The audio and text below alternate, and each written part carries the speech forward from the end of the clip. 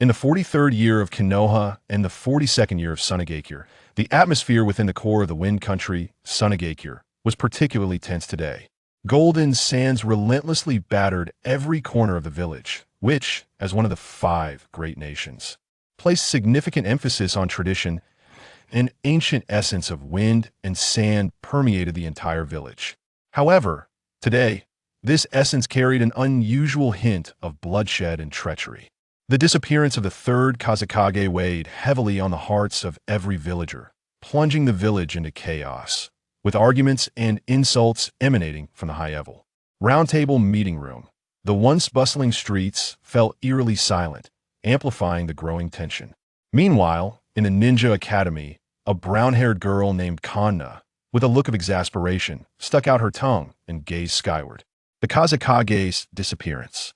I wonder what will happen to the village next. The graduation ceremony, originally scheduled for tomorrow, has now been postponed to 3 days from now.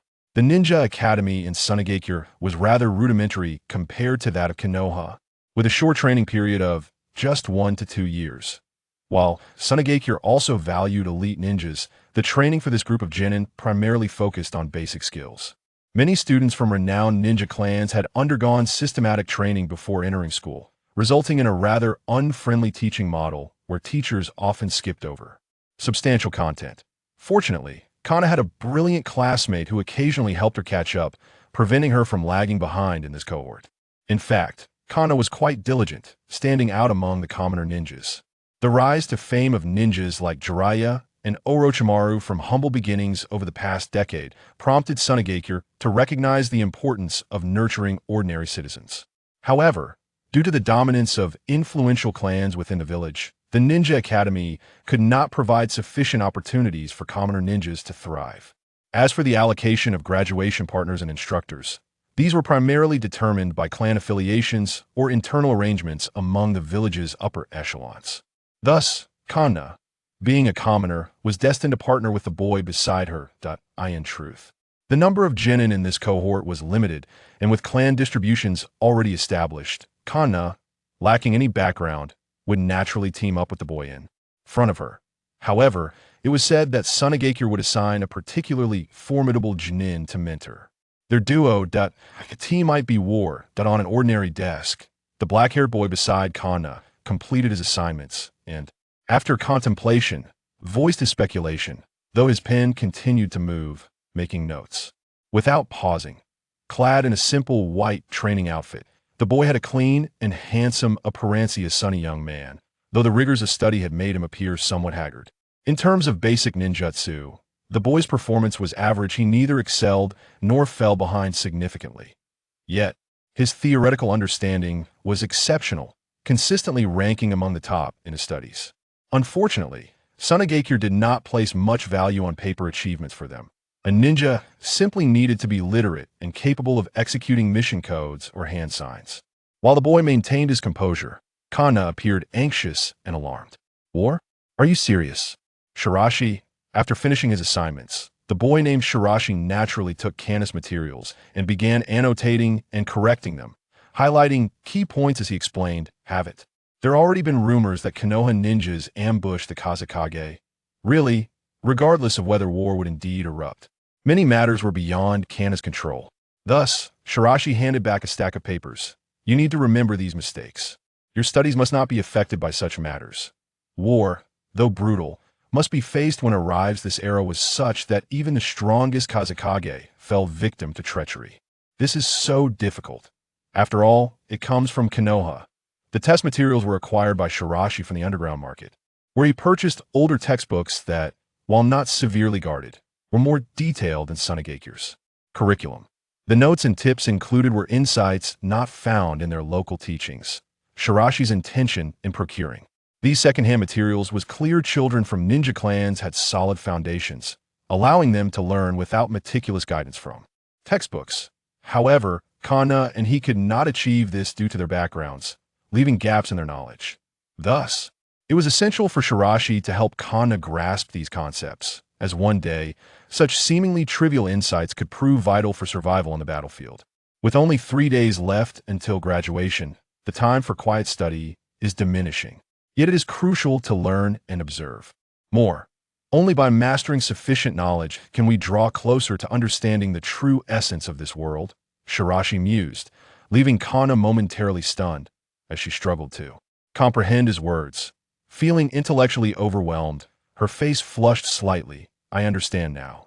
Ignoring Kana's reaction, Shirashi extended his hand in a gesture of request, causing Kana to blink in confusion. What's wrong? As compensation for your tutoring, what about today's bento? Compared to Kana, Shirashi had lost his parents in a natural disaster years ago, leaving him to fend for himself.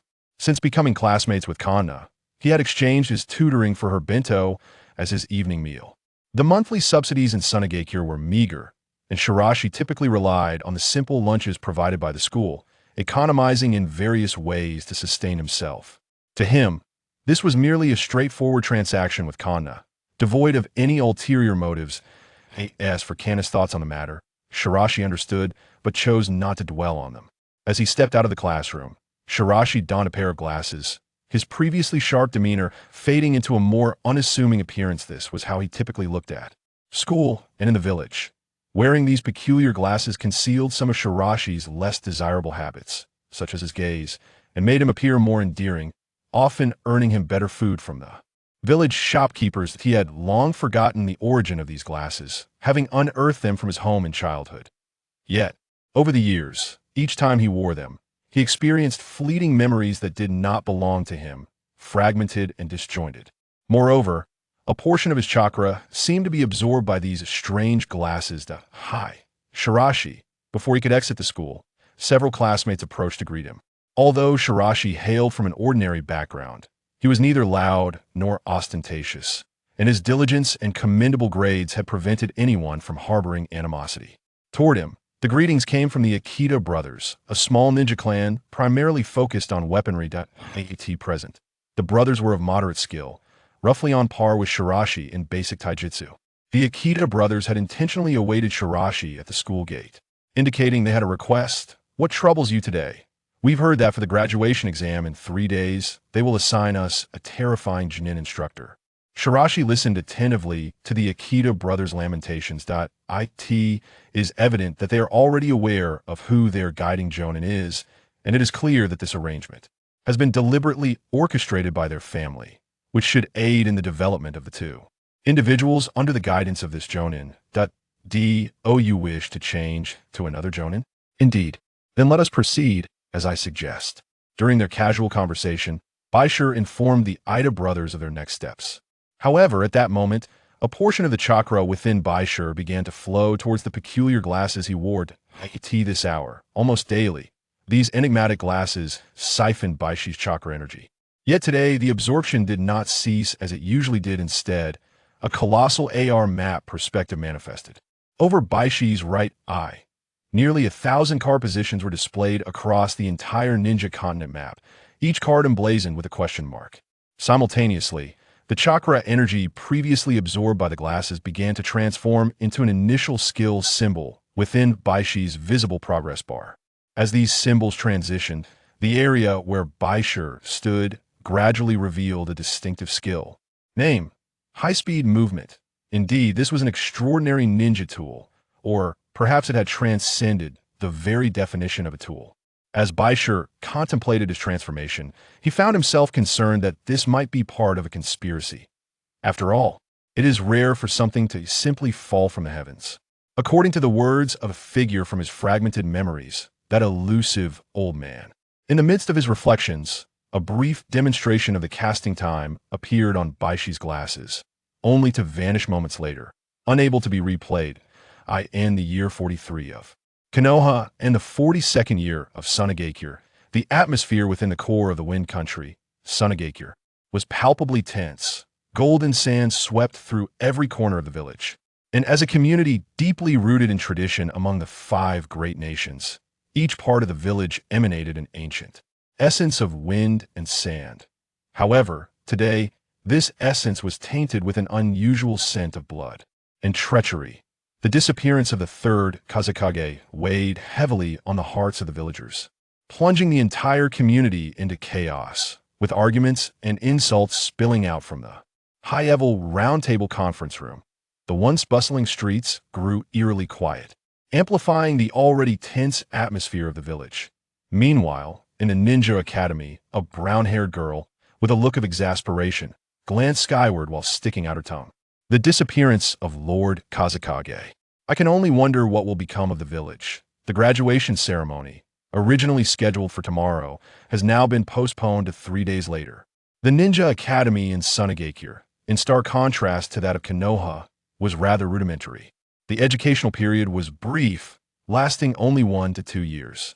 Although Sunagakure also prided itself on cultivating elite ninjas, the training for these lower-ranking ninjas primarily focused on basic skills. Many students from ninja clans had undergone systematic training before entering the academy, so the teaching model in Sunagakure was not particularly accommodating, with instructors often skipping over many topics. Fortunately, the diligent and academically gifted boy beside her provided occasional tutoring, ensuring that the girl, named Kanna, did not falter too much in her studies. In fact, Kanna's efforts made her stand out among her peers from ordinary backgrounds. The past decade had seen the rise of ninjas like Jiraiya and Orochimaru from humble beginnings, prompting Sunagakure to recognize the importance of nurturing ordinary civilians. However, in a village where power was predominantly held by various clans, the Ninja Academy remained unable to afford sufficient growth opportunities for civilian ninjas. As for the allocation of graduation partners and mentors, these were primarily dictated by clan affiliations or the internal arrangements of Sunagakure's leadership. Thus, a civilian ninja like Kanna would naturally be paired with the boy beside her. In truth, the number of lower-ranking ninjas in this cohort was limited, and with clan allocations already established, Kanna's lack of background ensured she would inevitably be paired with this boy. Was rumored that a formidable jonin would be assigned to mentor their duo. Perhaps it is War.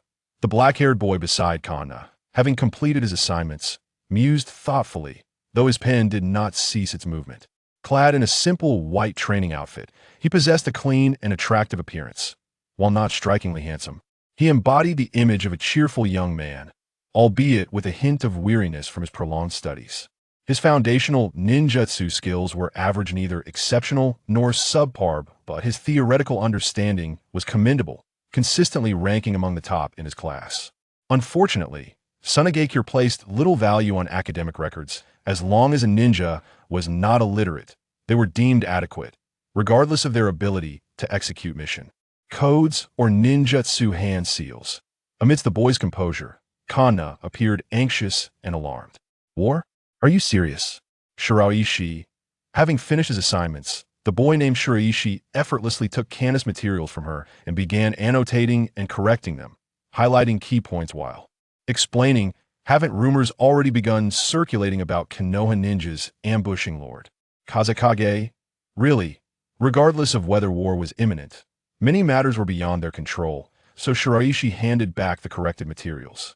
Remember, these errors: never let such events interfere with your studies. War may be brutal, but it must be faced when it arrives. This era, which heralded the strongest third Kazekage, was itself not immune to treachery. These questions are so difficult. After all, they originate from Konoha. These test questions were acquired by Shiraishi from the underground market. Unlike the varied ninjutsu of Konoha, these older textbooks from the past decade were less scrutinized, making them accessible in the underground market. The content was largely similar to that of Sunagakure's curriculum, but offered greater detail, with annotations and insights from teachers that were absent in Sunagakure. Shiraishi procured these secondhand materials for a reason: children from ninja clans typically possessed solid foundational skills, requiring little guidance to learn. However, Kanna and Shiraishi could not rely on such advantages, as their backgrounds lacked the mentorship that could provide guidance. Thus, certain areas remained blank, necessitating Shiraishi's efforts to ensure Kanna mastered these essential skills. Perhaps one day, such seemingly trivial tips could prove vital for survival on the battlefield. Graduation is just 3 days away. The time for quiet study is rapidly diminishing. However, it remains crucial to learn and absorb knowledge. Only then can one approach the true essence of this world. Shiraishi's words left Kanna momentarily perplexed as she struggled to grasp his meaning. Overwhelmed by a sense of intellectual inferiority, Her cheeks flushed slightly. I understand now. Ignoring Kana's reaction, Shiraishi extended his hand, signaling for something. Kana, once again taken aback, queried, "What's wrong?" "As compensation for your tutoring, I have today's lunch." In comparison to Kana, Shiraishi had lost his parents years prior due to a natural disaster, leaving him to fend for himself. Since becoming classmates with Kana, he had exchanged tutoring for her daily lunch, which he relied on as his evening meal. Sunagakure's monthly subsidies were meager, and Shiraishi typically survived on the simple meals provided by the school during lunch, relying on various methods to minimize living costs. In his eyes, it was merely a straightforward trade with Kana, devoid of ulterior motives. Though he understood Kana's perspective, he had little interest in contemplating it further. As they exited the classroom, Shiraishi donned a pair of glasses, instantly transforming from a sharp presence into one of simplicity. This was his usual appearance at school and around the village. These peculiar glasses concealed certain habits of Shiraishi, such as his gaze, while also making him appear more endearing, allowing him to procure better food from the village's shopkeepers. The origin of these glasses was a distant memory, as they were unearthed from his home during childhood. However, over the years, each time he wore them, he experienced fragmented recollections that did not belong to him, while a portion of his chakra seemed to be absorbed by these curious spectacles. "Hey Shiraishi!" Before they could exit the school gates, several classmates approached to greet him.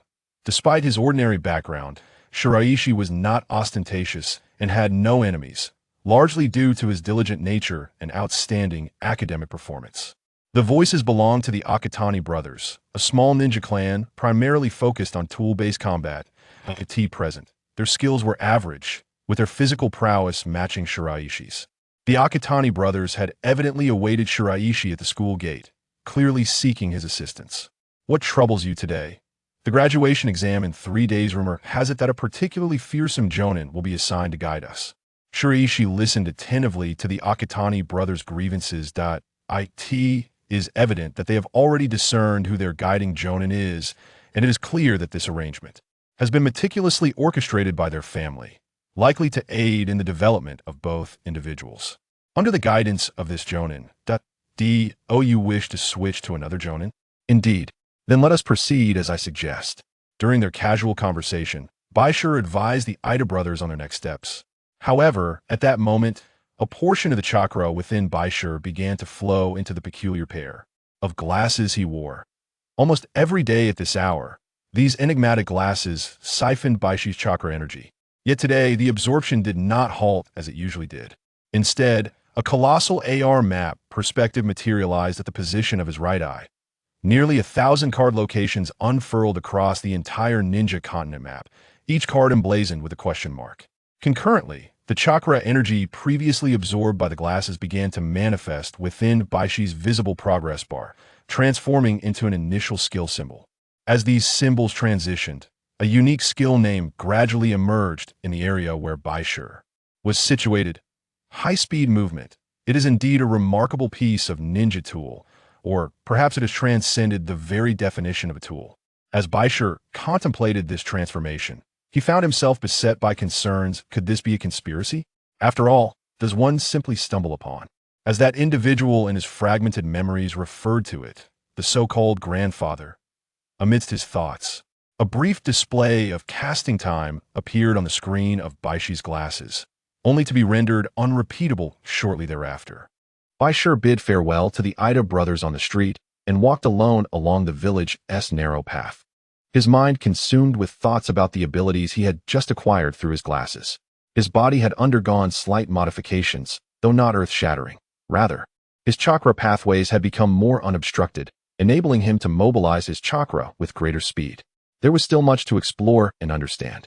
These glasses, worn for so many years, had continuously drained his chakra, resulting in a rather mediocre refinement speed. Now, it appeared that this was the essential energy source to activate the glasses. As for the card labeled high-speed movement, the intricate patterns displayed within the skill frame were both enchanting and magnificent, filled with symbols and content he had never encountered before. According to the introduction, mastering it would allow him to instantly amplify his speed. However, the method of learning remained a mystery that required his own investigation. Although some hints were provided, the clues were still limited. The demonstration primarily utilized charts of chakra points on the human body to simulate the process. Yet Bai Shi had never delved deeply into this area of study, leaving him somewhat bewildered. On another note, the existence of these glasses could potentially be a conspiracy. If they were indeed authentic, they would have long been renowned in the ninja world. Not to mention, the clarity of the map within surpassed that of any textbook. However, historical records indicated that no ninja artifact possessed such capabilities. The glasses absorbed chakra and residual memory fragments, suggesting that they had a previous user, though their fate was not particularly favorable. The scenes depicted were disjointed and surreal, yet Bai Shi was certain that if this were not an illusion, the existence of these glasses posed significant issues. However, he had no ulterior motives to calculate against. For now, their relationship seemed to be one of collaboration. As for the future, who would dominate whom depended on the unfolding of fate, a concept Bai Shi himself was not particularly fond of. According to the data displayed in the glasses, several other cards existed in the Sand Village, all located within the core power institution of the village. What form these special symbol cards took was also a mystery. Suddenly, Bai Shi recalled a recent event when he visited the underground market to purchase textbooks. There was an auction taking place, featuring mysterious cards adorned with special runic symbols. These enigmatic cards had emerged recently, crafted from a remarkably resilient material, nearly indestructible. Although some ninjas claimed that the cards possessed unique chakra fluctuations, no one had yet deciphered how to utilize them. Their sheer indomitable nature rendered them priceless, and currently, the 5 great ninja villages, along with various smaller ones, were collecting them. A month prior, it seemed that some elders from the Ida family had participated in a mission against bandits, and one of the spoils was precisely this specially designed card. In the village of Sand Hidden, the cards remained beyond my reach for the time being. However, out of nearly 1,000 cards, half were concentrated among the 5 great nations, while the remainder was scattered across the world, including some treacherous and desolate lands. With my direction established, I focused my attention on the marked cards in other regions of the Wind Country, primarily in the desert areas. My only advantage lay in possessing this map. Although maintaining the map's activation required a continual supply of chakra from me, I soon pinpointed my target location. After a simple manual recording, beads of sweat began to trickle down my forehead. It was evident that the weather in the Wind Country remained harsh, and my chakra reserves were dwindling, diminishing my resilience. Just as I was drenched in sweat and panting heavily, a gentle voice of a young man suddenly emerged. "Little Bai Shi, are you diligently training again?" But sometimes, overexertion can be a torment to your body. It was teacher Yakamaru, with his golden hair, who had just returned from a mission. Noticing my weakened state, he gently infused chakra into my body, alleviating my frailty significantly. "Thank you, teacher." Yakamaru had previously served as a teacher at the Ninja Academy, focusing on the deployment of ninja tools. He paid particular attention to me, a special commoner student, due to my diligence and effort, which earned the respect of the entire class, including himself. Over time, after several missions, Yakamaru would often visit the academy to check on me, and our relationship grew amicable. For me, having lost my parents at a young age, this village offered a semblance of warmth, primarily through Yakamaru and a few others like June. As Yakamaru spoke, he smiled at the bento box in my hands. "I initially intended to treat you to a decent dinner, but it seems you won't require it now. June's bento can be saved for breakfast tomorrow." Typically, I did not eat breakfast, so I had no qualms about transforming June's bento dinner into breakfast. And I looked forward to enjoying a splendid dinner with Yakamaru. "Haha, splendid. Then tonight, let us indulge in barbecue." "Teacher, you are injured." Before leaving, I keenly observed Yakamaru's wounds and the bloodstains on his clothes, suggesting that his recent mission had not gone smoothly. It was merely a skirmish at the border. But tensions will only escalate from here on. The disappearance of the third wind shadow had driven some of the higher-ups in Sand Hidden into a frenzy, while the Fire Country bore the brunt of the blame, resulting in continuous border skirmishes and an increasingly extreme conflict. In the evening, the barbecue restaurant in Sand Hidden was ablaze with light, filled with numerous returning ninjas eager to enjoy a meal. In contrast to the abundance of Konoha, the barbecue establishments in Sand Hidden resembled fast food joints. A couple of grilled meats, accompanied by a plethora of side dishes and staples, constituted the primary choice for most ninjas. The true barbecue experience encompassed a meat set, comprising roughly 3 plates of meat alongside various vegetables and side dishes, yet the price was exorbitant. equating to a week's worth of my living expenses. Little Bai Shi, let us indulge in the barbecue set. Excessively greasy foods are detrimental to a ninja's physique. It is advisable to opt for a standard fast food meal instead. With adequate nutrition, I can better engage in my physical training. Although I am aware that Bai Shi is considering frugality for my sake, his words sound oddly uncomfortable. Yashimaru pinched Bai Shi's head playfully, saying, "You are merely 12 years old. Please do not act so mature. In other villages, young ninjas of my age have already taken on the role of chunin. This is because 2 ordinary meal sets were placed before us, and Bai Shi ate slowly and elegantly, in stark contrast to Yashimaru's ravenous pace. Even the simplest meal appeared far more delectable to him than military rations. Yashimaru-sensei, I wish to acquire a set of weighted equipment."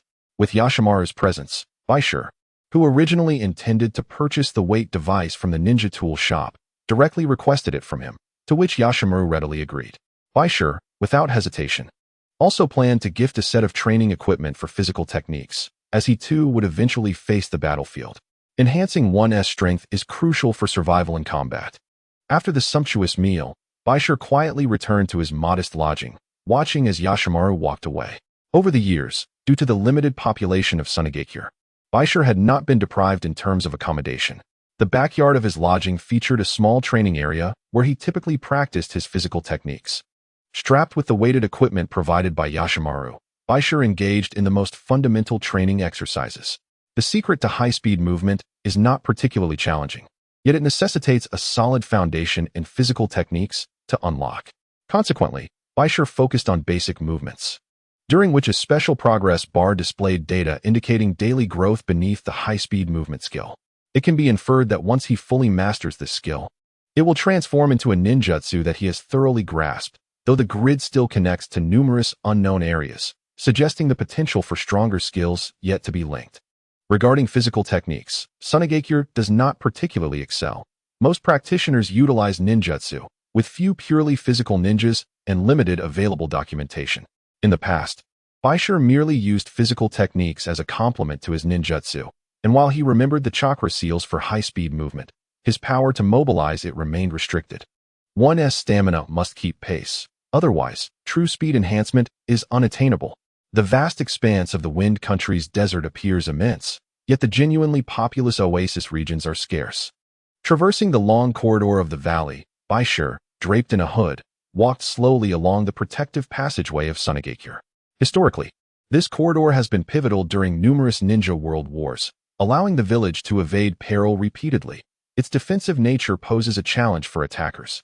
Senpai, I am here to claim a special transport mission. For Bai Shi, with the graduation ceremony merely 3 days away, time is of the essence.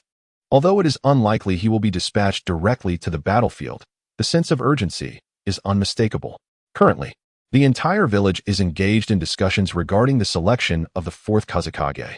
Among the candidates, Raza, known for his magnetic manipulation technique, is particularly favored. Not only is he seen as the most suitable successor to the legacy of the 3rd Kazekage, but his abilities also present a lucrative means of wealth accumulation. Raza's application of magnetic manipulation primarily involves the unique properties of gold sand, allowing him to exert control over it and utilize his magnetic ninjutsu to gather gold sand as a financial resource for the village. This has garnered him significant support, with little competition in sight. However, the entire selection process requires careful scheduling. While Hakushi does not harbor a strong impression of Yashimaru, he maintains a cordial relationship with Raza's wife, Chiyo.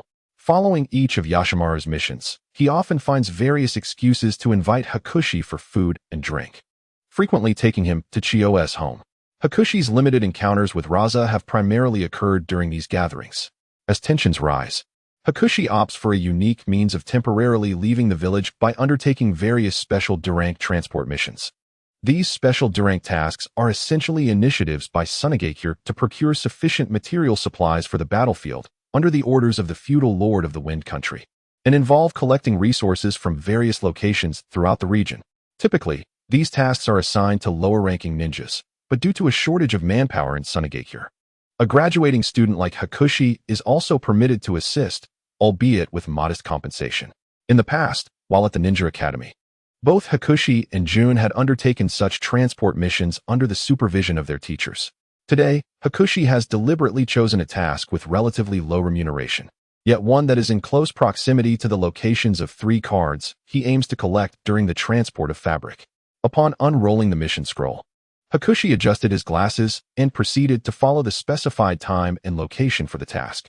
Naturally, if the transporters exceed a certain time without returning to the village, Sunagakure dispatches a special patrol team to investigate and confirm their safety. This desert area lies merely 3 kilometers from Sunagakure, making it a straightforward yet low-paying task typically undertaken by common ninjas like Hakushi rather than those from prominent clans. Though Hakushi's speed is not particularly swift, he has yet to master high-speed movement. He has been diligently practicing under a regimen of weighted training. After approximately an hour of traversing the narrow passage at the village entrance, he swiftly arrives at his destination. Once he retrieves the materials from the local fabric factory and seals them in a special scroll, he begins his return journey. The 3 marked locations are quite close together and have remained static, situated in a region devoid of dense population or the presence of bandits or rogue ninjas. Thus, Hakushi is confident that he has not been detected. As for other moving points or treacherous areas, as well as certain markers indicating uncharted territories on the conventional maps, they are beyond his current reach. Following the marked positions of the cards, Hakushi quickly arrives at a desert area. After a brief survey of the surroundings and confirming the marked zone, he begins to form hand seals to execute the only C-rank wind technique he has mastered. The chakra attribute of Bai Shi is wind, which is also the most common chakra attribute in the Hidden Sand Village. This C-rank ninjutsu represents one of the basic conventional attack techniques taught in the academy. However, due to the continuous consumption of his own chakra by his glasses, Bai Shi had limited opportunities to utilize this skill. He concentrated his chakra into a radiant sphere, then unleashed a powerful shockwave, wind release beast wave palm. By channeling chakra into his palm, he released a wind release technique that created an explosive gust in the desert. Yet, as the sand gradually settled, no card-like shape emerged, leaving Bai Shi's expression somewhat stiff. The area blasted apart in the desert was disappointingly small. The power of this technique was insufficient to upheave the ground in search of the card amidst the vast desert of the Land of Wind. With his chakra being limited, the effectiveness of his wind release was constrained, resulting in a shallow and narrow dispersion of sand. Furthermore, Bai Shi's chakra reserves were inadequate for continuous use of the beast wave palm, forcing him to resort to manual excavation. Opening the sealing scroll on his hand, Bai Shi retrieved the shovel he had prepared and began to dig methodically, simultaneously engaging his waist and arms in weight training. Though the wind and sand stung his face uncomfortably, Bai Shi bore with it, shoveling while gauging the accuracy of the glasses and the card's location. After several minutes, he finally unearthed an oddly shaped card in a rather inconspicuous spot. The patterns and designs on it were extraordinary, as if it belonged to a realm beyond this world. Striving to recall fragments of his memory, Bai Shi recognized only a few card designs resembling game mechanics. As he picked up the card, a unique resonance occurred between his chakra and the card itself. The glasses activated, displaying a loading bar that seemed to be reading the card's information. Throughout this process, the chakra fluctuations hidden within the card gradually dissipated, and upon completion of the loading, the card lost its luster. Once its colors dulled, the once indestructible card transformed into worthless scrap. However, within the interface of Bai Shi's glasses, a second unlocked card appeared, revealing a new skill name. The skill Spark shared a special demonstration and hand-sealing method akin to the high-speed movement he had previously acquired. It was, in essence, a fire-release attack technique. Although it was a C-rank ninjutsu, similar to his beast wave palm, it held little value for Bai Shi at the moment. Despite being a commendable skill, he was unable to utilize it due to his current chakra attribute not being fire. In the skill unlock section of the glasses interface, this card remained gray, indicating it had not yet been mastered, unlike the high-speed movement, which had taken on its own color and displayed a proficiency of about 5. The card was unusable, yet the direction and approach were correct. These cards could indeed be read and collected. Thus, he resolved to hasten his efforts in excavating the locations of the other 2 cards. Employing the same method, Bai Shi ventured to another nearby area in search of cards. This time, the excavation proceeded smoothly, and he swiftly unearthed the second card. Upon reading it with his glasses, he discovered that the skill it contained was named Flame Jet, positioned several spaces away from the initial spark. From the interface, it could be inferred that one must master multiple skills beginning from the spark before unlocking the advanced fire skill, Flame Jet. This fire-style attack is a subsequent skill to the spark. Without mastering the spark, although the card was red, the unlock was ultimately unsuccessful. The spark status indicates skill acquisition without proficiency, while the Flame Jet remains in a temporarily sealed state, with even the demonstration of the skill not activated. It now appeared that if the first-tier skills were not mastered, the subsequent second-tier skills could not be formally unlocked. The inability to directly utilize the cards after acquiring them twice left Bai Shi feeling somewhat disheartened. However, he did not give up and persisted in searching for the next card. This was the last card he could collect, and if he continued to be unable to unlock it, his luck would indeed be quite poor. Yet, the third excavation site heightened Bai Shi's tension, putting him on high alert. A dismembered corpse lay before him, utterly grotesque, its body shattered. However, the card it clutched remained intact. This spared him the trouble of digging, yet Bai Shi dared not act recklessly, cautiously retrieving the card. Due to the climatic conditions, this unfortunate soul, while carrying the card, likely triggered a trap and was killed by an explosive tag. The presence of such a vicious explosive tag so close to the sand-hidden village suggested that it was not native to the area, indicating the involvement of another village or rogue ninja. It was improbable that a regular rogue ninja would easily wander near one of the 5 great ninja villages.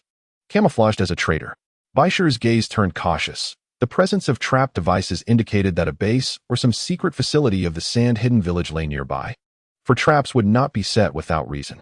As he surveyed his surroundings warily, Bai Shi examined the corpse, discovering that the rogue ninja possessed nothing of value besides the card.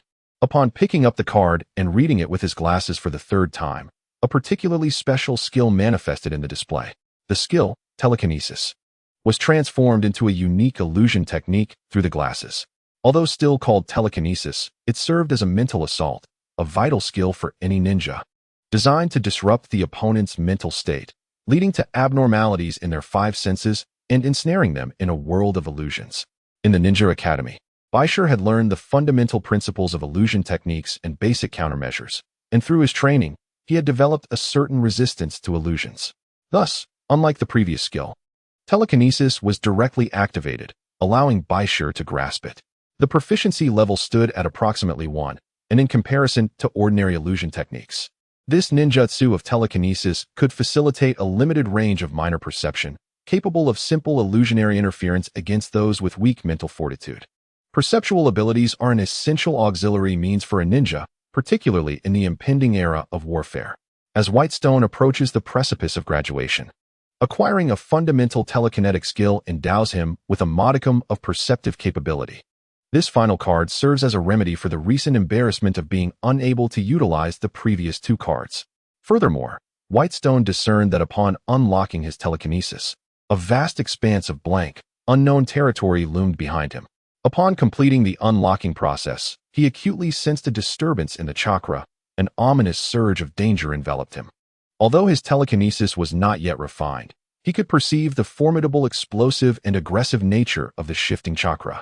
"What are you doing here, little imp?" A fiercely wild female voice resonated from behind Whitestone, sending a chill coursing through him.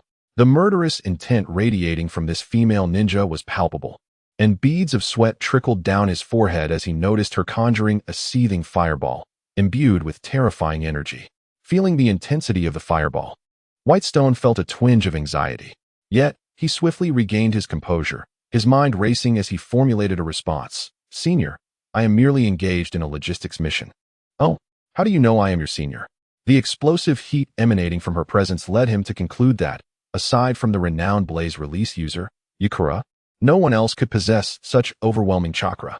The only individuals bold enough to flaunt such explosive chakra near the Sand Village were likely just Yakura, who, alongside the formidable Raza, ranks among the elite fighters of the village.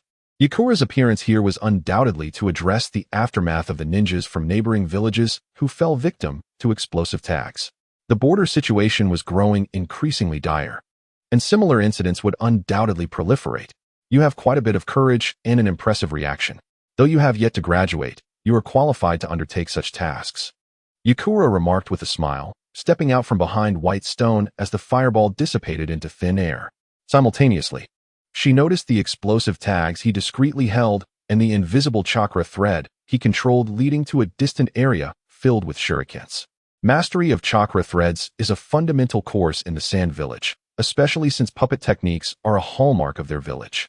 Although Whitestone was not a puppeteer, his ability to prepare a counter-trap in such a short time demonstrated commendable reflexes and strength. Gazing at Yakura, whose striking figure marked her as one of the few beautiful female ninjas in the Sand Village, he lamented her notoriously volatile temperament, which had left her in a perpetual state of singlehood. After toying with her junior, Yakura redirected her attention to the body before her and promptly instructed Whitestone to leave.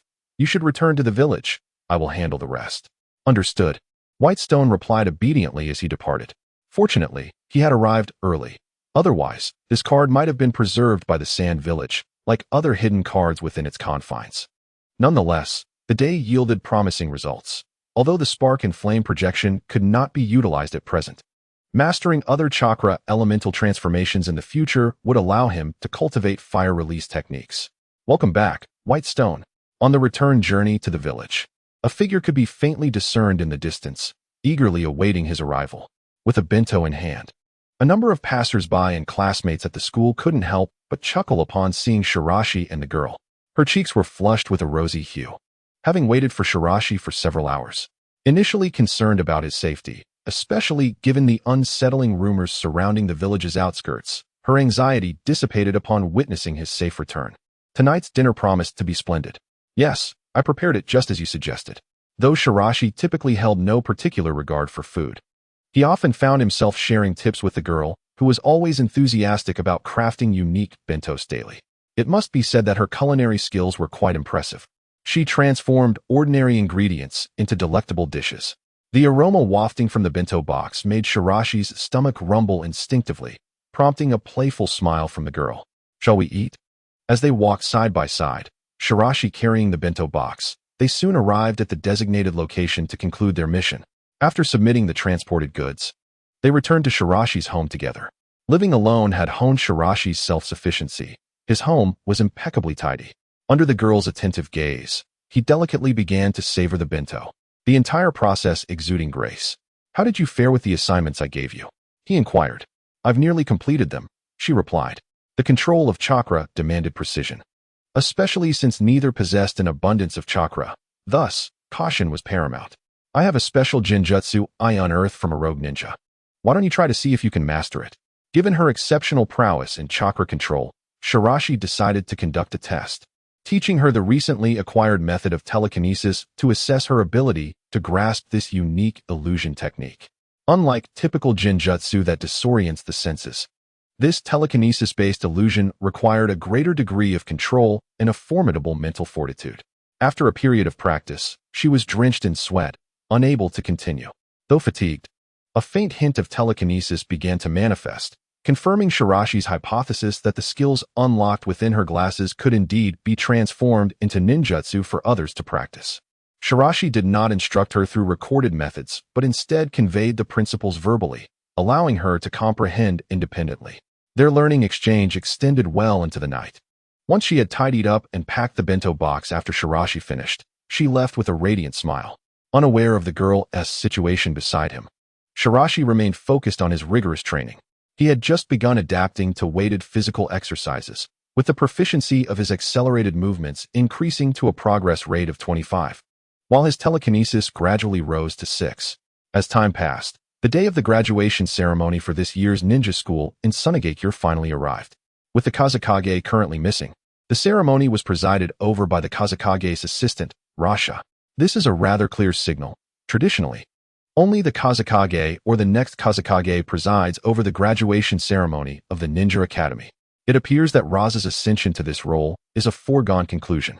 In contrast to the eloquent Hokage of the Leaf Village, Raza's recitation of the script is marked by a somber slowness that induces a rather soporific and monotonous atmosphere.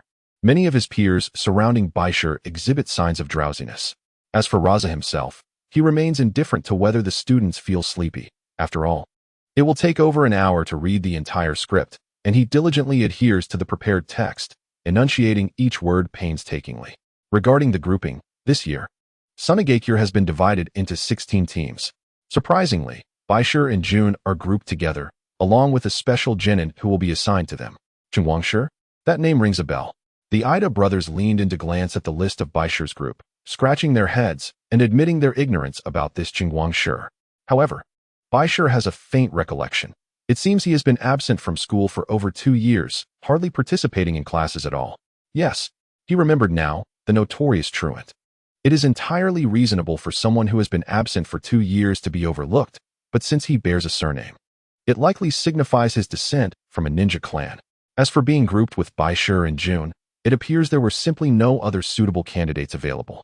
Today, Shi has arrived at the Ninja Academy, clad in black attire, currently observing Bai Shi and Jun from a corner, scrutinizing these 2 future companions with great interest. The members of a group are entrusted with each other's lives, hence Shi's heightened attention to Bai Shi and Jun. The Qingguang family is one of the clans specializing in puppet techniques within Sunagakure. Unlike the Ida brothers, who are somewhat befuddled, Bai Shi, having read historical documents on Sunagakure's founding, is well aware that his companion is a puppeteer. Chapter 5, Class 19. As the graduation ceremony concludes, the 16 jonin sequentially enter the classroom, guiding their students to the designated assembly area. Among these jonin is the one who had a brief encounter with Bai Shi previously, Jonin Yakura. The grouping process then commences. As the other students are taken away one by one, only Yakura, Bai Shi, and Jun remain in the classroom. Yakura, appearing to contemplate the intricacies of life, closes her eyes and pays no heed to the 2 genin present. The blazing release, Yakura? Shi glances at this striking female ninja, surprised to find that she is the guiding jonin. While her skills are commendable, she has had her share of conflicts with the higher-ups of Sunagakure. Shi's 2-year absence from school is largely due to the Qingguang family's dual identity as puppeteers and one of the larger weapon-making clans in Sunagakure. Due to the ongoing conflicts, the Qingguang family has seen a decline in numbers, resulting in Shi spending her days training alongside her parents. Sunagakure is characterized by an array of peculiar poisons and enigmatic puppet mechanisms, the research and creation of which require extensive calculations and experiments. However, such knowledge is typically passed down within specialized institutions or families, while the Ninja Academy offers only limited instruction on these subjects. Bai Shi's knowledge is quite commendable, primarily due to his fondness for spending time in the Sand-Hidden Village's library, where he diligently peruses a plethora of historical changes within the ninja world, as well as various intriguing accounts from different nations, thereby broadening his literary horizons. Considering that Chung Guanxi would eventually lead Yi Tsang into the ranks of Jonin, and might find himself embroiled in higher-level conflicts, the dark-haired youth hesitated momentarily, seemingly reluctant to join this particular group. However, he was acutely aware that altering this situation would be exceedingly difficult, as it could directly offend a formidable Jonin and bring unnecessary troubles to his family. With this in mind, Chung Guanxi settled down to await Yi Tsang's words. Bai Shi keenly observed Chung Guanxi's reaction, sensing that his companion was weighing the pros and cons. Like Bai Shi, he had heard of Yi Tsang's poor standing with the higher-ups in the Sand-Hidden Village. Yet she remained one of the most exceptional warriors in the village. Having such an experienced Jonin leading them would, in fact, ensure a certain level of safety for the trio in the early stages. Their team, designated as the 19th Squad, was a replacement for the former 19th Squad that had perished in the border regions. From this perspective alone, Bai Shi understood the significance of a powerful Jonin. While Chung Guanxi and Bai Shi were each contemplating their own strategies, one gazed at Yi Tsang with admiration, her expression resembling that of an ardent fan. Compared to other formidable warriors in the village, this young girl idolized the mighty female ninja before her, and upon learning that Yi Tsang would be her guiding Jonin, she appeared remarkably elated. After closing her eyes for a brief period of meditation, Yi Tsang finally opened them and regarded the 3 young ones before her. Very well. From this moment forth, I shall be your guiding Jonin for the 19th Squad. My name is Yi Tsang. Now, let us proceed with simple self-introductions. Chung Guanxi spoke first. I specialize in puppet mechanisms. My weapon is the red flounder. As he introduced himself, he patted the package containing his mechanisms on his back. Although its form was obscured, it was evident that it was a high-quality puppet crafted by the Chung Guan family. Next was Wan, who looked at Yi Tsang with a charming smile.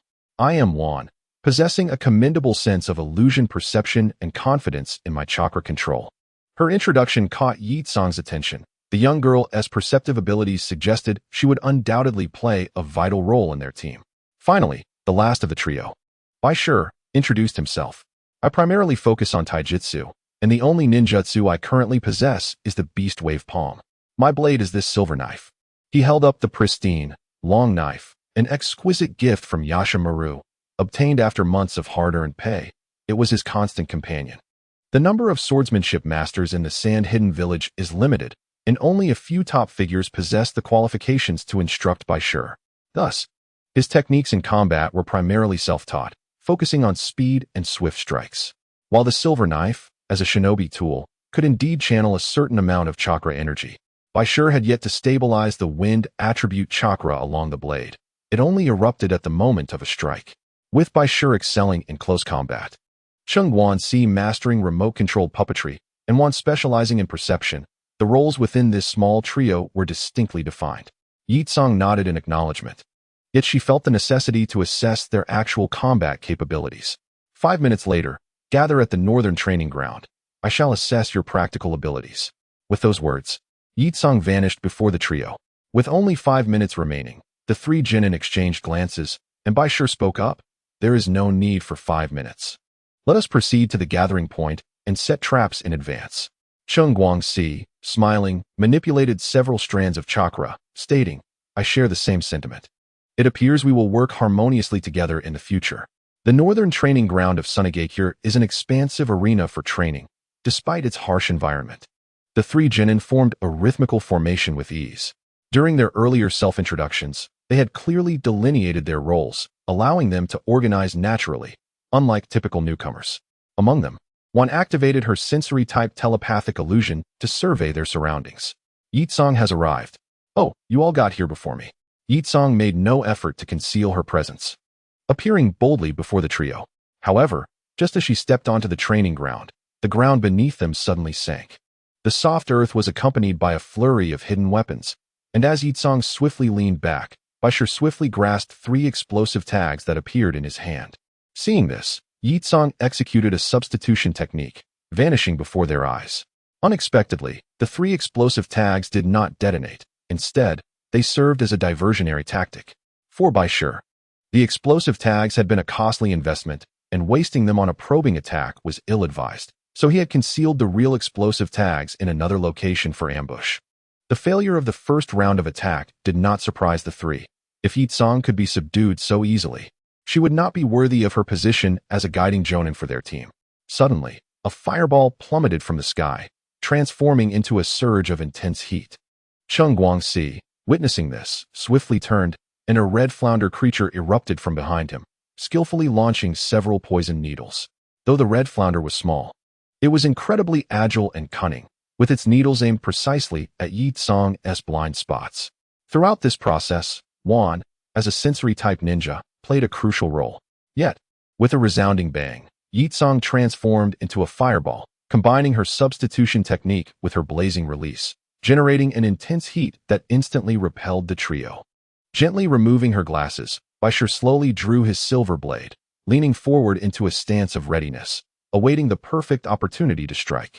Chapter 6. Practical Test in the Training Ground. Yi Tsong, wielding her blazing release, was assessing the three genin. Following the first phase of probing attacks, she began to form a preliminary judgment of their abilities, while the fireball in her hand reignited. Among the trio, Wan, being a sensory-type ninja, currently exhibited the weakest defense, making her Yi Tsong's primary target. With this thought, Yi Tsong quickly flashed forward, her figure appearing as if conjured beside Wan, as the fireball in her hand coalesced. However, Wan's sensory chakra transformed into a unique illusion, instantly striking toward Yi Tsong's mind. The distorted visage of Wan jolted Yi Tsong into realization. This young girl's sensory chakra possessed a special hallucinogenic ability, an illusion. Unexpected tactics momentarily dulled Yi Tsong's senses. Seizing the opportunity, Qing Yuanshi struck directly, and the red flounder darted forth once more, spitting a long sword aimed at Yi Tsong. In a flash, Yi Tsong revealed a ruthless smile, launching a shuriken that pierced the red flounder, rendering it immobile. Subsequently, employing a body flicker technique, he appeared before Wan. Playfully flicking the naive girl on her forehead, the The powerful shockwave rendered her unconscious instantly. As Yitsong focused on Wan, Bai Shi's silver blade swept across, deftly relieving the weighty apparatus he bore. With explosive force amplified by swift movement, he aimed at Yitsong from a ferocious angle. In a brilliant flash, Yitsong transformed into a small fireball. Was it a substitution technique? Skillfully executed, Yitsong materialized behind Bai Shi, his fireball in the midst of release, only to realize that Bai Shi's true target was the red flounder. With a single stroke, he severed the shuriken embedded in the red flounder, while Cheng Yuanshi swiftly manipulated his chakra strings, unleashing a barrage of poison needles to assist Bai Shi. The poison needles rained down, failing to strike Yitsong directly, yet compelling him to evade. However, Bai Shi possessed a similar perceptive ability. He casually unleashed a chakra thread while exclaiming, "To your right." The red flounder's attack speed escalated, and the poison needles surged forth once more. As Yitsong swiftly conjured a fireball as a barrier, Bai Shi appeared rapidly, his palm gathering wind, unleashing the beast wave palm as a shockwave. Ignoring Bai Shi, Yitsong's previously conjured fireball fiercely blocked the beast wave palm, while his shuriken unexpectedly shot forth, embedding itself in the red flounder. This was disastrous. Realizing the puppetry technique had faltered, Cheng Yuanshi sensed trouble. Yet, Yitsong moved with incredible speed, appearing as a red streak before the puppet master, delivering a decisive blow to the weak Cheng Yuanshi in close combat. Suddenly, the short sword from the red flounder was propelled forth. This chakra line was not Cheng Yuanshi's. Countless chakra threads swirled around. The earlier skirmish between Bai Shi and Yitsong had all led to this moment. Bai Shi had previously conserved 3 explosive tags, now launched alongside the red flounder's short sword towards Yitsong. A brilliant mind, yet regrettably, he had overlooked the scorching release. Instantaneously, the temperature around shifted, and under Yitsong's control, a scorching current surged forth, directly igniting the explosive tags which obliterated the short sword. In the aftermath, Yitsong swiftly placed his shuriken against Bai Shi's neck, declaring, "It's over." Bai Shi, with resolute decisiveness, discarded his silver blade onto the ground, acknowledging his inability to continue the fight. In truth, his stamina had waned. The combination of the beast wave palm, enhanced mobility from the weight apparatus, and telekinetic perception had stretched him thin while maneuvering with chakra threads. With the battle concluded, Yitsong decisively triumphed over the trio of Bai Shi. Nevertheless, these 3 lower ninjas garnered Yitsong's utmost respect. The skirmish lasted nearly 3 minutes, a testament to the potential within Bai Shi's team. This was likely the primary reason the higher-ups of Sunagakure assigned Yitsong to lead. It only heightened Yitsong's anticipation for their future performances. After a brief treatment, Wan and Cheng Yuanshi gradually regained consciousness. Recalling their earlier performance in battle, Cheng Yuanshi's expression darkened, and he clenched his fists. "Tomorrow morning at 9, we shall gather to embark on our inaugural mission." In this era, the guiding shinobi do not personally oversee every aspect of training, including both caretaking and cultivation. It is customary for the lower-ranked shinobi to diligently pursue their training independently. Even the likes of Bai Shi and Wan have been diligently engaging in foundational exercises such as tree climbing and walking on water, while other skills must be honed through various practical missions. As the groups concluded their training, Wan stepped forward and retrieved a beautifully crafted bento from her pack, presenting it to Bai Shi. "Bai Shi, here is your bento for tonight." Witnessing the exquisite bento in Wan's hands, even the stern female ninja felt her stomach rumble, prompting Wan to smile gently. "Teacher Yakura, I have also prepared one for you." "Well then, I shall not be modest," Bai Shi replied. "Bai Shi, why did you remove your weight apparatus so swiftly?" During the combat, Shikaku observed a rather intriguing phenomenon. Bai Shi's remarkable speed in detaching her weight apparatus piqued his curiosity. The Chagakure clan is renowned for their crafting of ninja tools, and Shikaku possesses considerable knowledge, yet he had never witnessed anyone so effortlessly shed their weight apparatus before. "It's simple. I devised a small switch that allows the apparatus to detach automatically," Bai Shi explained succinctly, elucidating the underlying principles. The creation of this clever contrivance was primarily derived from fragments of knowledge retained in her memory. As Shikaku listened to Bai Shi's straightforward explanation, he realized that his companion was anything but ordinary.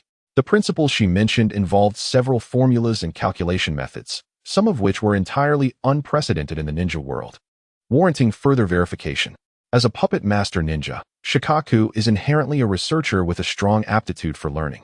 He resolved to test the parameters and validation methods Bai Shi had referenced upon his return. As night fell, Bai Shi finished the bento left by Wan, meticulously tidied up, and then retreated indoors to close her eyes and engage in a step-by-step recollection process. She perfectly reconstructed every detail of the day's battle with Yakura and her two companions, as her hands swiftly moved to derive various formulas and perform calculations. Countless useful and trivial hypotheses, as well as conjectures regarding the scorch release, flashed through Bai Shi's mind. Subsequently, she produced an old verification device to reason through each formula, the machine beeping rhythmically as she tapped away at the keyboard, a contraption she had personally assembled from collected parts.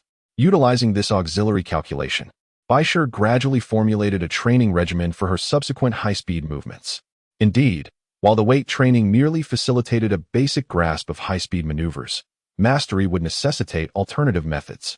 Early the next morning, Shikaku, yawning, joined Wan and Bai Shi in a corner of Sunagakure, awaiting Yakura's arrival. Due to the damage inflicted on the flounder by Yakura yesterday, during the restoration process, Shikagure's right arm was equipped with a special mechanical gauntlet.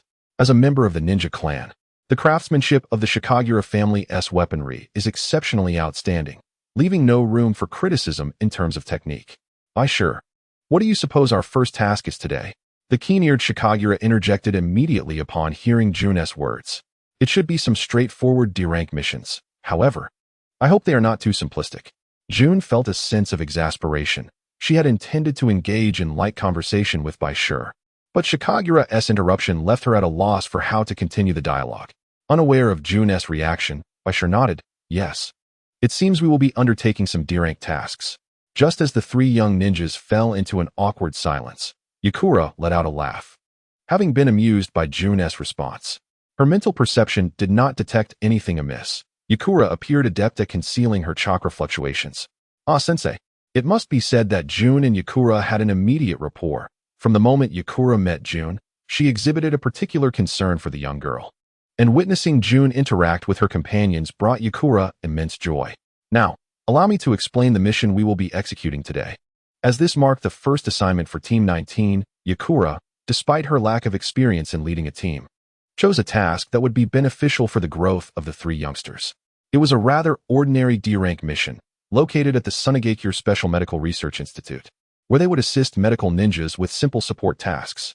In comparison to the advanced medical ninja system of Sunagakure, the medical ninjas of Sunagakure were primarily birthed for the development of various poisons. Their reputation for toxin research is well known among the other ninja villages. The Sunagakure Medical Research Institute, from the outside, appeared to be a rather ordinary factory, yet it served as the most advanced research and development institution within the Sunagakure medical system. There's Jun and Bai Shi, the eldest of the Ida brothers, Ida Kid. Noticed Jun and Bai Shi greeting one another, while his younger brother, Ida Nan, approached them as well. In addition to the Ida brothers, a total of 4 teams, including Bai Shi's team, comprised 12 genin in total. Ahem. Just as the genin were about to discuss their jonin teacher and their experiences as genin, the serious-faced Maki slowly stepped forward, exuding a powerful aura typical of an elite jonin, causing several of the genin to freeze in place. Ahem. The mission you are undertaking today is the same for all of you. Although your jonin have recommended this D-rank task, those genin without a fundamental understanding of medical knowledge will be unable to participate in this mission. Soon, the 12 genin were arranged in a specially constructed written examination room, each presented with a paper before them. The examination comprised 360 questions, assessing various medicinal properties from within the Land of Wind, along with specialty medicines from other nations, encompassing a small portion on antidote preparation and the crafting of potions from locally sourced materials. These questions are exceedingly challenging.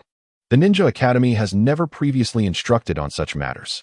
During the research process in the library, it appeared that the upper echelons of Sunagakure had not provided any information regarding potions within the school's library. Among the remaining genin present, more than half hail from esteemed ninja clans, including those skilled in poisons or puppet mastery, possessing a solid foundation in this field. For instance, Shirogane began answering the questions with remarkable speed.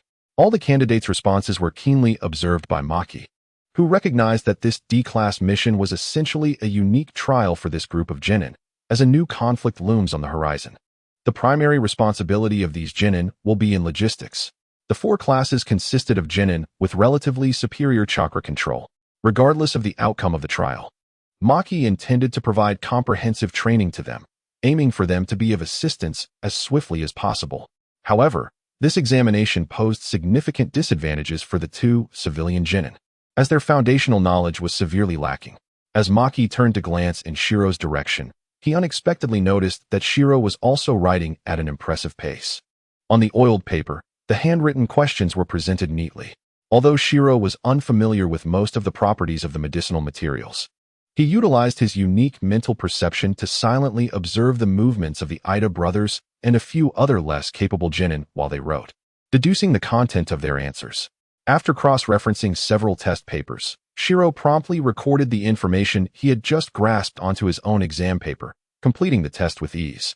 As for Kishi, she instinctively sought to assist Shiro but was surprised to see Shirogane employing a special chakra thread to create a small reflective mirror to convey the answers through its reflection. Concurrently, Shirogane fashioned another mirror to project his own answers for Shiro to view. Having acknowledged Shiro and Kishi as his comrades, Shirogane was determined to assist them wholeheartedly. Once Shiro completed his answers, he quickly compared his test paper with Shirogane's. It seemed that his concerns were somewhat unfounded, as the clever use of ninjutsu to cheat was not something Maki opposed. Both Shirogane's puppet techniques and Shiro's mysterious investigative abilities were ample evidence of their exceptional talents. The exam results were predictably successful for all participants, with Shiro emerging as the top student, having comprehensively evaluated the answers of the remaining 11 candidates. Shirogane and the Ida brothers also ranked prominently. Maki instructed this group of genin to don specialized medical uniforms and masks before entering the work area, where utmost caution was imperative during the assembly of any potion, as many contained deadly toxins capable of claiming lives in an instant. Just as they stepped into the work area, Shiro's glasses emitted a peculiar signal. Among the dozens of cards previously marked in the Sunagakure armory, 2 cards began to move away slowly. Typically, during this time frame, no one would approach the armory to retrieve weapons, as Shiro had observed that these cards had remained largely stationary. It appeared that someone had infiltrated the Sunagakure armory and stolen 2 cards. Although the skill data contained within these cards is inaccessible to the ninjas of this world, their indomitable material has led many ninjas to ardently collect these cards as weapons.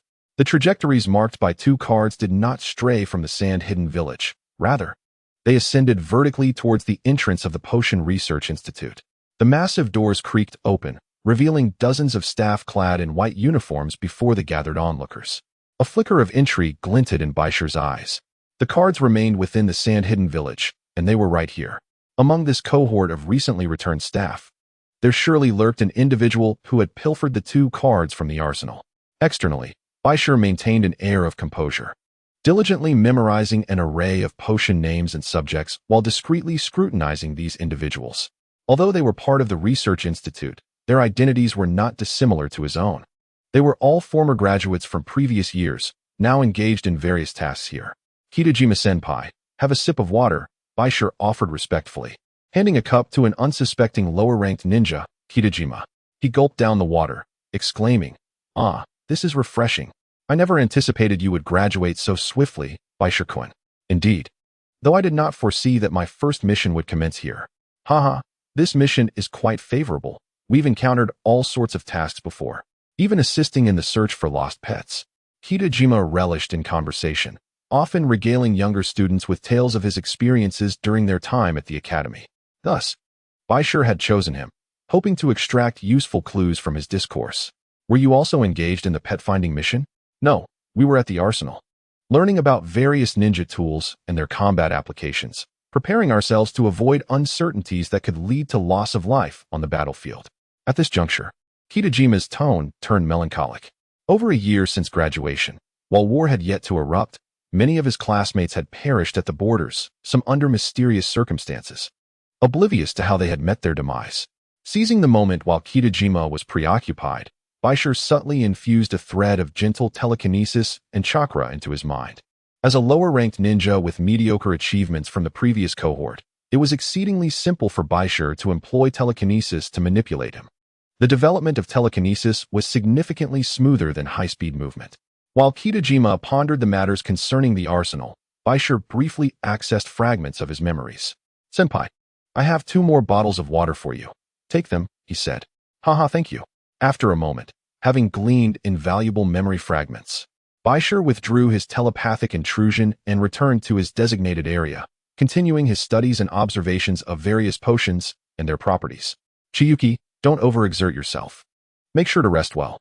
Upon returning to the work area, Kitajima noticed his teammate, Chiyuki, appeared unwell once again. He approached with genuine concern. Chiyuki, the sole female in their class, had always been frail, seemingly afflicted by a rare hereditary ailment. Upon closer inspection, Chinshua's appearance is truly stunning. Her silver hair cascades gracefully over her shoulders, embodying the essence of beauty. However, her lips are parched and cracked. Observing this, Kiteda offers her the water previously given by Shiraishi. "Drink some water, and then take a moment to rest over there." "I appreciate your kindness, Kiteda," she replies. With no guard up against Kiteda, Chinchua struggles to sip the water, managing a strained smile in the process. The leading jonin approaches to assess her condition and notices her apparent weakness, signaling for her to head to the medical station. The medical facility is not far from the research institute, yet Chinchua trudges along with heavy steps, her once delicate and graceful face now weary, as though cursed, laboring to move forward. "Senior, it seems we are not headed towards the medical station," Shiraishi's voice gently calls from behind. Chinchua turns, forcing a smile. "Ah, it's you, Shiraishi. Are you also feeling unwell and heading to the medical station?" "Yes," Shiraishi begins to respond. But before he can finish, Chinchua's hand conjures a shuriken, her palm coalescing into a swirling blade of wind aimed at him. Despite her exhaustion, her instincts honed by the battlefield as a seasoned chunin sharpen her reflexes. Though Shiraishi attempts to conceal his intentions, Chinchua trusts her instincts and strikes at the seemingly innocuous junior. Chinchua hails from the rain-hidden village in the Land of Rivers, but was sent to the sand-hidden village at a young age for covert operations. With the onset of the Third Shinobi World War, the higher-ups in the rain-hidden village appeared to be scheming, prompting Chinchua to steal a set of special scrolls. Currently, there are 2 hidden villages in the Rain Country, one led by Hanzo of the Salamander, and the other, the rain-hidden village of the Land of Rivers. Before the Akatsuki's pain unifies the 2 villages in the future, they remain politically independent yet allied, orchestrating various plots and strategies. It is said that these scrolls originated from a senior in the rain-hidden village, containing numerous unique assassination techniques. Among the most formidable weapons are 2 distinct cards, possessing devastating destructive powers. As her hand transforms into a blade of wind, just as she is about to sever Shiraishi's head, he deftly evades her strike, simultaneously thrusting a silver knife towards her. Based on Kitada's recollections, this beautiful senior is indeed an undercover operative within their village. Realizing this, Shiraishi accelerates the pace of his attack, his silver blade becoming increasingly swift and fierce. Chinchua's apparent frailty stems from activating a special secret technique that sealed away the 2 unique cards. Moreover, Shiraishi had infused the water he provided to Kitada with a special drug, a practical application of his knowledge in the moment. "I feel somewhat sorry for Senior Kitada, but the instructors still at the Research Institute should possess the antidote. Since Senior Chinchua is a traitor, it is her responsibility that Senior Kitada has been poisoned and that the cards have been stolen." Meanwhile, within the Research Institute, Kitada, pale and weakened from the poison coursing through his veins, sinks to one knee. The leading jonin's expression hardens as he realizes Kitada has been poisoned, and that it is a special assassination toxin from the rain-hidden village. What is happening? Chinchua, her complexion ashen, struggles to lift her gaze to Shiraishi. "Did you poison Kitada as well? Because I was uncertain whether Senior Kitada would give you that bottle of water." In an instant, Chinchua's gaze grew intricate, her hands weaving a magnificent series of wind blades. In the ensuing chaos, Bai Shi found himself flustered as Chinchua swiftly severed the chakra strings and traps he had created. Before turning towards the direction of the Research Institute, Bai Shi had infused her water bottle with various poisons, and possessing a foundational knowledge of medical ninjutsu, he remained undaunted by the intrusion of toxins. That foolish Kitada, at the moment Chinchua turned, released a flurry of cards from his person, which, under Bai Shi's control of the chakra strings, transformed into 2 streaks of cold light hurtling towards her. Simultaneously, the notebook fell to the ground. Nearing death, a memory struck Qinshua's mind. A rainy day when she had reveled in the rare downpour, while someone had silently guarded her from behind. "I'm sorry, Kitada," she thought, as a thin line of blood encircled her graceful neck, followed by a sudden spurt of crimson that splattered onto the ground. Bai Shi observed this scene in silence, his expression devoid of any emotion. His senior was a straightforward individual, and many memories revealed that Qinshu had a particular fondness for rain. Even the scant few rainy days in Sunagakure would bring her immense joy. Based on her habits, Bai Shi surmised she might be from Amigakure.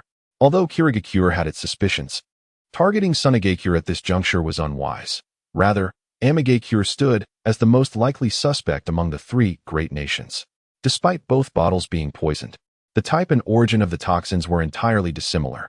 The poison in Kitada was from Amigakure, while that which afflicted Qinshu was a concoction developed by Hanzo of the salamander from the land of rain. Regardless of the poison, the outcome remained the same. Upon sensing Qinshua's presence, combined with details gleaned from his exchange with Kitada, Bai Shi ultimately orchestrated this entire setup. Blood spattered as the cards pierced through Qinshua's position, leaving behind 2 ghastly wounds on Bai Shi's body. He grasped the 2 cards tightly, activating his glasses to read the data. As the intricate patterns of light dissipated, the cards fell to the ground, reduced to mere scrap metal. In a chaotic world, only the strong can survive. If he could not grow rapidly, the tragedy before him served as the most profound admonition.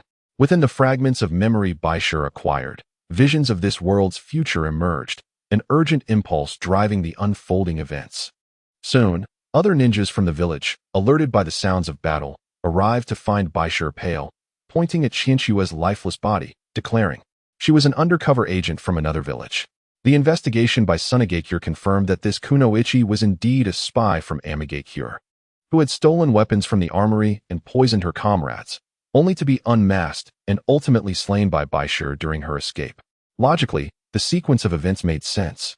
Yet the leaders of the Sunagakure Umbu felt an unsettling dissonance. Perhaps it was their years of experience that enabled them to sense something amiss. Particularly concerning were the 2 cards, which Qinshu had seemingly destroyed through some special means. When had Amigakure grown so formidable as to obliterate the most powerful ninja tools in existence? The only plausible explanation was that the tools had been switched, or that this young shinobi, Bai Shi, had tampered with them. Originally, the Umbu intended to employ a special cerebral search technique on Bai Shi, but was forcefully thwarted by Yi Tsang. In contrast to the methods employed by Konoha, which are more refined, the ninjutsu utilized by Sunagakure in this regard tends to be quite brutal, often leading to the cerebral demise of the subject. Though Yi Tsang had only recently assumed the role of Bai Shi's guiding jonin, she was resolute in her refusal to allow her student to be subjected to an inexplicable cerebral search that could lead to permanent incapacitation. She held a high regard for Bai Shi's innate talent. Regardless of the circumstances, that Qinshu was a formidable adversary, certainly among the elite of the genin, capable of being exploited by Bai Shi through the manipulation of chakra threads and the strategic deployment of traps, which was a testament to Bai Shi's potential. This potential was worth Yi Tsang risking enmity with the Umbu to safeguard Bai Shi. Fortuitously, Bai Shi's guiding jonin was Yi Tsang, had it been another jonin. While they might also recognize Bai Shi's potential, the pressure from the Umbu could have compelled them to compromise and subject Bai Shi to their interrogation. Although the invasive search techniques were circumvented, some level of investigation was inescapable, including methods aimed at monitoring the subject's heartbeat and verification techniques. Throughout this process, Bai Shi remained remarkably composed, articulating clearly what he knew. He refrained from extensive explanations, merely noting that during his time in the research facility, he had sensed something amiss with Qinshu. Upon approaching her with a simple inquiry, he was met with her unexpected hostility, culminating in a fierce battle from which he barely emerged victorious. Bai Shi's home was subjected to a thorough search by the Umbu, observing their crude rummaging through his belongings. Scattering his meticulously organized documents and various equipment, Bai Shi's expression stiffened, yet he quickly regained his composure. Yi Tsang, witnessing Bai Shi's reaction, nodded in approval. Such calmness at his age was exceedingly rare. This steadiness would undoubtedly facilitate Bai Shi's future growth. For any exceptional ninja, the paramount concern is survival. Reflecting on her own student days, Yi Tsang recalled other gifted companions who had long since been lost to the battlefield, their lives extinguished and reduced to cold remains. After an extensive search, including an examination of Bai Shi's spectacles, the Umbu found no useful evidence, and, with a resigned glance at the young boy, departed. In this matter, the Umbu's impression of Yi Tsang had only worsened. "Thank you, teacher. Since you are my subordinate, I shall take care of you.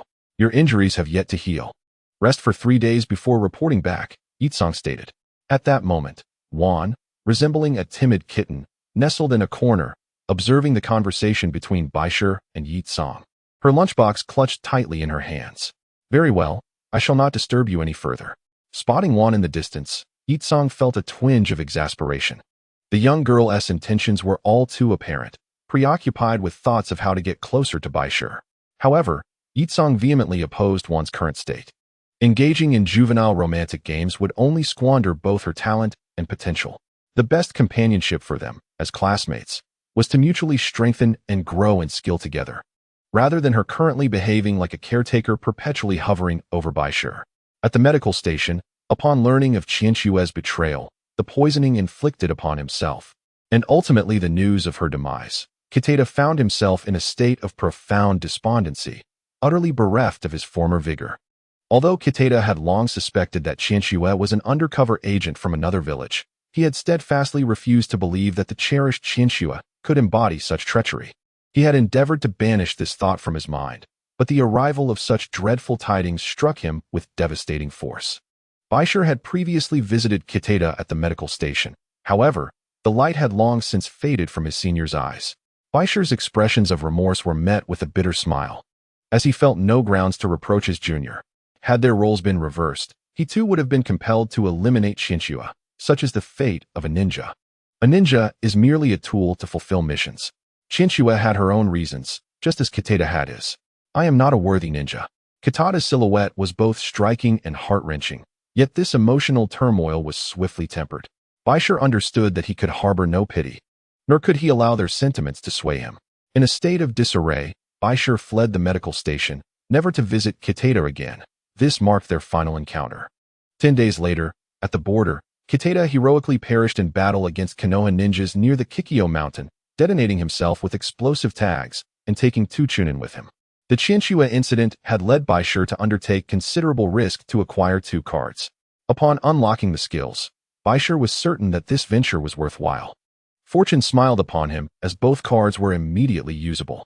Similar to high-speed movement, the skills were 2 ordinary techniques, the first being Iaido.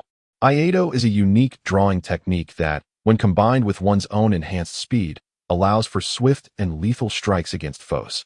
Given that his initial mastery was around 20, fully mastering this technique posed less difficulty than the previously encountered telekinesis and high-speed movement. As Bai Shi reflected on Iaido in his mind, he began to wield a silver blade with increasing rapidity in the courtyard. The speed of his strikes surged, and the blade emitted a resonating hum, signifying Bai Shi's advancement in swordsmanship. The Umbu, observing from a distance, were somewhat taken aback that Bai Shi still found time for physical training.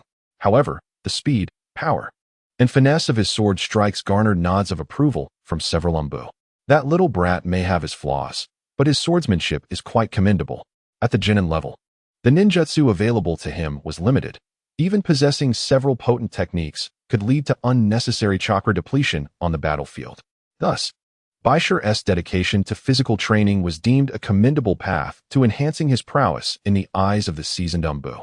Although Bai Shi did not employ telepathic perception, he could intuit that the Umbu were observing him.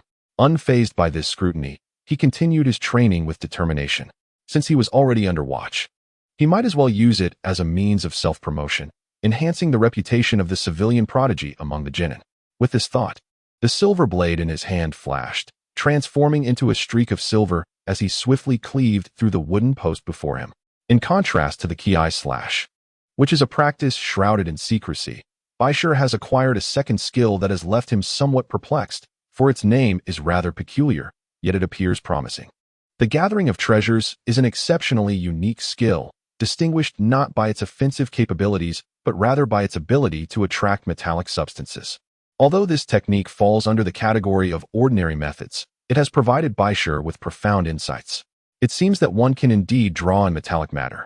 If he were to master sand manipulation techniques in the future, Might he not also develop a unique magnetic release akin to the third Kazakage and Rasha? The principle of the gathering of treasures is quite straightforward. By channeling chakra into a specific metallic substance and performing a specialized gathering seal, one can instantaneously extract similar metallic materials from a certain radius. Currently, Bai Shi is unable to combine this technique with sand manipulation to develop magnetic release. However, the immediate priority lies in consolidating gold to alleviate his financial constraints, as all research and development necessitates substantial wealth. At present, Bai Shi is under the surveillance of the Umbu and cannot practice the gathering of treasures. Thus, he has shifted his focus entirely to enhancing his ki/. Upon opening the door, he was greeted by Wan's radiant smile as she presented him with a carefully prepared bento box. The sunlight was particularly blinding. Yet Bai Shi felt his spirits elevate after the ordeal with Chiyuki. The bento was exquisitely packaged, and the warmth within indicated that one had hastily prepared it before rushing over. Bai Shi could genuinely sense her heartfelt intention. "Thank you." Noticing Bai Shi's mood had improved, one felt a wave of relief wash over her, as she had been concerned about his inability to move past the incident with Chiyuki. Bai Shi, is everything all right?" As she caught his gaze, her cheeks flushed deeper. Tonight marks the annual Sand Festival, and it seems there will be a delightful fireworks display. Of course, if you wish to train, that is entirely understandable. "Not a problem," he replied. Most of the training has already been completed. Tomorrow we shall resume our missions. A little relaxation would be beneficial. However, don't forget about chakra control training." The two had been diligently practicing fundamental skills such as tree climbing and walking on water, with Bai Shi occasionally urging one to focus on her training rather than expend energy on trivial matters. His acceptance of her presence was more than sufficient. In the office of the Kazakage, Rasha felt a slight headache as she perused the Umbu's report regarding complaints against Yakura. The document meticulously detailed how Yakura had shielded her student, openly questioning the authority of the Umbu. Back in the days of the third Kazakage, both she and Yakura were formidable competitors for the position of Kazakage, though Yakura's temperament rendered her unsuitable for the responsibilities of leading Sunagakure. With her growing closeness to the Elder Council, Rasha's struggle soon culminated in her victory. With her ascension to Kazakage now a certainty, Rasha preferred to avoid escalating tensions with Yakura, although their recent discord with the Umbu was concerning. As for the young Bai Shi, Rasha believed him to be innocent. The issue merely stemmed from the Umbu's wounded pride and Yakura's desire to protect such a talented youth. The impression that La Sha has of Bai Shi is still rooted in those few occasions when Yacha Maru brought him home for dinner. He appears to be a rather reticent child, exuding an aura of remarkable tranquility and composure. His mastery of swordsmanship is notably high, as evidenced by his ability to defeat the competent Chiyuki among the lower-ranking ninjas, suggesting that he possesses strength approaching that of a Chunin. It may be prudent to seek an opportunity to gauge his true potential. However, La Sha finds himself overwhelmed by the current situation in the Land of Wind.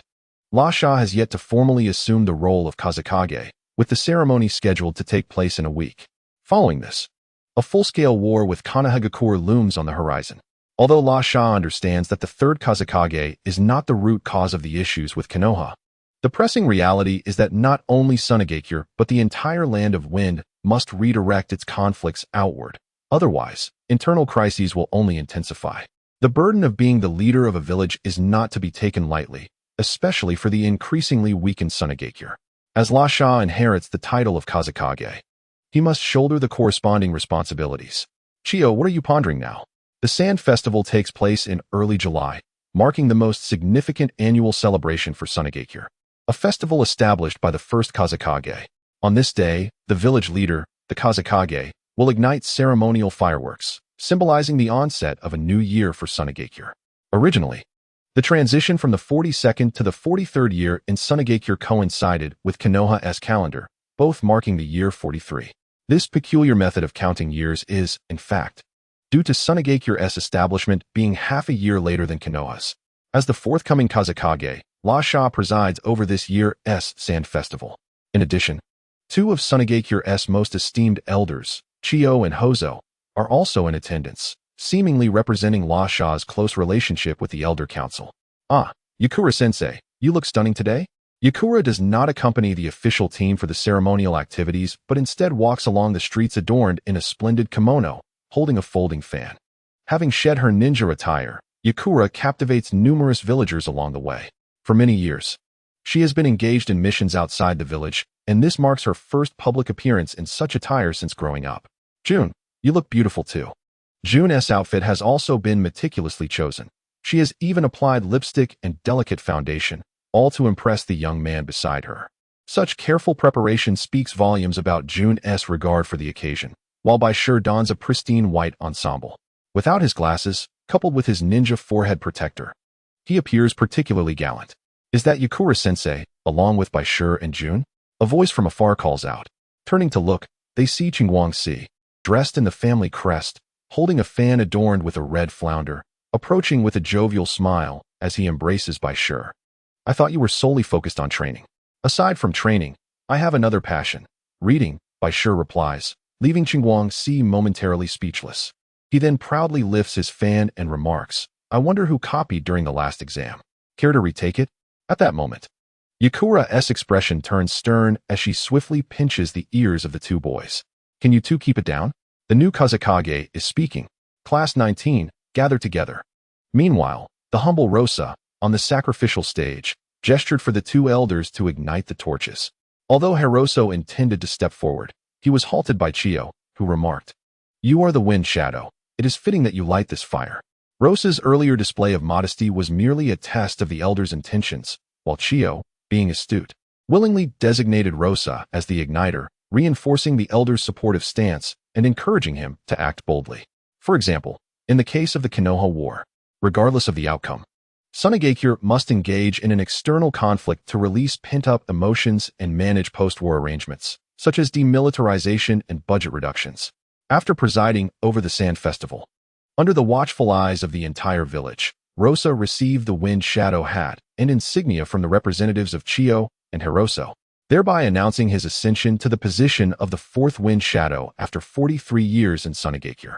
Following his inauguration, Rosa accelerated the war efforts, particularly by bolstering troop presence around the Kikyo mountain region, with substantial material supplies en route and nearly 6,000 ninjas already stationed there.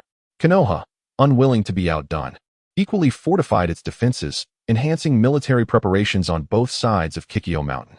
The tense atmosphere between Sunagakure and Konoha reverberated through the other three great nations, as Iwagakure and Kirigakure awaited the outcome of the conflict to determine their own actions, while Kumogakure continued to amass strength. Surrounded by the four great nations, Konoha understood the significance of this battle against Sunagakure. Should Konoha falter, the remaining three ninja villages would pounce like sharks sensing blood. At this juncture, the third Hokage remained in his prime, while the legendary Sannin enjoyed widespread renown, alongside prominent clans such as the Uchiha and Hyuga, ensuring a formidable presence of elite shinobi within the village, capable of engaging on multiple battlefronts. However, this was merely theoretical. Despite the wealth of the Land of Fire, the supply lines could not sustain more than 3 battlefronts simultaneously. Consequently, Konoha, after careful consideration, resolved to concentrate its efforts on a specific battlefield, seeking to trade time for space. Sunagakure, being the weakest and the most fervent in its actions, became Konoha's initial target for resolution. As the war machine of the Land of Fire fully mobilized, the pressure on Sunagakure intensified. Particularly, 2 of the Sannin, Orochimaru and Tsunade, proceeded to Kikyo Mountain to oversee defense preparations, necessitating the dispatch of a shadow-level ninja from Sunagakure to counter them. Regardless of Tsunade's ability to counter Sunagakure, Orochimaru also posed a formidable challenge. Beyond the 2 elders, only Rosa and Yakura remained as shadow-level ninjas. As the Wind Shadow, Rosa was not ideally positioned to take the forefront at this moment, particularly as his ninjutsu required further funding for Sunagakure, thus placing the burden of the Kikyo Mountain mission on Yakura. Yet, Yakura was acutely aware of the disparity between himself and the Sannin. Although he too possessed shadow-level strength, his overall capabilities paled in comparison to Orochimaru and Tsunade.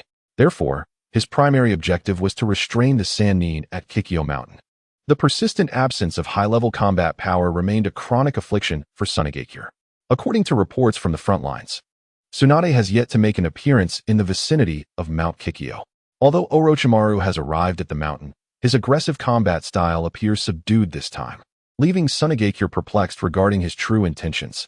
Given the situation at Mount Kikyo, A meeting of the Elder Council in Sunagakure saw a few elders propose an almost maddening idea. Should they deploy Shikaku to assist Yakura?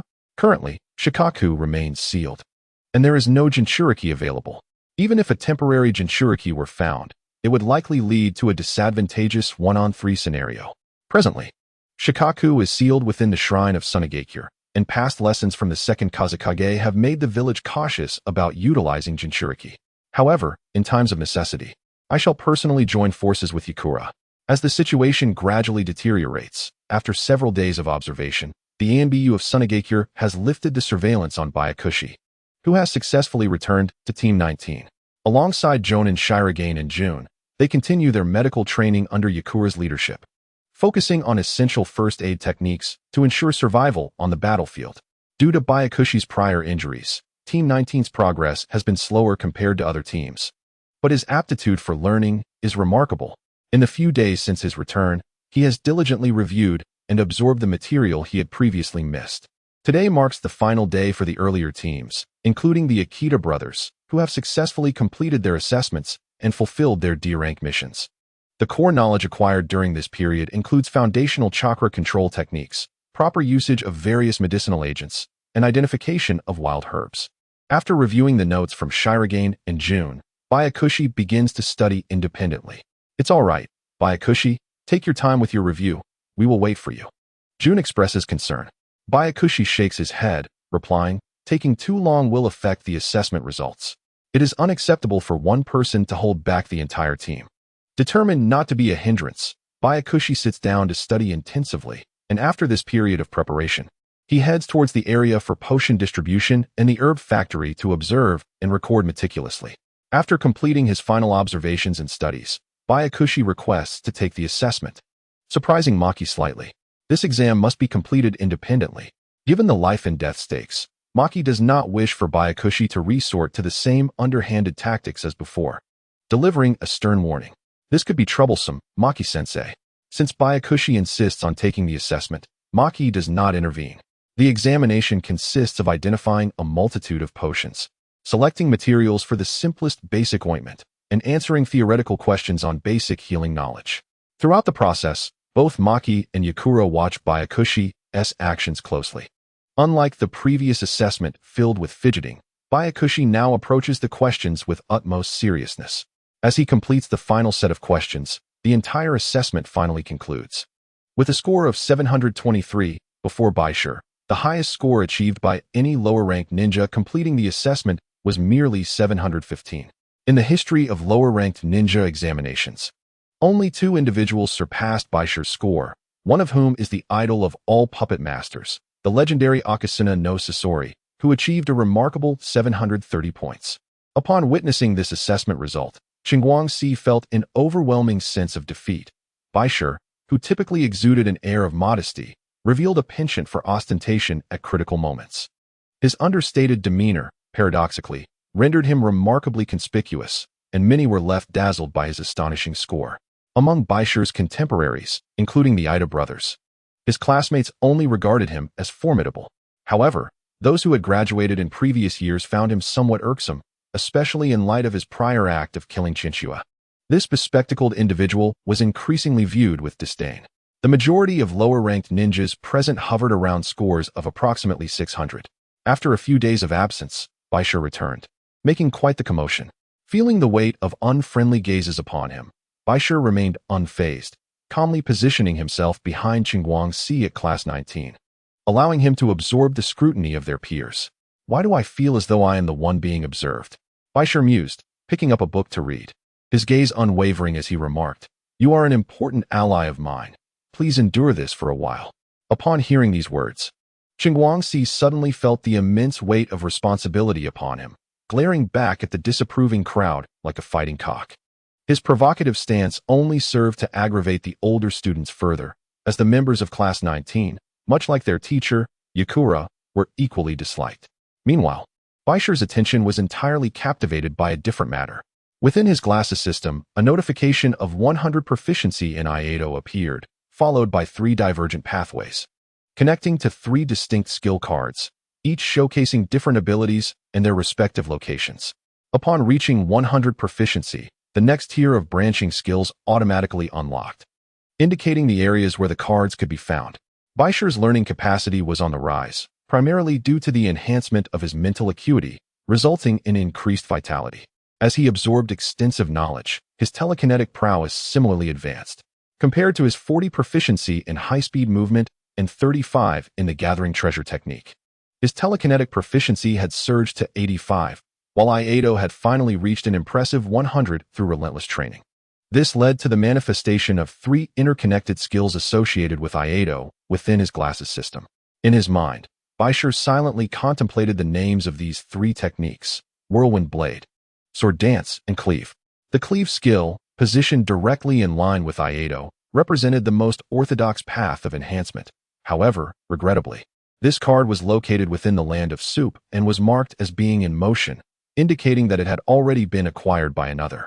Among the 2 branching skills, the Whirlwind Blade was exceptionally versatile, as it could be executed not only with sword techniques, but also through unarmed strikes, possessing destructive power equivalent to a B-rank wind release ninjutsu. The card for the Whirlwind Blade was situated within the borders of the Land of Wind, specifically in the mountainous region frequented by thieves, as the specter of war looms on the horizon. The training process for the current batch of genin in Suna Hidden Village is being expedited. One of the most prevalent methods to enhance practical combat skills involves undertaking various missions to eradicate bandits. On one hand, this serves to eliminate the armed factions comprised of bandits, wandering warriors, and a few rogue ninjas within the territory. On the other hand, it is also aimed at honing the abilities of the genin, enabling them to swiftly master the techniques pertinent to life-and-death confrontations. Additionally, there exists a branch of skills known as the Dance of the Sword, which, according to its description, has the potential to amplify one's own strength. While Shiraishi remains uncertain about the specifics of this amplification, its latent value is undoubtedly significant. As for the card associated with the Dance of the Sword, it is located in the vicinity of Kikyo Mountain, yet Shiraishi has not ventured to investigate it, leaving the card's status a mystery that can only be unraveled through future exploration of Kikyo Mountain. Upon completing the Iato strike, Shiraishi's next course of action involves enhancing the development level of his telekinetic abilities. Compared to the limited and feeble perception he possessed at the outset, his current range of awareness has expanded significantly, allowing him even to execute simple attacks through external telekinesis. After only a few days of leading the team, Yakura prepared to embark towards Kikyo Mountain, where 4 genin squads, including Shiraishi's 19th squad, would unite under the command of Maki to conduct a sweep for bandits within the Wind Country. The 19th, 14th, 12th, and 11th squads formed a small task force, each headed by a squad leader, with Shiraishi serving as the temporary captain of the 19th squad. Maki presented a comprehensive map of bandit distributions along with corresponding mission briefs. As Shiraishi adeptly sought to uncover a mission near the Enlightenment Mountains, a chakra thread unexpectedly shot out, swiftly ensnaring his arm. It seemed that the other genin from the squads were conspiring against him. However, in a surprising turn of events, a subtle fluctuation of telekinetic energy from Shiraishi's fingertip swiftly countered the chakra thread, allowing him to gain control over the caster. A gentle scream erupted from a girl, her face expressing sheer terror. A mere touch of his finger caused a young genin from the 11th squad to change color, exclaiming, "He's using the chakra thread to control me." In an instant, chaos engulfed the 11th squad, where most of the female genin lacked combat experience, and the inexplicable reversal of control over their chakra threads incited a state of disarray. The initial attack with the chakra thread aimed at Shiraishi stemmed solely from the fact that she had been the closest friend of Chiyuki, coupled with the recent news of Kitajima's demise, which had left this young girl with a strong aversion towards Shiraishi, prompting her to seek retribution. "Shiraishi, is this all you can do? Resort to such tricks?" Amidst the turmoil of the 11th squad, a young genin from the 12th squad stepped forward, swiftly severing the chakra thread with his chakra surgical knife, his gaze imbued with a hint of coldness. Shiragaki Tsukasa and Jun swiftly joined Shiraishi's side. As a member of a ninja tool clan, Shiragaki Tsukasa quickly recognized the identity of the opposing genin, Harukawa Matsumuro, a standout among the previous graduating class, now promoted to chunin. Shiragaki held a deep-seated disdain for Shiraishi, having already been strained by the incident involving Kitajima. However, Witnessing Shiroishi's actions against his comrades compelled him to step forward, determined to teach this audacious junior a lesson. Without any need for explanation, Bai Shi withdrew his reverse chakra line without paying heed to the gazes of Arakawa and others, continuing to gather tasks related to the Revelation Mountains. Maki appeared to be in deep meditation, oblivious to the conflicts among the lower ninjas. His indifferent demeanor finally pushed Arakawa to the brink, transforming him into a whirlwind as he charged forward. However, at that moment, Maki suddenly opened his eyes, swiftly appearing before Arakawa and firmly restraining him. Maki-sensei, silence. During Arakawa's attack on Bai Shi, Maki sensed a threatening aura emanating from Bai Shi, whose adept drawing stance, coupled with the formidable swordsmanship recorded by the Umbu, left Maki certain that Arakawa would only suffer should he continue to provoke. Unaware that he had nearly been struck by Bai Shi's blade, Arakawa coldly glared at the vanishing trio from Team 19, quietly retracting his silver blade. Bai Shi paid no mind to the senior, finding Arakawa's abilities somewhat lacking in comparison to Chiyuki and Kitadai. Though he possessed immense chakra, he seemed brutish and reckless, leaving Bai Shi puzzled as to how he had learned the chakra's surgical blade technique. According to the map in his glasses, alongside the wind blade card, several other cards were scattered in the vicinity. Your draw speed was too fast. I barely had time to react. Sunagakure lamented Bai Shi's growing prowess. This guy was increasingly giving off the impression of a martial arts expert, with a draw speed so rapid that Sunagakure had not even caught a clear glimpse. Were it not for Maki-sensei's timely intervention, preventing Bai Shi from sheathing his blade, Arakawa would surely have faced dire consequences today. So barbaric, you lot. Sunagakure turned to glare at Arakawa's group, clenching her small fist, displaying an expression that promised retribution should they continue to bully Bai Shi. Yet, her demeanor lacked any true intimidation, exuding a rather endearing fierceness. The previously tense atmosphere dissipated, and confronted with such a cute yet fierce girl, Arakawa could only retreat begrudgingly, postponing any trouble with Bai Shi for the time being. 3 months later, on the eastern side of the Revelation Mountains, Bai Shi's team, after a period of cooperative training, had effectively captured most of the bandits in the area. Throughout this process, the trio's abilities had rapidly improved, and their synergy had developed swiftly over the 3 months of mountain operations. Bai Shi's card collection also progressed smoothly, accumulating a total of 4 cards, including the Wind Blade. This phase of collecting cards reached a temporary conclusion, as the subsequent cards proved difficult to acquire. However, among the final 4 cards, aside from the already locked Wind Blade skill, the remaining 3 were peculiar skills. The first skill was exclusively trainable by female ninjas, rendering Bai Shi unable to activate its proficiency. This skill, called milk drinking, was described as a commendable healing technique, but, regrettably, was limited to female ninjas. Bai Shi temporarily set this technique aside, focusing instead on the remaining 2 cards that required his attention. The 2 cards bore colors that were once entirely distinct. Currently, the first golden card's chakra absorption has consumed a great deal of Bai Shi's time without yielding success in unlocking it. Thus far, aside from the blue jet flame and sword dance, the remaining cards Bai Shi has obtained are either green or white. In terms of reading speed, the white and green cards are notably swift, while the blue card requires a slightly longer duration. The borders and hues of these 2 cards are unlike anything Bai Shi has encountered before. One features a purple border with intricate patterns, and the icon within, as Bai Shi interprets it, likely belongs to the psychic category of superpowers. Bai Shi has gradually begun to discern the elemental icons of fire, water, earth, wind, and the supernatural. This time, the novel icon within the intricate design of the golden card heralds an entirely new structural system of power. This enigmatic golden card has taken a full 6 days from acquisition to chakra supply reading, and it remains far from fully unlocked. Conversely, Bai Shi has experienced a significant depletion of chakra. The more he encounters this situation, the greater his anticipation grows regarding the differences between the golden card and those of ordinary hues. The green-bordered wind blade has commenced its training process. The silver blade in his hand, having undergone numerous skirmishes with target adversaries, has increasingly become capable of channeling chakra into the weapon. Although it is merely a simple wind attribute chakra infused into the silver blade, it has remarkably enhanced the blade's sharpness exponentially, allowing it to effortlessly slice through even the most robust of trees. Bai Shi, you appear quite unwell these days. Jingguangxi observed his companion with concern.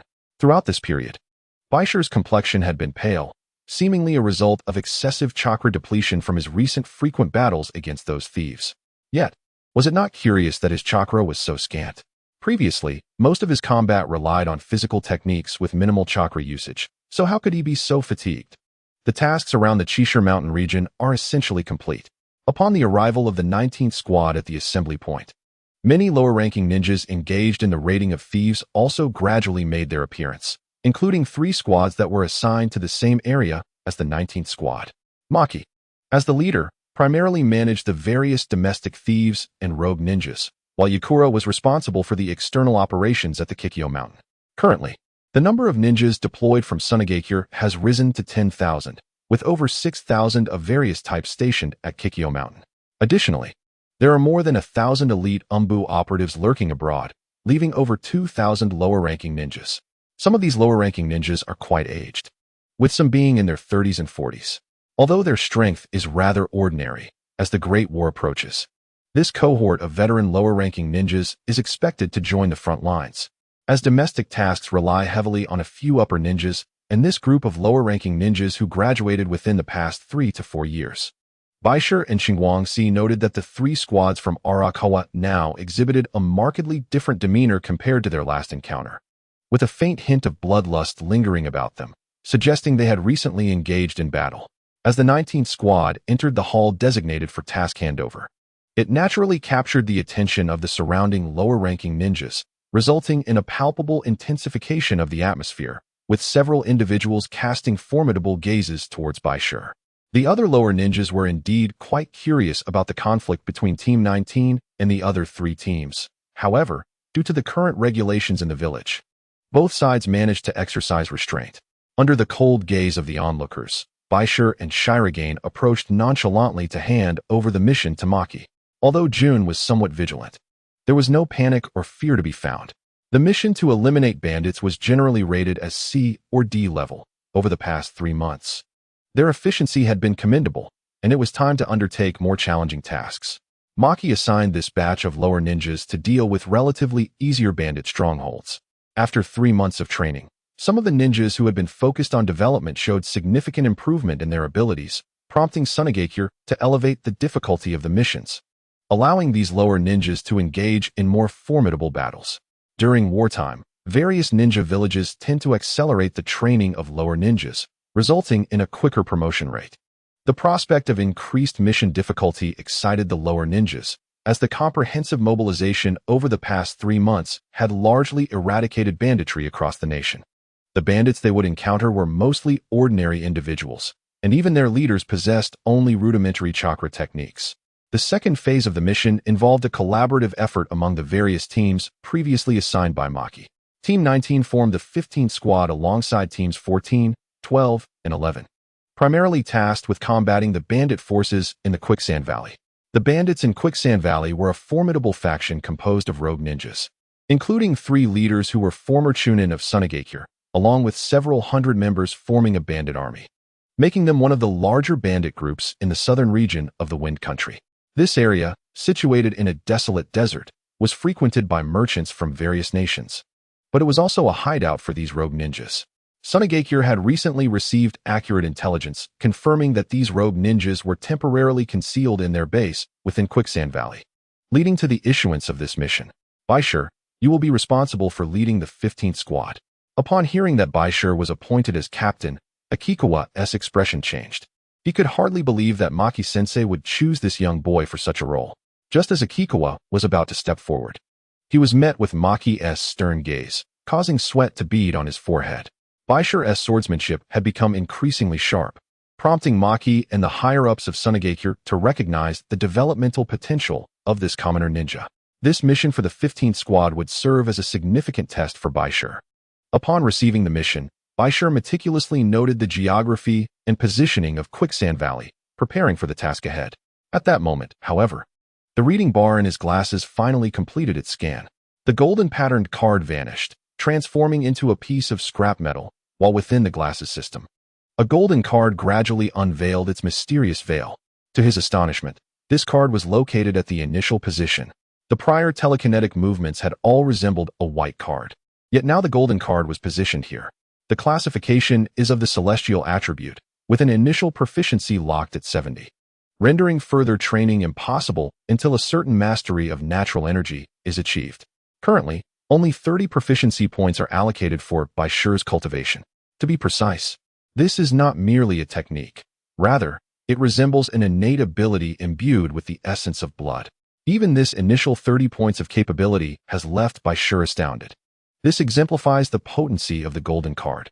In the future, as the user's natural energy gradually merges and is mastered, the skills branching from the circular pupil will grow formidable.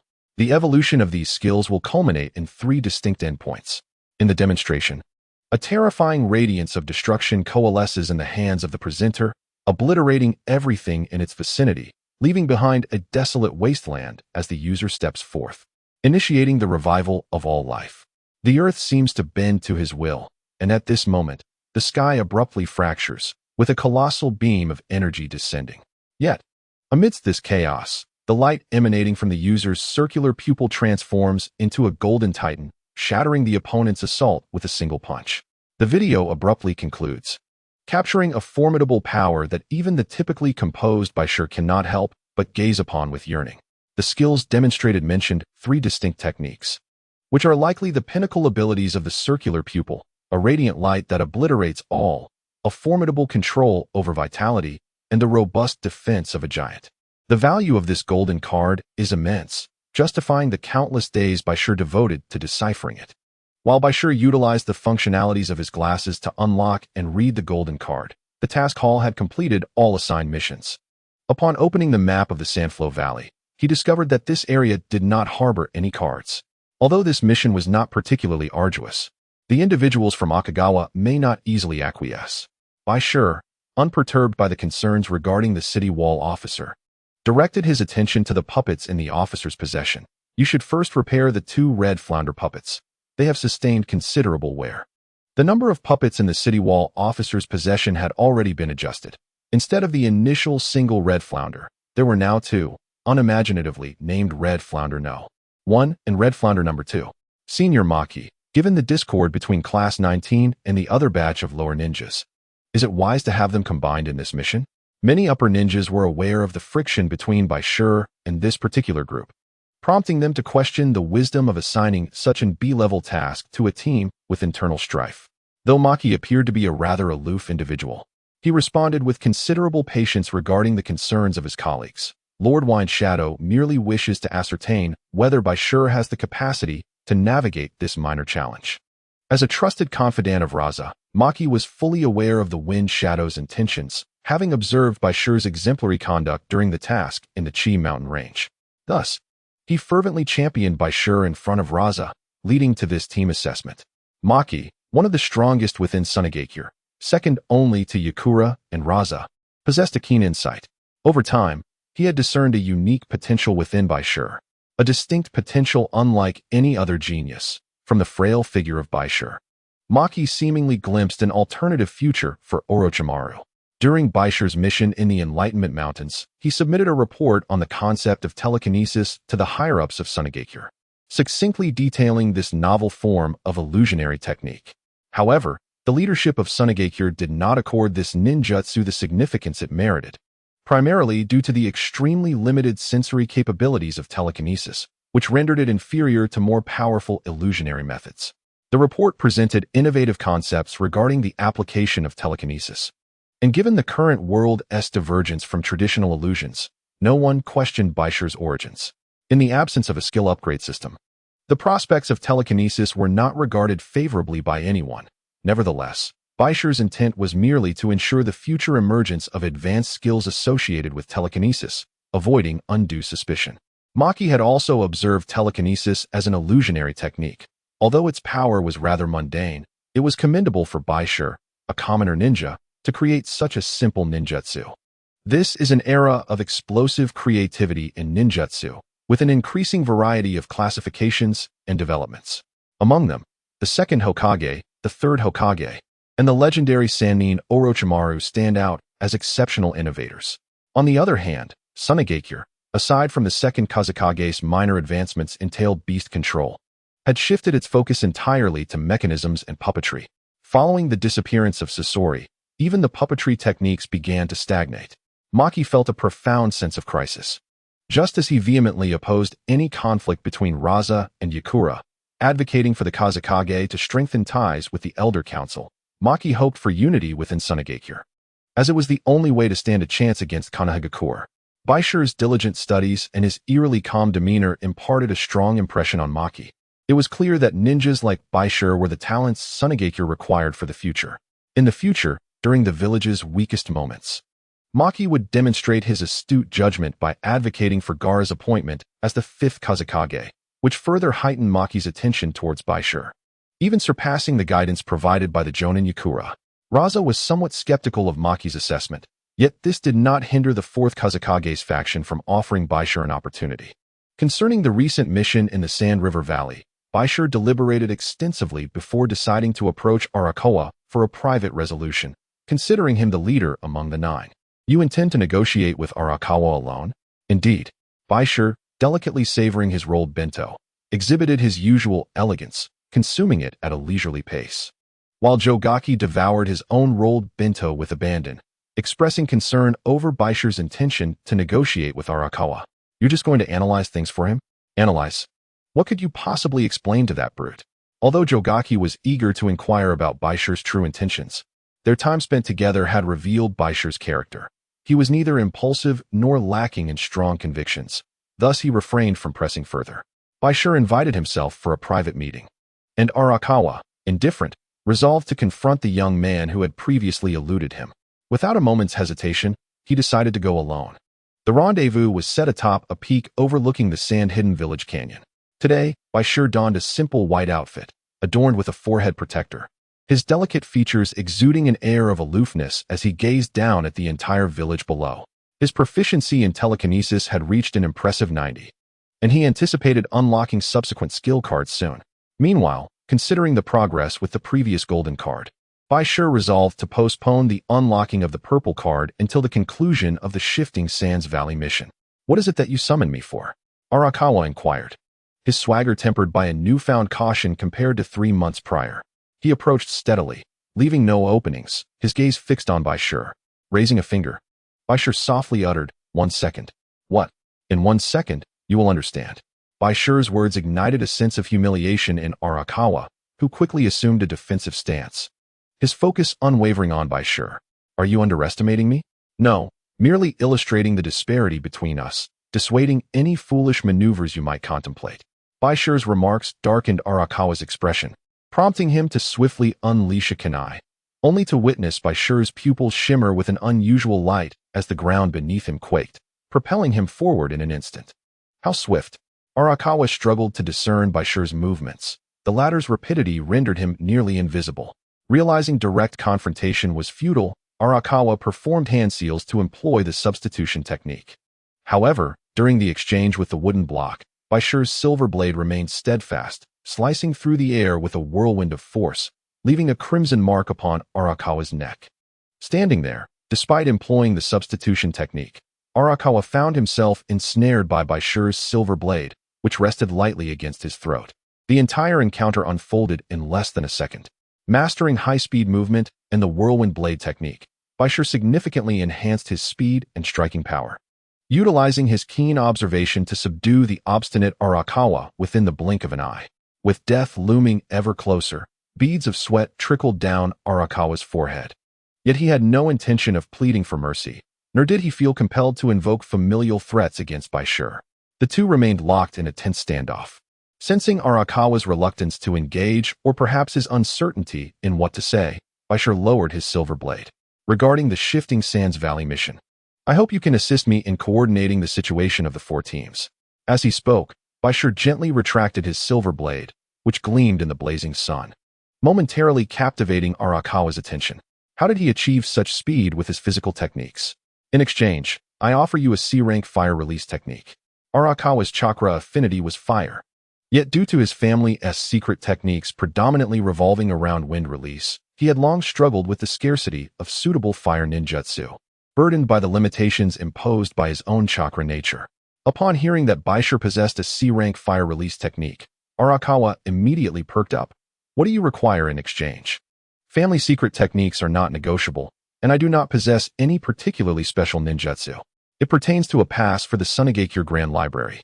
The educational resources of Sunagakure are scarce, and even the materials within its library are incomplete. The Grand Library stands as an exception. Funded by the daimyo of the Wind Country, this library serves the daimyo and the various noble classes. It primarily encompasses the history of the ninja world over millennia, along with the customs of various nations and an array of literary works.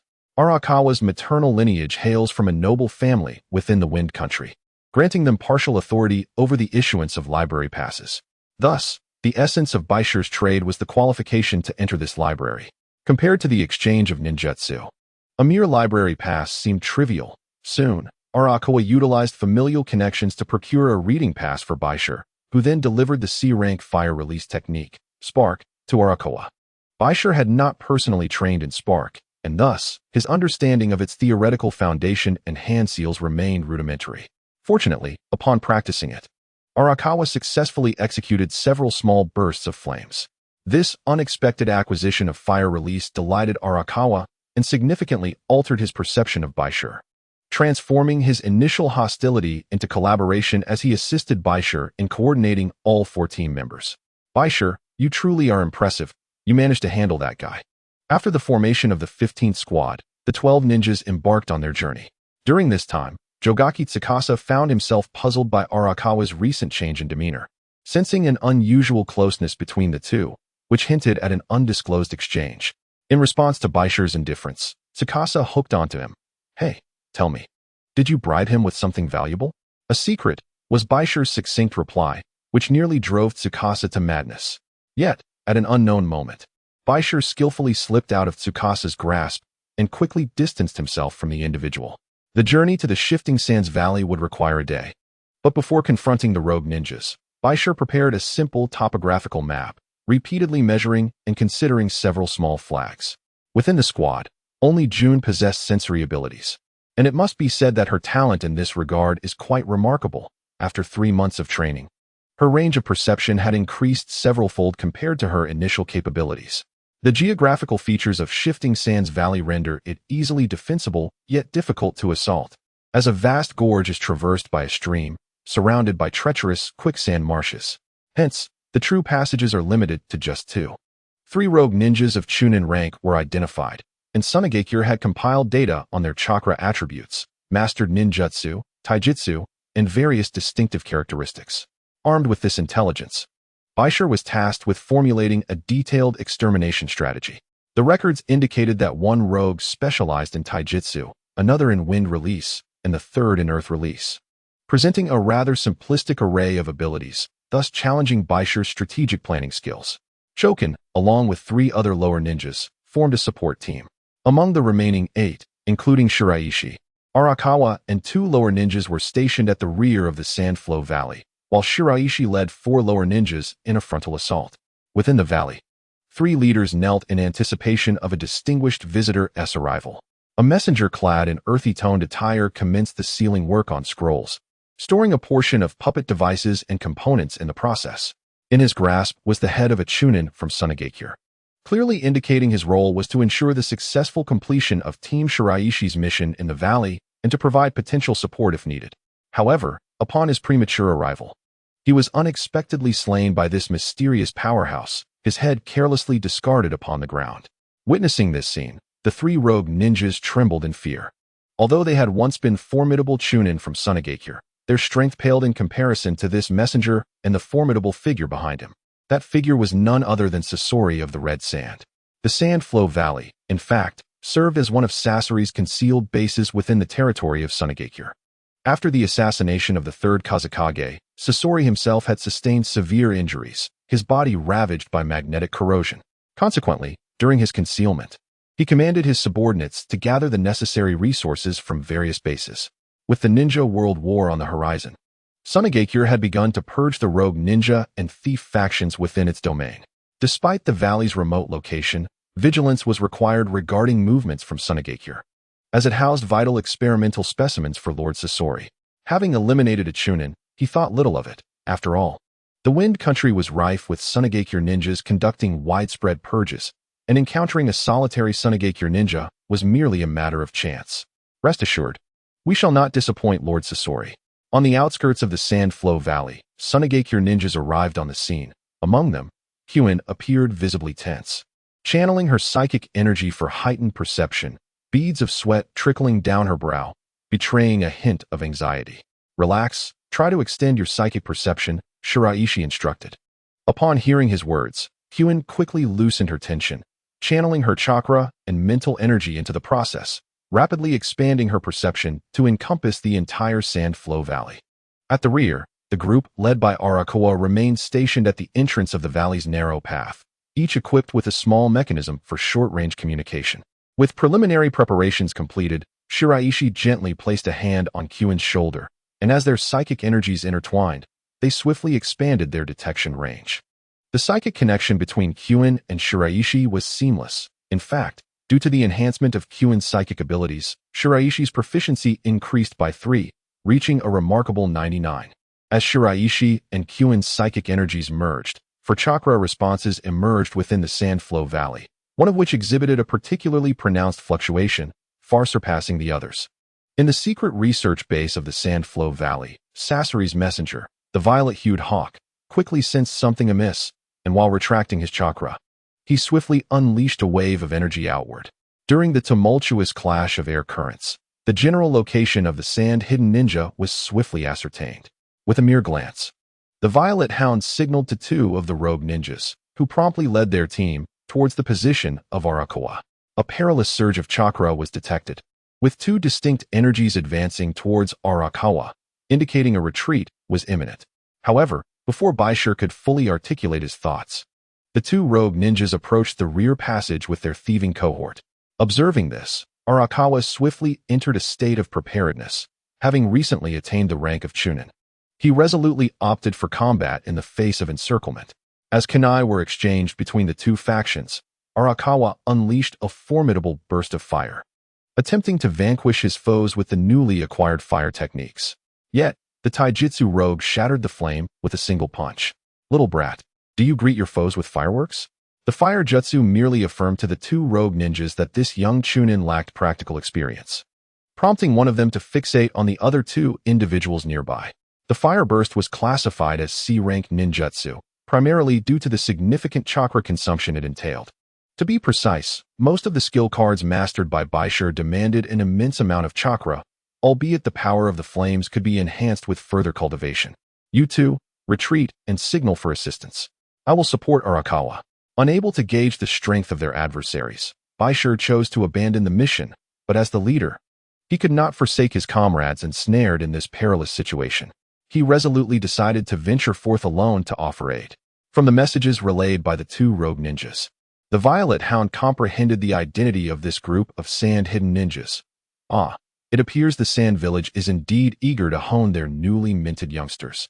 Facing a severe shortage of combat prowess, the battle at the rear of the valley grew increasingly brutal, with the 2 newcomers battered and bruised, their bodies marred by an array of hidden weapons and explosive tags, leaving them grievously injured. The earlier taijutsu rogue possessed devastating explosive power in every strike.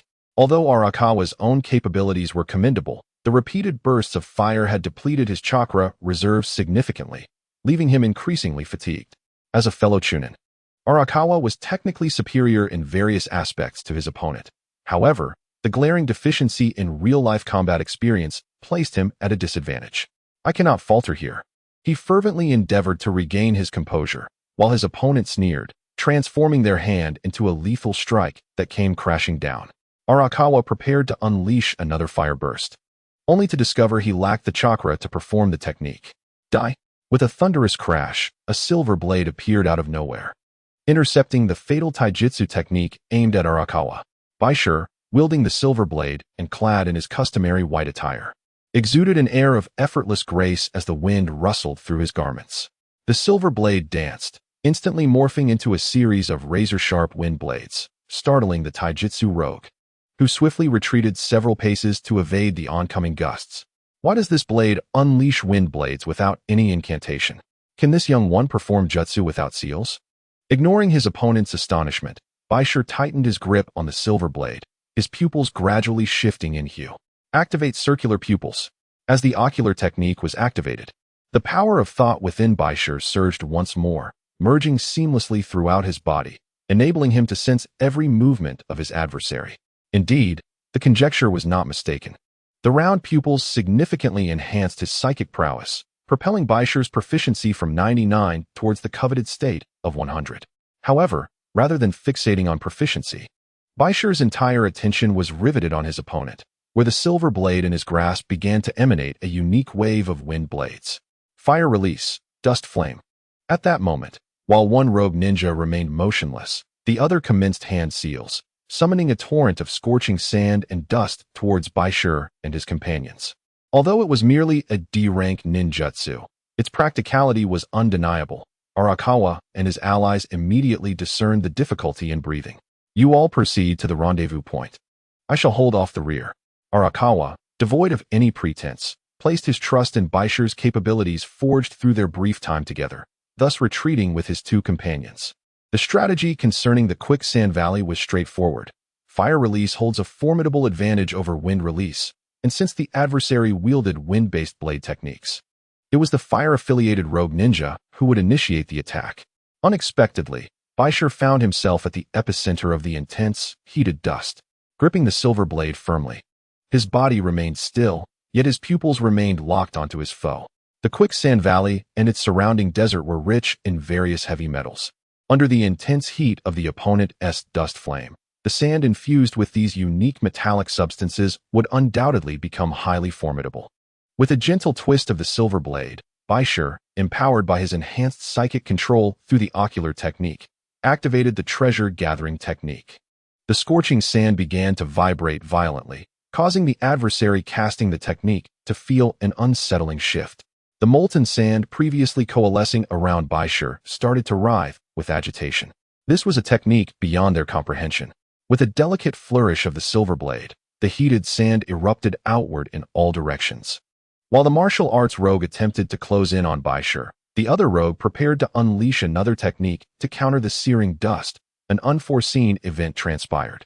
The high-temperature sand was merely a deceptive tactic. The real lethal strike lay in the metallic particles within the heat, which, through the process of the treasure-gathering technique, coalesced as if forming countless bullets.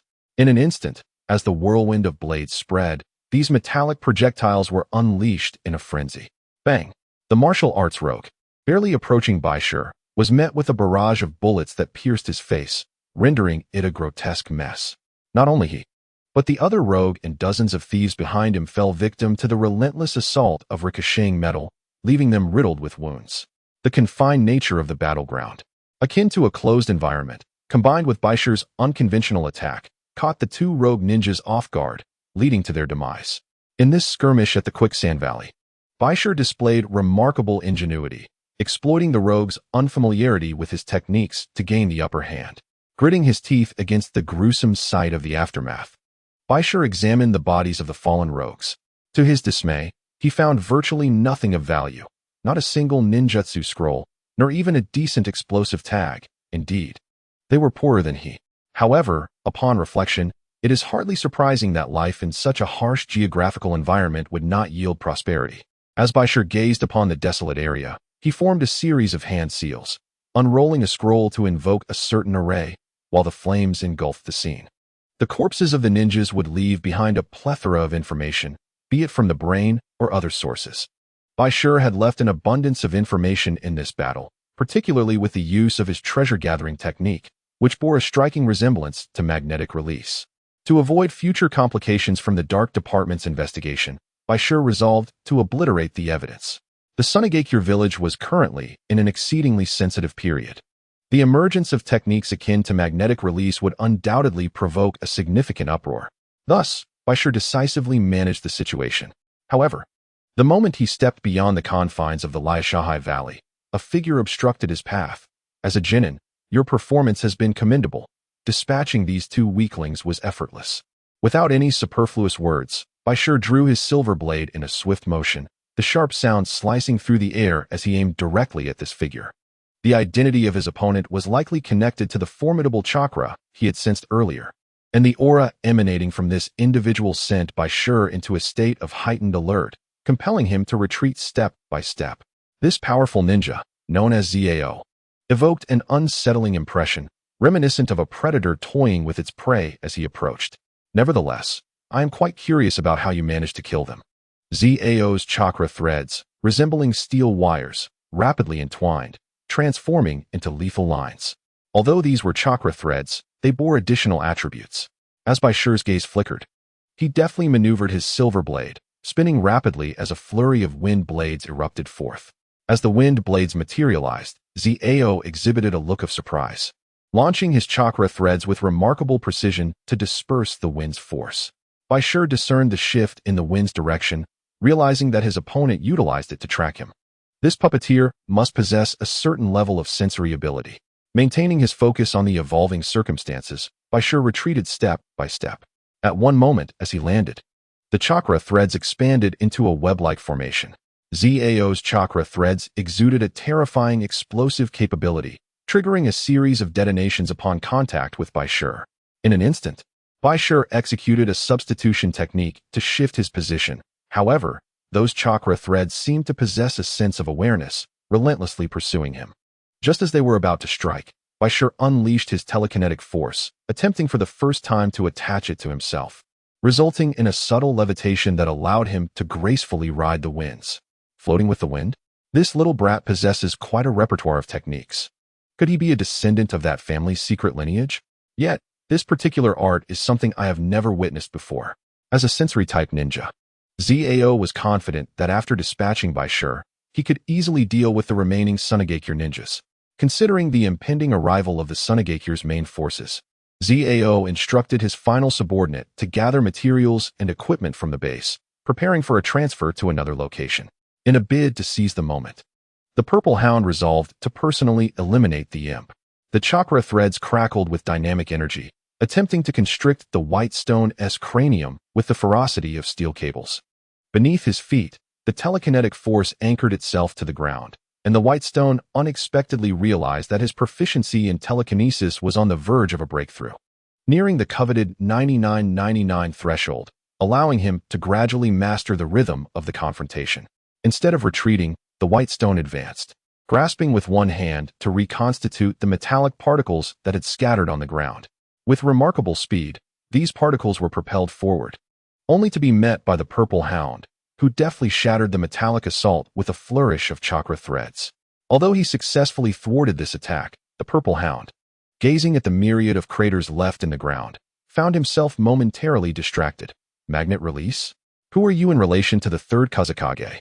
The magnetism exhibited by this imp was starkly different from that of the third Kazekage's disciple, Rasha.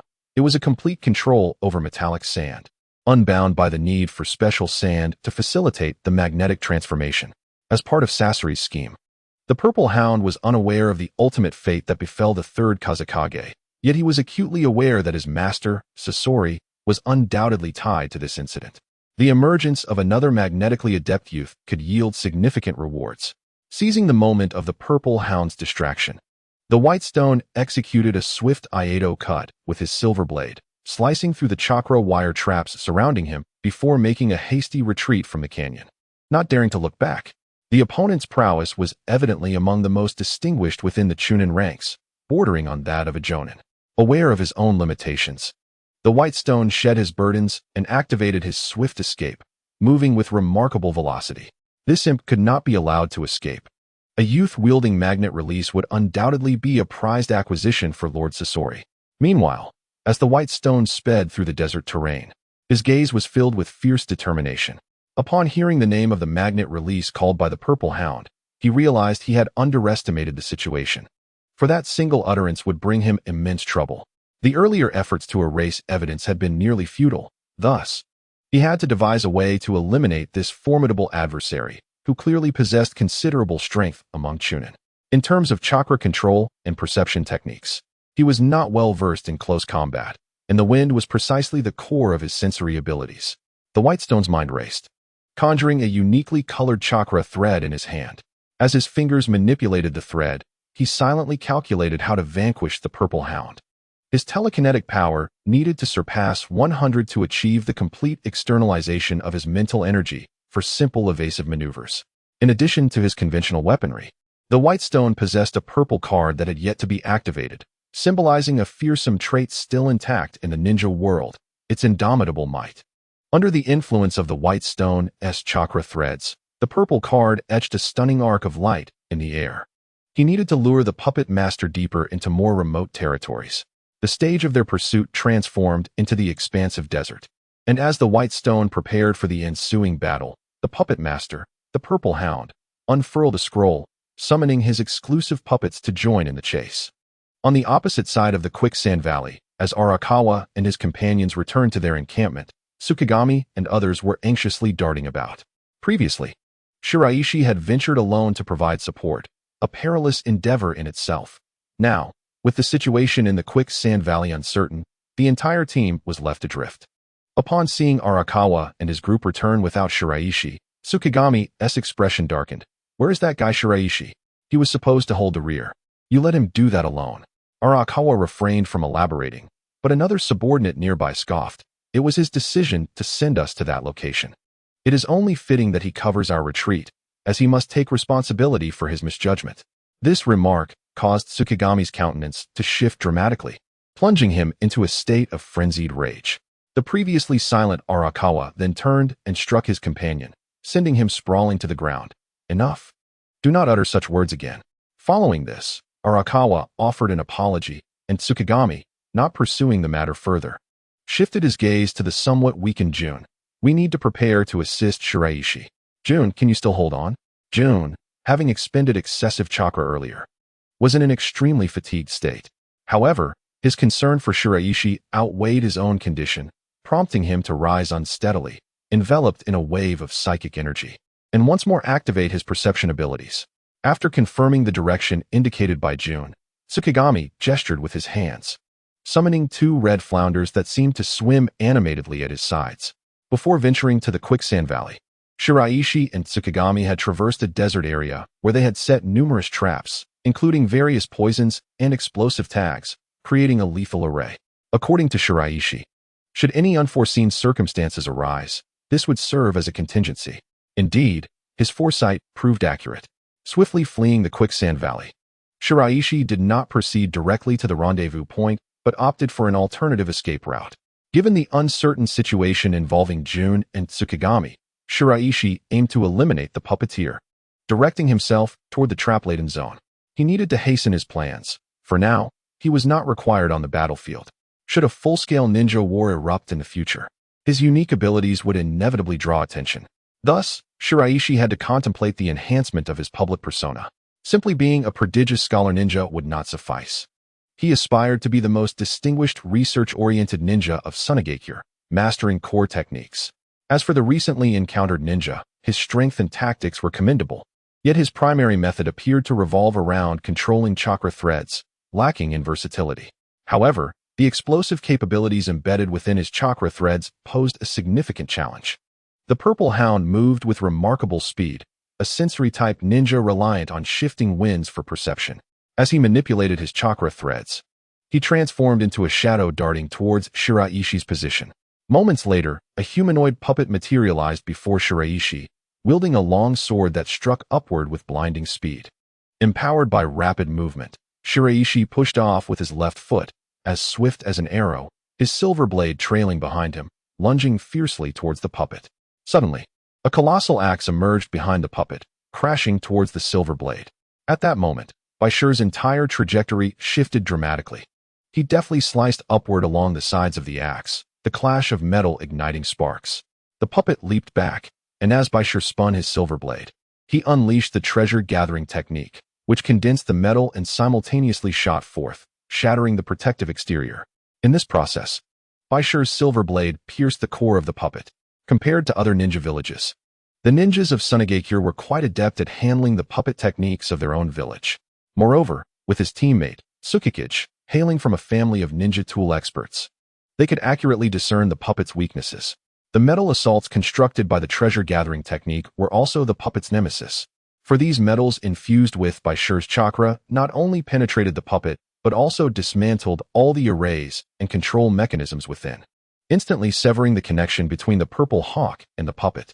Indeed, it was magnetic release, this little brat. Destroying one puppet did not signify the end of the battle. The Purple Hawk's eyes gleamed with ferocity as two more puppets rapidly materialized beside him, charging towards Bai Shi. The appearance of opponents indicated that Bai Shi's plan to lure him into a trap was thwarted. "Kid, you're finished." To ensure he obtained a complete corpse, the Purple Hawk executed his moves with remarkable precision, targeting the area near Bai Shi's heart. Chakra threads converged at a point, launching a ferocious assault. However, the latter's silver blade flickered, unleashing a burst of metallic particles. One of the puppets expelled a unique flame, obstructing the metallic particles. After all, the treasure-gathering technique was not a true magnetic release or electromagnetic technique. Its power was indeed hindered by the fire. Yet, an unexpected change transpired on Bai Shi's side. His pupils incessantly generated formidable psychic energy, a manifestation of his burgeoning prowess, heralding that his mastery of psychic force had ascended from 99 to a perfect 100 at that moment. The psychic energy card rapidly opened branching pathways, and due to the mastery level of 100, the entire potency of his psychic force surged dramatically. Bai Shi's round pupils also began to enhance his observational acuity significantly, escalating from an initial score of 7 to 12. During the complete manifestation of his psychic power, Bai Shi found himself enveloped in this force, his body floating effortlessly in midair. Once more, the metallic particles coalesced into countless needle-like projectiles, raining down to pierce through the two puppets' bodies. Under the influence of magnetic force, the two puppets emitted smoke, losing their combat effectiveness. However, compared to Bai Shi's reinvigorated magnetic release, the Purple Hawk was now fixated on the floating ability exhibited by the opposing genin. What technique is this? Could this levitation be a secret earth technique from the Iwagakure Zenoki? Prepared to continue his pursuit, the Purple Hawk found himself at a loss. One moment, it was magnetic release. The next, it was an earth technique. This little fellow was indeed peculiar. As Bai Shi fully unleashed his psychic force, a massive vortex of energy formed around him, radiating silver light that gradually spread out, creating an overwhelming mental shockwave. This bizarre method of attack made the Purple Hawk cautious. He swiftly retracted his puppets. Though they had lost most of their functionality, they could still serve as a makeshift shield, given the robust material of the puppets. Despite being obstructed by the puppets, Bai Shi's silver blade surged towards him at an astonishing speed, showcasing his exquisite assassination prowess. With a thunderous explosion, the silver blade pierced through the puppet, yet it remained unable to dismantle the cumbersome giant. Bai Shi, drenched in sweat and gasping for breath, felt the toll of his repeated techniques, leaving him somewhat exhausted. Subsequently, it appeared that the strike had not thoroughly injured the Purple Mastiff. "Heh, you're finished, kid." The Purple Mastiff's laughter abruptly ceased. As Bai Shi locked eyes with the beast, a surge of power erupted from his round pupils. A purple card, glowing with an ethereal light, had appeared unbeknownst to him, effortlessly slicing through the puppet's material while swiftly severing the Mastiff's throat, blood splattering onto its own puppet. Incredulity washed over him. That brief moment of control over his abilities seemed to be a combination of ocular techniques, magnetic release, and earth release, three unexpected powers manifesting in a single individual. The ambush encountered by Team 15 in the Shifting Sands Valley garnered immense attention from the higher-ups in Sunagakure. The previous loss of a Chunin leader heightened their awareness of the situation's severity. Soon, Maki personally led a team to the valley, where the raging flames spread mercilessly throughout the area, rendering it impossible for Sunagakure to find any clues. As the Purple Mastiff and Bai Shi engaged in battle, the last rogue ninja in the Shifting Sands Valley chose to incinerate everything within the base to obliterate its secrets. While Maki dispatched personnel to extinguish the fire, he urged them to expedite the rescue efforts for Bai Shi. Although Bai Shi successfully defeated his opponent, the explosive backlash from the Mastiff's chakra lines inflicted considerable damage upon him as well. Faced with an unexpected increase in the mission's difficulty, Bai Shi, considering the subsequent scrutiny from Sunagakure, swiftly managed to fully read the hidden purple card before the rescue team arrived, ultimately succumbing to unconsciousness. Kugai and Arakawa arrived ahead of the others to find Bai Shi amidst the harrowing aftermath of battle. Their expressions shifted as they beheld the scene. Bai Shi, covered in blood, gripped his silver blade tightly, leaving a profound impression on them. After receiving reports from several genin and chunin Arakawa, Maki was astonished that Bai Shi had chosen to act as bait alone and had defeated his adversary. However, when the Umbu revealed the mysterious rogue ninja's identity, Maki could not help but gasp in shock. The B-rank rogue ninja, the Purple Mastiff, had once been a member of the puppet mobile unit under the infamous Sasori of the Red Sand. Prior to his defection, he had been a chunin, vanishing from the village after Sasori's departure. Compared to typical rogue ninjas, puppet masters were notoriously unpredictable.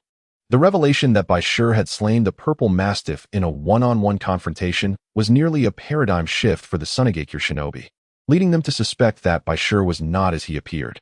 This boy, neither hailing from a prominent clan nor possessing any special bloodline, merely a common civilian ninja. How could he wield such extraordinary power? Not only did Bai Shi take down the Purple Mastiff, but he also single-handedly eliminated 2 rogue ninjas in the Shifting Sands Valley, effectively completing a mission classified as A rank. Maki-sensei, should we bring him back to the Umbu? No, I will personally inquire about the details of this mission once he awakens. Despite harboring suspicions, Maki chose to wait for Bai Shi to regain consciousness before questioning him regarding the events. However, one should refrain from making hasty conclusions. Sunagakure is not comparable to Sunagakure. In the Land of Wind, the term genius is a rather extravagant notion. The impoverished nation has been in a state of decline over the years. Although the 4th Kazekage is currently striving to forge alliances with the Wagakure, Kirigakure, and Kumogakure to launch a joint assault on Sunagakure, Maki remains skeptical of the policies proposed by Raza. Compared to the formidable ninja villages of Iwa and Kumo, Sunagakure possesses limited leverage. In the negotiations against Sunagakure, it is likely that Sunagakure will be the first to initiate an attack on Konoha at the Kikyo Mountain. Maki's intuition suggests that this frail youth may alter the course of events in the future. After several hours of intense medical treatment, Shiroishi finally regained consciousness. Upon receiving the news, Maki hurriedly brought the members of the Umbu to his side. Shiroishi, could you elucidate the details of this mission? He inquired. Shiroishi provided a thorough explanation of the arrangements made at the Shifting Sands Valley and the variables that emerged. Upon reaching the support point at Arakawa, Shiroishi clarified that he utilized his sword-drawing technique in conjunction with his self-developed wind blade to target the enemy. The wind blade, is this your original ninjutsu? Maki asked. Indeed. It primarily serves as an extension of wind-style chakra manipulation. The concept emerged while I was training in the sword-drawing technique, Shiroishi replied, explaining how he integrated wind release into his weapon. Throughout the discussion, Shiroishi was cooperative with Sunagakure's investigation. Rather than concealing his unique techniques, he preferred to transform the higher-ups' perceptions of him. As a village specializing in wind release, Sunagakure meticulously records various wind techniques from different nations. Although Shiroishi's wind blade bears similarities to many wind techniques, it is evident from the hand seals and power he presented that it qualifies as a commendable C-rank wind technique. Following Shiroishi's documentation, Maki personally performed the hand seals to execute the technique, generating 2 formidable circular wind blades that swiftly sliced through the air, displaying greater potency than Shiroishi's wind blade. Shiroishi's theoretical framework, along with the hand seals and details concerning the development of ninjutsu, aligned perfectly, prompting a shift in attitude among the Umbu members. During the previous incident involving Chiyuki, the Umbu had closely monitored Shiroishi. Recognizing the diligent efforts this young genin had devoted to mastering the sword-drawing technique and Iaijutsu. Given this foundation, his independent development of the wind blade no longer seemed so far-fetched. As a civilian ninja, Shiroishi struggled to sustain himself with the meager mission rewards, making it exceedingly challenging to acquire powerful ninjutsu. Thus, self-development became his sole avenue for advancement. Naturally, such feats are rare among ordinary ninjas, and throughout the history of Sunagakure, such individuals are nearly non-existent. Comparatively, Orochimaru from Konoha shares a somewhat similar experience with Shiroishi. However, Orochimaru's mentor was the 3rd Hokage, giving him a significant head start. After considering Shiroishi's explanations, Maki's tone turned stern. How do you account for the killing of the Purple Hawk? He was a rogue ninja with strength very close to that of a jonin. He was entirely unprepared for my self-developed telekinetic technique, Shiroishi replied. Telekinesis? Is that the other original ninjutsu you submitted previously? Maki recalled Shiroishi's small-scale illusion technique with great clarity, as it had heightened his interest in the youth.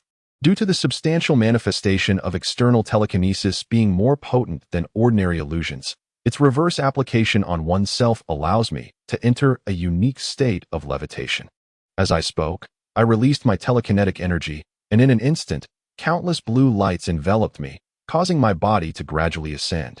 The Earth-style, weight and light technique? No, this is not the technique of weight and light. The levitation effect produced by external telekinesis is somewhat clumsier than Earth-style. The telekinesis technique was initially developed, and I realized this was merely the beginning. Further in-depth research could yield techniques that diverge from the current ninjutsu system, as the externalization of mental energy can create innovative forms. Just as Maki and others were preparing to depart, a delicate voice pierced the air. Then please explain. What is the nature of the metallic substances within the purple mastiff's puppet mechanisms? Metal? The tent was lifted, revealing a young kunoichi with a cold gaze fixed upon me, as if she had seized my weakness. I have scrutinized these puppet mechanisms meticulously. They have been damaged by a special magnetic release. So, Bai Shi, can you elucidate this matter? With the mention of the third Kazakage and magnetic release, the atmosphere grew tense, and murderous intent surged. Rin Shimizu, one of the new generation Hunin from Sunagakure, held the position of captain of the first puppet special operations team. The legendary puppeteer, Sasori of the Red Sand, had once been her guiding Hunin and was also a junior to the Purple Mastiff. With her senior being slain, and by a mere novice, Rin felt compelled to thoroughly investigate the cause of the Purple Mastiff's demise. During her examination, she discovered that the puppet mechanisms had been extensively compromised by special metallic particles. It was evident that someone had employed magnetic release. Indeed, it was I who utilized telekinesis to dismantle the mechanisms within the puppets, and the hidden metallic particles similarly inflicted damage upon them. My response was calm. The female Hunin's words were evidently aimed at ensnaring me. As I spoke, my pace quickened. The puppets contain magnetic metallic substances. Perhaps the inquiry should be directed towards the puppeteer themselves or those associated with these puppets, rather than shifting the blame onto me. What do you mean, you brat? What connection do the puppets have with magnetic release? This matter will be thoroughly investigated by Lord Kazakage and the esteemed members of the Umbu. I merely hope that certain Hunin do not maliciously steer this situation due to personal sentiments. During the battle with the Purple Mastiff, those puppets indeed contained special magnetic substances, and the metallic particles attracted by my telekinesis originated from the puppets themselves, leading to their fatal destruction from within. Initially, I had not pondered this matter deeply, but under the pressure from Rin Shimizu, I redirected the discussion, causing Maki to reveal an expression of astonishment. Rin Shimizu was not particularly eloquent. Upon discovering the traces of magnetic release, she rallied a significant force to confront me, only to find herself at a loss for words in the face of my retort. It was then she recalled her teacher's previous involvement with human puppetry, and the intersection of magnetic release and puppetry now left her feeling cold. As she too began to contemplate a possibility, the third wind shadow may have been transformed into a puppet by his own mentor, which accounts for the traces of magnetic release. First, let us retrieve the puppet for identification, and subsequently compile and submit all findings to the Wind Shadow and the Elder Council. The truth regarding the life and death of the third Wind Shadow pertains to the trajectory of the entire ninja world. Thus, Maki decisively halted the dispute between Shiraishi and Sanruri, maintaining strict confidentiality regarding all discussions. The pertinent information was sealed and dispatched to the higher echelons of Sunagakure. Upon receiving Maki's report, Rasha promptly convened the Elder Council, as this latest battle in the Shifting Sands Valley directly involved Sasori of the Red Sand, who harbors significant suspicion concerning the third Wind Shadow incident. The report from the puppet mechanism has been finalized, confirming that one of the sealed scrolls contains special magnetic sand iron, while several of the release scrolls bear the chakra signature of the third Wind Shadow's magnetic release. The truth is nearly within reach, yet Chiyo fainted on the spot. Just as Chiyo was being assisted by Hozuki to leave, Rasha's expression turned grave. However, we have made commitments with the Wagakure, Kirigakure, and Kumogakure to mobilize forces against Sunagakure. The rationale for avenging the third Wind Shadow has emboldened Sunagakure's resolve to engage in battle with Konoha, should the truth regarding Sasori and the third Wind Shadow be disclosed. It would undoubtedly have detrimental repercussions for Sunagakure. Aside from the issue of magnetic release, what are the Elder's thoughts regarding the genin Shiraishi? The potential of his illusionary psychic powers has indeed surprised several high-ranking officials. Initially perceived as a mere novelty, his externalized mental energy has shown the capacity to enhance oneself, possibly achieving effects akin to the stone weight technique. According to Maki's records, this externalized mental control has not yet reached the finesse of the stone weight technique. Yet it is impressive enough to astonish Sunagakure. The emergence of the whirlwind blade was not particularly surprising, as the higher-ups of Sunagakure believe Shiraishi to be a prodigious talent in ninjutsu development. After all, the psychic powers and techniques he has created, such as the whirlwind blade, are distinct from those currently recognized within the ninja world, and Shiraishi's background as a native of Sunagakure further supports his credentials. The completion of this A-rank mission qualifies him for promotion to Chunin, followed by a return to the village for more systematic training. In contrast to Konoha, which boasts a plethora of talents, Sunagakure finds it challenging to provide widespread education and cultivate a multitude of exceptional youths due to economic constraints. Shiraishi's emergence has garnered particular attention from Sunagakure. The utilization of externalized psychic techniques and the appearance of the whirlwind blade have already attested to Shiraishi's intrinsic worth. After careful consideration, Rasha has decided to allow Maki to accompany Shiraishi for in-depth study within the village. Although Sunagakure is steeped in tradition and conservatism, this does not imply a disregard for talent. Particularly at elevated levels, such individuals are certainly worthy of cultivation. Meanwhile, during the journey back to the village alongside Maki and the others, Shiraishi unexpectedly discovered that the glasses system had unlocked additional interfaces after completing 10 cards. Now undergoing a slow reading process, the progress bar has begun to advance incrementally, albeit at a sluggish pace. However, Shiraishi possesses the patience to wait, while also organizing the 10 cards he currently holds. Currently, Bai Shi has acquired 10 skill cards, which include high-speed movement, telekinesis, treasure-gathering technique, Iato/, whirlwind/, circular eye, spark, flame jet, milk drinking, and the recently obtained purple skill card. Upon unlocking telekinesis, 5 branching paths emerged, each corresponding to a card that is presently unavailable within the realm of the Wind Country, thus rendering Bai Shi incapable of collection for the time being. Among these, one card related to the third phase of the telekinesis skill corresponds to the purple skill card recently acquired, which is gravitational technique. Although the skill cannot be unlocked at this stage, Bai Shi has gleaned an understanding of its principles through the textual implications. It evidently represents an advanced form of telekinesis, capable of freely controlling the intensity of gravity. However, at this juncture, mastery of the gravitational technique remains a distant aspiration, prompting Bai Shi to focus primarily on the new interface. After over an hour of incremental progress, the progress bar within the glasses finally reached a complete 100, unveiling new content. In contrast to the world map associated with the skill cards, a small map was generated, outlining an area of approximately 10 miles surrounding Bai Shi's current location. A small map? Why does it exist?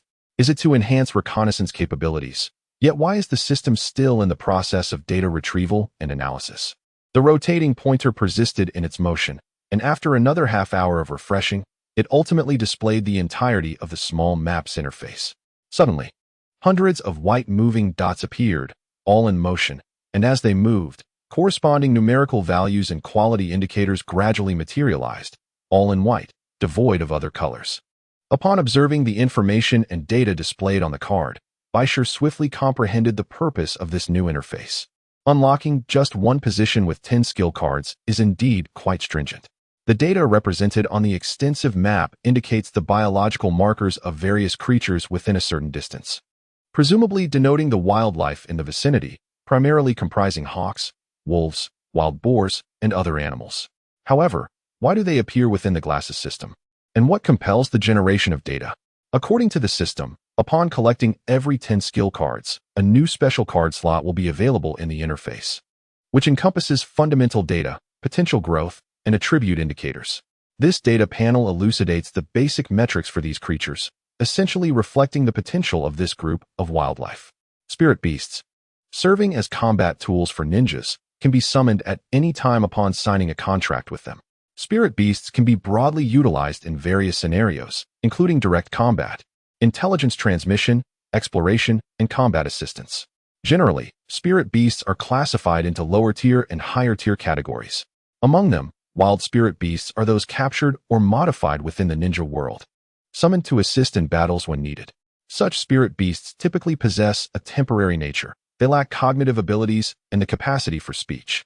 The advanced summoning beasts possess the faculties of thought, analysis, and language. Some have transcended the ninja world, inhabiting their own realms. Taking the 3 legendary summoning beasts as a reference, the toads reside in the enigmatic Mayaboka Mountain, a place detached from the ninja world. The great sage toad of Mayaboka Mountain boasts a lifespan of thousands of years and possesses the ability to prophesy. With countless descendants, it has established a power rivaling that of a nation within the ninja world.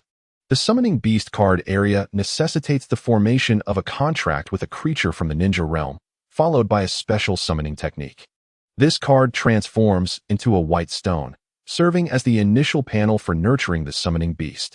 In contrast to the skill interface, the summoning beast interface is considerably simplified, albeit with greater restrictions.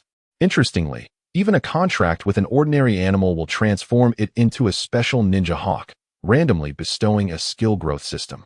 If the creature is a traditional summoning beast of the ninja realm, its inherent quality is superior, and it gains a more formidable skill growth system. The skill area is divided into 3 major sections. The acquisition of skills depends on the number of cards held by the white stone, without the corresponding cards. The summoning beast cannot master the techniques of the white stone. Talent skills are techniques inherent to the summoning beast's lineage. Typically, ordinary white-quality beasts lack such talent skills. Besides talent and learned skills, there exists a special area indicating that certain abilities remain locked. These may pertain to the summoning beast's lineage or other growth potentials, though the method of unlocking them remains unclear. Currently, the white stone's attention is primarily focused on these white-quality mobile points. The displayed quality of the beasts is uniformly white, suggesting that upon becoming summoning beasts, their mastery of techniques or skills will heavily rely on the cards in the possession of the white stone, rendering them somewhat lackluster.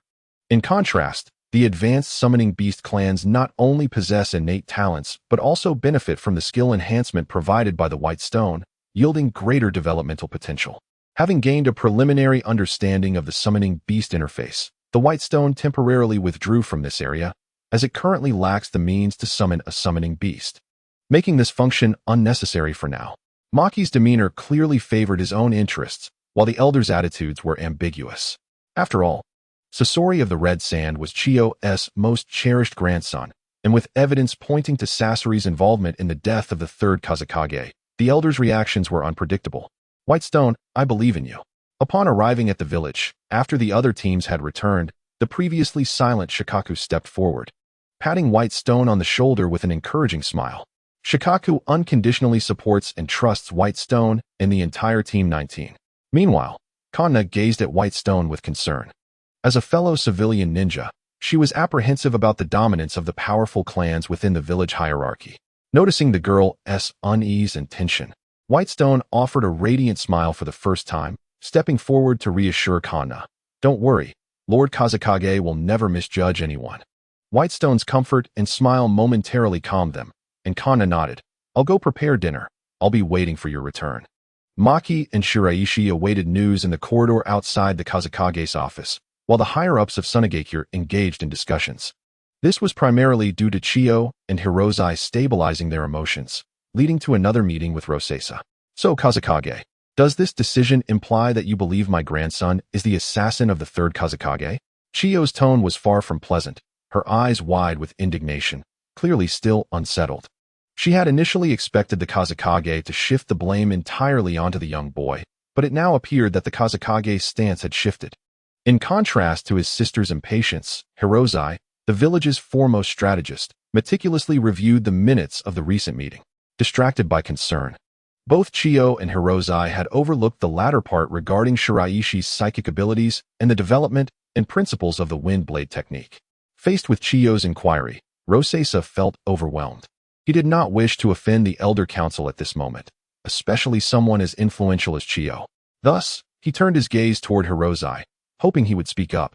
Sister, I suddenly feel the urge to take on a disciple, Hirozai remarked, setting aside his documents, displaying an uncharacteristic demeanor. Rosesa looked at the elder with a hint of confusion. Have you taken an interest in that young scion from the family? Chiyo was puzzled by the shift in Hirozai's topic. Both she and her sister had observed the potential youths from various families in Sunagakure, but none seemed worthy of inheriting their legacies. However, it soon dawned on Chiyo that her brother appeared to have an interest in the boy named Shiraishi. As Chiyo's brother, although Hirozai's mastery in puppet techniques and poison did not rival hers, his overall abilities were superior, for he was one of the few in Sunagakure possessing 4-chakra natures. What do you mean? Hirozai wore a reassuring expression as he supported Chiyo. Sister, they did not accuse Scorpion of being the assassin of the third Kazekage. This is merely a conspiracy by that scoundrel Danzo from Konoha to stifle our village's future. A conspiracy by Konoha and Danzo? Chiyo struggled to follow her brother's reasoning. Rosesa quickly chimed in, eager to align with Hirozai's perspective. Indeed, it must be Danzo's machinations. Blaming him for everything is the most convenient course of action. Danzo's conspiracy? Hirozai spoke with utmost seriousness, while Rosesa nearly suppressed a smile. Danzo has consistently employed various tactics against our village's promising newcomers. The recent incident at the Sand River Valley is a classic example of his underhanded methods. Although we have yet to uncover conclusive evidence, we suspect that this purple hyena may already be under Konoha's control. After all, wasn't there a rogue ninja who escaped from the scene? Though Chiyo recognized the peculiarities and even absurdities in her brother's analysis, it provided a convenient narrative for both parties. She quickly adapted, feigning outrage with an intensely furious gaze. Accursed Konoha, accursed Danzo. This time, we shall ensure they pay the price. After soothing Chiyo's emotions, Hozuki exchanged a knowing glance with Rasha. Although the fourth Kazekage was eager to personally recruit Shiraishi, he reluctantly conceded to Hozuki's intervention to alleviate his own awkwardness. Well then, I shall leave the matter of Shiraishi in your capable hands, Elder. As Chiyo and Hozuki departed from the Kazekage's office, they fortuitously encountered the returning Maki and his entourage. Compared to Chiyo's aloof demeanor, Hozuki exhibited a warm smile directed towards Shiraishi. Upon noticing Hozuki's approach, Shiraishi immediately bowed his head in respect, prompting Hozuki to chuckle heartily. Come visit this old man tomorrow if you have time. I am quite intrigued by your new techniques. It would be my honor, Shiraishi replied, a weight lifting from his heart. While Chiyo's coldness was expected, Hozuki's demeanor indicated that Shiraishi's strategy was indeed correct, and he had finally garnered the full attention of Sunagakure's upper echelons. Entering the Kazekage's office, one could not help but notice the immaculate and tidy arrangement of the room. Rasha was evidently a leader with a strong aversion to disorder. Despite the multitude of official documents he needed to address, he would expedite their handling with utmost efficiency. Just as Hozuki and Chiyo concluded their meeting, Rasha, who had been resting with his eyes closed, soon opened them and fixed a penetrating gaze upon the young shinobi before him. Although he had encountered Shiraishi multiple times, this was the first occasion that Rasha scrutinized him with such seriousness, surprised by the prowess of this lower-ranked ninja. From the correspondence he received from Yakura regarding the events at Kikyo Mountain, Rasha noted the fervent defense of Shiraishi and the pride expressed in his ability to eliminate the infiltrator, Zai. Yakura also urged that Sunagakure should not stifle such talent, cautioning against actions that would lead to the village's own downfall. The implications of Yakura's words painted Rasha as a mere pawn of the Elder Council, prompting a wry smile from him. Despite his closeness to the council, did they truly disregard the welfare of Sunagakure? Compared to other ninja villages, Sunagakure's resources were limited, unable to withstand internal strife and depletion. With the support of Yashimaru, Yakura, and Maki, and now Hozuki's intention to personally take Shiraishi on as a disciple, Rasha pondered swiftly how best to approach this promising young man. Do you have any further explanations regarding the mission at the Flowing Sand Valley? I trust in the judgment of Lord Kazekage, Shiraishi responded, maintaining a posture that was neither subservient nor arrogant, embodying a certain pride akin to that of a genius while refraining from any need for justification. With a clear understanding of his own position, he was resolute in showcasing his worth before Rasha. You have successfully eliminated the Konoha spy, Zai, and have received an A-rank task evaluation. Given your performance on the battlefield, the village has decided to approve your application for a Chunin examination. He continued, according to protocol, as we are not currently in a state of war, you must meet certain task accumulation requirements to qualify for the Chunin application. Thus, to promote Shiraishi to Chunin, we will still need to follow the process for an assessment. When is the Chunin examination scheduled? Shiraishi inquired. Rasha handed him the documents in his possession. It will likely take approximately 5 months. During this time, focus diligently on your training and preparation. For 5 months, there would be no attendance duties, as he would instead engage in training within the village. This arrangement served a dual purpose: to assess whether Bai Shi truly possessed genuine talent and to expedite the boy's growth. The incident involving the purple beast harbored numerous unknown enigmas. Bai Shi's defeat of the creature was not merely a trivial act of using telekinesis to disrupt a magnetic evasion device, but rather involved other concealed techniques, a fact well recognized by all present. The decision to overlook this matter stemmed from Bai Shi's evident worth, which prompted the higher-ups of Sunagakure to temporarily dismiss their concerns. Grateful for the assistance of Master Maki, Bai Shi left the office of the Kazakage, wiping the fine beads of sweat from his forehead. Despite his rational demeanor, he felt a twinge of anxiety in the presence of the village leader. Had it not been for Maki's adept navigation of the situation and prompt reporting to the upper echelon of Sunagakure, Bai Shi might have faced an inexplicable purge from within the village. The value and potential he exhibited warranted such efforts on Maki's part, and Bai Shi was resolute in not disappointing him.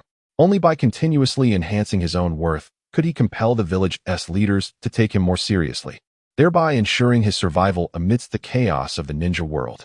With the mission in the Sand River Valley concluded, Bai Shi bid farewell to Maki and made his way home, soon catching a whiff of an enticing aroma. Yoru, clad in an apron, was busily preparing a meal, carefully sprinkling purple spices over a freshly sautéed fish, the fragrance wafting invitingly. The coastal regions of the Land of Wind indeed boasted some fishing grounds. However, transporting such fresh fish back to Sunagakure was a luxurious endeavor, contributing to the exorbitant prices of seafood. Yet, Bai Shi had a particular fondness for fish. He remembered a time when he had made fish rice balls, consuming them with remarkable speed, which revealed his genuine appreciation for their flavor. "This fish is worth the entirety of your mission's reward," he mused. Upon entering the house, Yoru set aside her tasks to quickly help Bai Shi with his slippers and remove his blood-stained white coat, smiling as she did so. "It's all right. I actually enjoy fish very much," she replied. After changing him into fresh attire, the two sat facing each other. As Bai Shi savored the meal Yoru had prepared, she observed his reactions with great care. The flavor of the fish was a resounding success, as Bai Shi indulged in several bites. Yoru attentively watched him eat, but halfway through, he set aside the fish and turned his attention to other dishes. "Are you not going to finish the fish? You like it, so we should share."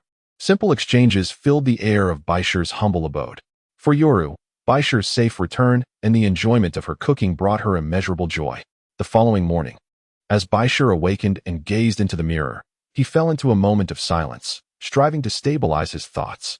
Those fragmented memories came in a haphazard manner, presenting themselves as disjointed scenes that Bai Shi endeavored to decipher, yet found his efforts futile. Before his departure, Bai Shi intentionally left behind freshly laundered garments at the entrance, donning a long azure robe. After adorning himself with the forehead protector of Sunagakure, he stepped out of his secluded residence.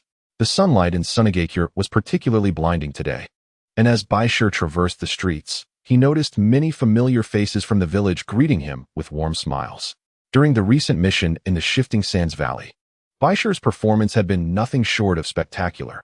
He single-handedly vanquished 3 rogue ninjas, one of whom was a puppet master of nearly Jonin-level prowess, thus earning him renown and establishing him as a recognized prodigy among the youth of Sunagakure. Moreover, his submission of 2 independently developed, highly promising ninjutsu further solidified his reputation as a genius. Within a mere day, Bai Shi's fame had spread throughout the village, clearly bolstered by those with intentions to elevate his status as a focal point within the community. Upon arriving at the residence of Izo, Bai Shi first paid a visit to the Shikigami family, one of the foremost creators of ninja tools in Sunagakure. Today, Bai Shi's primary purpose was to commission a unique crafting process from them. "Is deep-sea mithril the material you require for your crafting?" inquired Shikigami Hayabusa, the father of Shikigami Tsukasa, who was over 40 years old. As the most skilled tool creator in the Shikigami family, he personally attended to this order due to his son's association with Bai Shi. However, upon noticing that Bai Shi's documents indicated the use of deep-sea mithril, Hayabusa's eyes gleamed with interest. The rewards Bai Shi obtained from submitting 2 ninjutsu, and completing an A-rank mission allowed him to acquire a substantial portion of these rare products from the Land of Water. Given that he had no means to procure them directly, he entrusted the task to Tsukasa's father. Deep-sea mithril is a distinctive and rare mineral found in the Land of Water, possessing properties akin to mercury, but exhibiting a stronger affinity for chakra. Numerous nations have attempted to utilize the characteristics of deep-sea mithril to create suitable ninja tools, all of which have met with failure. The fundamental reason lies in the instability of deep-sea mithril's molecular structure, which renders the crafted tools difficult to control. However, when Bai Shi presented his design draft to Hayabusa, both he and his wife were immediately captivated by the blueprint. I see. Only in this manner can we ensure that the properties of deep-sea mithril are fully realized. Hayabusa remarked, I understand now. I shall give it a try. Bai Shi's design was merely a preliminary template, with deep-sea mithril serving as the foundational element. Upon completion of the tools, Bai Shi would undertake subsequent processing and modifications, as the weapon forged from deep-sea mithril would be his secret asset, one he preferred to keep from the Shikigami family. After bidding farewell to the Shikigami couple, Bai Shi proceeded directly to Izo's residence, located in the most desirable area of Sunagakure, a manor nestled within the Oasis Ring district. This district, occupying merely 1/10 of Sunagakure, boasted the finest living environment and lifestyle, housing the true noble families of the village, as well as the Kazakage and the Council of Elders. In Izo's estate resided not only the elderly man, but also his sister, Chiyo, with whom he shared his life. The siblings enjoyed the highest privileges within Sunagakure. The two elderly gentlemen spend the majority of their days fishing and playing games. After all, as members of the Elder Council, most trivial matters are handled by the Wind Shadow, leaving these two old fellows to merely provide counsel. Within the entire Oasis residence, aside from the quarters occupied by the two elders, there exist numerous specialized facilities, including those for the creation of important puppetry mechanisms and the preservation of medicinal concoctions through secret techniques. Logically, these items would be entrusted to Wind Shadow for safekeeping. However, due to their esteemed positions, without the consent of the two elders, the Sand-Hidden Village lacks the authority to access these confidential techniques and information. Today, Elder Kaizang, dressed in the same simple attire as yesterday and sporting a pair of reading glasses, is engaged in transcribing excerpts from several books within his study, occasionally bursting into hearty laughter. Upon entering, Shiraishi greeted him politely, instantly altering the atmosphere of the room, though Elder Kaizang soon returned to his usual demeanor. Upon meeting, Elder Kaizang displayed a delighted smile. The prodigious youth of Sand-Hidden Village has arrived. Elder, Shiraishi greeted succinctly, to which Kaizang waved his hand dismissively, adopting a dignified tone as he instructed, in 10 days, review all the materials in the first 2 rows of this study. Should you encounter any questions, compile them, and I shall return to discuss them with you. Throughout this exchange, Elder Kaizang made no mention of taking on an apprentice. Rather, he left Shiraishi alone in the study to peruse the books at his leisure. As the foremost intellect of Sand-Hidden Village, Elder Kaizang possesses the most extensive knowledge of ninjutsu within the village, mastering 4 chakra elements: wind, earth, water, and fire. Beyond the techniques acquired as spoils of past battles, he has also invented several unique ninjutsu of various elemental attributes, their power being average, yet their theoretical potential remarkably formidable. The books in this study are predominantly a collection curated by Elder Kaizang, encompassing in-depth explanations of chakra concepts as well as a wide array of information pertaining to the geographical and cultural aspects of various nations. Seeing Elder Kaizang emerge with a cheerful demeanor, Chiyo, who was fishing, could not help but comment, "Your method of selecting an apprentice is indeed unique. You simply leave him in the study to read." Observing her brother's leisurely manner, Chiyo found it difficult to comprehend. Over the decades, many ninjas have sought to apprentice under Elder Kaizang, yet most were deterred by the 10-day reading requirement. Initially believing Shiraishi to be an exception, given the widespread acclaim of his genius, she was surprised to see that Elder Kaizang had still relegated him to the study and increased the difficulty. In previous years, those who sought to apprentice under Elder Kaizang were granted 15 days to read the first row of books, while Shiraishi was given a shorter time frame, yet faced twice the volume of knowledge to absorb. Meanwhile, within Elder Kaizang's study, Shiraishi donned his glasses and swiftly scanned all the materials present, automatically recording the content, which was then stored in the device's memory. beyond card collection and enhancing personal abilities. The glasses boasted additional functions, such as a visual and textual storage feature. Though the database remained empty, Shiraishi was able to utilize it for scanning and storing information. After clearing the entire study, Bai Shi removed his glasses and selected several significant books, flipping through them while jotting down notes on a blank sheet of paper. For most individuals, sifting through such a vast array of materials and texts would be a torment. However, if Bai Shi were indeed a diligent youth, he would undoubtedly be enraptured by the atmosphere of learning. Chiyo could not fathom Aizo's insatiable quest for knowledge. She placed greater value on familial bonds and the future and development of Sunagakure. Improving the impoverished conditions of Sunagakure was the lifelong pursuit of Chiyo's generation. Yet her brother Aizo, possessing remarkable intelligence and wisdom, seemed to regard these matters with indifference, focusing solely on his own realm of understanding. In the study, Bai Shi, while conducting research through his glasses, interconnected various knowledge points with related content from other books. He diligently summarized the insights and information gleaned, recording them as concise notes. By the end of the first day, he had compiled over 1,000 notes. Aizo, observing silently, nodded in approval, while Chiyo discreetly wiped the sweat from her brow, increasingly impressed by her brother's prowess. That evening, as Bai Shi bid farewell to Aizo, he intentionally left his notebook behind. Unlike his daytime studies, the night was reserved for physical training and the control and mastery of his mental abilities. The complexity of the psychic arts, representative of the supernatural techniques, exceeded Bai Shi's expectations. Aside from categorizing illusions, a significant portion of these skills required integration with the shadow manipulation techniques. While Bai Shi understood the theoretical principles of yin and yang manipulation, executing them proved to be exceedingly challenging, as he was not well versed in this art and only grasped the relevant concepts. Aizo's study served as an excellent opportunity for Bai Shi's learning. After a brief search, he listed all materials related to yin and yang manipulation, but this information was insufficient. He needed more. He resolved to urge Arakawa to provide him with the library pass at the next opportunity. Meanwhile, in the Oasis district, Aizo perused the notebook Bai Shi had left behind, growing increasingly delighted. How could a child so passionate about learning possibly be an undercover spy? Any other ninja village would have safeguarded such a promising talent. Bai Shi's notes and thoughts reflected everything clearly. Aizo relished using these methods to gain insight into a person, and his admiration for talent only intensified. Enough, stop buzzing in my ear, Chiyo remarked, noticing her brother's joyful demeanor, which in turn lifted her spirits, transforming her previously indifferent attitude towards Bai Shi. Aizo quickly annotated Bai Shi's notebook, addressing some overlooked issues and misunderstandings.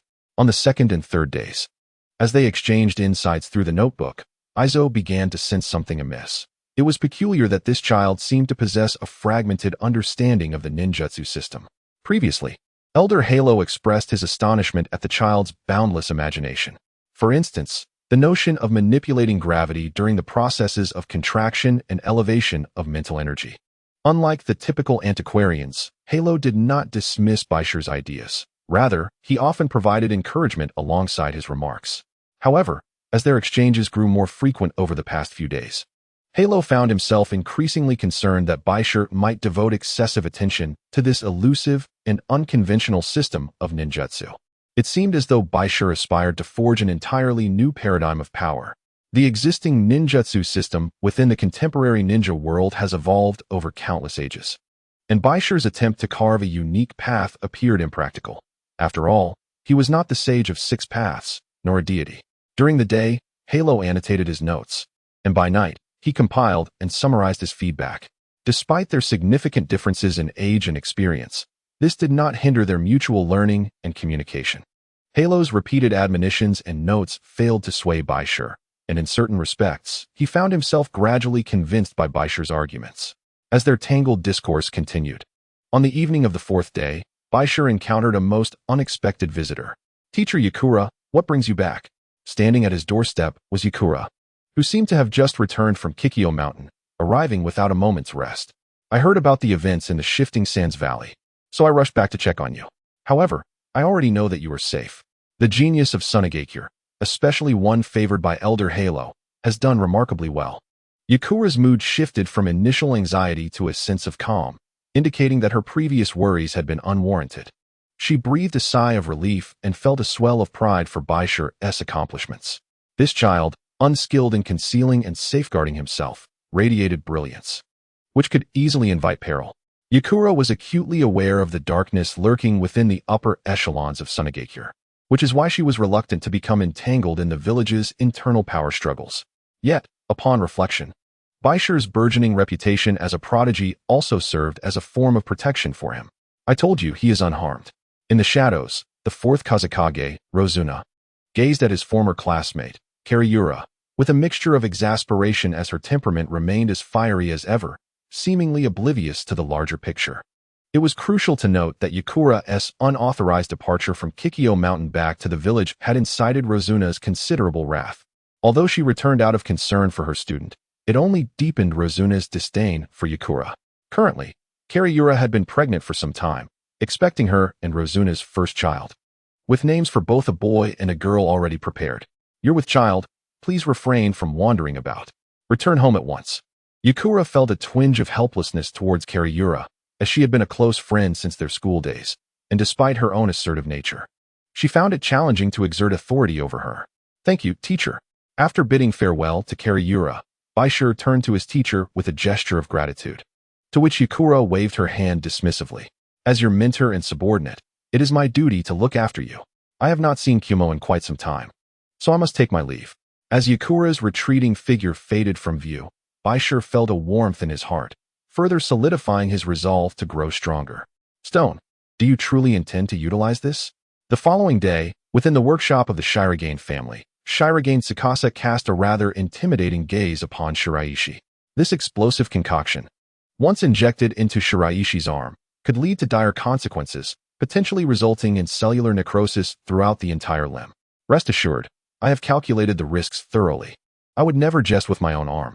The deep-sea mithril weapon your father crafted for me is something I still require, Shiraishi reassured Tsukasa, engaging in conversation primarily to distract himself.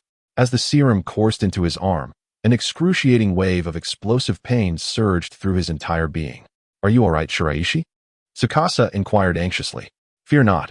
I can endure this, Shiraishi replied. The vial contained a mixture of incendiary powder and specialized agents.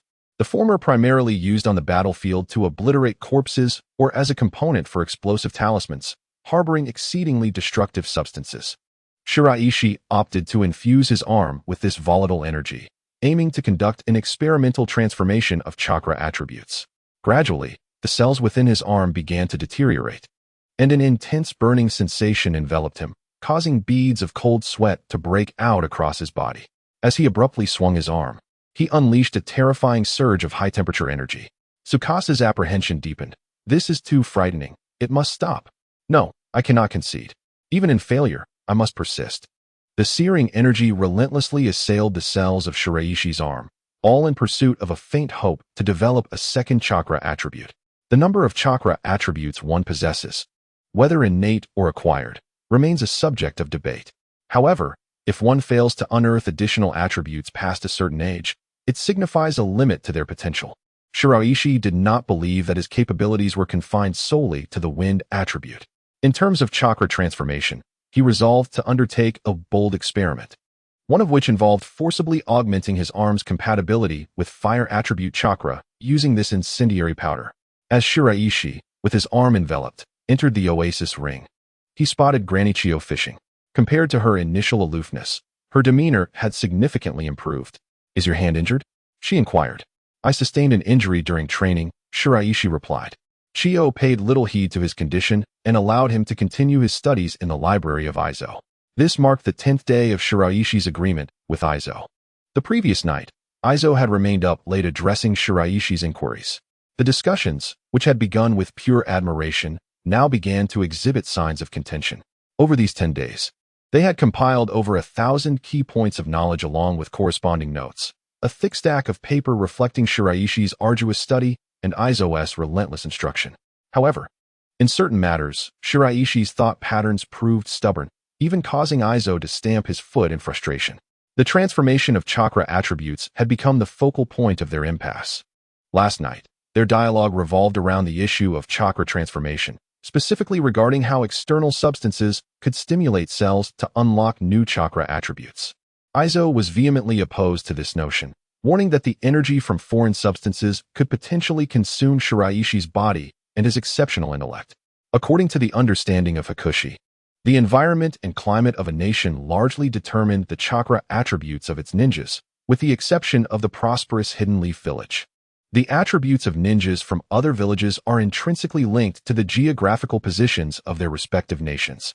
Various deductions suggest a connection between cellular characteristics and the natural energies present in the air. The notion of utilizing abundant chakra attributes to stimulate human cells, thereby cultivating new chakra properties, appears in Hakushi's annotations. This concept also represents the crux of the debate between Hakushi and Ebizo, and the reason for their mutual obstinacy. Ebizo contends that this method of development resembles the exploitation of human potential rather than its enhancement. The previous experiments with scorching particles and the deep-sea mercury sought by Hakushi represent the direction and testing methodology for this endeavor. Naturally, the approaches to these two substances differ significantly. The extraction and direct infusion of attribute substances into the body, coupled with the suppression of the chaotic foreign cells through one's own mental fortitude, are essential for successfully acquiring a secondary chakra attribute. This audacious idea, while admirable in its boldness, fundamentally contravenes the ethical standards of the ninja world, as it entails elements of human experimentation. In the past, similar concepts and tests have been proposed within the ninja realm, yet all have ended in failure. Hakushi's method of directly infusing scorching substances into cells is the sort of reckless experimentation that only mad scientists would undertake. However, such individuals seldom engage in the testing themselves. The issue of human experimentation was a favored tactic of the Hidden Leaf in their campaigns against other nations, as they prided themselves on being the most civilized among the 5 great ninja villages. Yet Ebizo increasingly sensed something amiss, especially after learning from Chiyo about Hakushi's arm anomaly earlier that day. The elder hurried to the study. "Show me your arm." Hakushi, who had just returned a biography recounting Ebizo's youth to the shelf, did not comply with the request. Faced with the boy's silence, Ebizo swiftly approached and lifted Hakushi's sleeve, revealing a shocking area of necrotic blackened cells that nearly caused Ebizo to faint. "Your sister, come quickly and assist." Upon entering the room, Chiyo was equally taken aback by the sight of Hakushi's arm. During the medical treatment, she became aware of Hakushi's audacious concept and the terrifying self-destructive experiment. The results of the test had failed. The forcible infusion of this explosive substance into Hakushi's arm had led to cellular destruction. Had Ebizo not arrived in time, Hakushi's arm would have been rendered useless. Confronted by the puzzled gazes of the 2 elder Sunan ninjas, Hakushi calmly stated, "For a ninja like me, with limited potential, employing this comprehensive stimulation method is the only way to unlock a second chakra attribute. The limitations of a civilian ninja's lifetime may culminate at this stage, ultimately resulting in nothing more than an ordinary jonin as one ages." Ebizo and Chiyo discerned the bitterness and ambition in Hakushi's words, exchanging glances. After a moment of silence, Ebizo resolved, "Your potential should not be squandered in this manner. Moreover, this method poses risks that may easily overwhelm individuals with wavering willpower or companions who cannot swiftly anticipate and address the situation, potentially resulting in lifelong paralysis." Although he values Byakushi, this incident incited a degree of anger in Izozak, who was displeased with Byakushi's actions. After Chiyo completed her treatment, Izozak expelled Byakushi from his study. Despite Izozak's harsh demeanor, his gaze toward Byakushi softened, as he perceived a reflection of his own youthful spirit in the boy. Having passed the assessment, "You are now my disciple. Henceforth, you must heed my commands and refrain from employing such perilous methods." Upon hearing Izozak's tone, a subtle shift occurred within Byakushi's heart, reminding him of a valued companion from Izozak's youth, an exceptionally gifted individual whose own limitations in chakra attributes led to a tragic demise while attempting to develop a secondary attribute. This incident became a lifelong regret for Izozak, who subsequently dedicated himself to the study and transformation of chakra attributes in order to fulfill his companion's dreams, ultimately becoming the sole master of 4 attributes in Sunagakure. In truth, Byakushi remained unaware that even without such reckless endeavors, Izozak would hold him in high regard. for his unwavering dedication to learning and research was sufficient to earn Izozak's admiration. Moreover, could Byakushi's minor stratagem truly elude the scrutiny of the two elders, Izozak and Chiyo? Yet, I have a plethora of materials and resources yet to be organized. Izozak's demeanor remained unchanged as he cheerfully stated, "No matter, prepare yourself. I shall instruct you on how to climb trees." Having already learned the technique of walking on water, Byakushi's words momentarily stumped Izozak. However, after a brief period of contemplation, the elder reached a decisive conclusion. He would allow him to practice that skill. Izozak had initially intended to conduct further assessments on Byakushi, but was taken aback when he discovered that Byakushi had resorted to using burn powder for cellular development on his arm in a bid to enhance his strength, nearly rendering the entire limb useless. The medical ninjutsu system of Sunagakure lacks the robustness of Konoha's, and the reattached arm did not possess the same finesse and technique and integration as that of Tsunade, the pinnacle of medical ninjutsu. Thus, Izozak harbored deep concerns regarding Byakushi's condition. To prevent Byakushi from pursuing such impractical and reckless methods, Izozak felt compelled to invest effort into developing Byakushi's secondary attribute. "I shall first impart a technique to you, to see if you can grasp it," Izozak declared before departing. He entrusted Byakushi with a D-rank ninjutsu, Wind Dance, testing his comprehension and mastery of the technique. Though Wind Dance required minimal chakra, it significantly tested Byakushi's control. The primary objective was to enhance control over the wind's direction, enabling coordination with other wind-based techniques in offense. Byakushi's Beast Wave Palm and Whirlwind Blade could both be reinforced through this technique. After committing the sequence of hand seals and key points to memory, Byakushi quickly organized his thoughts and swiftly performed the hand seals. Wind Release, Wind Dance. A tempest rapidly arose around him, and as he stood within the swirling winds, he felt the changes in the air. With a deft motion, he wielded his silver blade, executing a graceful dance of attack, his azure cloak billowing, radiating an aura of effortless elegance. The ability to control chakra is quite commendable, indeed, as one would expect from a child who has previously engaged in tree climbing and walking on water. Regarding the development of other chakra attributes, I shall devise a solution for you. During this period, you are prohibited from continuing such perilous training methods. Fearing that Shiraishi might resort to self-destructive behavior, Hozo cautioned him with great seriousness, forbidding the use of the burning powder technique. "I trust my master," Shiraishi replied simply as he took his leave. Chiyo remarked with a smile, "This child is anything but naive. He harbors many thoughts, much like a cunning fox." Although Shiraishi made every effort to conceal his intentions, both Hozo and Chiyo, being astute individuals, quickly grasped the underlying motives after an initial moment of confusion. However, given their advanced age, they were not particularly bothered by Shiraishi's subtle maneuvers. In fact, they found a certain cleverness in the boy's actions. They understood his desire to grow stronger. In the harsh environment of Sunagakure, failing to showcase one's worth could lead to becoming a stepping stone for others, as human hearts can be treacherous. Hozo, upon reflection, had already discerned Shiraishi's schemes, yet he and Chiyo, both in the twilight of their years, felt more compassion than criticism towards the young lad who sought power through such extreme means. With age comes a softening of the heart, unlike a decade ago, when they would have simply expelled a scheming child.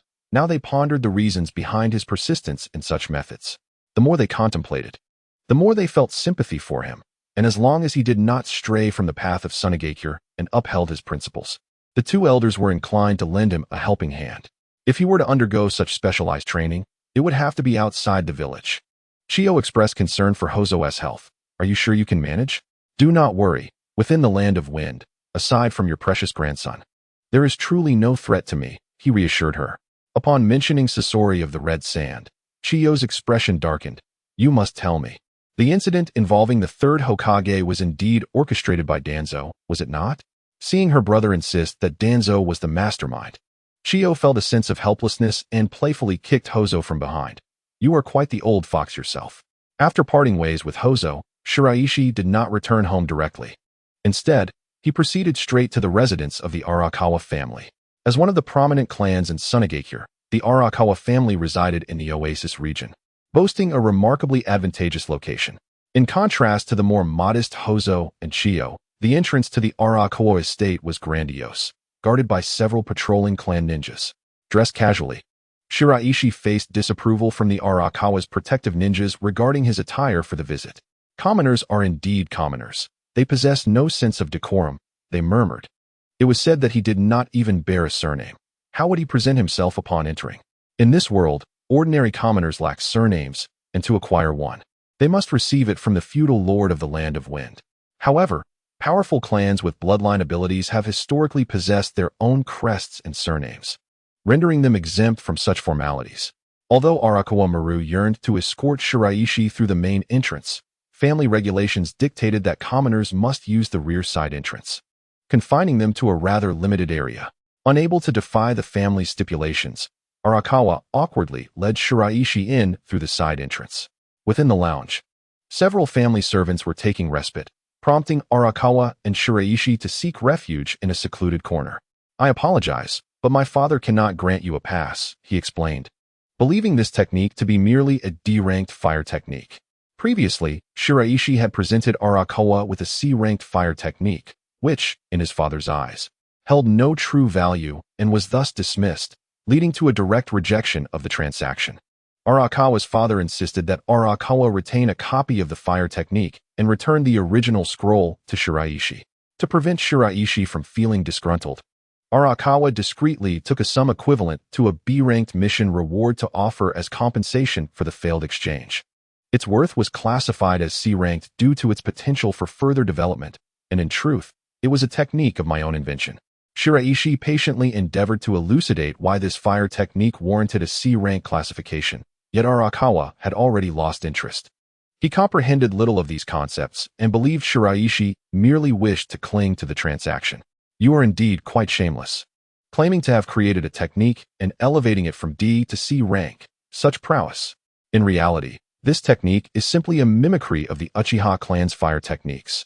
The voice of Naruto Rinko resonated once more, prompting Shiraishi to turn towards Arakawa, who awkwardly confessed, "She is my cousin." Everything became clear. If she were not born into a prominent family, how could she have become a disciple of Sasori? How could she have survived after Sasori's betrayal of the village? Moreover, her previous actions indicated that this kunoichi possessed little emotional intelligence. Understanding Rinko's background, Shiraishi concluded that her involvement likely played a significant role in the failure of the ninjutsu transaction. "I shall take my leave," Shiraishi declared, foregoing further discourse. Accepting the compensation Arakawa had offered, he cast a fleeting glance at Rinko, having no desire to engage with such a foolish woman, and departed through the side entrance. "A genius. And you give up just like that? Perhaps I could purchase your ninjutsu." "Unnecessary. Your abilities can only manifest this technique at a D-rank level," Shiraishi retorted coldly, vanishing from their sight without a backward glance. Rinko's expression shifted, and she intended to reprimand the low-ranking shinobi, only to be halted by the sudden appearance of Arakawa's father. As a disciple of the elder Hozo, he could not be trifled with. Rejecting the transaction sufficed. As Shiraishi departed, an exceedingly awkward Arakawa Maru questioned his father. "Why do you refuse him, father, when Shiraishi has already become a disciple of elder Hozo?" Arakawa Maru struggled to comprehend his father's actions. The elder council wielded immense power. Even the fourth Kazekage, Raza, showed deference to them. Such a formidable force, why would his father refuse to ally with Shiraishi, who was already affiliated with the Elder Council? As the patriarch of the Arakawa clan, Arakawa Akita's countenance became grave as he remarked, "The three pillars of sand techniques are the essence of our family's continuity. Remember this." The Arakawa, Yamaji, and Luo families, all belonging to the Sand Hidden Village's lineage of sand ninjutsu, share a relationship akin to that of the Inazuka, Nara, and Akimichi clans of the Leaf Village, having forged alliances over countless generations. As distant relatives of the feudal lord of the Wind Country, these three clans are renowned for their illustrious heritage. Among them, the Yamaji family produced a third Wind Shadow, while the Luo family was the progenitor of a fourth Wind Shadow. Coupled with their ancestral ties to the ruling clan of the Wind Country, they represent the pinnacle of sand ninjutsu's nobility. This rich history and noble lineage have instilled in them an innate arrogance, even when faced with the elder council of the Sand Hidden Village. Kizo and Chio, disciples of the second Wind Shadow, hail from a modest ninja family and are vastly different in bloodline stature from the third and fourth Wind Shadows. In contrast to the stark opposition seen between the second Hokage's direct descendants and the Uchiha clan in the Leaf Village, the Sand-Hidden Village displays a more tempered atmosphere. The Elder Council even relinquished the Wind Shadow seat to allow a strong member of the Sand family to ascend. The accommodating behavior of Chiyo and Kizo has fostered a peaceful coexistence, and even after the third Wind Shadow's demise, the council continued to support Luo Sha's ascension to the Wind Shadow position. However, everything shifted when Hakushi unveiled the ambiguous circumstances surrounding the death of the third Wind Shadow and Akasuna no Sasori. The previously harmonious relations began to unravel, as the fourth Wind Shadow, being a disciple of the third, could not possibly remain indifferent to the Elder Council's machinations. Although internal strife within the Sand-Hidden Village was not an option, during a seemingly trivial incident involving Yakura's departure from Kikyo Mountain, it was anticipated that Luo Sha would be furious and confrontational, yet surprisingly, after deducting a portion of Yakura's mission remuneration, he chose to let the matter lie. Their relationship suddenly thawed, and there was even a hint of Luo Sha attempting to cultivate a rapport with Yakura, adding an air of intrigue to the dynamics among the higher echelons of the Sand-Hidden Village. Refusing to engage in trade with Hakushi was a statement made for the benefit of the fourth Wind Shadow and the Elder Council, underscoring the Arakawa family's stance and further solidifying their position in the eyes of the Wind Shadow. Compared to the other two families that have produced Wind Shadows, Arakawa Maru's father ardently desires for his son to become the next Wind Shadow. Are the disciples of Kizo, who is a student of the fourth Wind Shadow, truly of such worth? Yamaji Riko scoffed, noting that the Arakawa family has been in communication with Luo Sha regarding Arakawa Maru's apprenticeship under the fourth Wind Shadow. Today, the Arakawa family's rejection of Hakushi was more about signaling a posture. Upon departing from the Arakawa household, Hakushi could not help but admire the audacity of these great clans. Having entrusted them with techniques for so long, their current refusal felt like a dismissal of his own fire release technique, rendered as if a gift to the Arakawa family. Such tactics and maneuvers truly expanded Hakushi's understanding. The Arakawa family's refusal was indeed aloof, yet lacked further actions, resembling a steadfast assertion of their position.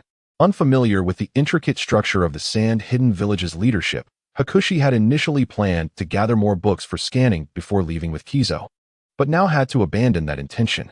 This transaction was originally known only to Hakushi and Arakawa Maru, but through the whispers of the keen-eyed, it became common knowledge among the higher-ups of the Sand-Hidden Village. Rather than being angered by the Arakawa family's stance, Chiyo seemed more intrigued by Hakushi's self-created C-rank fire release technique. Thus far, the ninjutsu conceived by Bai Shi has all commenced at the C-rank level, including techniques such as the Whirlwind Blade, Telekinesis, and Spark, each classified as C-level. Notably, the development of telekinesis has been validated to possess immense value, leading to numerous subsequent capabilities derived from its external manifestation. The upper echelons of Sunagakure and the Council of Elders are currently devising plans to impart a portion of chakra control techniques to elite shinobi for their training. The principle behind Spark is rather straightforward. At first glance, it appears no different from the traditional low-level fire techniques within the ninja realm. However, according to Bai Shi's conceptualization, Spark not only involves the release of chakra as fire, but also serves as a foundational element for advanced fire ninjutsu. Today, while Kaizoku was elucidating certain theoretical aspects to Bai Shi at home, he unexpectedly inquired about the C-rank fire techniques. To his surprise, Bai Shi responded affirmatively, suggesting the possibility of evolving into advanced fire techniques. Closing the book in hand, Kaizoku playfully ruffled Bai Shi's tousled hair, exclaiming, "Advanced fire techniques? Are you attempting to deceive this old man? You are still in the conceptual phase." However, after Bai Shi succinctly articulated a few ideas and concepts, Kaizoku began to harbor doubts regarding the existence of higher-level fire techniques. In light of this topic, Kaizoku also expressed his stance. The pass for the Sunagakure library is not solely obtainable by the Arakawa family. After voicing this, he tossed Chiyo's pass over, prompting a bewildered and indignant glare from Chiyo directed at her brother. "Sister, you never cared for such matters," he jested. "You old fool, do you seek a beating?" Chiyo swiftly drew her fishing rod, unleashing a multitude of chakra threads that shot forth with such speed that it left Bai Shi momentarily taken aback. The myriad of chakra threads danced through the air, creating a dizzying spectacle. Is this the might of the strong? Just the projection of a single chakra thread conveyed an overwhelming sense of invulnerability. Kaizoku, ever mischievous, darted about like a nimble monkey, skillfully evading the barrage of Chiyo's chakra threads. Sister, your control over the chakra threads remains exceptional, with speed and precision perfectly balanced. However, I find myself perplexed by a few inquiries. With a demeanor of genuine curiosity, Kaizoka cheerfully posed several questions that had long confounded Bai Shi. While Chiyo's eyes widened in disbelief, internally cursing her brother for taking on a disciple, treating him as a treasure, and even encroaching upon her own ideas. Nevertheless, Chiyo held familial bonds in high regard. Given Kaizoka's earnest efforts, she generously elucidated numerous questions, thereby enlightening Bai Shi on several critical issues. 3 days later, we prepared to embark on our journey from the village for training. With only 3 days remaining in Sunagakure, upon obtaining the library pass, Bai Shi promptly headed towards the library. Under the envious gaze of the guards at the entrance, he presented Chiyo's pass and gained entry into the library. The vast Sunagakure library sprawls over a considerable area, yet the actual number of readers is scarce. Aside from the librarian, only 2 or 3 ninjas were engaged in their own research. Have you heard? The 4th Kazekage intends to personally recruit disciples. In addition to the current Arakawa Maru, he is open to accepting another apprentice, and it seems many newcomers are planning to attend the registration. Upon hearing the news, Bai Shi set aside the book in his hands, and a vision of a graceful girl's silhouette danced in his mind. Her mastery of chakra control and her profound understanding of techniques distinguished her among her peers. What she lacked was merely an exceptional mentor. Yesterday, Yetsong had approached him, indicating her intention to return to Kikyo Mountain, where she planned to take Wan and Shogaki with her, focusing particularly on enhancing Wan's training. Despite Yetsong's oversight, Bai Shi remained uneasy about the two of them. Thus, seizing the opportunity presented by the 4th Kazekage's search for disciples, he hoped to recommend them to him. However, Bai Shi soon dismissed this notion, as the bond between Wan and Yetsong had deepened into a mentor-student relationship that resembled familial affection, and he could not bear to cause Wan distress. In addition to this, Yetsong had bestowed upon Bai Shi a scroll containing her insights from her youth regarding the fundamentals of fire release techniques. In truth, Yetsong's mastery of scorch release was primarily a combination of wind and fire attribute chakra.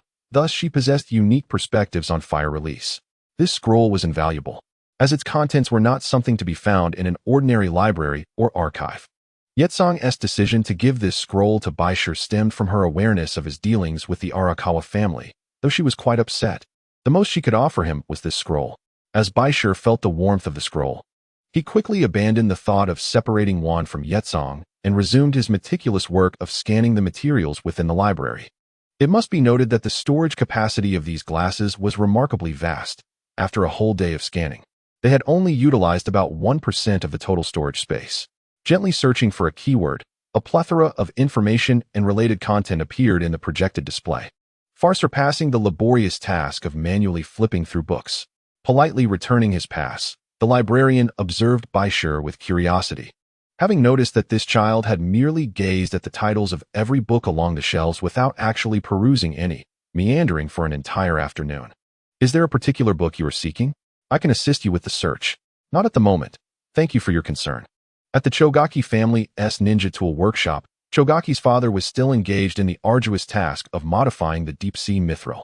The entire process was exceedingly laborious, fraught with technical challenges, leading to frequent failures. Sure. Is your hand all right now? The previous incident where Bai Shi had recklessly injected scorch powder, nearly scorching his entire arm, had left Chogaki both infatuated with and concerned for his companion, who was relentlessly striving to enhance his prowess. It's fine now, though the test was a failure. The setback with the scorch powder had rendered Bai Shi indifferent to the deep-sea mithril weaponry, as he had come to Chogaki's home primarily to enhance the sharpening of his silver blade. After a period of use, the blade bore too many abrasions, giving it a precarious feeling of impending ruin. So Bai Shi handed the silver blade to Chogaki's father, Chogaki Hayabusa, and articulated his request. Uncle, for this silver blade, would it be possible to incorporate some deep-sea mithril to enhance its hardness and resilience? Certainly. Upon hearing the request from Bai Shi, Chingguang Hayato let out a sigh of relief. The primary uses of deep-sea secret silver in the ninja world are to enhance the strength and resilience of weapons. As long as it is not solely forged into a weapon, there are no issues. One must admit that the weapon Bai Shi previously requested was rather abstract. with a complexity that was not to be underestimated. The craftsmanship of the Qingguang family is exquisite. After over 2 hours of repair and improvement on Bai Shi's silver blade, a brand new silver longsword emerged before Bai Shi. The moment he grasped the sword, Bai Shi's entire demeanor underwent a dramatic transformation. Qingguang Hayato smiled and asked, "Are you satisfied?" "Thank you," Bai Shi replied as he retracted the silver sword and prepared to settle the payment. Qingguang Shi, observing Bai Shi with a hint of concern, advised, "Do not take the matters of the Ayakawa family too seriously. After all, they are one of the 3 clans of Sand Release. Even before the Elder Council, they maintain their arrogance." Having collected all relevant texts from the Sunagakure library regarding the history and lineage of the Ayakawa clan, Bai Shi had a clear understanding of the family's background. As he glanced at Bai Shi's departing figure, Qingguang Hayato suddenly turned to his son. "How is your training in the telekinetic technique progressing?" Mentioning Bai Shi's self-created telekinetic technique, Qingguang Shi appeared troubled. The enhancement and development of mental strength were exceedingly challenging. At present, he could merely manage basic external manifestation. Nevertheless, even this modest ability had elevated his control over puppets to a new level. Since Bai Shi introduced the telekinetic technique to Sunagakure and garnered feedback from the battle at the river valley's shifting sands, the higher echelons of Sunagakure recognized its value. Consequently, some family ninjas began to practice and strengthen their telekinetic abilities. The Qingguang family's puppet technique has shown remarkable improvement through the enhancement of telekinesis. And since Qingguang Hayato is not a rigid family head, he diligently monitors and encourages Qingguang Shi's advancement in this skill. Soon you will accompany Yezhuang to Kikyo Mountain. Mastering these abilities will significantly enhance your survival capacity on the battlefield. "I understand, father." Upon returning home, Bai Shi found his dwelling immaculately tidy, and on his desk lay 6 assorted packages. They contained various clothing, necessities, and a change of garments prepared for him. Considering Bai Shi would be away from the village for some time, June had also included a distinctive sand village headscarf, along with various medicinal supplies. After completing these tasks, June left Bai Shi a note detailing daily concerns and the contents of each package. However, Bai Shi seemed more captivated by June's handwriting than the messages of care. After packing his belongings, when Izo glanced at Bai Shi, burdened with the 6 large packages, he nearly burst into laughter. "Why have you prepared so many things? I never expected my disciple to possess such formidable domestic skills." "Someone at home prepared them," Bai Shi replied. "Ha ha ha." Chio laughed heartily. "It seems little Bai Shi will never be single for life, right, brother?" Izo, caught off guard by the remarks, felt a pang of sensitivity regarding his own long-standing bachelorhood. During the month-long training, the venerable Izo focused primarily on imparting advanced guidance to Shiraishi, commencing with the development of his secondary affinity. Izo first presented Shiraishi with a chakra test paper to ascertain his elemental affinity. This chakra test paper serves as a means to assess one's current condition. It was Shiraishi's inaugural encounter with such a device, as his elemental affinity had previously been evaluated through specialized instruments by his instructors. Upon grasping the seemingly unremarkable chakra test paper, it began to undergo a remarkable transformation. The results indicated that Shiraishi retained a singular affinity for wind, which was hardly surprising. However, Izo's examination did not conclude there. He procured a potion to measure Shiraishi's affinity for other elements. The development of a secondary affinity is contingent upon one's compatibility with other elements. And for the ninja of Sunagakure, the principal secondary affinity, given the geographical context, is earth. Izo immersed the chakra test paper into a special potion, which elicited a notable change in coloration. Based on the varying concentrations, Izo systematically arranged the elemental affinities for Shiraishi. Excluding wind, Shiraishi quickly assessed the altered colors corresponding to the displayed attributes, which were identified as earth, water, fire, and lightning. The affinities for earth and water were equal, while fire was slightly inferior, likely due to the explosive energy he had employed to enhance his arm. In fact, the affinity for fire might even be less than that of lightning, at least for the time being. Izo jestingly reproached Shiraishi for the peculiar test involving the burning sensation in his arm, noting that it only yielded a marginal increase in affinity, inferior to that of earth and water. Izo then inquired about which attribute Shiraishi intended to develop first. Given Izo's extensive experience in elemental transformation and development, Shiraishi relinquished his previous notions and directly sought the wisdom of this erudite elder.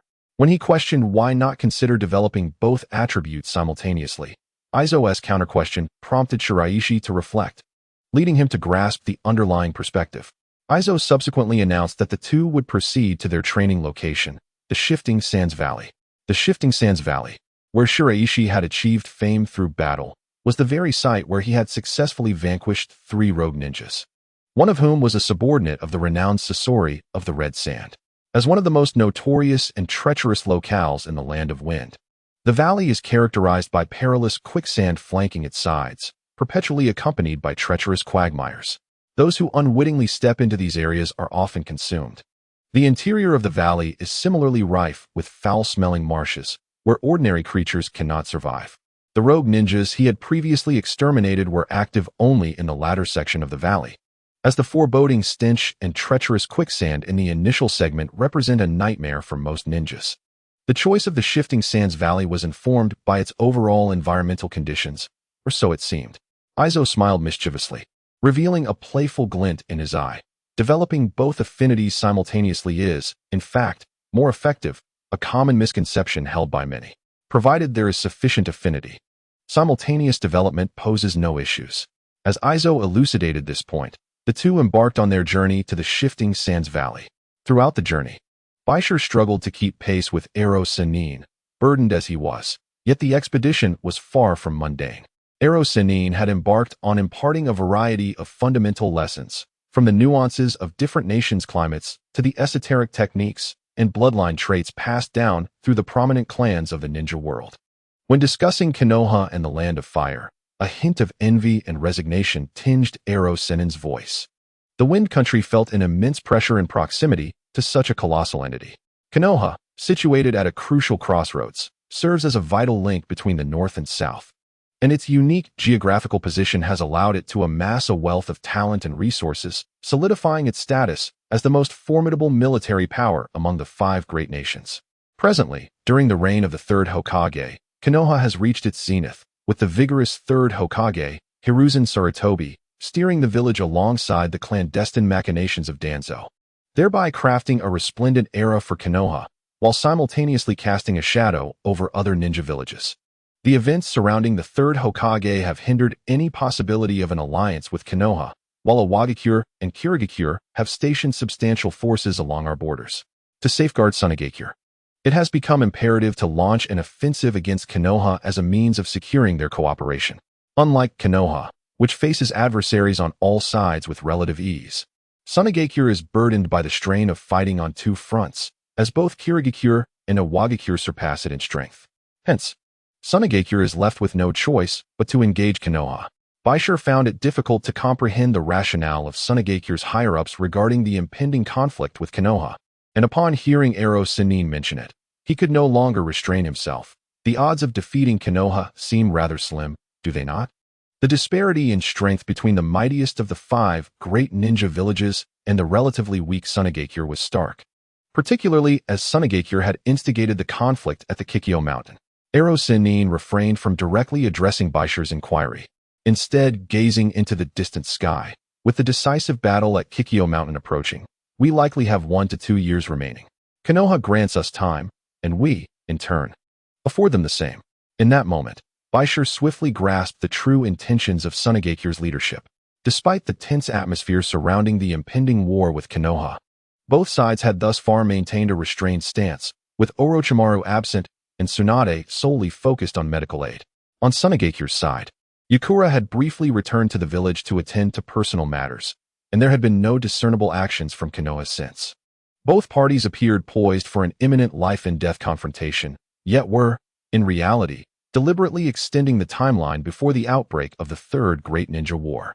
The plans of Iwagakure and Kirigakure entailed escalating their conflict to a certain degree before intervening, suggesting that Konoha and Sunagakure could be kept entangled for several years.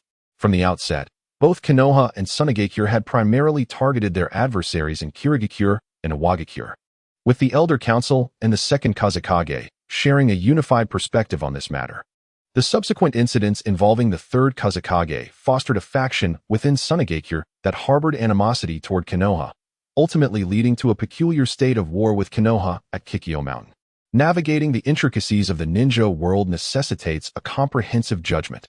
Oftentimes, the information and atmosphere one perceives may merely be the result of deliberate manipulation by certain individuals. In your eyes, the act of Sunagakure openly provoking Sunagakure may seem like a foolish endeavor. However, such apparent folly conceals a deeper intention. A vast map of the land of wind is imprinted in the mind of Hakuzen, and the insights provided by his mentor have granted him clarity. The wind dances around Hakuzen, revealing the depth of this elder's cunning strategy. A meticulous analysis of the entire map layout reveals that the regions, including the Sand River Valley and the Revelation Mountains, as well as various task zones for expelling rogue ninjas, are primarily concentrated near the borders of Iwagakure and Kirigakure. From the very beginning, Sunagakure and Sunagakure have been engaged in a tacit war, always wary of these two factions. Furthermore, Sunagakure must remain vigilant against Kimogakure, which may launch a surprise attack from behind. The dynamics of the Third Shinobi World War had, in fact, taken shape even before the incident involving the Third Kazekage. With Hakuzen, as the foremost strategist of the Elder Council, personally propelling this process forward, one cannot help but acknowledge the crafty nature of his master. Upon returning to the Sand River Valley, a location that once served as a backup base for Sasori of the Red Sand, all the remaining facilities have been taken away and sealed by Sunagakure. Observing the scene before him, Hakuzen's eyes flicker with contemplation. The matter concerning Sasori has always been a burden for Chiyo. Despite her desire to alleviate her sister's troubles, her stubbornness prevents Hakuzen from delving too deeply into this affair. This young man, Hakuzen perceives, bears a resemblance to the youthful Sasori, and he hopes to guide him onto a righteous path, rather than allowing him to descend into the tragic crossroads that ensnared Sasori. With his emotions steadied, Hakuzen gently pinches a handful of sand and arranges it into 4 directional points. He then swiftly forms hand seals, Doton, Tsuchi Ryu Shikaku. In an instant, a colossal earthen wall emerges from beneath the Sand River Valley, encasing Hakuzen within. He leaps to the top of the clay wall. Wearing a mischievous grin, let the training commence. Throughout the journey to the Sand River Valley, Hakuzen had no time to eat, and now he engages in a specialized training session that will introduce Hakuzen to the Elder's unique methods. As mud and stone continually surge forward, Hakuzen's mental energy manifests around him, deftly obstructing these elements, while he begins to acclimatize to the environment and climate. Yet, Hakuzen's technique proves to be far from simple. Countless clumps of dark soil exude an eerie odor, and the 4 sand piles that Hakuzen had previously manipulated begin to morph, ultimately transforming into 4 identical young boys, each facing Hakuzen from different angles. Looking up at Hakuzen finds his mentor already indulging in a boxed meal. Do not regard me with such eyes. My request is quite simple. You must not come into contact with this soil and must subdue the 4 mud clones. In an instant, the first mud clone launches an attack, twisting its form in a bizarre manner, akin to a cannonball, hurtling towards Hakuzen with such speed that the sound reverberates ominously. Sensing the impending assault, Hakuzen swiftly draws forth his silver blade, executing a graceful arc that, illuminated by the light, descends upon the foe. However, the mud clone manifests a unique ninja seal upon its arm, conjuring a small earthen shield that successfully deflects Hakuzen's strike. Although not a puppeteer, the combat style of Iabuzang is significantly influenced by Chiyo, primarily utilizing control in group battles as his main strategy. Noticing the astonished gaze of Shiraishi, Iabuzang's smile broadened, thinking that this young one underestimated his abilities. The 4 corners earth technique is, in fact, a formidable method of entrapment and combat. And while its current intensity is not particularly overwhelming, the combat reflexes of the mud golem are rather lacking. At the stalemate, the second mud golem began to act, producing a thunderous sound of air currents as it moved, its palm generating special water ripples directed straight at Shiraishi. As Shiraishi's body sank, he retaliated with a whirlwind blade emanating from his palm, severing the right arm of the golem. However, the golem remained undeterred, unleashing torrents of water that connected with the earth, reforming into a brand new arm. The essence of the technique lies with Iabuzang. As the 4 corners earth technique is renowned for its strategic prowess, unexpectedly allowing him to train and accelerate the emergence of his chakra attributes. The first mud golem engaged in a fierce battle with Shiraishi, indicating its primary attribute is earth. The other golem, having its arm repeatedly severed by the whirlwind blade. Relied on the water currents to reattach, signifying its water attribute construction. At this juncture, the third mud golem made its move, launching its fist as if detonating a small-scale bomb, sending shockwaves of air racing towards Shiraishi, intent on tearing him apart. The golem's fist exuded a formidable sense of impact, prompting Shiraishi to deftly retreat a few steps, focusing his psychic energy as he activated high-speed movement.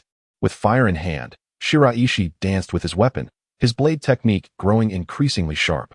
He struck the first mud golem, yet its form dissipated into countless streams of mud, only to coalesce again in another area. The troublesome ability of not being able to attack the caster rendered it impossible to break the formation. Sensing Shiraishi's gaze, Iabuzang, while munching on a piece of grilled meat, admonished him, "You cannot leave this place. Attacking me would result in failure." Simultaneously, the second mud golem advanced, countless water streams transforming into whips. Shiraishi's eyes swiftly released psychic energy, shattering the water streams in the process. Unbeknownst to him, he appeared before the second mud golem, unleashing a frenzy of cuts with the whirlwind blade from his palm. The speed and power of his psychic energy projection escalated, confirming that this was indeed a remarkable technique. The combat style of this little fellow differs somewhat from the current ninja world, with distinct habitual movements. However, Iabuzang had no intention of correcting him, believing that doing so might hinder Shiraishi's future development. With a resounding crash, the second mud golem collapsed, the water currents it had generated swiftly returning to the still dormant fourth mud golem. Iabuzang chuckled at this sight, recognizing the key connection between the golems and his technique. Though regrettably, this was merely the beginning. Shiraishi's battlefield reactions and strategic responses mark him as an exceptionally skilled ninja, particularly in the face of such a peculiar formation, as he calmly dismantles the unique abilities of one of the mud golems. After defeating one, Bai Shi's gaze fixed upon the previously encountered first clay figure. With a swift motion, he transformed into a fleeting shadow, appearing before his opponent in an instant. As he unleashed his telekinetic force, the silver blade plunged directly into the clay figure's head. The infusion of formidable wind-natured energy caused the figure's skull to explode, releasing a burst of dark soil energy. However, Bai Shi, with both hands exerting his telekinetic grip, attempted to crush this energy, only to witness the previously immobile clay figure spring into action. It unleashed a similar cyclone of blades to thwart Bai Shi's attack, while simultaneously absorbing the dark energy. Only two clay figures remained. Yet Bai Shi unexpectedly realized that his foes had become more formidable, engaging in combat with the clay figures within a specially simulated environment. He was under the watchful gaze of Hai Lao Tsang. Nevertheless, Bai Shi progressed rapidly. At least in today's inaugural battle, he successfully unraveled the critical points of two clay figures. However, the remaining two were no easy adversaries. One harbored a unique explosive fire nature, while the other could absorb its companion's strength to enhance itself. As long as Hai Lao Tsang did not cease his incantation, the clay figures could persistently engage Bai Shi in combat. Unless Bai Shi could simultaneously destroy all critical points on the clay figures with a single strike, he would face a daunting challenge. Initially, it was presumed that Bai Shi would require a week to complete this specialized training. Given the remarkable power of his telekinetic projection, it seemed plausible that he could reduce this to 4 days to decipher the technique. Suddenly, Bai Shi executed an unexpected maneuver that astonished Hai Lao Tsang. The troublesome aspect of the earth flow 4 directions formation was the last clay figure, which absorbed the remaining 3 attributes. Bai Shi swiftly analyzed the situation and made a rapid judgment. The silver blade in his hand radiated a fierce brilliance in midair. He drew upon his telekinetic energy, and in conjunction with his high-speed movement, his body seemed to hover in the air, enveloped in a faint luminous glow that resembled a pair of wings gracefully dancing, leaving Hai Lao Tsang awestruck. Is this the actual effect of telekinetic projection? Although he had read about it previously, this was Hai Lao Tsang's first time witnessing Bai Shi manifesting such telekinetic energy in person. However, the trial was far from over. Hai Lao Tsang formed hand seals, and the mudslide city walls began to thicken, altering the entire earth flow 4 directions formation. The clay figure that had previously manipulated fire nature rapidly decayed, as flames surged into the final clay figure. The combination of 4 attributes caused the clay figure's abilities to explode, unleashing a violent chakra storm that rendered Bai Shi's telekinetic control ineffective, forcing him to the ground. Nevertheless, Bai Shi still managed to control his chakra to avoid contact with the mudslide below. The appearance of the remaining clay figure became increasingly distinct, its body adorned with a peculiar mudslide armor. As it clenched its fists, the surrounding air grew tense. The final clay figure slowly sank its body and unleashed a right punch. Its arm extended rapidly, the fist tearing through the air, gliding forward with the speed of a high-speed train, flashing towards Bai Shi in an instant. The ferocious velocity accompanied the most powerful punch aimed directly at Bai Shi's face. As the entire body of the clay figure erupted in a brilliant glow, reminiscent of a torch igniting, trailing a fierce chakra energy wave that stirred a terrifying roar. Wind release, fire release. The application of two types of chakra attributes has created such a tumult. As Bai Shi observed the movements of the mud figure, a fierce whirlwind blade formed in his hand from the silver knife. However, the mud figure's fist and body were incredibly resilient, effectively thwarting the cutting attack of the wind blade. Under the control of Karu, this mud figure possessed formidable defensive and offensive capabilities, rendering ordinary genin utterly powerless against it. With the silver knife's assault thwarted, Bai Shi's fighting spirit surged. He suddenly withdrew his focus, curling into a defensive stance, channeling his psychic energy to reverse the flow of the surrounding mud and debris towards the mud figure, thus decelerating its speed. As the mudslide surged forth, a powerful vortex of water erupted around the mud figure, swiftly intercepting the oncoming debris. In the midst of this chaos, countless mud and stone projectiles were launched towards Bai Shi, who adeptly deflected and evaded them with his silver knife. In a flash, Bai Shi's silver knife danced with rapid precision, yet the mud figure seemed unaffected by the speed reduction. It unleashed a powerful punch, and while Bai Shi attempted to counter with his knife, he felt the ground beneath him tremble as his muscles ached from the impact, his arm showing signs of fracture from the intense exchange. The earlier punch had contained the essence of earth transformation, leading to this injury. To engage the mightiest mud warrior within the four corners of earth formation on the very first day speaks volumes of Bai Shi's formidable taijutsu prowess. The defeat of the Purple Hound was perhaps no mere coincidence. Without such mastery in blade and body techniques, Bai Shi would not have had the opportunity to vanquish the cunning puppet master, for the greatest nemesis of a puppet master is indeed a ninja like Bai Shi. Unable to subdue the mud figure solely with brute force, Bai Shi enhanced his psychic energy, enveloping his entire body. His left leg swelled, the arch of his foot taut, as he withdrew his blade with the swiftness of a drawing sword. The mud figure, activating its wind-like wings, deftly evaded Bai Shi's assault while extending its right hand, transforming it into a blade, and, harnessing the momentum of its descent, struck towards Bai Shi's neck with lightning speed. The seamless transition between wind, fire, earth, and water attributes in battle began to wear Bai Shi down. With a powerful thrust, he bent backward to evade the mud figure's strike, his body and silver knife spinning at high velocity, morphing into a whirlwind. Guided by psychic control, Bai Shi accelerated, surpassing the mud figure's wind technique in speed. Yet the mud figure's body remained unyieldingly tough, absorbing the surrounding debris. As countless streams of mud enveloped him, Bai Shi thrust his knife into the mud figure, only to witness an array of chakra threads, akin to spider silk, emerge from all directions, becoming exceedingly enigmatic under the influence of his psychic energy. This is an unimaginable method. During the process of enhancing telekinesis, the chakra threads of Bai Shi exhibit a resilience akin to that of a silver blade. In the fluid motion of the threads, they abruptly sever the mudslide defenses of the clay figure. At that moment, the blade pierces the body of the clay figure. In an instant, the energy representing wind release shatters, yet the remaining three clusters of energy undergo transformation, with the fire release immediately asserting dominance. A torrential wave of heat surges forth, forcing Bai Shi to retreat several steps once more. As the time elapses, the first day's assessment concludes. Bai Shi has successfully endured for an hour, yet his methods in combat have increasingly endeared him to Hyozo, particularly his technique of merging chakra threads with telekinesis, thus augmenting the power of the threads into offensive weapons. Upon dismantling the Earth Release Four Corners formation, Bai Shi gasps for breath. Although he has just successfully deciphered the core of an Earth Release technique, the remaining three clusters of energy signify the subsequent defensive measures of the formation. According to the historical records of Sunagakure, aside from the Earth Release Four Corners formation, Hyozo possesses even more formidable battle formations. No wonder he stands alongside Chiyo at the pinnacle of the Elder Council. His prowess appears exceedingly formidable. Engaging in combat can truly awaken one's latent potential. Henceforth, you shall engage in chakra refinement throughout the night. As Hyozo unfurls a scroll, a massive vat suddenly appears, filled with a myriad of medicinal extracts, exuding an unimaginable aroma.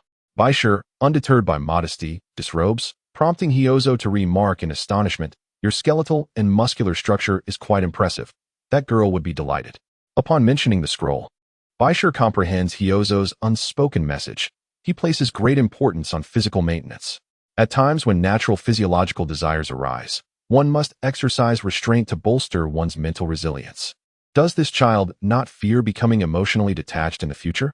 Hyozo feels a pang of sympathy for the scroll, lamenting the misfortune of encountering such a fervent practitioner and researcher. As Bai Shi immerses himself in the vat, the unique medicinal energies commence their infusion throughout his entire being. The formulation of the vat is a closely guarded secret of Hyozo, designed to enhance the vitality of Bai Shi's cellular structure and increase sensitivity to other attributes. While soaking in the vat, Bai Shi's cells fervently absorb the medicinal substances, and after each bath, the vat becomes exceedingly murky and foul-smelling, primarily due to the expulsion of impurities from Bai Shi's body. Upon completing his first immersion in the vat, Bai Shi perceives a remarkable alteration in his chakra sensation. While Hyozo gazes at the vat with a tinge of regret, originally intending to replace the substances every few days, this boy has nearly exhausted their potency within a single day, necessitating a replenishment of the costly materials. Bai Shi, next, you shall accompany me to work, Hyozo declares, intending for Bai Shi to earn funds for the procurement of these medicinal concoctions. Soon, Hyozo utilizes his authority to gather a series of missions aimed at eliminating rogue ninjas, primarily within their own territory. Within 3 days, the tasks must be completed. In response to Hyozo's directives, Bai Shi executes them with precision and efficiency. With the silver blade in hand, he pursues the rogue ninjas with formidable tenacity, swiftly capturing numerous unidentified rogue ninjas and returning them to the village. The reward for the task was entirely exchanged for the medicinal vat that would transform Bai Shi's body. After a period of immersion, Bai Shi underwent a profound metamorphosis, with significant enhancements to both his cellular structure and chakra points. As he experienced these changes, Bai Shi felt an even deeper gratitude towards Heilazang. In addition to undertaking tasks, Bai Shi was continuously engaged in combat training against clay figures. Initially, he faced 4 clay figures, each embodying a distinct attribute. Subsequently, he encountered combinations of 4 clay figures, each with varying attributes, and even initial clay figures that fused 3 different attributes. Through relentless battles, Bai Shi honed his mental prowess and swordsmanship, becoming increasingly agile and perceptive. Under Heilazang's personal guidance, Bai Shi's strength escalated at an astonishing pace. The shifting Sands Valley, which had once served as an initial training ground, was now abandoned by Heilazang. The 2 disciples trekked through the southern region of the Wind Country over the next several days. During an encounter in which Bai Shi eliminated a rogue ninja, he unexpectedly acquired 2 cards, one white and one blue. Bai Shi initiated the reading of the white card, which accelerated his chakra enhancement process. The progress bar increased rapidly, soon granting him an initial skill, Bubbles. Although this was merely a foundational skill, the number of branch skills associated with Bubbles was considerable. Moreover, Bai Shi's affinity for water-style chakra had significantly improved during his training. At the moment of unlocking Bubbles, his proficiency soared to level 2. The mechanics of the Bubbles technique were akin to that of Sparks.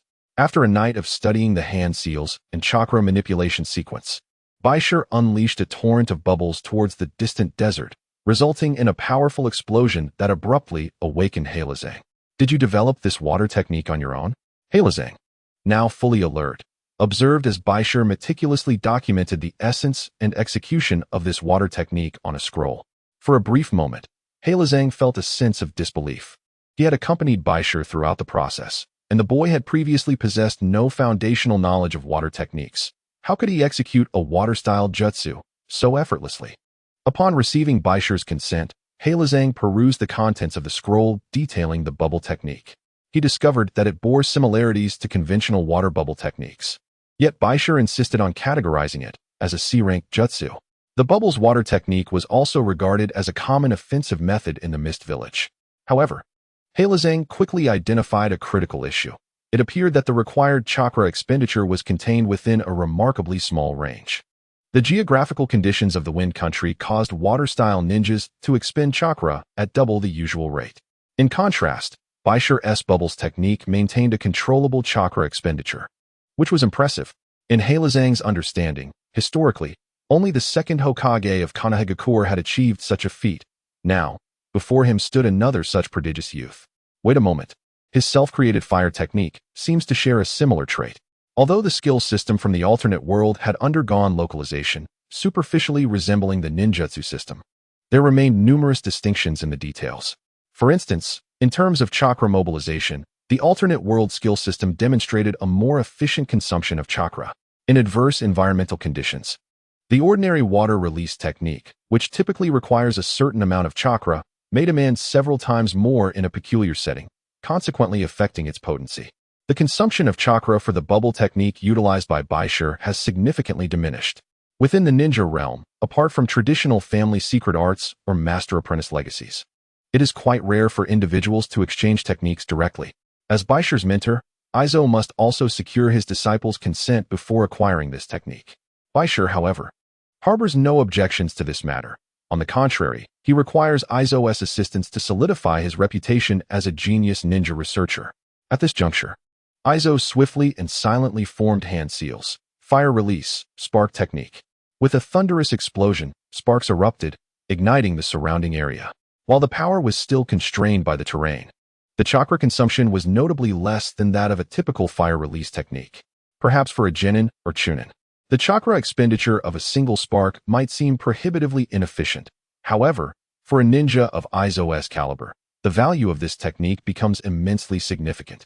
His training has enabled a remarkable leap from wind to water, wind, and earth attributes, and the bubble scroll was naturally entrusted to Aizo, allowing Bai Shi to subsequently develop other skills with reasonable justification. With the acquisition of the bubble water release, Aizo's fervent desire for research was ignited, prompting him to enter a tent alone to delve into this extraordinary water release technique, disregarding Bai Shi. Watching Aizo depart, Bai Shi quietly retrieved a second blue card. An instinct compelled him to read this card immediately, as he sensed that its effects would surpass his expectations. Judging solely by the color and pattern, this technique appeared to belong to the earth-based Doton category. Based on previous experiences, he anticipated it might yield a moderate offensive skill. However, as he grasped the card, an overwhelming sensation enveloped him. As the progress bar gradually reached completion, the blue card in his hand disintegrated into a pile of scrap metal. Within Bai Shi's ocular system, the position of the blue card was unlocked, revealing itself in a singular initial skill slot. There were no branches or evolutions, merely a solitary area, marking Bai Shi's first encounter with such a skill. Yet, a profound sense of anticipation stirred within him. As the skill preview video slowly simulated, a ninja was depicted standing upon the ground, enveloped in a myriad of sand and dust. During this process, it seemed as though an inexhaustible flow of chakra energy was being extracted from the dust and infused into the practitioner's body. According to fragmented memories within Bai Shi's ocular system, he realized he had indeed become exceptionally fortunate, for he had drawn a powerful transformation skill that resonated deeply with the land of Wind Sunagakure. With this technique, he could directly mitigate the considerable chakra consumption he faced. At the moment the skill area was completely unlocked, it transformed into a unique earth-based skill, sand manipulation. Sand manipulation is a distinctive transformation skill reliant on absorbing the energy of sand and dust to convert it into the practitioner's chakra. As long as the user remains within a sandstorm environment, they can continuously draw energy from the storm to replenish their chakra reserves. The mastery of the sand gathering technique is deceptively simple, yet profoundly challenging, as it necessitates the conversion of energy from sand and dust into one's own chakra, a process heavily reliant on conversion efficiency. Currently, Bai Shi is capable of converting a modest amount of sand energy. However, in the midst of intense combat, such supplementation proves negligible. Nevertheless, the value of the sand gathering technique far surpasses any skill previously acquired by Bai Shi. as a ninja with a notably limited chakra reserve. This technique serves to compensate for his most significant shortcoming. With the sand-gathering technique as his foundation, Bai Shi can muster greater energy to unleash a plethora of formidable techniques. Regardless of the advancements in water release and fire release, it would be inappropriate to freely relinquish such powerful ninjutsu that Bai Shi has developed. Hence, this array of battle techniques is entrusted to him in advance. Unlike the stinginess of the Arakawa family, Ebi Zong, as Bai Shi's mentor, naturally would not bestow favors without recompense. Thus, he opted for an equitable exchange, imparting the Earth Release battle formation technique to Bai Shi. The Earth Release, 3 Talents Formation. This series of battle techniques falls under the same system as the Earth Release, for directions, albeit with significantly reduced difficulty for the practitioner. It requires mastery of 3 chakra attributes and the precise molding of 3 specialized clay figures for combat. Controlling the clay figures necessitates unique construction connection points, primarily relying on chakra threads. Bai Shi was particularly astonished to discover that Ebi Zong utilized chakra threads while manipulating the 4 directions formation, a detail he had previously overlooked. As a variant of the puppet technique, the learning difficulty of the 3 talents formation is not vastly different from that of the 4 directions formation, though the combination of attributes is considerably weaker than the 4 elemental attributes. Bai Shi, however, harbored no objections and quickly prepared several small mounds of clay in accordance with the principles of formation techniques. The hand seals for the 3 talents formation are numerous, and the adjustment of chakra attributes and veins within the body is exceedingly complex. While Ebi Zong executed the technique with ease, Bai Shi's initial attempt at forming the seals ended in failure.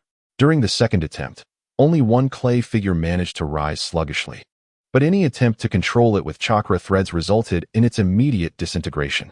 The formidable challenge ignited Bai Shi's indomitable spirit. After several hours of repetitive attempts, he finally succeeded in having 3 clay figures stand simultaneously, yet he still struggled to exert control over them. Both the 3 talents and 4 directions formations demand exceptional control, necessitating gradual refinement of this battle array. However, one must first deconstruct the process, simulating a clay figure as a personal earth clone for practice. Ebi Zong, while elucidating the technique, also demonstrated the sequence and methods for forming the earth clone. The core of constructing the 3 talents and 4 directions formations lies in the application of the earth clone, which typically possesses the will of the practitioner. In contrast, the clay figures within the battle array resemble puppets more closely. As the name suggests, earth clones possess the earth attribute. Unlike mere shadow clones, they can inflict damage upon enemies and possess offensive capabilities. However, they differ from shadow clones in that their dissolution does not grant the practitioner additional experience points upon their disappearance. Thus, at its essence, it is simply an earth release technique. As he dismantled the 3 talents formation to form seals, Bai Shi swiftly conjured an identical earthen clone of himself. The clone began to perform simple movements, wielding a silver knife crafted from soil. With remarkable speed, the knife was thrust forward, and as the chakra threads from Bai Shi resonated with his clone's movements, Izozak also created an earthen clone of himself, entangling with Bai Shi's. As Chiyo's younger brother, Izozak's puppet manipulation was equally exquisite. During their combat practice, Izozak meticulously advised Bai Shi on numerous details to be mindful of in battle. Their training lasted several days, during which Izozak observed a gradual improvement in his apprentice's stamina.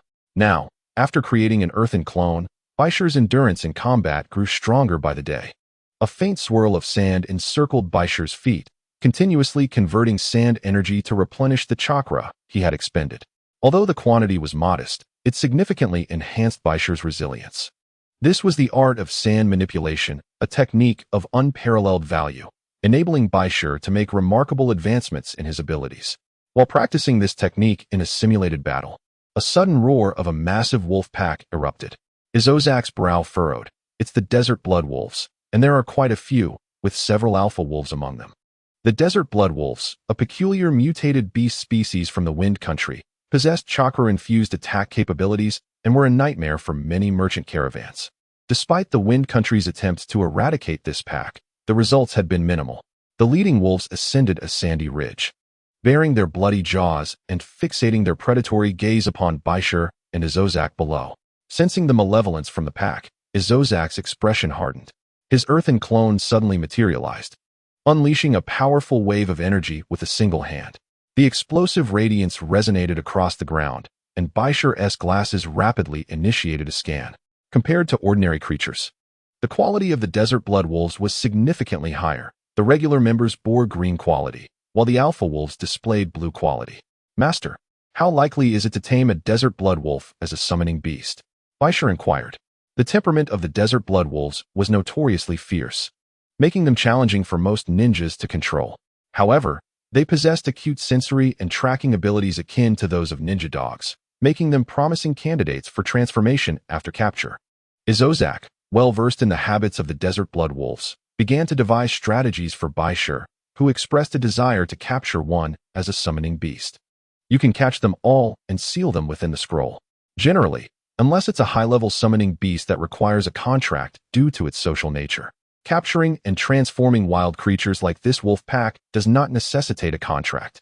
As Bai Shi gripped his knife firmly, the entire desert blood wolf pack sensed the threat and began to retreat gradually. In an instant, Bai Shi surged forward, executing a powerful spiral slash. The wind blades surged through the air, generating a formidable shockwave, as one of the alpha wolves bared its teeth and unleashed a tempest in response. Bai Shi's eyes glimmered with a chilling light as his psychic energy swiftly radiated outward, manifesting a formidable binding force that turned the entire wolf pack into chaos. The desert blood wolves possessed substantial strength, yet in the face of this master-apprentice duo, they exhibited little resistance. Among them, however, one wolf stood out with remarkable tenacity and ferocity, persistently fighting even as its companions were ensnared by Bai Shi's sealing scrolls. This particular wolf boasted the highest quality within the pack, a lone desert blood wolf, defiantly positioned on the edge of the desert. Faced with adversity, it neither retreated nor sought escape. Its fierce gaze transformed its claws into swift shadows of aggression. As the ferocious beast lunged, Bai Shi leaned back slightly, and with a sudden burst, chakra threads shot forth from his hands, forming invisible chains that bound the wolf. The creature unleashed a storm in an attempt to break free. But Bai Shi's pupils emanated a radiant psychic energy that suppressed the feral wolf. As he exerted this psychic force, an intricate seal appeared on his palm, aimed directly at the wolf's head. The unique sealing technique activated, manifesting countless black symbols that aligned with Bai Shi's hand. With a resounding thud, the desert blood wolf was sealed within a scroll. This psychic technique had grown increasingly potent in Bai Shi's hands. Within Sunagakure, there had been several organizational studies on psychic techniques, yet most genin and even chunin merely achieved psychic perception with little external projection. Although jounin could project their psychic energy, few, if any, matched Bai Shi's level of mastery and control. Initially, the higher-ups in Sunagakure suspected Bai Shi was withholding details of his technique, but after extensive research, they discovered that the technique itself was sound. Only Bai Shi had a more profound understanding of its manipulation and subtle control. After capturing the desert blood wolf, Bai Shi followed the instructions of his mentor, Hozuki, sealing it within a special scroll space and initiating a unique contract signing process. This method of transformation and coercion was currently the most prevalent means of summoning beasts in the ninja world. The wolf that had fought valiantly until its last breath underwent this transformation as Bai Shi performed the hand seals to establish the contract. Meanwhile, the interface of the summoning beast within his glasses automatically generated a card reading. A multitude of lights converged at a single point, scanning the entirety of the desert blood wolf. From the system within the glasses, a beam of virtual red light marked a distinctive rock-type symbol upon the wolf's forehead. The desert blood wolf's characteristics could not yet be generated due to its sealed state, with its attributes still under classification as rock-type. Unlike humans, summoning beasts possessed an additional characteristic ability, though it remained sealed for now. Bai Shi comprehended the rock-type classification, but the next step involved determining the specific values. Overall, this desert blood wolf was rated above average in quality within the system, representing one of the rare high-quality summoning beasts Bai Shi had discovered in the desert region of the Wind Country. 3 skill slots appeared beneath the blue card, categorized under talent skills, indicating that the virtual glasses had awakened and developed 3 unique talent skills from the wolf's bloodline. Simultaneously, the skills learning section indicated that it could learn skills based on Bai Shi's existing techniques, with the potential to master high-speed movement and the sand manipulation techniques. The blue spirit possesses 3 innate skills, which are automatically unlocked, albeit with a proficiency hovering around level 1. Bai Shi accessed the details of these skills: rockfall blockade, scent detection, and earth's might. The names alone suggest the potency and effects of the abilities. Unlike innate skills, which permit the integration of at most 3 cards, Bai Shi opted to infuse high-speed movement and sand manipulation, swiftly enabling the Desert Blood Wolf to master 5 distinct techniques. Beyond the certification of the spirit beast by the system, Bai Shi undertook the most traditional modifications within the ninja world for the Desert Blood Wolf, enhancing its fur resistance and physical defenses through the application of elixirs and specialized sealing techniques. Countless black inscriptions emanated from the scroll, symbolizing the comprehensive transformation of the first Desert Blood Wolf, and Hai Lao Zong felt immense satisfaction at the formidable aura emanating from the sealed wolf. This creature was the strongest among the pack. While the subsequent wolves might not match its prowess, their collective ability to track scents proved advantageous. The Desert Blood Wolf, though fiercely independent, was not Bai Shi's sole spirit beast. Its capacity to scent and pursue foes rendered it an exceptional auxiliary spirit. With the Spirit Beast card currently occupying a single slot, Bai Shi performed only rudimentary adjustments on the remaining Desert Blood Wolves. The pack naturally revolved around the Alpha Blood Wolf, and with Bai Shi's enhanced vision, the other wolves dared not act out. Spirit Technique. Upon the moment Bai Shi performed the hand seals to summon, the Desert Blood Wolf stood proudly, exuding a hint of trepidation towards him, in contrast to the other wolves. The modified wolf affectionately approached and nuzzled Bai Shi. Hai Lao Zong, gnawing on a chicken leg, widened his eyes in astonishment. Why does it feel like we've transformed it into a large dog? During the modification process, Bai Shi had engaged in constant communication with it, perhaps swaying its disposition. He affectionately ruffled the wolf's head, which responded with a few soft whines before turning to snarl at the other wolves. Soon, the pack's demeanor shifted, transforming into bumbling large dogs, some even approaching Hai Lao Zong for food. Only this chicken leg is off limits. The food is right here. Clutching his chicken leg tightly, Hai Lao Zong rummaged through his pack, producing a bounty of food, and in no time, the Desert Blood Wolves began to feast joyfully.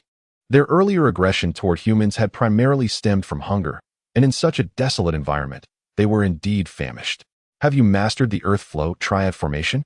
Once Bai Shi finished with the spirit beasts, Hai Lao Zong inquired about the Earth Flow Triad Formation. After 4 or 5 days of simulated combat with Earth clones, Bai Shi swiftly molded 3 small mounds of soil, rapidly forming hand seals before forcefully pressing them into the ground. Earth Release, Earth Flow Triad Formation. 3 distinct attributes of chakra swiftly absorbed the surrounding energy within the mounds. As the earthen figures gradually took shape, the volume of absorbed chakra increased significantly. Bai Shi, overwhelmed by the immense suction power, felt on the verge of fainting, astonished by the substantial chakra intake once the triad formation activated. As the ground began to rise, 3 earthen clones of Bai Shi emerged, each positioned at distinct angles. Bai Shi skillfully controlled the sand-gathering technique beneath his feet, maintaining a steady flow of chakra within his body, yet his complexion remained pale. Nevertheless, his proficiency in the sand-gathering technique gradually improved during this period of training. With each level of mastery attained, the amount of chakra Bai Shi could absorb and transform increased.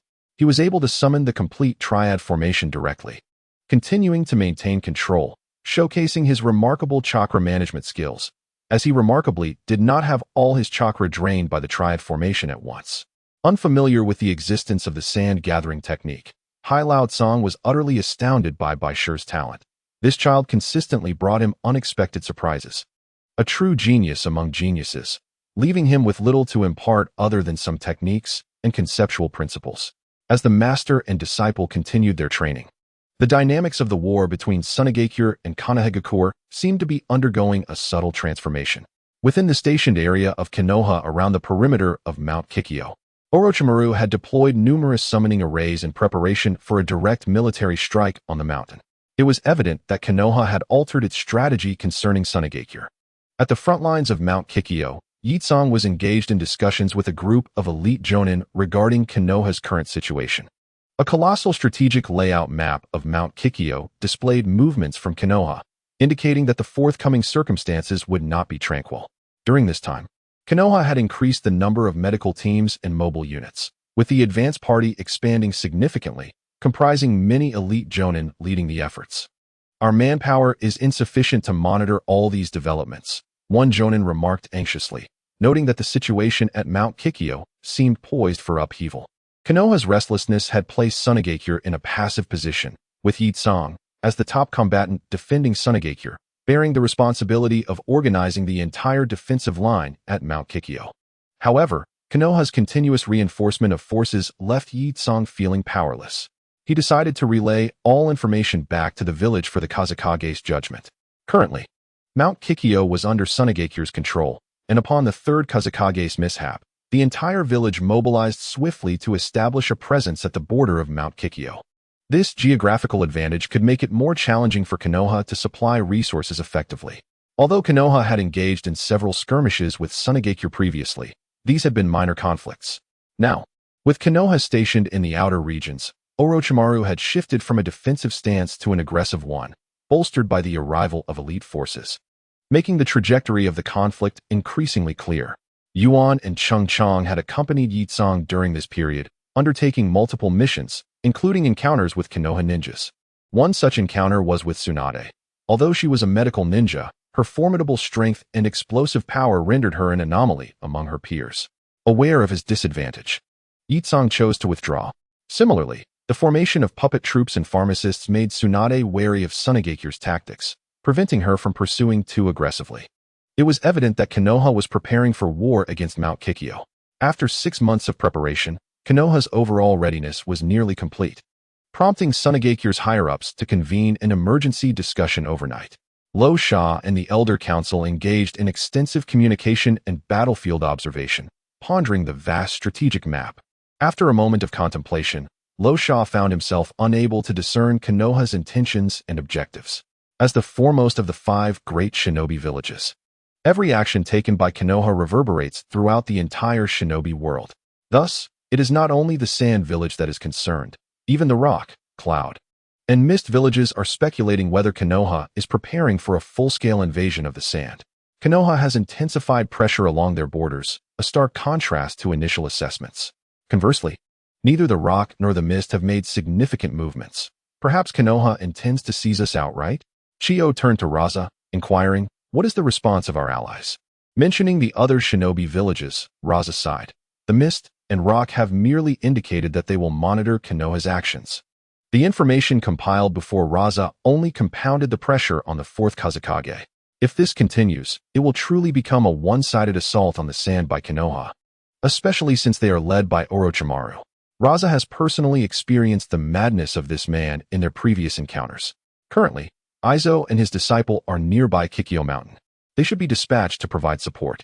As the chief strategist of the Elder Council, Aizo's prowess and tactical acumen are remarkable. Raza immediately agreed to Chiyo's suggestion and penned a letter instructing Aizo to assist Yakura at Kikyo Mountain. In the desolate desert, 2 figures walked leisurely across the sand dunes.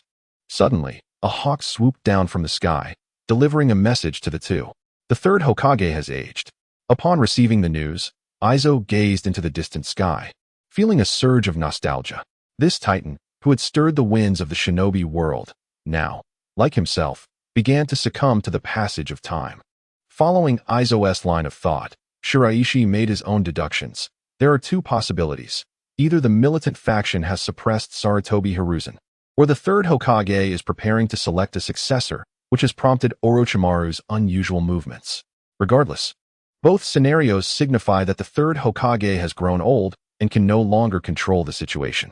The impending conflict with Konoha is destined to become more intense, as it involves a struggle for leadership within the village. Compared to the Sand, Konoha's factions are more numerous and complex. Taking the issue of the 4th Hokage into account, Aizo wasted no time. He and Shiraishi hastened towards Kikyo Mountain.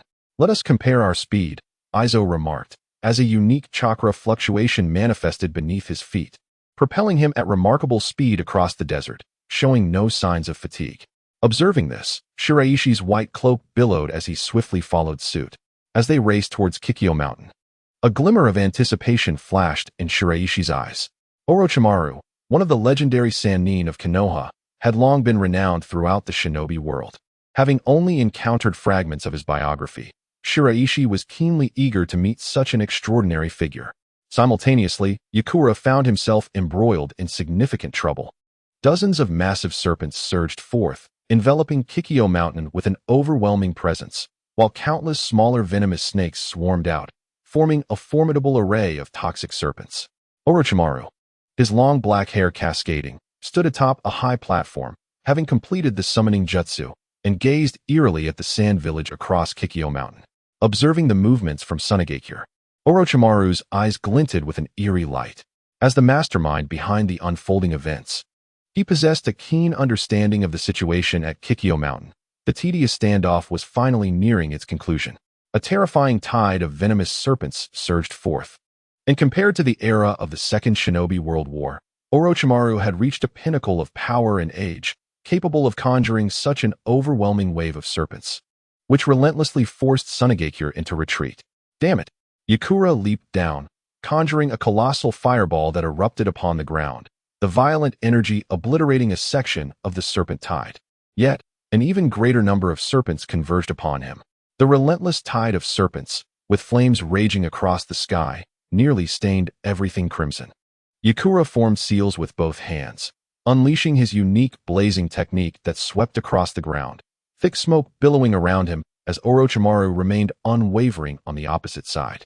Suddenly, Orochimaru's figure appeared before Yakura like a wraith, his tongue flickering as his swift strikes danced forth.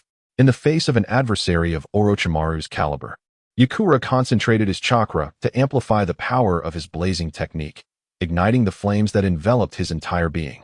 The overwhelming force erupted, shaking the very periphery of Kikyo Mountain. Orochimaru, a rare master adept in taijutsu, ninjutsu, and genjutsu, employed a fluid style of combat that forced Yakura to retreat step by step. While the power of Yakura's blazing technique was formidable, the sheer magnitude of the serpent tide continually shielded Orochimaru from Yakura's assaults. The serpentine shadows danced through the air as the battle between Orochimaru and Yakura unfolded with an unsettling ease. The serpentine hands of Orochimaru moved in a mesmerizing manner, his snake-like, cerulean gaze seemingly plunging the world into darkness. Genjutsu. The explosive force of Yakura's blazing technique shattered the illusion, yet the longer he fought, the more sweat beaded upon his brow. His fists ignited with flames, relentlessly destroying the countless serpents that surged towards him, but the toll on his stamina intensified. Yakura-sensei. Kurumi watched with concern for Yakura's safety, yet she understood that she must not intervene and complicate matters further, for it would only heighten the danger for Yakura. We must take action. Let us first deal with these serpents. Meanwhile, Tsukikage manipulated two puppets with chakra strings to cut down the serpents. However, the serpent formation created by Orochimaru seemed inexhaustible, showing no signs of dissipating, much to the dismay of Sunagakure's forces. There must be a source to this technique. We must destroy it to end this formation. Although they understood this principle, breaking Orochimaru's technique was far from simple. In this era, his destructive power on the battlefield was nearly unrivaled, especially with his assault on Sunagakure being more than just a simple summoning of serpents. From the moment Orochimaru engaged, the war between Sunagakure and Sunagakure had officially commenced, with numerous figures from Konoha beginning to move, advancing alongside the serpent horde. The puppet task force is deployed. A multitude of puppets were launched to the front lines, driven by the puppeteer's self-control to drive back the serpent tide, while Sunagakure's alchemists began deploying potions to repel the venomous snakes. Clearly, Sunagakure was not entirely without recourse against these summoned beasts. Countless puppets had been deployed, and the sounds of explosions and various techniques reverberated throughout the eastern region of Kikyo Mountain. The tide of serpents gradually eased and was brought under control. Yet the forces of Konoha initiated a second wave of attacks, led by a faction of elite jonin who broke through to Kikyo Mountain, directly targeting the puppet masters and pharmacists who had just been occupied with dispelling the serpent tide. This particular group of elite jonin excelled in taijutsu, resulting in a squad of agile assassins who swiftly eliminated the frontline experts of Sunagakure with decisive efficiency. Once, the legendary Konoha White Fang had struck terror into the hearts of Sunagakure alone. Although he had long since passed, the methods employed against Sunagakure remained equally effective. Despite Yakumo's precautions, Orochimaru's serpent formation served as the initial bait. The slaughter of numerous puppet masters left the eastern flank in a precarious state of breach. Several Sunagakure jonin, realizing the urgency, hastily gathered their scrolls and headed towards reinforcements, only to encounter a substantial number of Konoha ninjas en route. Within the Konoha ranks, several jonin whispered among themselves. The true intention behind the Serpent Tide was to eliminate the troublesome puppet masters and pharmacists of Sunagakure. Annihilating this group would diminish the overall threat posed by Sunagakure by over half. As the mastermind, Orochimaru personally restrained Yakumo while dispatching this group of elite jonin to accomplish the task. The cries of despair echoed from Sunagakure as countless puppet masters and pharmacists fell to the blades of Konoha ninjas. Infuriating, Yakumo exclaimed, conjuring two massive fireballs that surged forward, only to be intercepted by two venomous serpents unleashed by Orochimaru. Meanwhile, the Serpent Tide thickened behind them. With Orochimaru's intentions becoming increasingly clear, he aimed to sever Yakumo's connection to the main base at Kikyo Mountain. As the commander, "You are far too impulsive and inexperienced," Orochimaru remarked, as a multitude of Konoha ninjas encircled Yakumo. Faced with this dire predicament, Yakumo's expression hardened, an immense blaze ignited around him, and the violent currents of energy signified the activation of his powerful incineration technique, causing the surrounding air to become unbearably hot, as if it were aflame. On the opposite side of the battlefield, the situation grew increasingly dire. The absence of a commanding leader led to a breakdown in the command structure, resulting in disorganized combat. Konoha's assassination units directly targeted Sunagakure's most valuable puppet masters and dual-role medical ninjas. As the ground became littered with corpses, Sunagakure began to grasp the severity of the situation and initiated a counter-response. However, the numbers of Konoha ninjas continued to swell, further restraining Sunagakure's main forces from multiple directions. In terms of overall strength, Konoha held the upper hand, and the combination of surprise attacks and assassination tactics pushed Sunagakure to the brink of collapse on the front line. With a grave expression, Jokai concentrated, manipulating chakra threads as two red flounders darted swiftly through the air, resembling two orbs of crimson light that interwove to thwart Konoha's relentless assaults. "This little brat is proving to be quite a nuisance," the leading elite jonin signaled for more troops to join the fray. The formation of three Chunin rapidly adapted to the shifting dynamics of battle. Although the red flounders moved with remarkable speed, the chakra consumption was substantial.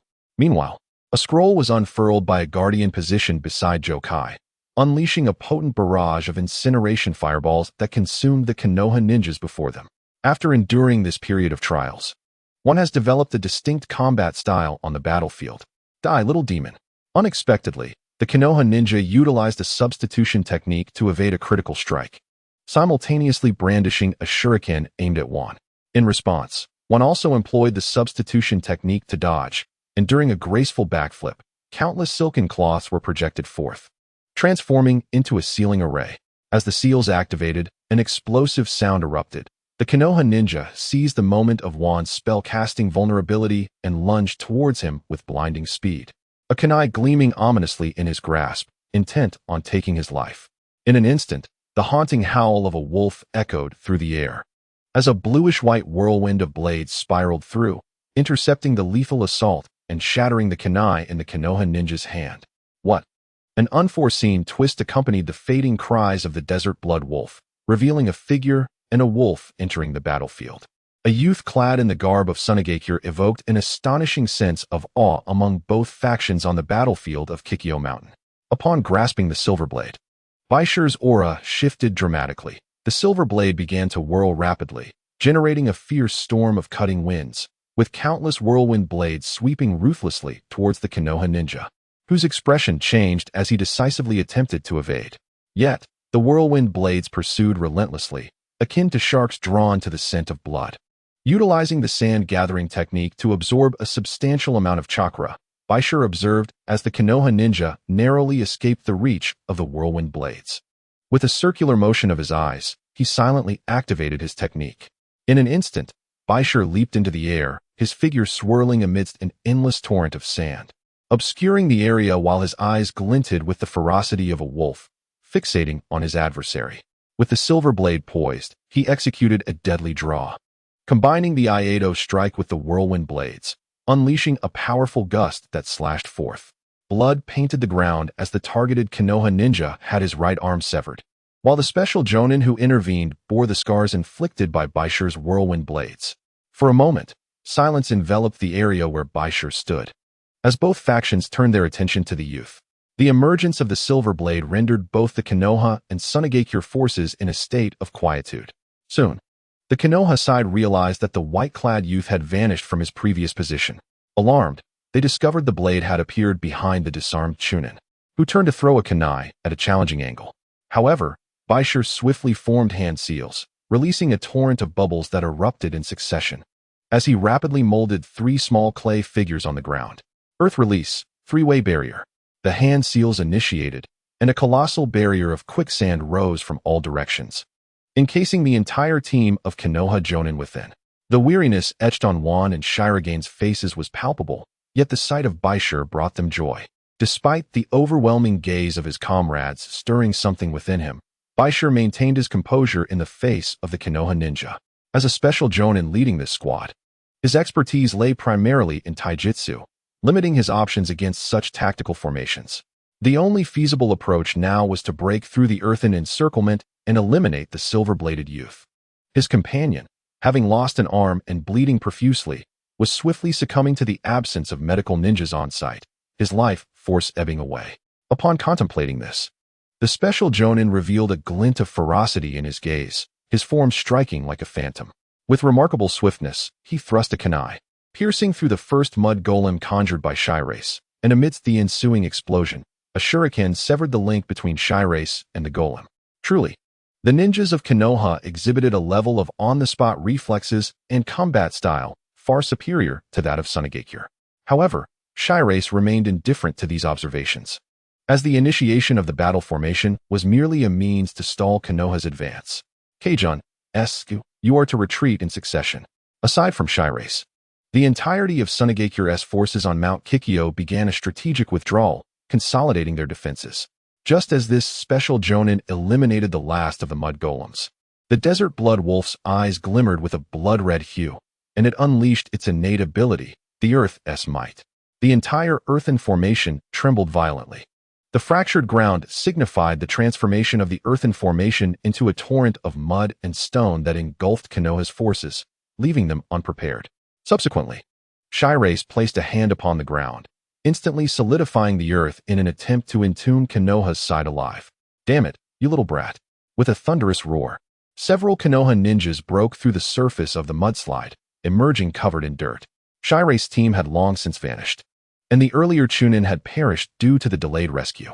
The pursuit continued unabated, although Konoha was eager to penetrate deeper into Mount Kikyo. The numerous traps and mechanisms left by Sunagakure at the mountain's base significantly hampered their speed. You old wretch, I didn't expect you to show up. In the heart of the battlefield, Orochimaru coldly regarded the appearance of Hozo, who stood beside Yakumo, his tongue flicking in amusement. You are still alive, I see. Hozo, Orochimaru remarked, you haven't changed a bit, still as vile as ever. Upon reaching Mount Kikyo, Hozo was taken aback to find that the battle had already commenced. Noticing that Yakumo was being restrained by Orochimaru, Hozo decided to act independently, personally heading toward Yakumo to offer assistance. With Hozo's arrival, Tsunade from Konoha also entered the fray, her fists brimming with power, prompting Hozo to squint in response. It was evident that Tsunade's fighting spirit was exceedingly strong, which made Hozo apprehensive. Her presence served as a palpable deterrent. After all, her sister had suffered significant defeats at Tsunade's hands. Tsunade was indeed a formidable adversary, and her presence on the battlefield severely undermined the efficacy of Sunagakure's poison techniques. Let us go, Yakumo. Hozo's stance elicited a cold chuckle from Orochimaru, who brandished his weapon. Do you think you can escape? Countless venomous serpents were unleashed, yet Hozo swiftly conjured a multitude of wind blades to slice through the serpents. In the midst of this, Orochimaru's fingers pierced Hozo's torso, only to discover it was a clay clone. The clones soon detonated, producing a powerful explosion that allowed Yakumo and Hozo to make their escape. Elder, I deeply apologize. Yakumo expressed his remorse to Hozo for nearly causing the entire defensive line of Mount Kikyo to collapse due to his oversight. In this battle, while Konoha did not conquer Mount Kikyo, they significantly weakened Sunagakure's puppet and medical forces. As the overall commander, Yakumo bore considerable responsibility for the outcome. Despite her formidable strength, her temperament proved insufficiently composed, allowing her to be so easily diverted by Orochimaru, resulting in a substantial loss at Mount Kikyo. It seems that Chio and I are destined to battle for Sunagakure for a lifetime. Ebizo's poignant remarks left Yakura feeling rather awkward. However, he refrained from elaborating further. Upon their return to the camp, they encountered Shiraishi and Jun, who were tending to the wounded Sunagakure ninjas. "Yakura-sensei," Jun exclaimed with fervor as she rushed forward to embrace him. Earlier, she had been trapped by Orochimaru, which had caused her great concern for her teacher's safety. In response to Jun's enthusiastic display, Yakura found himself momentarily flustered, but his attention quickly shifted to Shiraishi. "You have grown taller," he remarked, noticing the significant change in Shiraishi's stature compared to a short while ago. Not only Shiraishi, but also Tsukigakure and Jun were shedding their youthful appearances and maturing considerably. Due to the strained combat capabilities at Kikyo Mountain, Rasha, located far within Sunagakure, ordered the Yamabuki clan from the Sand Dune 3 lineages to provide assistance. Soon, Yamabuki Riko, accompanied by several elite jonin from her clan, was on her way to Kikyo Mountain. Along the way, Riko received news of Yakura's blunder that led to a catastrophic loss at Kikyo Mountain. She approached her mother with urgency. "Mother, given Yakura's failure, should we assume command upon our arrival at Kikyo Mountain?" In Riko's eyes, Yakura's significant mistake, devoid of any influential backing, rendered it exceedingly simple for her clan to seize control upon their arrival. "Ebizo is still present. Do not speak carelessly," her mother, Yamabuki Kiyoshi, replied, somewhat exasperated with her daughter. Despite Yakura's recent failure, stripping her of command at Kikyo Mountain would require the approval of Rasha and Ebizo, as a forceful takeover could bring considerable trouble to the Yamabuki clan. Reflecting on this, Kiyoshi felt a pang of helplessness. Why had her daughter not matured? During her student days, Riko had fervently pursued Sasori, even debasing herself to become his apprentice. Following Sasori's disappearance, many of his subordinates faced retribution. Had it not been for Riko's esteemed lineage, she too would have been dealt with by the third Kazekage long ago. After all these years, why had her daughter not grown enough? Under the night sky, Kikyo Mountain appeared unusually tranquil. Yakura stood alone atop a peak, overlooking the bustling activity below. His gaze filled with complexity. The blunder at Kikyo Mountain had inflicted severe losses on Sunagakure, leaving Yakura with overwhelming guilt. At that moment, a black-haired youth, wearing glasses, approached him from behind. Observing Yakura's state, he stepped forward to offer comfort. "Yakura-sensei, there is no need for excessive self-reproach. Commanding on the battlefield is inherently complex, and being suppressed by a seasoned warrior like Orochimaru is entirely expected." Although Shiraishi found some of Yakura's decisions puzzling, he believed it was essential for her to regain her composure. Otherwise, similar mistakes could recur at Kikyo Mountain. "I understand. Now is not the time for sorrow or guilt."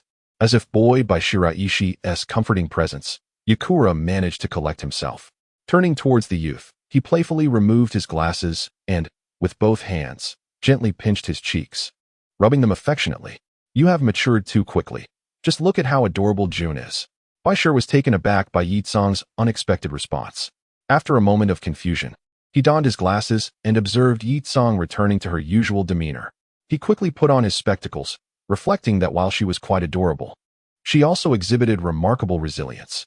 Just as Bai Shi was about to depart, Kaiyu Zong emerged with a smile from the side, remarking on Bai Shi's inability to sway the young girl. Initially, Kaiyu Zong had harbored concerns about Yi Tsang's condition, but he was pleasantly surprised to witness Bai Shi's encouragement towards her, deciding to wait until their interaction concluded before stepping in. Regarding Bai Shi, whom she perceived as excessively mature, Yi Tsang shrugged, admitting that she had never fully grasped him. His maturity often left her at a loss as to how to guide him. As for the matter of instructing Bai Shi, Kaiyu Zong chuckled with greater amusement, primarily because he had yet to master the fire element chakra. Otherwise, he would undoubtedly be the ideal successor to the blazing release. Given his potential, it would not be surprising if he could master all 4 elements, or even 5. The blazing release in his hands would surely surpass anything Kaiyu Zong could achieve. At this point, Kaiyu Zong gazed into the distant horizon, reflecting on the events that had transpired at Kikyo Mountain, emphasizing the necessity to devise a means of restitution rather than succumb to self-reproach. The war had only just begun. He reminded Yizong, "War is unforgiving. There can be no room for error." As someone seasoned by multiple shinobi world wars, Zong was both cautioning and encouraging Yizong to swiftly shoulder the heavy responsibilities of Kikyo Mountain. "I understand, Teacher Zong," she replied. Support from the Yamamura clan would soon arrive. However, upon mentioning the Yamamura family, Yizong's expression soured. She had always been reluctant to engage with such prominent families, particularly with Yamamura Riko, whose demeanor was utterly detestable to her. Observing Yizong's reaction, Zong could only shake his head in resignation. Consider Yamamura Riko merely a puppet. Meanwhile, Bai Shi, having once again adjusted his glasses, continued his training in telekinesis and Iaido. Although his proficiency had long surpassed 100, he had not entirely forsaken his practice.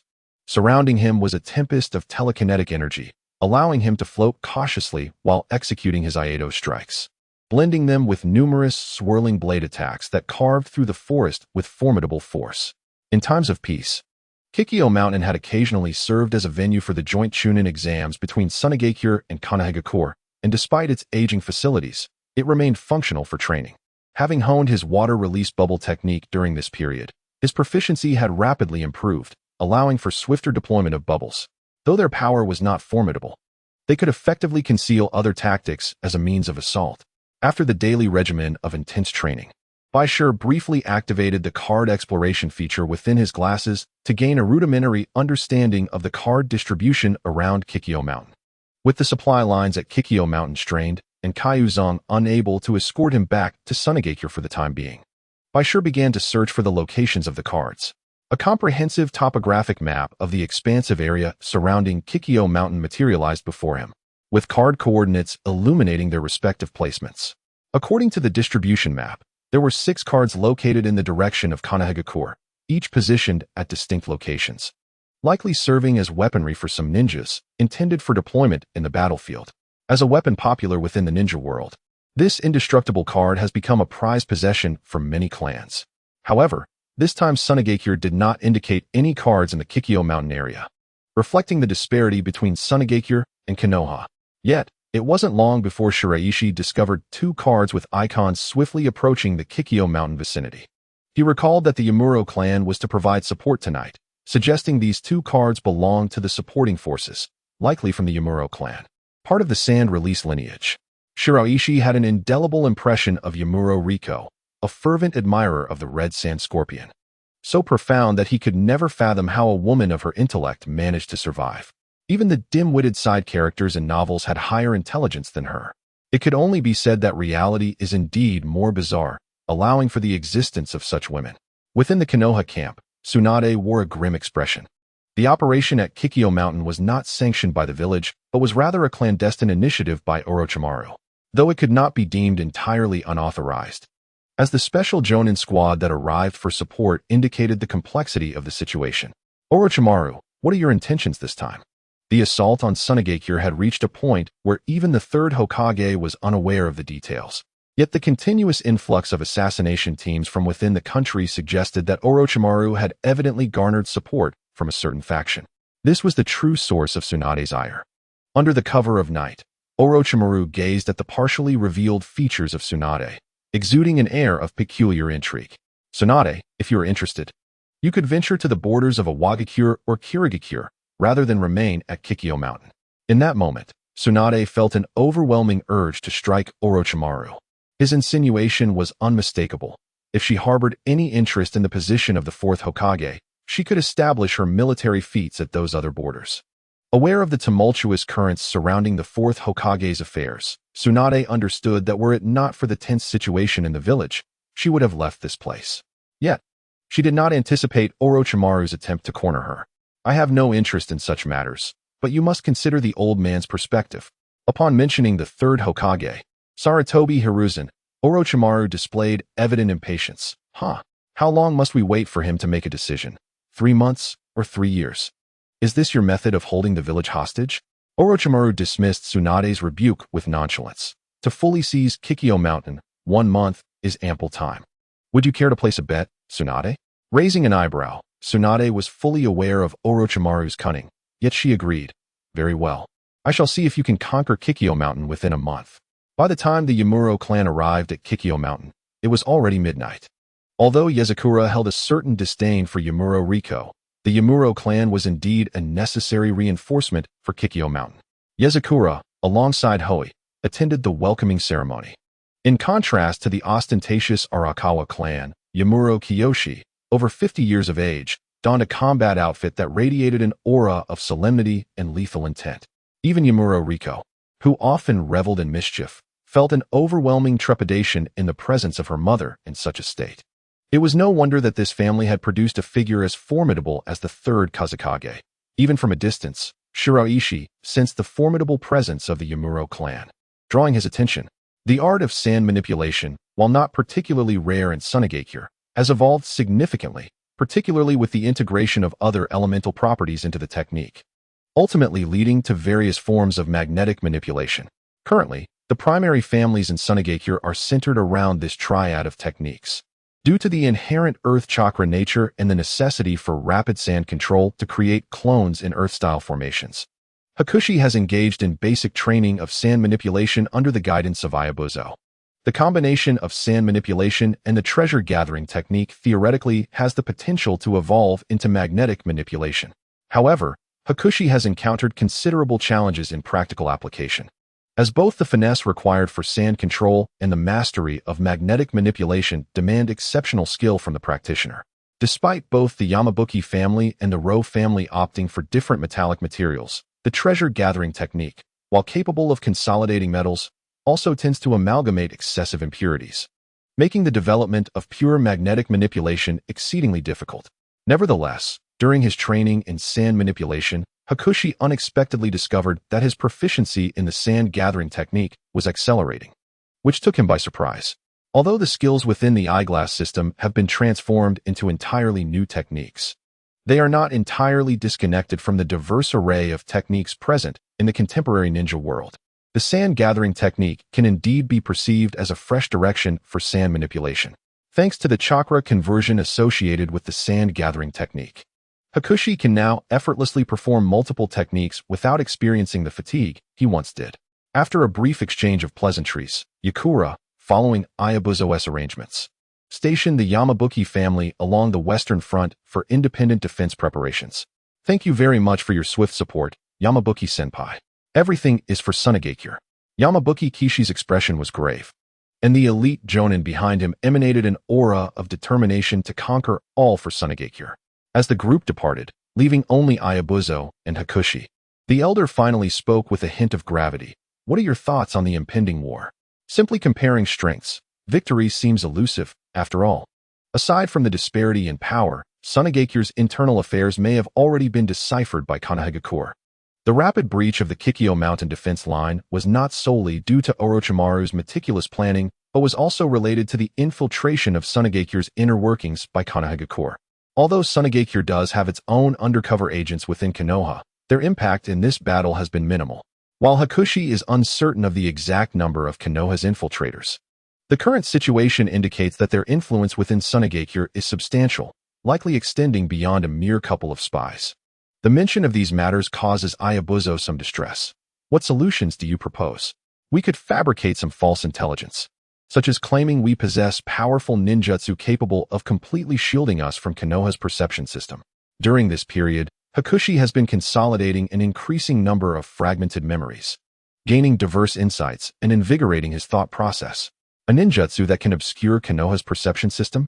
If such a technique truly exists, it would undoubtedly incite frenzy across the world. In the ensuing days, Konoha primarily focused on clearing traps and mechanisms around the Kikyo Mountain perimeter. Although the overall pace of Konoha's offensive has slowed, it does not imply a reduction in the pressure faced by Sunagakure along the front lines. Within the confines of Konoha, a palpable schism emerged regarding Orochimaru's unilateral decision to launch an offensive. The militant faction perceived this as an opportune moment to decisively seize Kikyo Mountain, thereby compelling Sunagakure to capitulate. Conversely, the moderate faction cautioned against excessive pressure on Sunagakure, fearing it might drive them to align fully with Kirigakure, resulting in a detrimental outcome for Iwagakure as well. The geographical barriers of the vast ocean and desert separating Kirigakure and Sunagakure rendered any potential alliance between the two improbable. Furthermore, it was likely that Sunagakure harbored even greater apprehensions towards Iwagakure than towards Konoha. The militant faction dismissed the concerns of their moderate counterparts, asserting that, in the eyes of Danzo and others, the situation in Sunagakure was not as perilous as suggested. Their prior exploitation of the third Kazakage's demise to forcibly occupy Kikyo Mountain was merely a tactic to extract greater concessions. Thus, the priority lay in decisively defeating Sunagakure before contemplating actions against other villages. Failure to act swiftly would result in Konoha facing a multifaceted conflict akin to the previous Shinobi World Wars.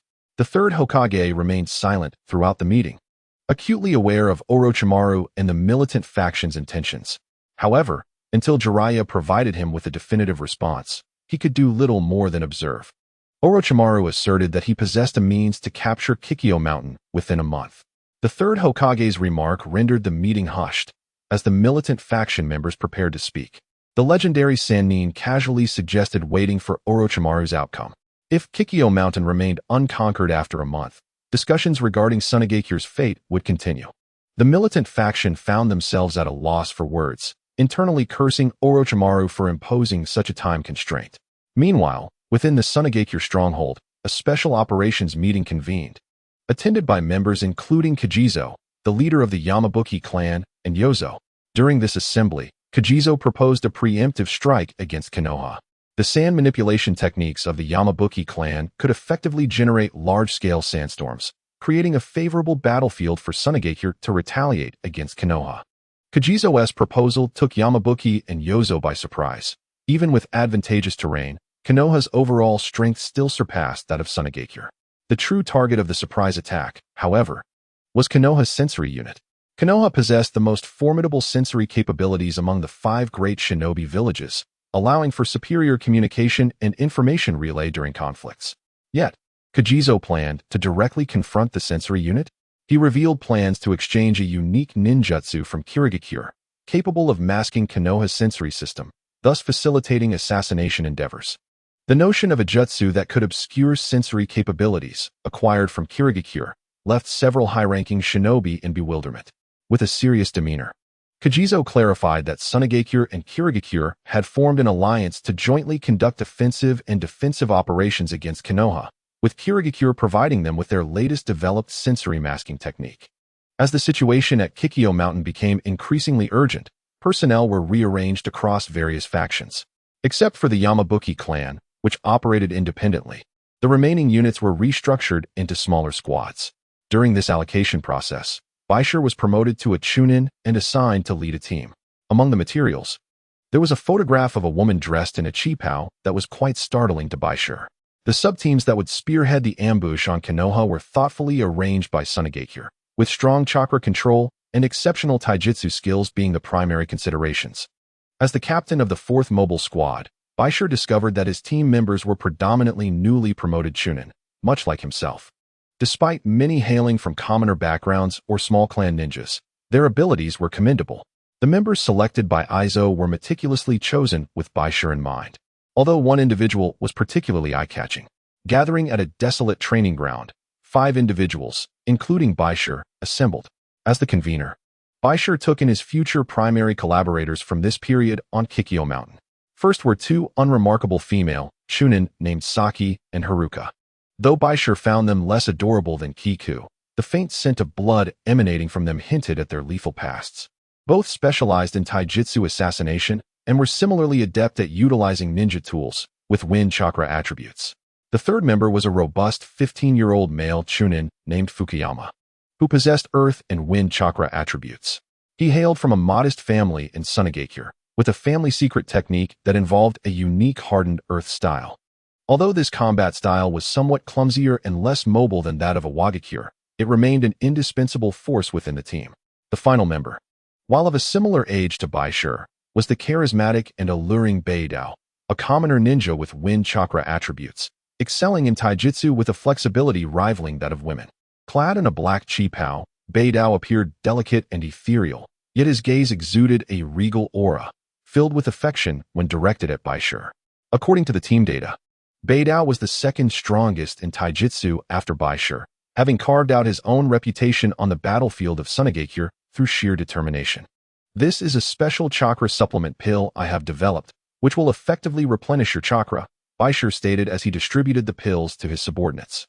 As the Chunin accepted the pills, Bai Shi contemplated the necessity of accelerating their mutual cooperation and honing their skills through a series of combat tests. Various sword techniques and fighting styles would serve to deepen the synergy within the team. I would like to spar with you first, Captain, Bai Dao said, twisting his body playfully, which elicited laughter from Saki and Haruka, while Fukuyama appeared somewhat bewildered. Bai Shi, however, maintained his composure, adjusting his glasses as he turned his attention to Bai Dao. That sounds agreeable. As Bai Shi's words faded, Bai Dao's entire being resembled a taut bowstring, coiling and then releasing with explosive speed. With a surge of power, he crushed the gravel beneath his feet, propelling himself forward like a piercing arrow. Although he was male, this swift and exuberant movement startled Fu Shan, who had never witnessed Bai Dao's combat style before. Such speed and fervor. In the face of Bai Dao's tempestuous assault, Bai Shi merely took a step back with his right foot, deftly dissipating a portion of the force while channeling the remainder into his foot, thereby stabilizing his center of gravity to the rear. In the ensuing flurry of punches and kicks, Bai Shi unleashed a myriad of swirling blades with his palms, while Bai Dao, retreating yet resisting, felt the sting of his captain's single-handed creation of wind blades, a painful realization dawning upon him. What formidable strength! How delightful! Bai Dao remarked, his voice imbued with an ethereal quality, his figure moving with a ghostly grace. Suddenly, a ferocious energy and power seemed to retract into a singular point within him, erupting forth like a feral beast. Sensing this, Bai Shi swiftly brought his palm down in a decisive strike, yet Bai Dao vanished, dispersing into countless phantoms that evoked an elusive sensation among the others. What remarkable prowess! In a fleeting moment, Bai Dao's chakra surged, his strength, momentum, and spirit erupting instantaneously, swelling his muscles and stretching his fascia, transforming his slightly darkened skin into a hard stone-like exterior. Fu Shan compared himself to Bai Dao and noted that the latter appeared significantly stronger than himself. What a magnificent embodiment of strength! His torso reverberated swiftly as he embraced Bai Shi, attempting to encircle him. Captain, you are truly adorable. In an instant, he crushed the clay clone of Bai Shi, revealing the true Bai Shi behind him. Bai Dao, your strength is impressive. Let us continue. Having evaded Bai Dao's grasp with the clay clone, Bai Shi opted to engage in a physical contest with him, recognizing that this embodiment of strength was indeed well suited for a sparring match. The Sand Village had acquired a new technique from the Mist Village, capable of masking the perception systems of the Leaf Village, and promptly relayed this information back to Konoha. Orochimaru toyed with this intelligence in his hands, a playful smile gracing his lips, his eyes glimmering with contemplation. Although he possessed numerous methods to obscure perception, a technique as widely applicable as the one employed by the Sand Village was, in Orochimaru's understanding, non-existent. While the Mist Village primarily relied on assassination and deception, this was effective against ordinary ninjas, but not against those adept in perception. Therefore, Orochimaru regarded the information transmitted by Kyobizu with a measure of skepticism. If such a technique had truly been mastered, then the Sand Village would not have suffered so greatly in the battle at Kikyo Mountain. Orochimaru, a scientist at heart, found it rather foolish for the Sand Village to attempt to deceive him with such trivial false intelligence. Just as he pondered the reliability of this information, news arrived that the area near the Konoha camp had been struck by an attack from the Sand Village. A small, specialized team from the Sand had infiltrated the location of Konoha's medical ninjas, severely injuring several of them before retreating. Though it may appear to be merely a minor conflict, the sensory unit unexpectedly received no prior warnings, causing Orochimaru to begin to regard the reliability of this intelligence with newfound seriousness. In the ensuing days, each night, various regions of Konoha were besieged by attacks from Sunagakure, yet the sensory division remained oblivious to any prior alerts. This lack of foresight intensified Orochimaru's suspicions regarding the veracity of the intelligence he had recently received. Alternatively, it piqued his curiosity about the methods employed to evade Konoha's sensory apparatus, enabling such a multitude of ambushes. The orchestrator of these attacks on Konoha was none other than Chiyo, whose strategy hinged upon a particularly unique cadre of ninjas. This group had once formed the backbone of Sunagakure's forces during the Second Shinobi World War, but had emerged from that conflict bearing disabilities. During this era, Sunagakure faced immense hardships, with a scarcity of medical ninjas. On the battlefield, puppet masters took on the role of healers, utilizing puppets fashioned from corpses as substitutes for severed limbs. Unlike the puppets of the Scorpion of the Red Sand, these individuals, though physically impaired, remained living humans. Devoted for a lifetime to Sunagakure, they willingly volunteered for this mission, offering to relinquish their remaining limbs in exchange for puppet prosthetics. Konoha's sensory network stands as the most formidable in the current shinobi world, complemented by the Byakugan and various biological reconnaissance methods. Thus, evading Konoha's detection posed a significantly greater challenge than in other ninja villages. These veterans, due to their physical impairments, were able to suppress their chakra fluctuations to a minimal level. The Byakugan primarily senses the flow of chakra through the body's pathways, and Sunagakure's unique attributes made them susceptible to detection by the Hyuga clan.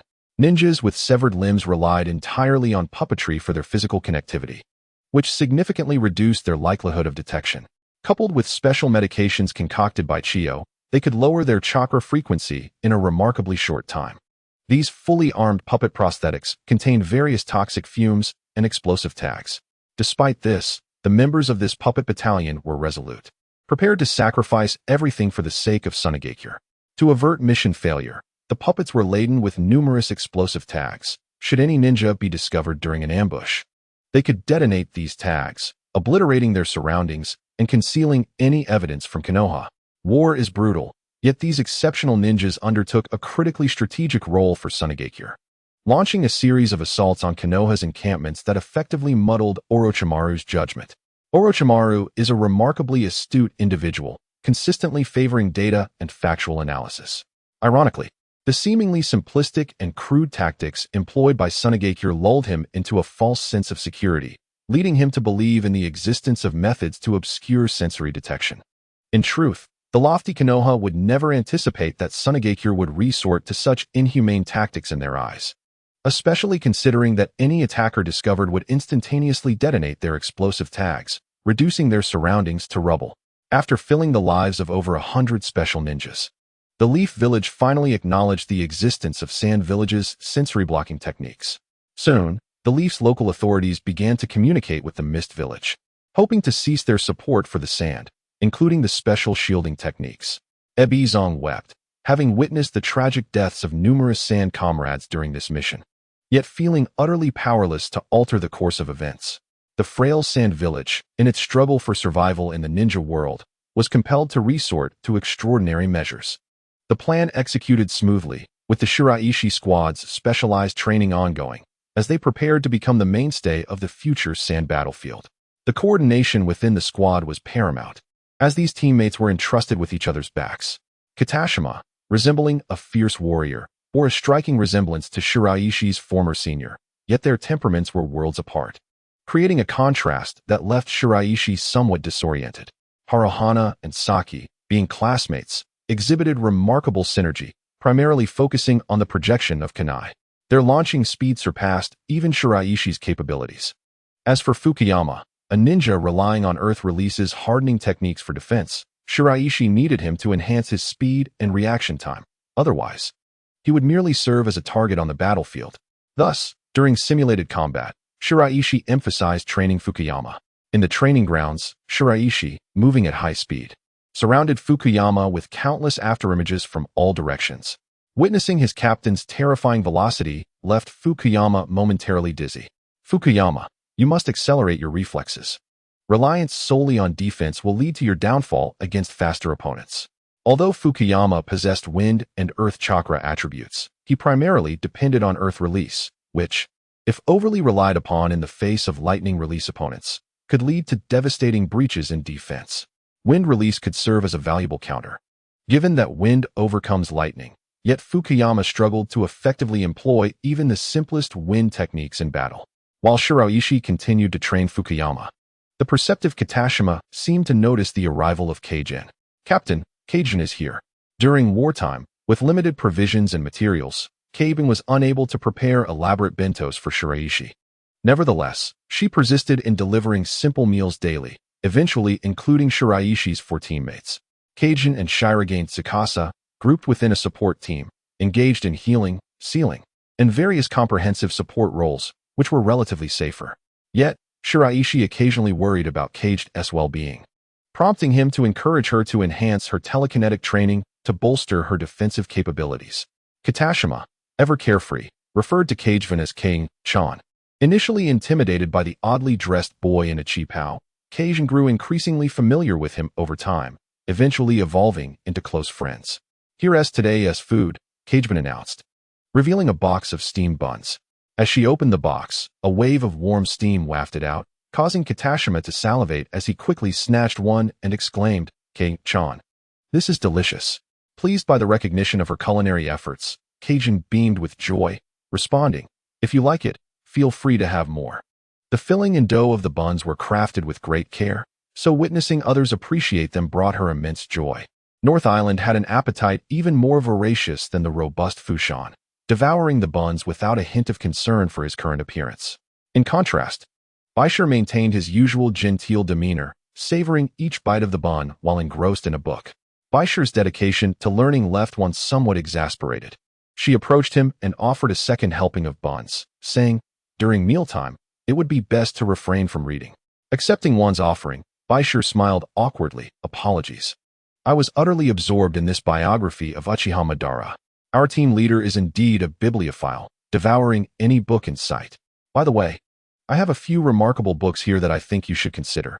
They will undoubtedly open the door to new worlds for you." Throughout the history of the ninja world over the past few decades, the influence of Konoha has been profound. Whether in establishing medical ninjutsu systems or nurturing the educational framework for ninja academies, Konoha has played a pivotal role. The more Bai Shi delved into the life of Uchiha Madara and the Uchiha clan behind him, the more he felt the terrifying nature of bloodline families. However, his observations indicated that there were no Uchiha clan insignias present within the Konoha camp, suggesting their absence from the conflict. As the month drew to a close, Konoha had steadily advanced, clearing various barriers beneath the Kikyo mountain, while Sunagakure seemed poised to act. "Sunagakure may launch a surprise attack against us." Within the Konoha camp, Orochimaru's expression was cold. Based on the intelligence he had received, the likelihood of Sunagakure orchestrating a comprehensive assault to obliterate the entire Konoha sensing unit was significant. Yet, true to Orochimaru's nature, knowing Sunagakure's intent in advance necessitated a strategic preparation to greet them. Tsunade was already accustomed to Orochimaru's secretive demeanor. "If you are aware, why not fortify the defenses?" If they merely focused on defense, it would alert Sunagakure, stripping the endeavor of any intrigue. "I hope to completely dismantle Sunagakure's defensive line." Seizing this opportunity, understanding that Orochimaru had prior arrangements, Tsunade began to grow impatient with his cryptic hints. "So, what is your purpose in calling me here?" "I wish for you to support the sensing unit when the time comes." Although Orochimaru had organized extensive preparations for the sensing unit, the absence of a shadow-level stronghold rendered it insufficiently secure. Tsunade outright rejected Orochimaru's suggestion. "Absolutely not. I must remain with the medical unit." This medical unit was the culmination of Tsunade's efforts over the years in Konoha, housing numerous exceptionally skilled medical ninjas. Their presence significantly reduced the casualty rate for Konoha. If she were to be reassigned haphazardly, what would happen to the medical unit? The importance of the medical unit is on par with that of the sensing unit. And with many ongoing tasks, Tsunade was unable to extricate herself. "I will arrange for each team leader to receive a ninja card." As the foremost faction in the ninja world for collecting cards, Konoha primarily utilizes these ninja tool cards for defensive purposes. Orochimaru borrowed a substantial number of cards from Danzo's base to facilitate Tsunade's assistance in bolstering the sensing unit's defenses. Before me lie a plethora of colorful cards, the purpose of which Tsunade comprehends well. These cards are renowned within the ninja world, and while their specific applications remain unclear, their formidable protective capabilities and indestructible nature render them highly coveted by various ninja villages. With such a card for protection, the survival probability of a ninja can be significantly enhanced, thereby increasing the likelihood of victory for Konoha.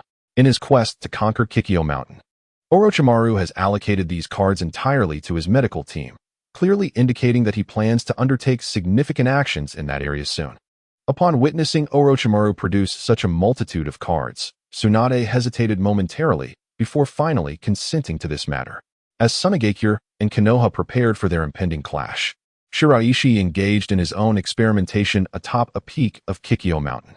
The number of cards had indeed increased, and Konoha was acutely aware of the escalating urgency of the impending war. Nevertheless, Shiraishi remained steadfast in executing his plan. Aside from his training, Shiraishi was devoted to the development of innovative creations, such as the small, rolling pyramid of sand currently in his grasp. Utilizing the techniques he had mastered, Shiraishi consolidated sand to construct a triangular sand tower, integrating the gathering sand technique and chakra energy from the treasure-gathering technique. Soon, the small pyramid began to respond. Gradually, the structure expanded, resembling a diminutive pyramid standing resolutely on the ground, continuously rotating as it stored a portion of the chakra energy transformed from the gathered sand. Eventually, a loud explosion erupted, shattering the pyramid into pieces. Another failure. Once again, calculations had not yielded the desired results. However, Shiraishi remained undeterred. Recognizing that his current knowledge was limited and that he had yet to fully realize his ambitions. In this era of the ninja world, various industrial technologies had emerged, primarily to assist in combat. Yet, Shiraishi drew inspiration from household computing devices to create this simulated mini sand tower. Presently, it was only a preliminary concept, and in the future, Shiraishi intended to conduct further calculations to enhance the tower, transforming it into a multifunctional device capable of analytical computation, chakra amplification, and information gathering. His glasses contained powerful computational processing capabilities, yet Shiraishi did not fully trust the equipment at hand. Thus, preparations for subsequent improvements were underway. The strong can master the demons, while the weak are merely subjugated by them. Reflecting on this, Shiraishi swiftly gathered sand to form a tower once more, converting it into two small triangular sand towers, which he projected into the area below through mental manipulation. Within the confines of simple control, the small triangular towers could undertake limited tasks, yet they remained capable of accelerating the conversion of gathered sand into chakra, thereby establishing a localized sensory network.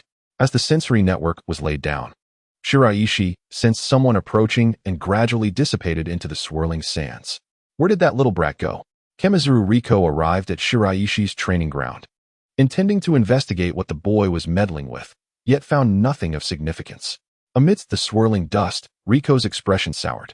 She had not anticipated losing track of the boy in such a sandy environment. For reasons unknown, Riko harbored a strong dislike for Shiraishi, consistently seeking opportunities to trouble him. Having observed his frequent visits to this area recently, she had taken to monitoring his activities. As a distinguished special jonin, the puppetry technique of Sarutobi Rin is inherited from the red sand scorpion. However, it is, in essence, more akin to a sand control technique. Unexpectedly, today, this little imp has completely vanished from her perceptual range. The decision of Bai Shi to disappear at this moment is also a strategy to avoid a direct confrontation with Sarutobi Rin, who, after all, is a rather foolish woman. Bai Shi is disinclined to engage with her in any manner.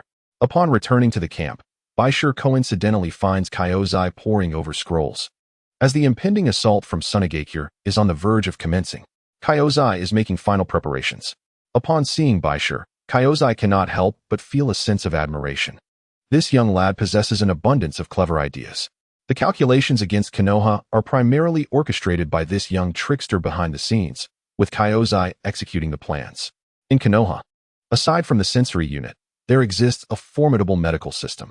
In comparison to the sensory unit, which boasts a plethora of powerful members from the Hyuga clan, the medical unit is substantially weaker, with Tsunade being its only formidable warrior.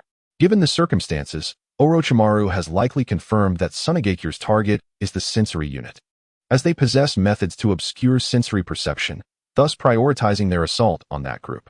Orochimaru is also expected to take measures against Sunagakure, potentially launching a full-scale attack, which complicates his situation. Meanwhile, the sensory unit requires a shadow-level powerhouse for defense. Therefore, the likelihood of Tsunade being reassigned to the sensory unit is quite high.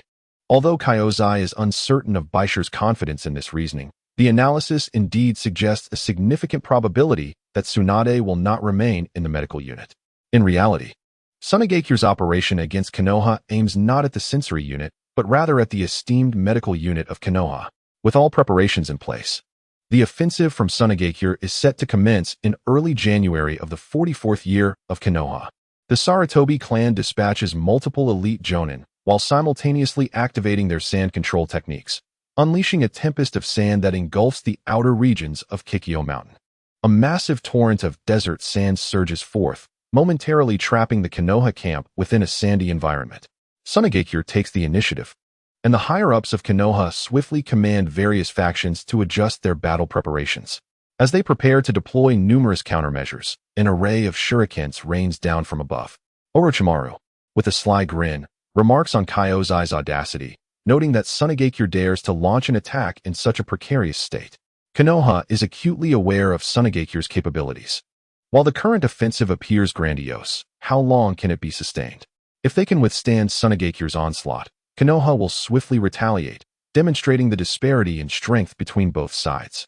Within the sensory unit, Tsunade stands guard against Sunagakure's assault, while Orochimaru engages in summoning techniques at the front lines, dispatching several gigantic serpents to confront the enemy. Amid the chaotic torrent, Bai Shi's team follows the main force, acting as a mobile vanguard. Their objective, however, is not the area occupied by Konoha's sensory ninjas, but rather the medical unit. Compared to others, Bai Shi is more certain of the medical unit's location, as the number of cards appearing within the Konoha camp has notably increased and become quite dispersed, with nearly each individual possessing their own card. The absence of concentrated cards, which instead seem to be scattered, clearly indicates their purpose is not for offense, but rather to exploit the characteristics of these cards for defensive measures. Apart from a few high-ranking officials from Konoha, who else could be of such significance? Only the medical ninjas, along with the intelligence gathered by Elder Kaizo, confirm that Konoha has entrusted the majority of skill cards to the medical unit as a form of protective equipment. In truth, these impervious cards have indeed enhanced the survival rate of medical ninjas on various battlefields, which is why Tsunade can rest assured with one person stationed at the sensing unit. It is Sunagakure, the primary concentration area for the medical unit. When the main force of Sunagakure's advance appeared at the medical camp, Konoha reacted swiftly, with other teams quickly arriving for support, leading to a chaotic melee around the camp. The battle commenced with Kitajima's fearsome visage, his robust black muscles delivering a punch imbued with ferocious destructive power, while Fukuyama assisted in amplifying this output. Saki and Haruka provided basic support, unleashing a barrage of shuriken that injured numerous Konoha ninjas. In the face of Sunagakure's relentless assault, several medical ninjas from Konoha began to retreat. Although most medical ninjas were engaged in various teams, a considerable number of logistic medical ninjas remained within the camp. The leading medical ninjas, themselves capable chunin, quickly organized a defense, continuously sending out distress signals. Soon, nearby Konoha ninjas arrived to aid them. Meanwhile, outside Konoha's main base, Elder Kaizo took matters into his own hands, as four colossal sand giants advanced menacingly towards Konoha's encampment.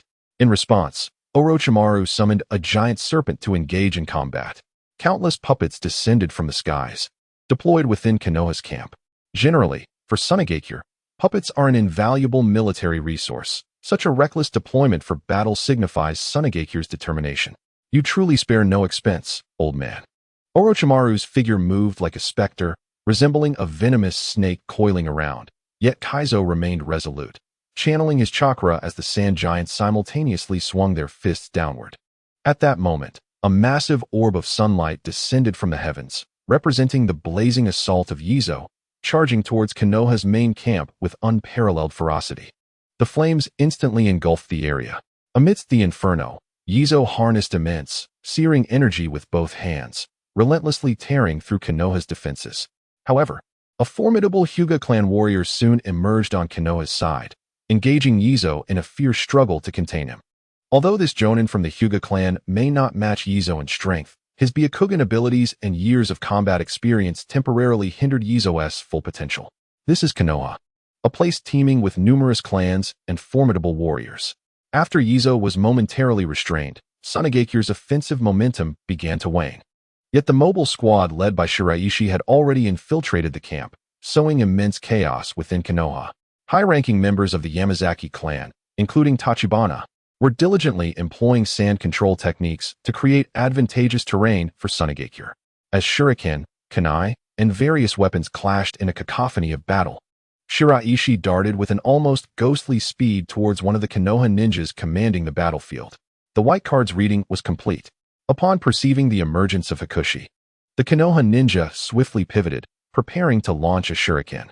However, Hakushi's silver blade moved with astonishing velocity, creating a terrifying vortex that rapidly stirred the air around it.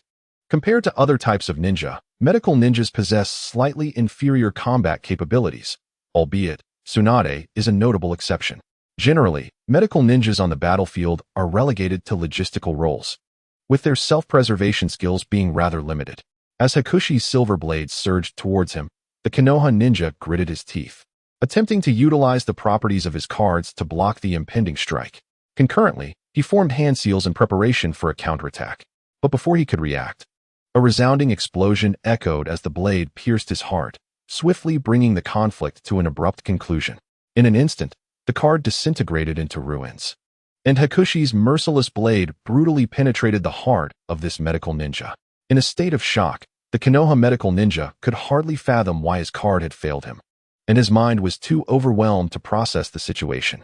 Unsatisfied with the possibility of his opponent surviving, Hakushi swiftly twisted the blade, shattering the heart. Unlocking a skill, the ice-type technique, Black Mist.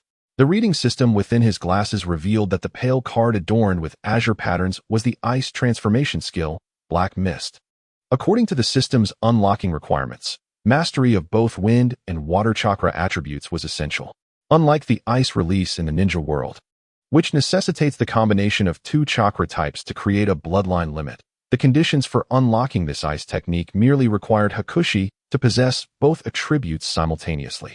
This technique unleashed a unique black mist energy capable of reverting the combat capabilities of both sides to their original state, erasing enhancements and augmentations, while also providing visual interference. Although devoid of offensive capabilities, it served as an exceptional supportive jutsu. The glasses system indicated that 3 other Konoha ninjas nearby still possessed cards and were lingering in the vicinity. Hakushi meticulously focused on the video demonstration of the skill transformation, repeatedly imprinting the technique's key points in his mind. Ice Release, Black Mist Technique. As he swiftly formed hand seals, Hakushi activated the Black Mist technique. In an instant, an eerie black mist erupted from his mouth, rapidly enveloping the entire Konoha encampment. Aware that this was his first mastery of the Black Mist, Hakushi understood that he could not maintain it for long, so he employed sand techniques to accelerate its operation, frantically forming hand seals to replicate the Black Mist in succession. In the silent darkness, several perceptive Konoha ninjas bore expressions of sheer terror, realizing that their sensory capabilities had been significantly diminished. As the silver blade shimmered, Hakushi coldly observed the battlefield after multiple expansions of the Black Mist. The blade, amidst the Black Mist, sliced through the tremors of anticipation. Surrounded by the Black Mist, the Konoha ninjas attempted to rely on the support of their sensory ninjas present, yet under the veil of the mist, the sensory ninjas felt an unsettling chill, as if their skin cells were being permeated. This peculiar ability severely hampered their sensory capabilities, plunging the scene into chaos.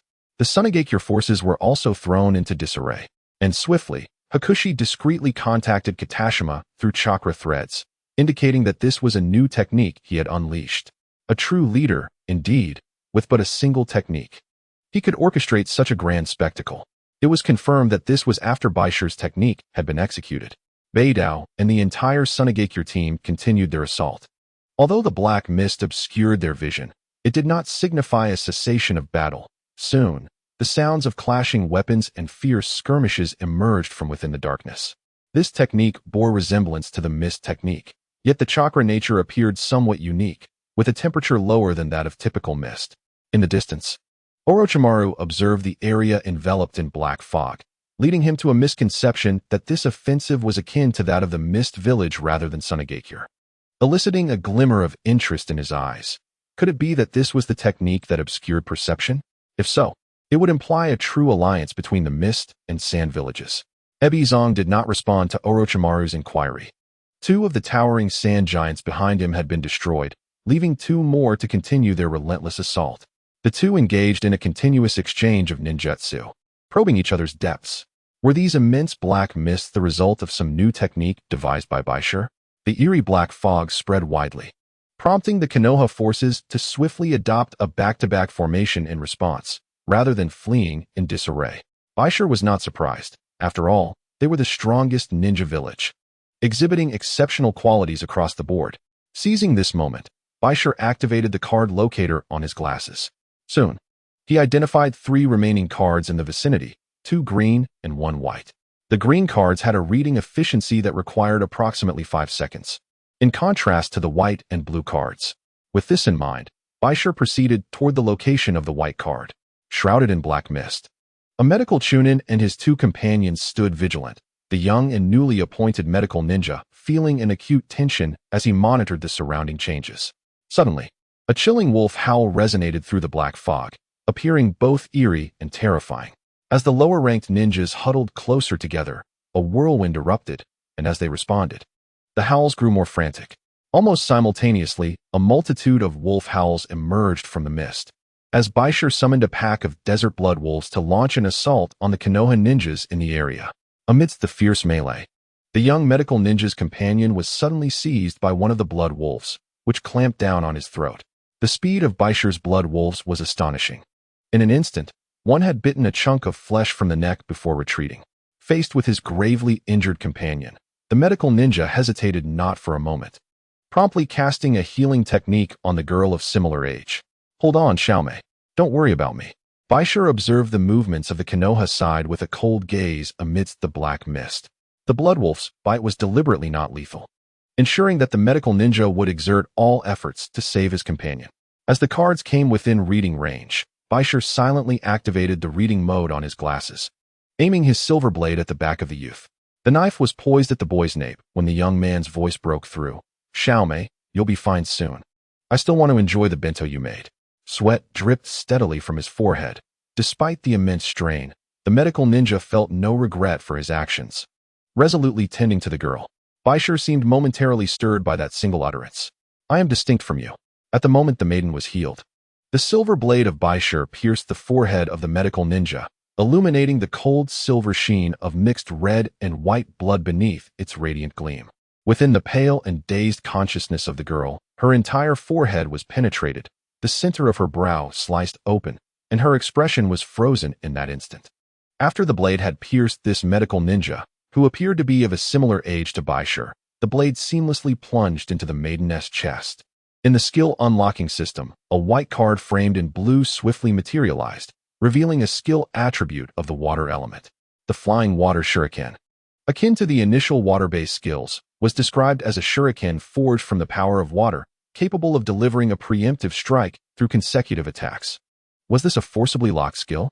Both the black mist and the flying water shuriken were classified as initial-level skills, easily learned, though achieving full proficiency would take some time. Having just grasped the black mist, its duration was limited, and as it gradually dissipated, Bai Shi prepared to retreat when a sharp, furious voice rang out, "Die."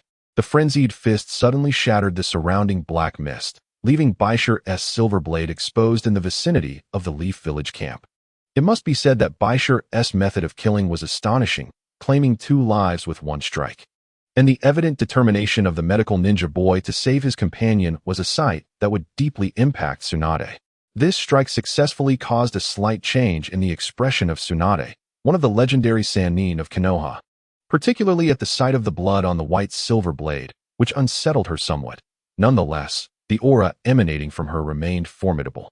Sensing the surging chakra power from the woman opposite him, and her utter disregard for the properties of the black mist, with the exaggerated destructive force capable of obliterating it with a single punch, Bai Shi was certain he was no match for her. Without uttering a single unnecessary word, Tsunade strode purposefully towards Bai Shi, the explosive force radiating from her imparting an intense chill that felt inescapable. "Captain, you should retreat."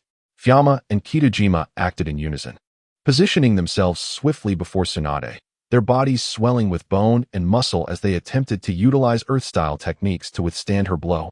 However, the explosive power of the latter was beyond the measure of 2 chunin. Tsunade's fist met no obstacle. She intended to shatter her opponent's skull, but seemingly wished to avoid bloodshed. After knocking Fiamma down with a punch, she elbowed Kitajima, sending him flying, his face paling as he soared through the air. The duo's forced breakthrough by Tsunade starkly illustrated that she, among the medical ninjas, was an anomaly, possessing a terrifying combat explosiveness. Ebizo, have you underestimated me?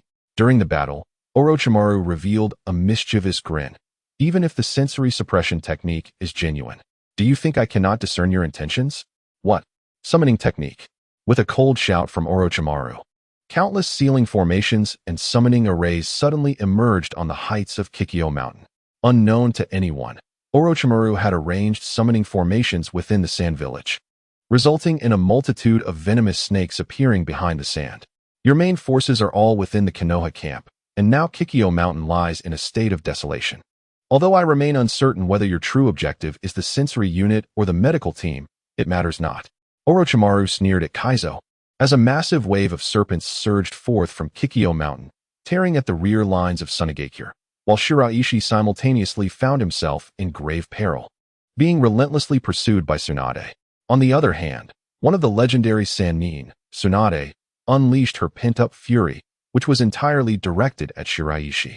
In the chaotic battlefield, with Tsunade's presence, a flicker of doubt began to infiltrate the ranks of Sunagakure. In the bygone era of the Great Ninja War, the name of Princess Tsunade resonated with such power that even Chiyo regarded her with trepidation. To encounter such a legendary kunoichi amid this tumultuous battlefield was to impose immense pressure upon Sunagakure.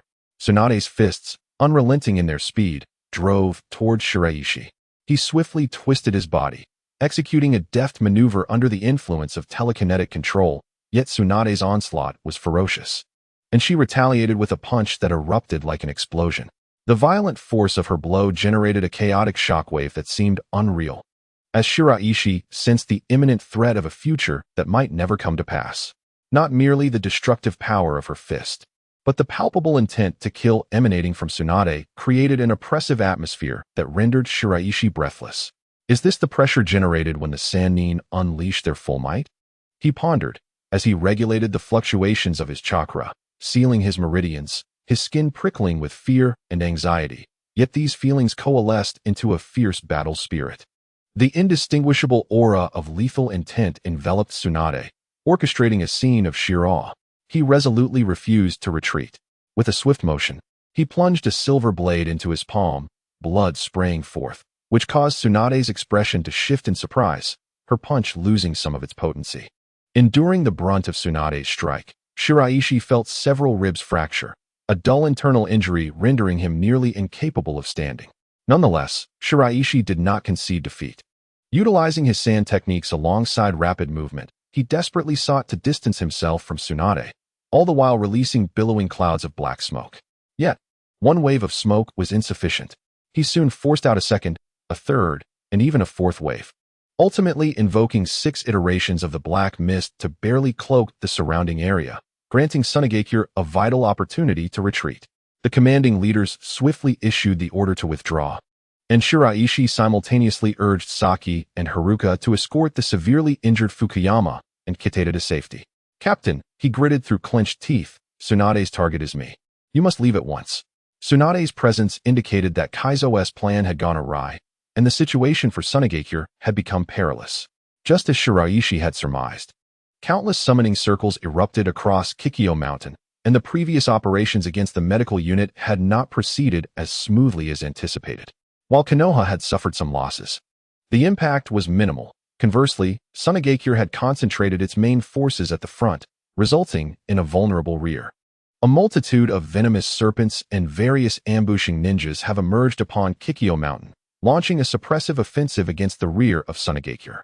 In comparison to the losses sustained by Konoha's medical and sensory units, Sunagakure, which already suffers from a shortage of puppet masters and pharmacists, is experiencing a concentrated assault from Konoha. On the front lines, the situation for Jagakushi is dire. As the sealing scrolls flutter, he employs the techniques contained within them to engage in a fierce struggle with Konoha, while his puppets whirl rapidly, continuously obstructing the advance of the venomous serpents. In an instant, the chaos on Kikyo Mountain surpasses that of the Konoha encampment. Ebizo, witnessing the turmoil, grits his teeth and once more transforms the colossal mud golem behind him into a more formidable black mud giant for battle. Surrounded by assaults from all sides, the morale of Sunagakure plummets. Both Shiraishi and Ebizo feel a growing sense of urgency. If the situation continues to deteriorate, they will be left with no means of counteraction. As Shiraishi ponders this dire situation, Tsunade's furious shout reverberates through the air, her fists generating a tremendous shockwave that dissipates the black mist conjured by Shiraishi in an instant. This mist possesses an eerie quality. Although Tsunade successfully dismantles the black fog with her extraordinary strength, the lingering chill still interferes with her fists. This bizarre technique, coupled with Shiraishi's relentless expulsion of the black mist during his retreat, leads Tsunade to nearly suspect that her opponent could be a Jinchuriki from Sunagakure. However, Tsunade quickly dismisses the notion of Shiraishi being a Jinchuriki. As she scrutinizes him further, she becomes increasingly convinced of the challenge he presents. Suppressing her fear of blood, Tsunade returns to her usual cold demeanor and inquires, "Young one, are you of the Mizunake's clan?" Her opening remark aims to provoke a flicker of emotion within Sunagakure. As the name of the prestigious bloodline from Kirigakure, combined with the chilling sensation emanating from Shiraishi's black mist, indeed evokes thoughts of the Mizunake's clan. Yet, it is merely a simple combination of chakra attributes. Aside from the Mizunake's clan, the snow ninjas of the land of snow possess similar abilities, indicating that Tsunade may be overreacting. Shiraishi finds this line of questioning somewhat peculiar. After the recent assault, Tsunade's speed and explosive power are formidable. Yet she chooses to remain engaged in this verbal sparring with him, which raises his suspicions. Regardless, he must not allow Tsunade to dictate the rhythm of the battle. He needs to devise a way to provoke this Sannin, thereby stalling her on the battlefield for Sunagakure. Detaining a Sannin like Tsunade is of paramount importance to the overall conflict between Sunagakure and Konoha, for in a certain sense, Tsunade holds greater significance to Konoha than Orochimaru.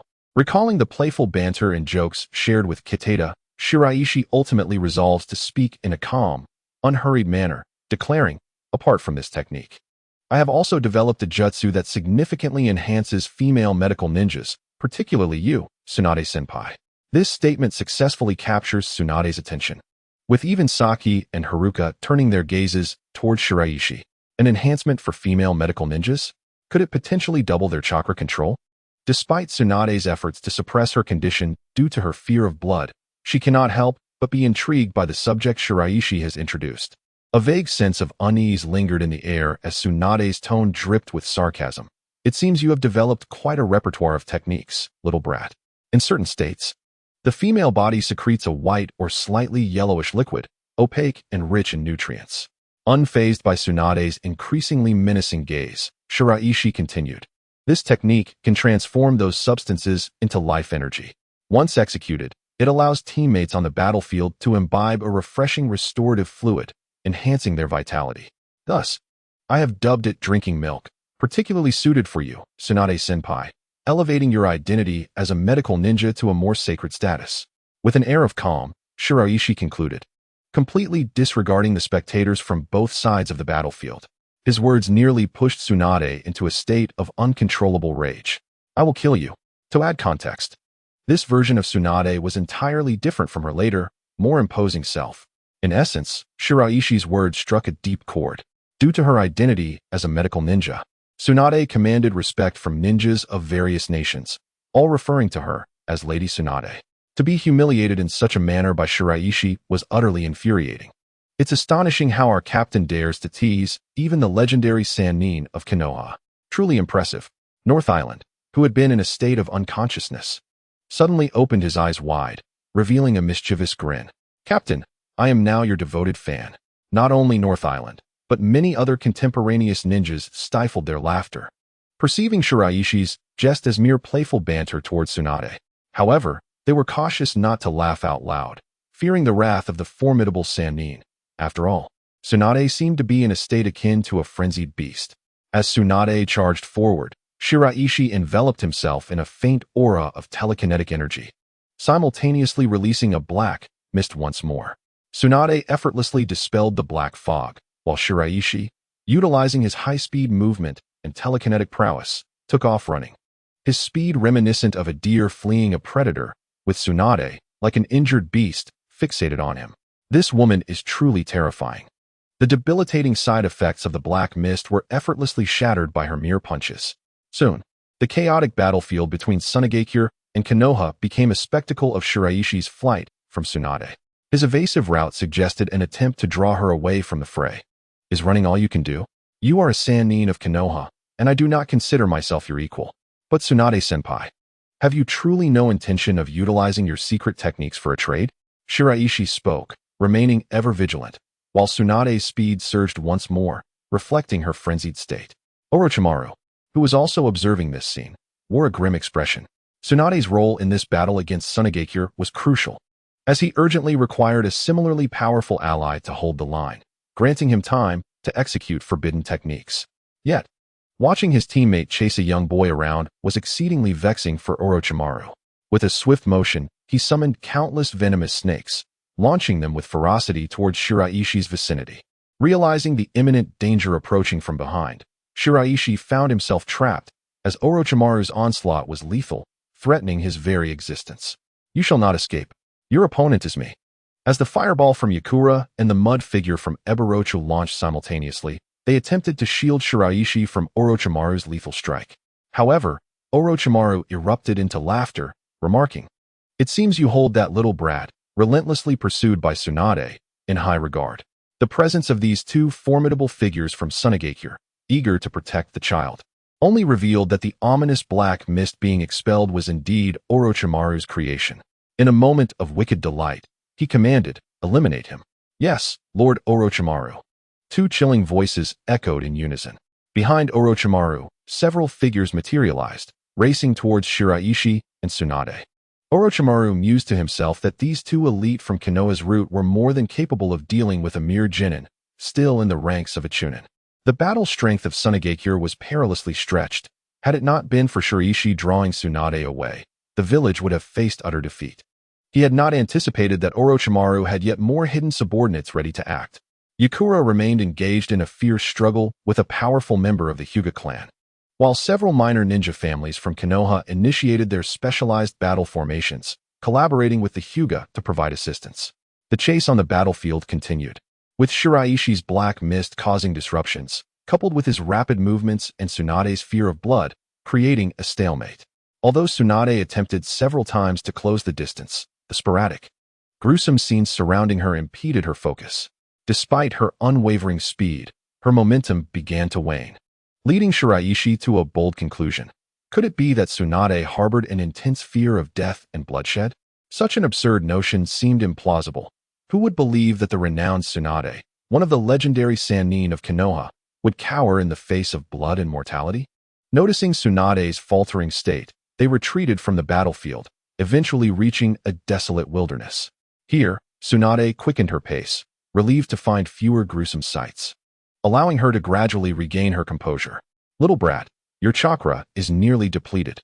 As a medical ninja, Tsunade possessed keen insight, immediately discerning that Shiraishi's chakra was almost exhausted. Indeed, it was nearly insufficient, but suddenly, Shiraishi pivoted, and in their close proximity, his silver blade once again sliced through the air, inflicting a second wound. The moment blood splattered across Tsunade's face, her entire being seemed to freeze in place. Indeed, she was gripped by fear. The warmth of the blood sent her spiraling into a state of utter despair. The prior encounter with blood had triggered her hemophobia, leaving her paralyzed.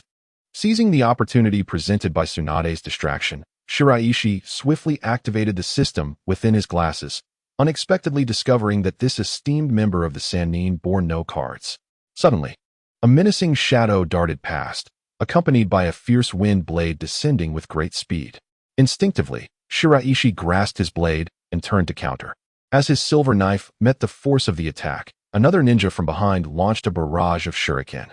Shiraishi's expression turned grave as he concentrated, summoning a triangular sand tower that erupted forth, detonating the shuriken in the process, while black mist gushed forth once more. In the current state, Bai Shi finds himself struggling to convert his sand techniques effectively. Fortunately, these two root ninjas are not Tsunade, and thus unable to shatter his multiple layers of black mist with a single blow. However, Bai Shi can currently only utilize the black mist once, unable to accumulate further layers. And his chakra has finally run low due to the consumption. As this peculiar chill envelopes him, the two ninjas experience a reduction in their strength.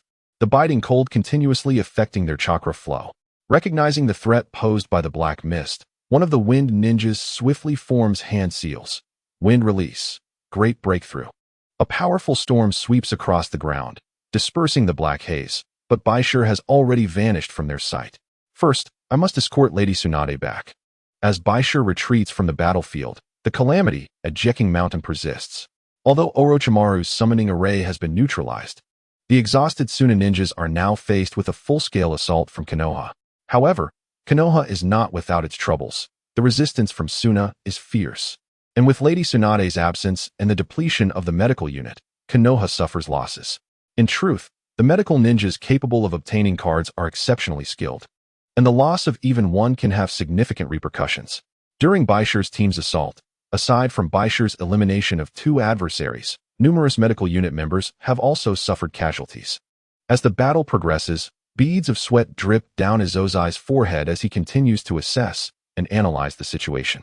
Should Suna fail in this conflict, the repercussions would extend beyond Genin Mountain.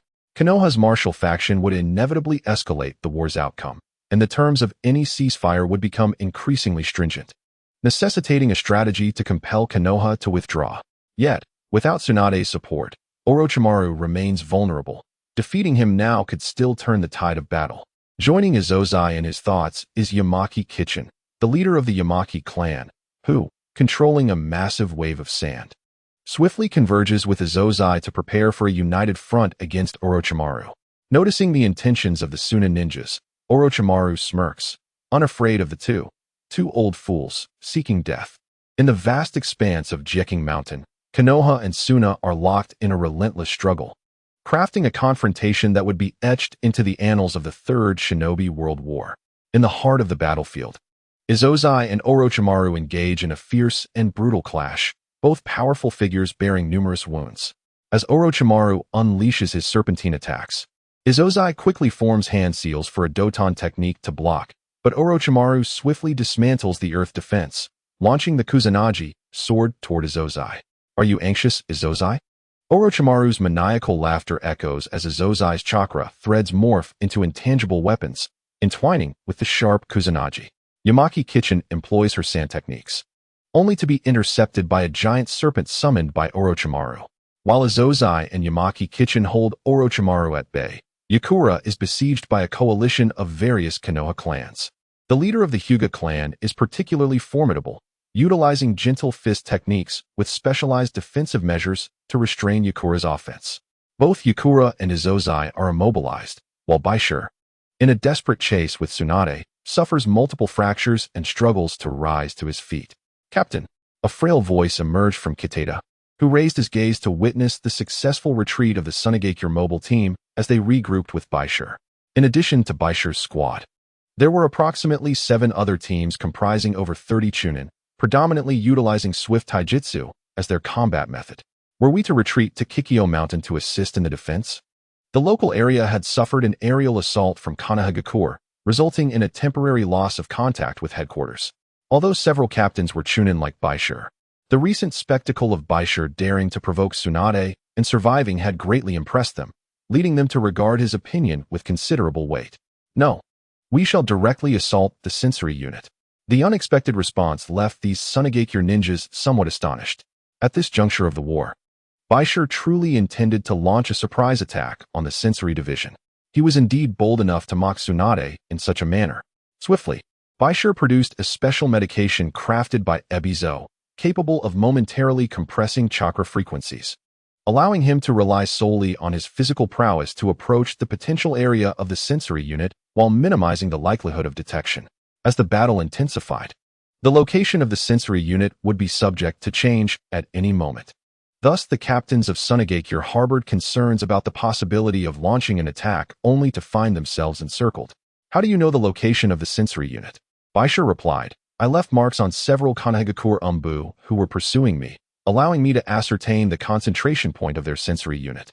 The densely concentrated area of umbu was also a likely location for the sensory unit, though Bai Shi was untruthful regarding this matter. The true means by which he discerned the sensory unit's position was his own ocular system. Since the war's inception, within the Sunagakure territory, There existed a region with multiple concentrated cards that had not changed, given the involvement of prominent figures like Orochimaru. This area was highly likely to be the sensory unit's operational base during wartime, with the cards serving as their protective tools.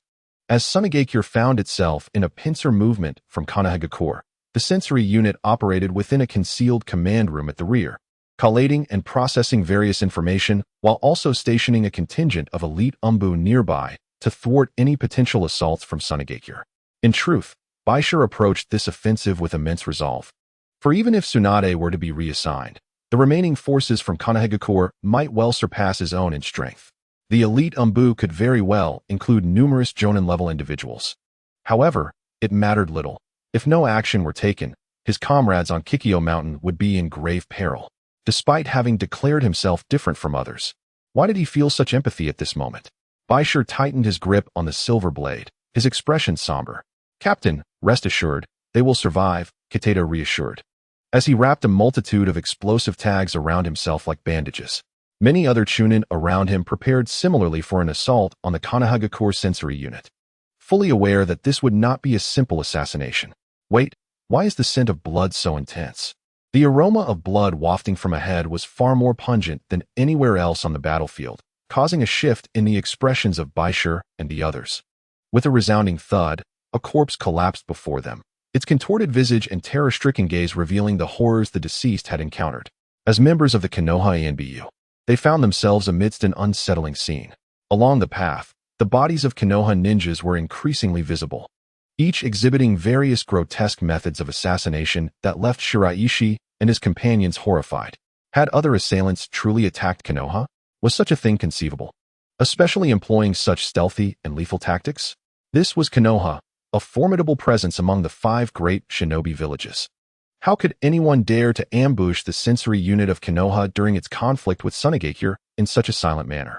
As the scent of blood thickened, Shiraishi and his companions fought to suppress their discomfort. Upon entering the command room, they were met with the grim sight of numerous sensory ninjas and Konoha Anbu, each meeting their demise in varying degrees of violence, making it impossible to ascertain the identity of the aggressors. Shiraishi's expression turned grave, for the events unfolding exceeded anything he had anticipated. Perhaps there existed forces in this world of which they were entirely unaware, capable of assaulting Konoha. The slain had not had their cards taken, indicating that the attacker's objective was not the cards themselves. Swiftly, Shiraishi commanded his comrades to gather the valuable intelligence and data from the sensory unit. This is the Intelligence Analysis Center, and much of this information is crucial. We must take everything and retreat swiftly. Regardless of the circumstances, Shiraishi was unwilling to linger in this cursed place, yet the intelligence was vital for the impending war, prompting him to urge his companions to collect it while he took action himself. Seizing a moment amidst the chaos, Shiraishi approached a corpse to inspect it. Utilizing chakra threads, he deftly extracted a card, and subsequently employed the same technique to recover 5 cards left by Konoha. The loss of the sensory unit's information processing at such a critical juncture would undoubtedly incite chaos, jeopardizing their plans to decisively crush Sunagakure and flatten the front lines, leading Konoha and Sunagakure into an even more tumultuous stalemate. Initially, the attackers' plans had not proceeded smoothly, as Tsunade was present to oversee matters. However, an unforeseen circumstance arose when a young shinobi from Sunagakure managed to restrain Tsunade, triggering her blood control condition, thus providing an opportunity for the unseen orchestrators to disrupt the balance of the shinobi world. A meticulously planned massacre of Konoha's sensory unit commenced, and with the chaos that ensued, communication and information processing within Konoha were severely compromised. In the ensuing conflict, a formidable member of the Hyuga clan fell victim to an unidentified masked assailant, sustaining grievous injuries that led to their demise. In the wake of this, Yakura quickly allied with Kaizo and Yamaki to launch a counterattack against Orochimaru. The situation tilted once more, forcing Orochimaru to issue a retreat command as the poisonous tide of snakes and Konoha ninjas withdrew, leaving those stationed at Kikyo Mountain utterly exhausted. As the sun began to set, Kagejin gasped for breath, his pallor evident. "Are you all right?" he inquired. "I survived," was the response. The confrontation between Konoha and Sunagakure at Kikyo Mountain culminated in the collapse of Konoha's defenses due to the assault by a mysterious force. This malevolent manipulation of the balance within the shinobi world instilled in Shiraishi a profound sense of impending crisis regarding the future. This assassination attempt might have unveiled the depths of the hidden waters in the shinobi world. Even Konoha, formidable as it was, could be ensnared in schemes. Such is the nature of the shinobi world. No one could predict what would transpire in the next moment. Due to a shortage of personnel, the venerable Elder Kaizang personally attended to the treatment of Bai Shi's injuries. Reflecting on this incident, Elder Kaizang maintained a rather composed perspective. For someone of his advanced age, accustomed to the myriad tumultuous events within the ninja realm, this occurrence merely signifies the commencement of yet another cycle. It may involve other ninja villages or perhaps additional crises. However, such considerations are not our immediate priority. Stabilizing the situation and expediting negotiations with Konoha is paramount. Bai Shi, enveloped in a multitude of bandages and various medicinal applications by several assisting apothecaries, found himself in a state of near immobility. In truth, Konoha is currently in a weakened state. The conflict at Kikyo Mountain has unfolded with greater intensity and earlier than in historical accounts. Despite facing a dense and aggressive assault from Konoha, Sunagakure has not suffered a collapse of its front lines, resulting in a protracted war of attrition. Nevertheless, Sunagakure emerges as a beneficiary from this incident, as Konoha has sustained losses and injuries far more severe than their own. Of course, regarding the attack on Konoha's sensory unit, Sunagakure neither admits nor denies involvement. A substantial amount of intelligence gathered by the sensory unit was swiftly organized and dispatched to Sunagakure, containing numerous valuable insights that led to grandiose praise for Bai Shi's demonstrated capabilities during this skirmish. The situation is beginning to tilt favorably for Sunagakure. In the upcoming negotiations with Konoha, they may secure more advantageous terms. Bai Shi's implications are clear. Sunagakure should seize the opportunity to launch further incursions into Konoha, as the latter remains exceedingly vulnerable. The current multifaceted defensive arrangements present an even more penetrable front than before. Such actions could expedite the negotiation process, rather than remaining stagnant in a deadlock with Konoha. However, Lord Raza is reluctant to escalate hostilities further, particularly to avoid provoking Konoha, a potential future ally. The fourth Kazekage is shrewd in his calculations, and Elder Kaizang harbors a modicum of dissatisfaction. Despite Raza dispatching the Sanraku clan for support in the Kikyo Mountain conflict, he himself remains ensconced within the stronghold of Sunagakure, creating an unfortunate disparity between the front lines and the leadership. Konoha's situation is equally dire. The constraints of a month have compelled the militant faction to stake too much on uncertain outcomes. The significant losses incurred from previously prepared special cards, coupled with the destruction of elite sensory and umbu units, alongside Tsunade, one of the legendary Sannin, publicly revealing her hemophobia, undoubtedly cast a shadow over their prospects. Yet, as the third Hokage, Hiruzen Sarutobi, rises to the occasion, he exemplifies the indomitable spirit of Konoha. He continuously allocates reinforcements to the Iwagakure front while temporarily suppressing negotiations with Sunagakure. The third Hokage articulates, albeit at a deliberate pace, that while Sunagakure has temporarily held Kikyo Mountain, it does not equate to victory. He intends to stall negotiations to undermine Sunagakure's fervor before gradually re-engaging in dialogue. The focus will subsequently shift to developments concerning Iwagakure. Kimogakure has stabilized through negotiations, while Kirigakure's coastal supply issues historically hinder their deeper involvement in the ninja world conflict. Hence, the third Hokage adopts a cautious strategy to respond to the movements of Sunagakure.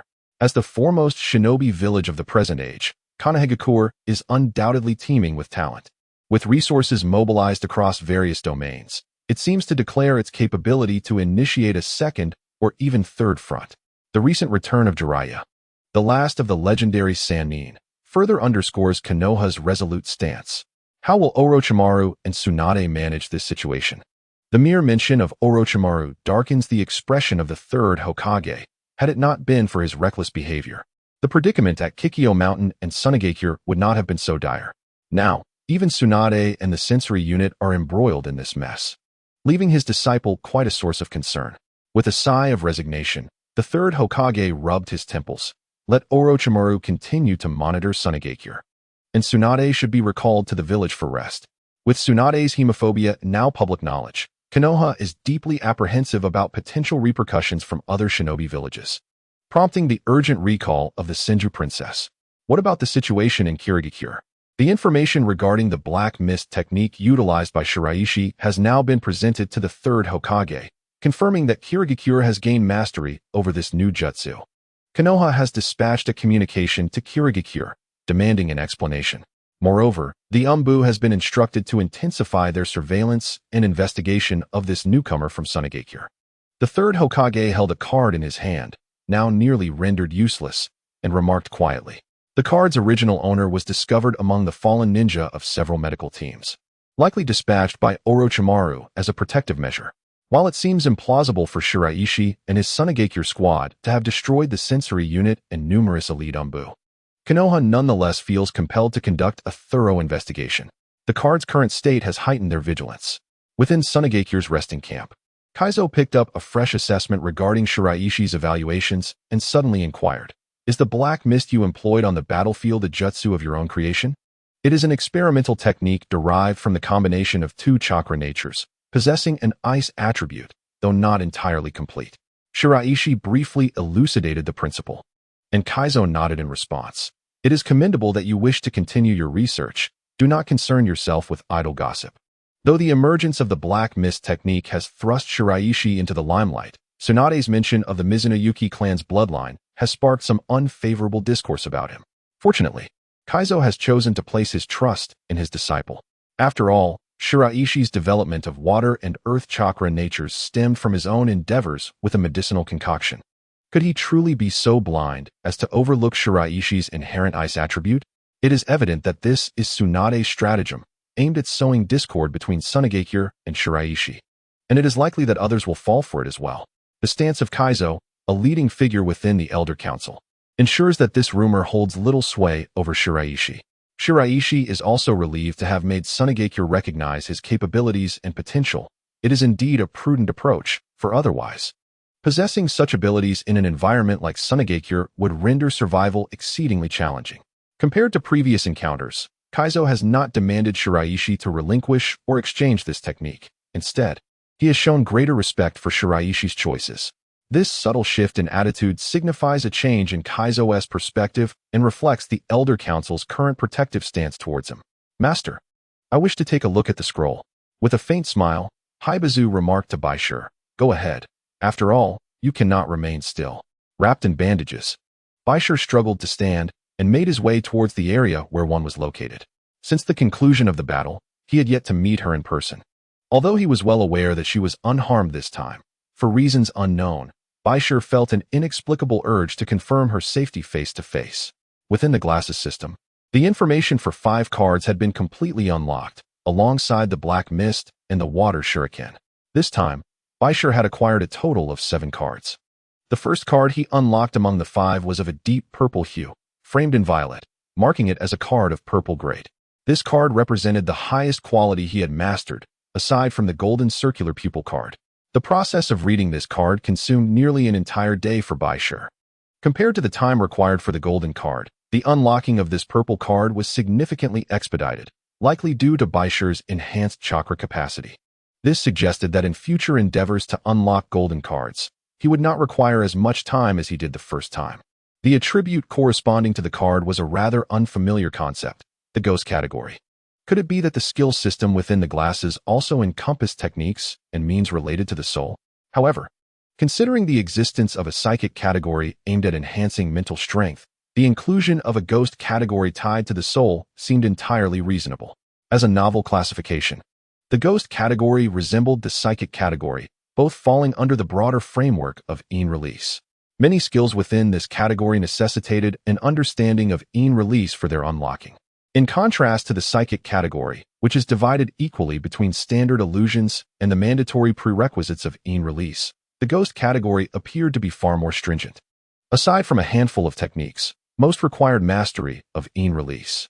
Although Bai Shi had yet to develop his own Yin release, he was fortunate that this purple card contained a skill that could be learned without such mastery, boasting an impressive purple quality. Unlike the golden circular pupil card, this technique did not have branching enhancements, standing alone akin to the sand techniques. The curse technique was categorized into 2 states. The first state involved activating in release, transforming oneself into a ghostly form, sacrificing half of one's vitality to cast a curse upon the enemy, subjecting them to the torment of vengeful spirits. The second state was non-ghostly. After executing the technique, the user would experience an increase in offensive and defensive capabilities, albeit at the cost of speed. It was a peculiar technique that sacrificed speed in favor of bolstered attack and defense. Furthermore, the hand seals and chakra manipulation required for the curse were notably intricate and cumbersome, making it the most troublesome skill to convert into ninjutsu among all the skill cards. As for the water shuriken, Bai Shi had already grasped the basic method of its application, capable of simulating a shuriken composed of flowing water. However, the curse technique, which had just been unlocked, proved to be exceedingly challenging to master. While Bai Shi examined the skill simulation within his glasses, he arrived at the camp where Juan was stationed. The number of injured from Sunagakure was considerable, and after performing some basic treatments and bandaging, Juan and Chagaku were resting with their eyes closed, recuperating. Upon perceiving a familiar silhouette, Juan abruptly opened her eyes. Shirtu. Ever since the city wall officer affectionately referred to Bai Shi as Shirtu, Juan too adopted this endearing moniker. While the officer reverted to Bai Shi's given name, allowing Juan to relish in this charming nickname. Although Juan appeared to be in a rather poor mental state, she bore no severe injuries. As Bai Shi approached to examine her closely, her cheeks flushed with a delicate hue. "I apologize for causing you concern. I merely wished to confirm whether you would be able to prepare bento for tomorrow." Upon hearing Bai Shi's words, the city wall officer nearly rolled his eyes, pondering the ineptitude of the lad in charming the ladies. Initially taken aback, Juan soon broke into a blissful smile. "Rest assured, I will prepare it for you tomorrow." "That's not what I meant. I will prepare it for you tomorrow," Bai Shi hastily retorted before retreating in a fluster. He was utterly at a loss when it came to conversing with girls, and his interaction with Juan had left him feeling utterly defeated and embarrassed. "Juan, do you now comprehend his sentiments?" "Yes," she replied. There was no need for overt expressions. Some matters could be felt mutually, which sufficed for Juan. However, she was more concerned about another issue. In the past, during her solitary existence, she had relied on dining out and had never prepared a meal. Although Bai Shi was not particularly skilled in cooking, he accessed his glasses to search for information, uncovering a wealth of knowledge about the customs and ingredients of the Land of Wind, allowing him to concoct the simplest of combinations. Considering Juan's need for a light diet, Bai Shi gathered common fruits and vegetables to create a dish. "I would like to borrow the kitchen," he stated. The kitchen at Sunagakure was outdoors, and despite the sweltering heat and his own injuries, Bai Shi began the culinary endeavor. Within the fragments of memories stored in his glasses from previous users, one had been a pastry chef known for crafting spicy desserts. Bai Shi squeezed some unique red and green fruits to create a fruit sauce, setting it aside. With deft hands, he quickly shaped glutinous rice flour balls, dusting his slightly pale palms with the white powder, evoking a dreamlike aura. Initially, the Sunagakure ninjas paid little mind to what Bai Shi was doing, but as his activity grew increasingly pronounced, a crowd soon gathered. Following the recent battle at Kikyo Mountain, many recognized this rising star of Sunagakure, and his every move naturally piqued their interest. Is he concocting a new potion? Someone wondered, though it seemed otherwise. The ingredients Bai Shi selected were mundane fruits and vegetables, hardly resembling anything of the alchemical sort. It appears he is preparing food, as Bai Shi crafted a glistening, ruby-red gelatinous sauce and drizzled it over the tender, fluffy rice flour balls. The hearts of several female ninjas nearly melted. The sight of Bai Shi, capable of creating such adorable confections, ignited their youthful spirits. After sprinkling some special herbal powder, a unique dessert was completed, exuding an aura that was both charming and exquisitely opulent. After placing the first delicacy into the food storage freezer, Shiraishi proceeded to prepare the second dish. The food was presented in a small wooden box, intricately carved by Shiraishi himself. Although the design was simple, his focused and meticulous demeanor while wielding the silver knife garnered him much admiration. From this day forth, Shiraishi had indeed garnered a following in the Sand Village. As the dishes were carefully arranged within the wooden box, after 3 hours of intense cooking, Shiraishi finally completed all the culinary creations. When he retrieved the first exquisite pastry from the freezer, its enchanting aroma and subtle chill captivated the attention of passers-by. With an air of sophistication, Shiraishi grasped the wooden box and confidently strode towards the camp where June was located. Both Jun and Kenkuro were taken aback, for the food emerging from the wooden box profoundly challenged their previous perceptions of shiraishi. Among the array of dishes, Jun's gaze was immediately drawn to the pastry. As she delicately took her first bite, the eyes of those around her were fixed intently on both Jun and Shiraishi. Oh my, these two are simply radiant. Kenkuro, donning a pair of sunglasses, found himself unwilling to witness the interaction between Shiraishi and Jun, feeling even a mere taste of the pastry might blind him. For him, being a teammate of these two was indeed a source of great distress. Delighted, Jun savored her first bite with great care. Her eyes soon lit up with joy. After swiftly devouring the pastry, she began to sample the other dishes prepared by Shiraishi. It must be noted that female ninjas, especially those who have seen battle, possess hearty appetites.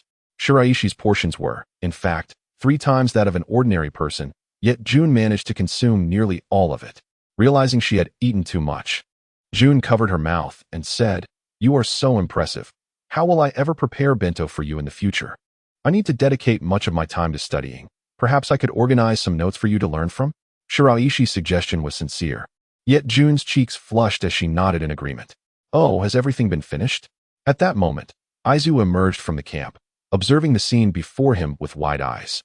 "I've heard you created a delightful pastry, and I would love to try a bite, though I hesitate to ask." "There is still one in the cold storage," Shiraishi replied. Transforming into a kind-hearted individual, the news of Shiraishi's culinary endeavors spread throughout the Sand Village.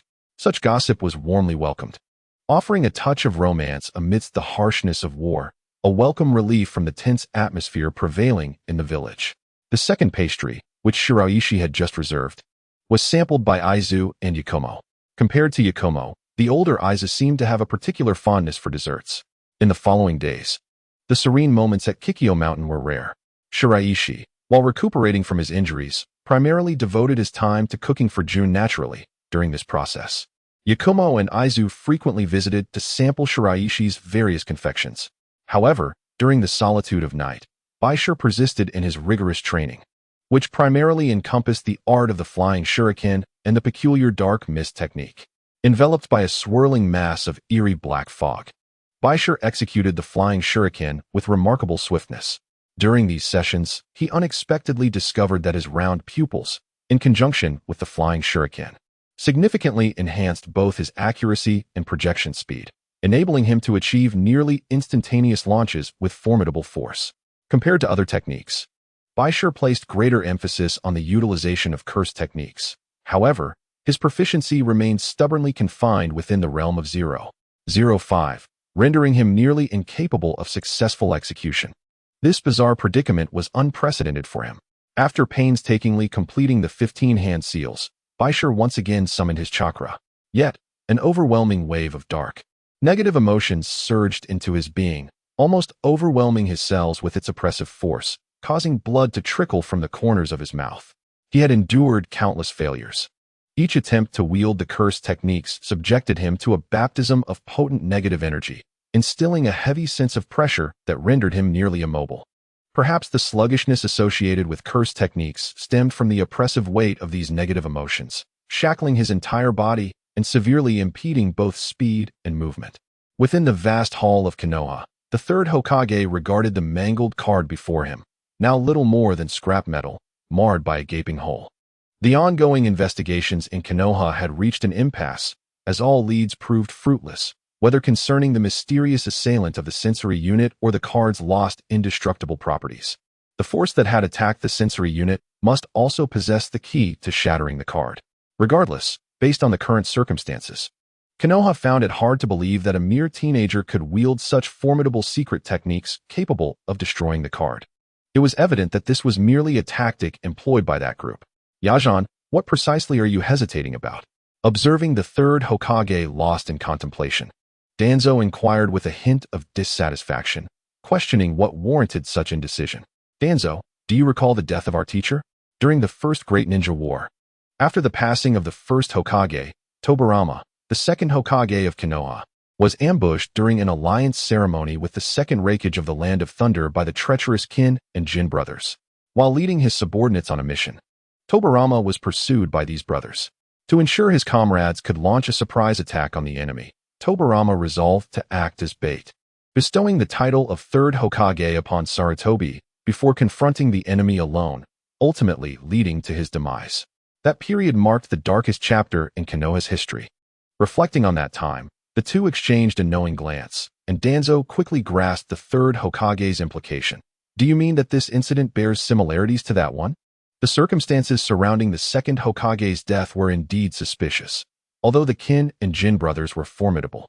As a member of the Senju clan and second only to the first Hokage in strength, he should not have fallen so easily. In fact, according to their intelligence, the second Hokage had encountered an unknown masked individual during his battle with them. Over the years, an unseen force has been subtly influencing the dynamics of the ninja world. The third Hokage, keenly aware of this undercurrent, has been diligently investigating, yet has found no substantial evidence. One can only hope that these occurrences are not mere coincidences. Days later, as the injuries of Bai Shi have largely healed, and Kaizo has assisted Yizo in stabilizing the situation at Kikyo Mountain, Sunagakure has begun to issue numerous letters summoning Kaizo back. It is time to return. We must prepare for the next course of action. The conflict between Sunagakure and Sunagakure has unexpectedly pleased Iwagakure and Kirigakure, who now anticipate a more severe situation for Sunagakure. Thus, Kaizo must hasten back to Sunagakure to strategize with Raza and Chiyo, all while ensuring Bai Shi's safety. On the battlefield of Sunagakure, Kaizo displayed extraordinary prowess, even decimating the sensory unit. All factions within the Roots and the Umbu have their attention fixated on Bai Shi. Consequently, Kaizo intends for Bai Shi to recuperate in the village for a while, as their special training has yet to conclude. Regarding the return to Sunagakure, Bai Shi feels a pang of reluctance for the journey, but is otherwise inclined to go back, especially since he had been informed by Jogaki Tsukasa that the deep-sea mithril weapon he commissioned from Jogaki Hayabusa has encountered some issues. After months of training and the fierce battle at Kikyo Mountain, Bai Shi, along with his mentor Kaizo, makes his way back to Sunagakure in April of the 43rd year of Sunagakure, corresponding to the 44th year of Sunagakure. As he feels the warmth of the desert winds, the memories of his departure from Sunagakure flood back to him. Upon his return, he is unexpectedly struck by a sense of familiarity with the village. In addition to Bai Shi and Kaizo, several other shinobi from various ranks have also returned from the front lines of Kikyo Mountain, including Katashima, the formidable Diamond Barbie. As Sunagakure and Sunagakure enter a relative period of respite, the higher-ups begin to strategize for the next phase. Bai Shi, removing his glasses and wiping them with a cloth, turns to Kaizo and inquires, "Shall we proceed to the Kazakage's office?" Indeed, the Kazakage is eager to meet with you. The fourth Kazakage, Raza, is currently in his office, reviewing Bai Shi's battlefield performance and the remarkable techniques he has developed. Over this period, this young prodigy has garnered acclaim in Sunagakure, heralded as a genius.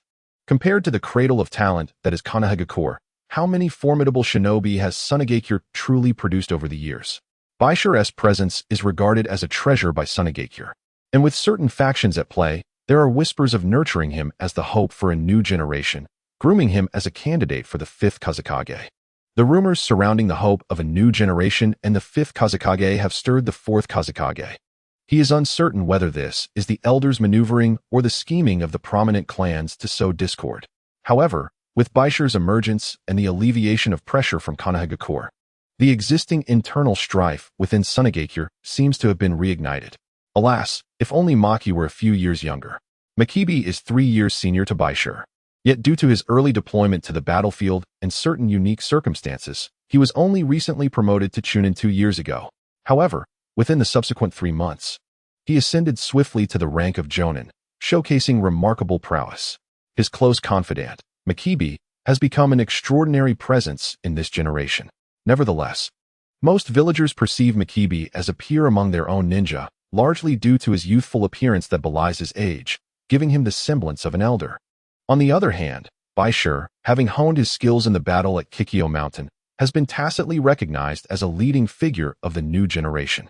His exceptional prowess in research and development has led many within the Elder Council to proclaim him as the beacon of hope for the resurgence of Sunagakure. With such an outstanding disciple, the Elder Council's influence has grown increasingly audacious. Initially, Rasha had sought to balance the power of the Arakawa and Sanryu clans by leveraging the Elder Council as a counterbalance. However, It appears that the scales are now tipping in favor of the Elder Council. Being the leader of Sunagakure is no easy task, rife with myriad concerns, especially considering the emergence of dissenting voices within the village that cast aspersions on Rasha. They accuse him of deliberately neglecting to retrieve the third Kazekage in pursuit of his own ambitions for the Kazekage title, even misleading the village to direct their grievances towards Sunagakure.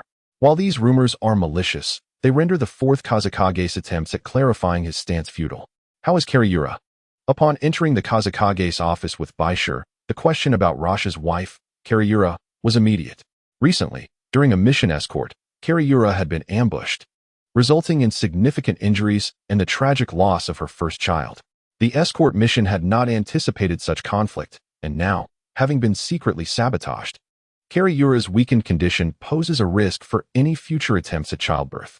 Rasha had previously advised Kariura not to be overly fixated on the matter of bearing children. However, as the last remaining member of his lineage, he is faced with the possibility of their family name dwindling from 3 branches to merely 2. Kariura, determined to uphold her husband's family legacy, appears resolute in this regard. She is currently recuperating, with Yashimaru by her side, having adjusted his mindset. Rasha turned to Bai Shi with a gentle smile. Regardless of the circumstances, as the leader of the village, he should feel a sense of joy with the presence of a talented newcomer like Bai Shi. A series of performance assessment appointment letters, including an S-rank mission involving the elimination of a reconnaissance team from Konoha, have been credited to Bai Shi's score. During the settlement process, Bai Shi unexpectedly discovered that he had accrued a considerable sum. Feeling a bit parched, Rasha quickly took a sip of water before handing a scroll to Bai Shi. Here is an appointment letter. The forthcoming responsibilities for Bai Shi within the village had already been prearranged by Rasha and the Elder Council. He is to serve as the assistant to the principal at the Ninja Academy, aiding in various tasks throughout the day. Given his role as an assistant and his relatively young age, there is no requirement for him to attend classes or engage in other obligations. The current principal of the academy is a Rozak, thus Bai Shi can accurately be referred to as a Rozak's assistant. Within the school, Bai Shi's role is primarily nominal, mainly accompanying Elder Halazang and the entire Council of Elders in their forthcoming training endeavors. At present, Bai Shi is regarded as Halazang's prized protege, which renders this seemingly vacant position a mere arrangement by the council. In 2 months, the New Year's Sand Festival will commence, and you shall assume the role of the ceremony's officiant. Midway through the year signals the commencement of the new year in Suna, and it feels as though the previous Sand Festival has only just recently passed. After departing from Kazekage's office and momentarily parting ways with Halazang, Bai Shi heads directly to the workshop of the city walls before returning home. According to the correspondence from the skilled craftsman, Shinkage, the gloves crafted from deep-sea mithril have taken form, albeit with fragile flexibility that renders them unsuitable for combat. Shinkage envisions that these gloves should possess formidable defensive capabilities, enabling Bai Shi to engage in unarmed combat. However, the choice of such an unconventional material as deep-sea mithril presents considerable challenges. Despite experimenting with various unique materials, Bai Shi has yet to successfully integrate them with the mithril. Although the flexibility remains inadequate, the gloves exhibit a remarkable malleability inherent to deep-sea mithril. The silver gloves feature differing patterns on each side, seemingly representing the duality of yin and yang, with a distinctive groove left at Bai Shi's request. Shinkage believes that this central groove constitutes the core control area of the gloves, yet he struggles to comprehend how to design them into a cohesive weapon. The deep-sea mithril, characterized by its dualistic nature and transformative capabilities, shares similarities with mercury, yet possesses a superior ability to adhere to chakra. Bai Shi's initial intent in designing the gloves was never to conform to traditional shinobi weaponry. He expresses his gratitude, remarking that the gloves have achieved a commendable state. Bai Shi instructs Shinkage to produce a semi-finished product, as he intends to design and fabricate the core groove himself. Nevertheless, even in their current form, the exquisite patterns and the unique yin-yang design of the gloves greatly appeal to Bai Shi, and he eagerly anticipates their completion. The journey from the initial crafting to the final product has consumed half a year, with the Shinkage family exhausting all their artisan techniques to create this pair of deep-sea mithril gloves. Observing Bai Shi's satisfaction with the craftsmanship, Shinkage breathes a sigh of relief, shifting his concern to the well-being of his son, Shurji. Listening to Bai Shi recount the battle at Kikyo Mountain, Shinkage's eyes gleam with pride at his son's accomplishments. The ability to slay numerous of Orochimaru's summoned beasts on the battlefield, albeit the most ordinary, signifies his son's growth. Initially, Shinkage sacrificed several years of his son's time in the ninja academy to hone Shirji's skills in crafting and puppetry, but now, with outstanding allies like Bai Shi and Wan, those lost years have been compensated. Do you now have any insights regarding the groove portion? Currently, I possess only a few minor ideas and concepts, but to determine the specifics of its creation, I must seek counsel from Granny Chiyo.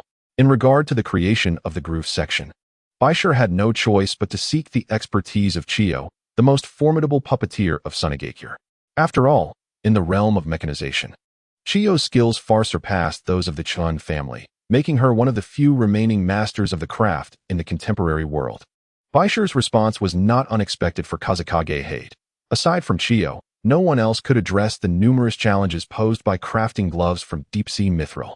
Within the Oasis Ring district, Kaizu had just returned home for a brief respite when he received news of Bai Shi's visit to Chiyo.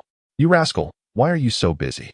Shouldn't you rest properly at home instead of seeking guidance on mechanization techniques?" Before even meeting Chiyo, Bai Shi was subjected to a reprimand from Kaizu. Why was this young man so driven, diving into the study of puppetry and mechanization before even settling in at home?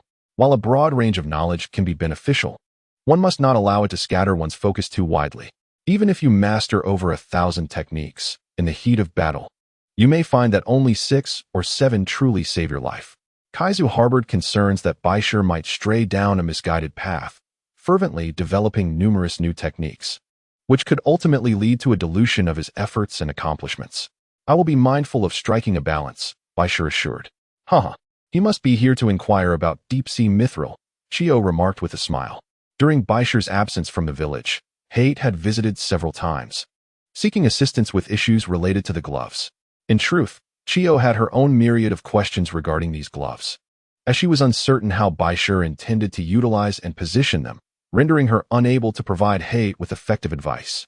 Now that Bai Shi had returned to Sunagakure, it was inevitable that he would seek her out regarding the gloves. "I wish to create a device for absorbing and transforming chakra," Bai Shi declared as he unfurled a scroll, revealing an intricately designed schematic of a pointer-like mechanism.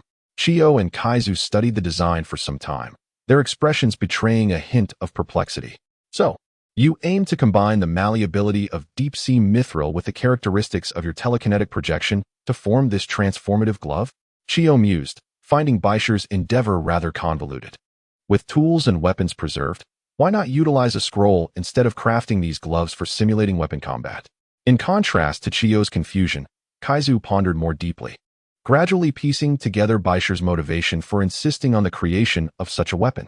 "Are you perhaps looking to enhance the speed of your telekinetic techniques?" Bai Shi did not deny this. "Indeed, for there are times when I feel my execution speed lags behind, while I also require greater computational power." In fact, Bai Shi had his own discernments regarding the subsequent enhancement of his telekinesis. Although he had not obtained the telekinetic object-moving card, which hindered his ability to train in gravity techniques, he was aware of the card's location due to his proficiency in telekinesis, ensuring he would have the opportunity to acquire it in the future. One branch direction of telekinesis is the gravity technique associated with object movement. As one progresses, the requirements and precision of techniques become increasingly complex. The primary purpose of Bai Shi's creation of this ninja tool was to utilize deep-sea gloves to amplify the speed of chakra absorption and transfer, thereby accelerating the execution of techniques. Computational power? Kaizu seized upon this critical point, regarding Bai Shi with a serious gaze. "What direction do you intend to take to enhance your computational ability? Stimulating neuronal activity in the brain? Such methods are excessively extreme and antiquated. I shall seek a more secure approach." The exploitative tactics employed evoke nothing but disdain and scorn from Bai Shi, especially considering the feasibility of such methods remains debatable. The excessive stimulation of brain cells raises a question mark over whether cognitive abilities are indeed enhanced. It is even conceivable that it may lead to mental health disorders. Bai Shi yearns for a connection between his mind and the formidable supercomputers of his memories, capable of executing myriad calculations in an instant. Yet, reality is harsh. Although computers have been developed, their performance is still significantly lacking. Thus, Bai Shi's direction embraces a model of immense computational power through collective thought sharing. The ninja world boasts a remarkable technique known as shadow clone jutsu, unique to Konoha, which has greatly inspired Bai Shi. Observing the concerned gaze of his mentor, Bai Shi felt a tinge of helplessness. Why does Master believe I would engage in such folly? Deep within, Bai Shi is touched. At least the care shown by his mentor is genuine. Regarding the issue of the gloves, Chiyo still needs to deliberate. The complexity of their manufacture is daunting, and even she does not have complete confidence. How he wishes Scorpion were still around. His prowess in the art of puppetry, particularly during his time in Sunagakure, was formidable, enabling him to create puppets of varying capabilities and even transform the deceased into puppets. Scorpion was the sole puppeteer capable of crafting human puppets, embedding them with the chakra of their former selves, thus preserving all their jutsu and bloodline limits, a significant advantage of human puppets. The secret to the technique of human puppetry is precisely the crux of Bai Shi's current endeavor with the deep-sea mithril gloves, concerning the transfer of memory storage within chakra. Just as Bai Shi was contemplating the issue of the gloves, a new frame unexpectedly appeared in his eyeglass system, signifying the emergence of a new interface. This refresh occurred almost silently, completing in an instant without Bai Shi's notice. Upon examining the updated eyeglass system, he found the interface largely unchanged, yet upon closer inspection, distinct differences became apparent. This is the fruit cultivation interface, a novel feature within the eyeglass system, primarily designed for the creation of special-purpose fruit materials. The entire fruit cultivation process is divided into 5 stages: planting, sprouting, growing taller, blooming, and fruiting. Typically, the harvested fruit corresponds to the type planted, though occasionally, other varieties may also emerge. Currently, Bai Shi possesses a total of 19 skill cards. According to the system's interface, a random selection will yield energy corresponding to these 19 fruits, which Bai Shi can infuse into various plants in the natural world, initiating the cultivation process. The seeds from the resulting fruits can be further cultivated to produce new fruits, with a certain probability of mutating into different types. As the eyeglass system begins to randomly select outcomes, resembling a gaming interface, a virtual device shaped like a gacha machine illuminates with a golden glow, swiftly unlocking the first fruit seed. The vivid crimson petals, at first glance, evoke a delightful fragrance. The berry-like fruit, with its purple quality, when consumed over a period, allows one to withstand dragon-type attacks, diminishing their potency and enhancing resistance. As for the dragon attribute, it appears that Bai Shi has yet to master such techniques. However, the interface suggests that the classification of dragon attributes aligns closely with that of fairy attributes, both being manifestations of natural energy. This indicates that the tree fruit enhances resistance against certain types of mystical techniques. It seems that a vast array of clans exists within the ninja realm, with some likely possessing dragon-like traits. According to the data, although the tree fruit cannot be preserved for extended durations, it can be crushed to create special military rations that bolster one's condition temporarily. In order to test the growth period of the berry-like fruit, Bai Shi selected a small plant in his backyard for experimentation. Upon confirming the introduction of the tree fruit's energy, a unique golden glow enveloped the plant, signaling the completion of initial planting as a special sheen emerged around the sapling. After successfully planting the first specimen, Bai Shi proceeded to extract numerous tree fruits. From the remaining extractions, he obtained 3 additional purple-quality fruits among a plethora of white-quality ones. For instance, the purple-quality Kyokegwo possesses a distinctive spicy flavor, granting the consumer increased resistance to fire-type attacks. Similar to the previous berry-like fruit, this type enhances fire resistance. Among the 17 other tree fruits, there are also Kiangxiangwo, which bolsters water resistance, and Zamugwo, which counters lightning attacks. Aside from these 4 purple fruits, the others are ordinary white-quality fruits, each offering a variety of flavors and textures. While these fruits can enrich Bai Shi's culinary creations, their utility seems somewhat trivial. However, there remains a possibility that planting them could yield mutated varieties of different tree fruits. Bai Shi hypothesizes that the likelihood of mutating similar white fruits is higher, while achieving other quality variations may prove more challenging. During the final extraction, Bai Shi hesitated momentarily, feeling somewhat unlucky after so many white fruits. He contemplated abandoning the attempt, but ultimately pressed onward, wagering his luck on this occasion. The luminous golden glow that spiraled forth heralded Bai Shi's 19th extraction, culminating in the emergence of a golden-quality tree fruit. The genin fruit, characterized by its intensely bitter taste, augments intelligence upon consumption. Although this fruit may not serve Bai Shi directly, it could enhance the cognitive abilities of his summoned beasts. Currently, with 19 skill cards in hand, acquiring just one more would unlock a second slot for his summoned beast. The arrival of the genin fruit would significantly amplify the prowess of his mystical companions. After completing these tasks, Bai Shi began to extract a letter, pondering what to write to Juan. The night before leaving Kikyo Mountain, Bai Shi had promised Juan that he would regularly pen a letter upon returning to the village. However, as he prepared to write, he found himself at a loss for words. He decided to first convey his safety, mentioning that he had successfully returned to the village and that there was no need for concern. Bai Shi wrote with utmost seriousness, meticulously crafting his first letter to Juan. Although it consisted of just that one sentence, he carefully sealed it and placed it into the designated mail channel for Sunagakure. For reasons unknown, he suddenly felt a wave of nervousness. In an effort to quell this emotion, he swiftly took up his silver blade and headed to the training ground for his practice. Amidst the swirling sands, a youth clad in white danced with his silver blade, creating a dazzling display of tactical waves. The whirlwind around the blade expanded, transforming into a torrent of sharpened winds. Despite having mastered several new skills, Bai Shi understood that the most critical aspect remained his physical conditioning, a comprehensive development of body techniques. Illusion arts and ninja techniques was paramount. The blade in Bai Shi's hand reflected light and sharp flashes, yet today, he seemed somewhat distracted.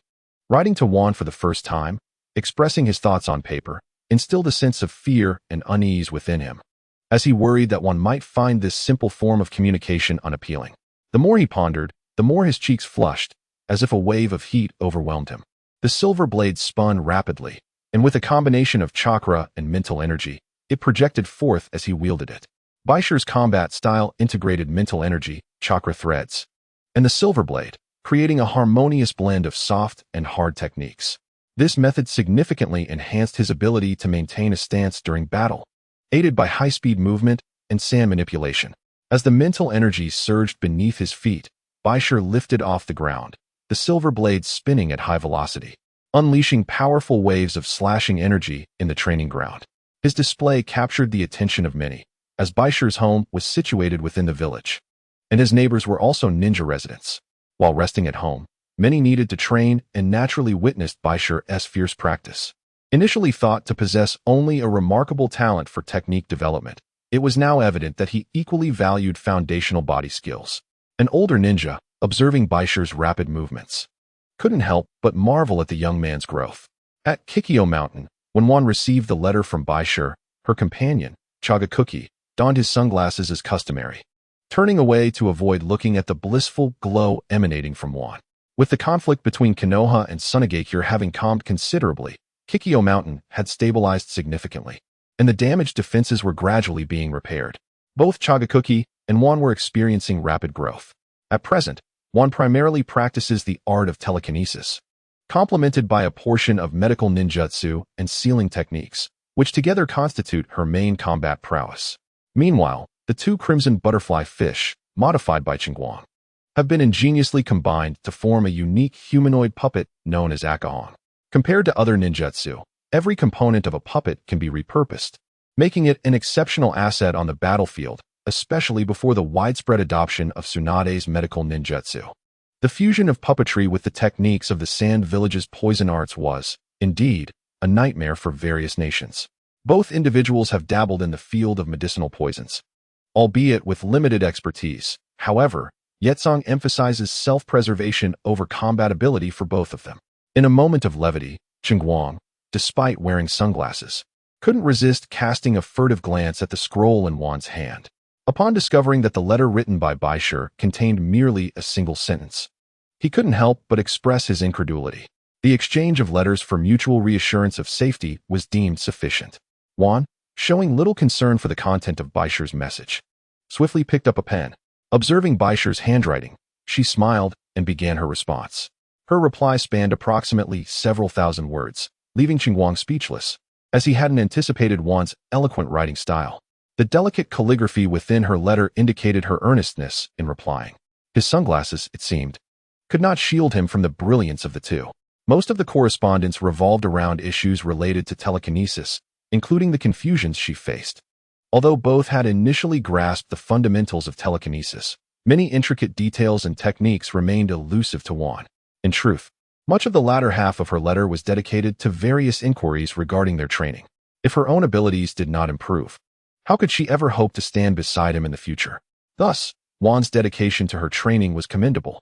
Her ability to master numerous unique sealing techniques in a short span attested to her remarkable aptitude in this domain. 6 months later, in the early days of the 45th year of Konoha, within the office of the Wind Shadow in the Sand Village, Raza was diligently attending to a plethora of documents and materials. However, the ominous clouds of the Third Great Ninja War loomed heavily, and a multitude of incidents left him increasingly perturbed. It had been over 6 months since the first battle of Kikyo Mountain, and through this period of strategic preparation, the Sand Village had gradually regained some vitality. Yet, the crisis was far from over. As both the Rock Village and the Mist Village pressed sand to launch a subsequent military offensive against Konoha. Simultaneously, signs of activity from numerous rock ninjas began to emerge in the mountainous region bordering the Sand Village, causing great anxiety throughout the Land of Wind. Due to geographical factors, the Mist Village also began to exert pressure on the Sand Village, hastening their retaliation against Konoha, while continually dispatching a significant number of ninjas to the regions adjacent to the Fire Country, poised to ignite war between Konoha and the Mist. The current landscape of the Ninja World War remained one of relative restraint among the factions, yet with the increasing involvement of the Rock and Mist, the intensity of the conflict was likely to escalate. At that moment, Maki entered, presenting a recent document from the Rock Village, Lord Wind Shadow. This is an invitation from the Rock Village, proposing a joint Chunin examination between Sand and Rock. Chunin examination? The request from Awagakure caused Rozuna to furrow his brow. Currently, the more capable children at the Ninja Academy have graduated early and been dispatched to the battlefield. The remaining group possesses a rather feeble foundation in strength. Clearly, the Earth Country intends to seize the opportunity of the joint Chunin exams to showcase its might and increase pressure on the Wind Country, thereby hastening Sunagakure's offensive against Sunagakure. If this is the case, then aside from the Kazekage, the leading jonin must not be too weak, lest they be utterly overshadowed by the imposing aura of Awagakure. However, the resources available within the village are limited, and this batch of children possesses only mediocre strength and potential. Should they venture to the Earth Country? Given its fierce and aggressive character, the possibility of unforeseen incidents occurring during the Chunin exams is substantial. Although Rozuna does not particularly regard these commoner genin, he is nonetheless unwilling to squander the village's strength. Majiki, you will be in charge of the team this time. I will require a few more guards. Lord Kazekage, what are your thoughts on Shiraishi? Upon mentioning Shiraishi, Rozuna shook his head. At present, he excels only in taijutsu, meeting the jonin standards. In other aspects, he remains at the Chunin level. His exceptional jonin strength makes him overly qualified for the role of a guard. Currently, he is renowned in the ninja world as a developmental ninja, and his appointment as a guard is more about his reputation than his actual prowess. Following the battle at Kikyo Mountain, Shiraishi's creation of the Black Mist technique has gained considerable notoriety in the ninja world. Even from afar, Kirigakure has heard of this technique from Sunagakure and attempted to send envoys to negotiate, only to be rebuffed by Rozuna. While the technique itself is unique, the boy who created it is merely a recent graduate from the Ninja Academy. Furthermore, after the later stages of the Kikyo Mountain operation, the intelligence regarding Shiraishi was swiftly placed on the desks of high-ranking officials across the nations. I will reach out to several elders. In the backyard of the Shiraishi residence, the now taller Shiraishi, wearing glasses, meticulously recorded the growth process of the saplings before him. The seeds of the tree fruits he planted 6 months ago have gradually developed into small seedlings, albeit at a slow pace. However, Shiraishi has unexpectedly discovered that these saplings exhibit remarkable resistance to environmental challenges. Unlike other plants in the Wind Country, these special seedlings thrive even in harsher conditions. Particularly, the white-quality tree fruits, while primarily known for their unique taste, hold the potential to improve the environment of the Wind Country in the future. After completing his daily routine, Shiraishi rubbed his eyes, changed into casual attire, and made his way to the homes of Kaizo and Chiyo in the Oasis district. Regarding his glove issue, Chiyo had yet to find a suitable solution. Thus, Shiraishi spent most of his time in the Oasis district, continuing his immersion in Kaizo's medicinal concoctions and learning the fundamentals of poison techniques, pharmacology, and puppet arts from Chiyo. Shiraishi's ability to combine telekinesis with chakra threads is currently unparalleled in Sunagakure. Under Chiyo's guidance and puppet techniques, Shiraishi's learning pace was swift. Once the essential issues were addressed, Chiyo allowed him to craft puppets independently. Chiyo, being one of the top puppeteers, had a storeroom filled with an array of exquisite puppet components and a plethora of supplementary scrolls at his disposal. Even the esteemed Kankuro family, renowned for their collection, pales in comparison to the vast array housed within Chiyo's storeroom. Here, you may assemble a puppet to your satisfaction. The mechanisms and components of the puppets are numerous, with their types and functions meticulously displayed throughout the warehouse. Unlike conventional puppet masters who often opt for large or humanoid puppets as their weapons of combat, Shiraishi primarily focuses on puppets with auxiliary capabilities. Given Shiraishi's exceptional prowess in hand-to-hand combat, it would be unwise to forego direct confrontation in favor of utilizing puppets for indirect battles. Nevertheless, the art of puppetry possesses its unique merits. The control of chakra threads extends beyond mere manipulation of puppets, finding applications in various fields, including medical ninjutsu. Chiyo has a penchant for crafting humanoid puppets, and the sheer quantity of miscellaneous prosthetic limbs here is staggering. As Shiraishi picked up a prosthetic arm and pressed it gently, a chilling poison needle swiftly shot forth from it. The myriad of assassination techniques and poisons exemplifies the hallmark of a puppet master, even though advanced puppet masters have become increasingly rare in Suna over the years. However, these components did not capture Shiraishi's interest. As he scoured the warehouse, he soon found himself drawn to a particular section. Sensor components? In the depths of the storeroom, an area emerged that, despite its antiquity, remained relatively dust-free, suggesting that Chiyo had consistently maintained and organized it. The components found here were entirely distinct from traditional puppet frameworks, including some remarkably unique sensor devices. Upon closer inspection, Shiraishi discerned a special insignia on the components, indicating they were crafted by the second Kazekage, Shaman. Unlike his predecessors, Shaman was an exceptionally talented developer, and Chiyo, along with her fellow disciples, inherited his puppetry techniques, with Chiyo directly succeeding him. Naturally, as Shiraishi trained under the tutelage of Hiroko, he belonged to the same lineage as Shaman. These sensor components were relics of Shaman's research prior to his demise, intended for the development of a new generation of puppets. Unfortunately, due to the calamities of the Shinobi World War and the tailed beasts, Shaman was unable to complete the creation of these new puppets before his passing. The design schematics presented to Shiraishi evoked a sense of futurism, with many concepts and ideas far surpassing the capabilities of their time, leading to their abandonment following Shaman's death. Years have passed, and although Chiyo and Hiroko have endeavored to study these unique sensor components left behind by their master, they have invariably met with failure. The construction of these puppets diverges significantly from traditional designs, and their underlying concepts and methodologies stray from the characteristics of the past shinobi world. Rather than merely being puppets, Shiraishi began to methodically examine each component, adjusting and configuring them according to the parameters inscribed upon them. Adorned with specialized tools, Shiraishi embarked on an extensive assembly endeavor. What he initially anticipated to be a tedious task of puppet assembly has revealed itself to be a treasure trove of secrets left behind by the village of Suna.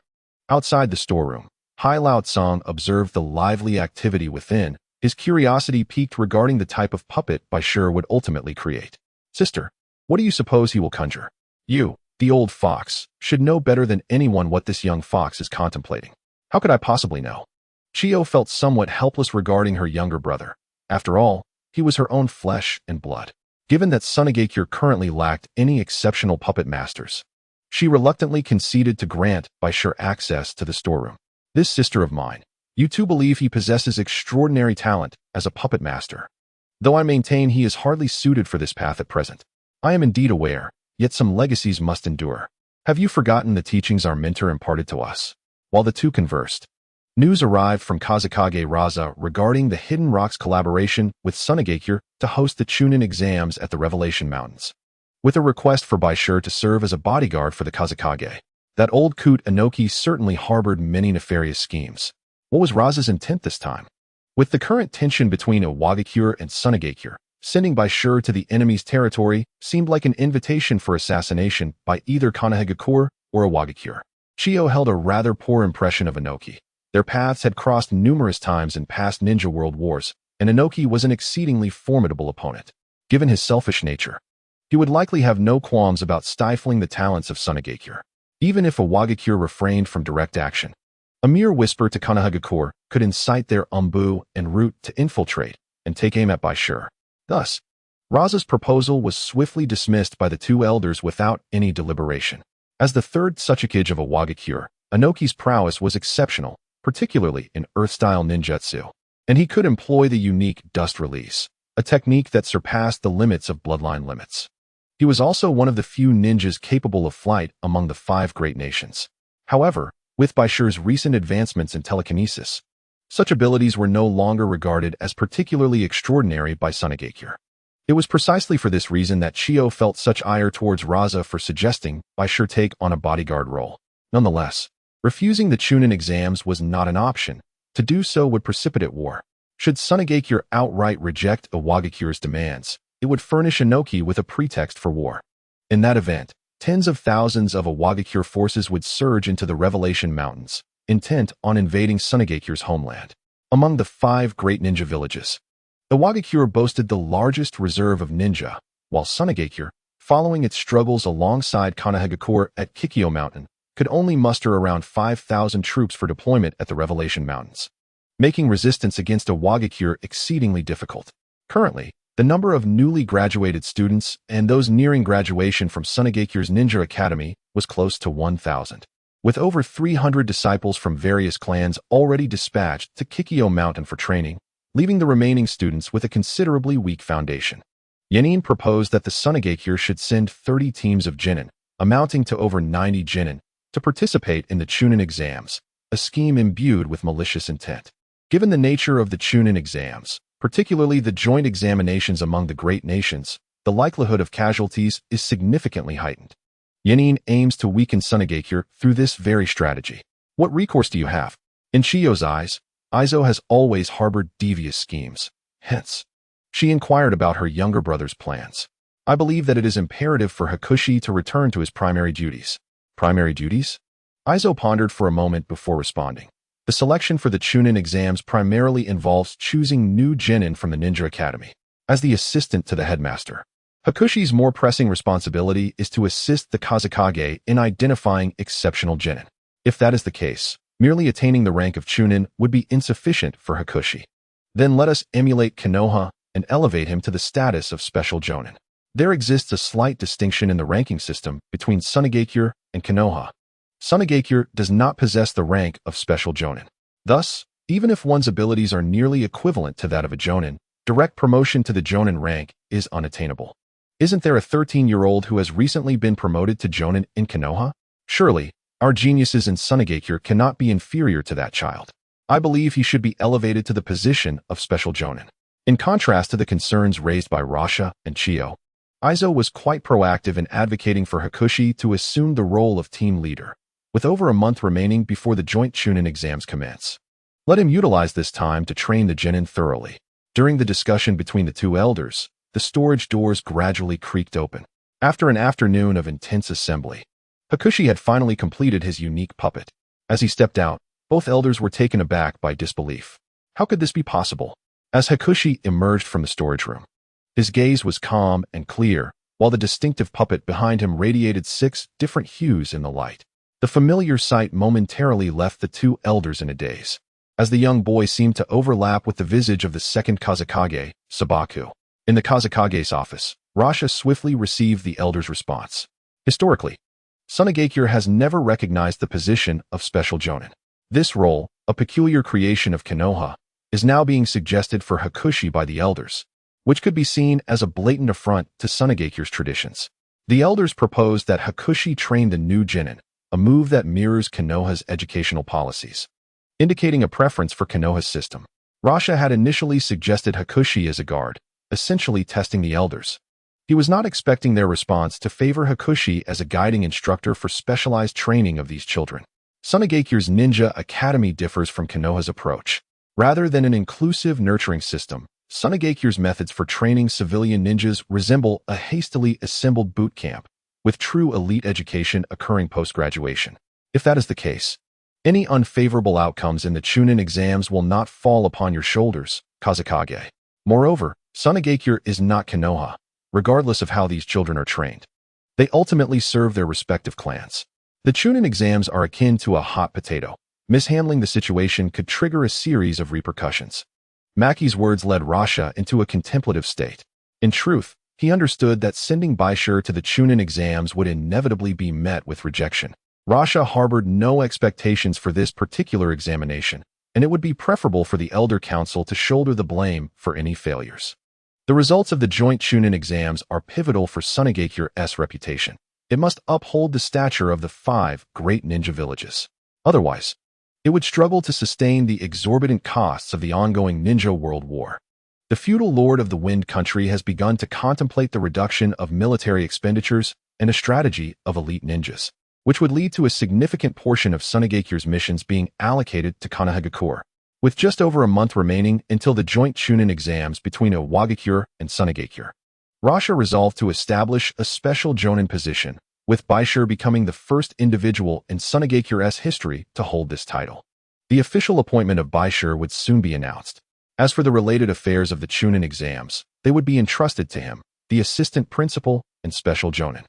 In the Oasis Ring district, the moment Bai Shi stepped out of the storeroom, the expressions of Eroso and Chio were exceedingly complex. The unique hexagonal mirror device hung silently behind Bai Shi, motionless yet profoundly striking. Without uttering a word, Chio and Eroso unleashed their jutsu. The energies of fire and water erupting simultaneously toward the hexagonal mirror puppet before them.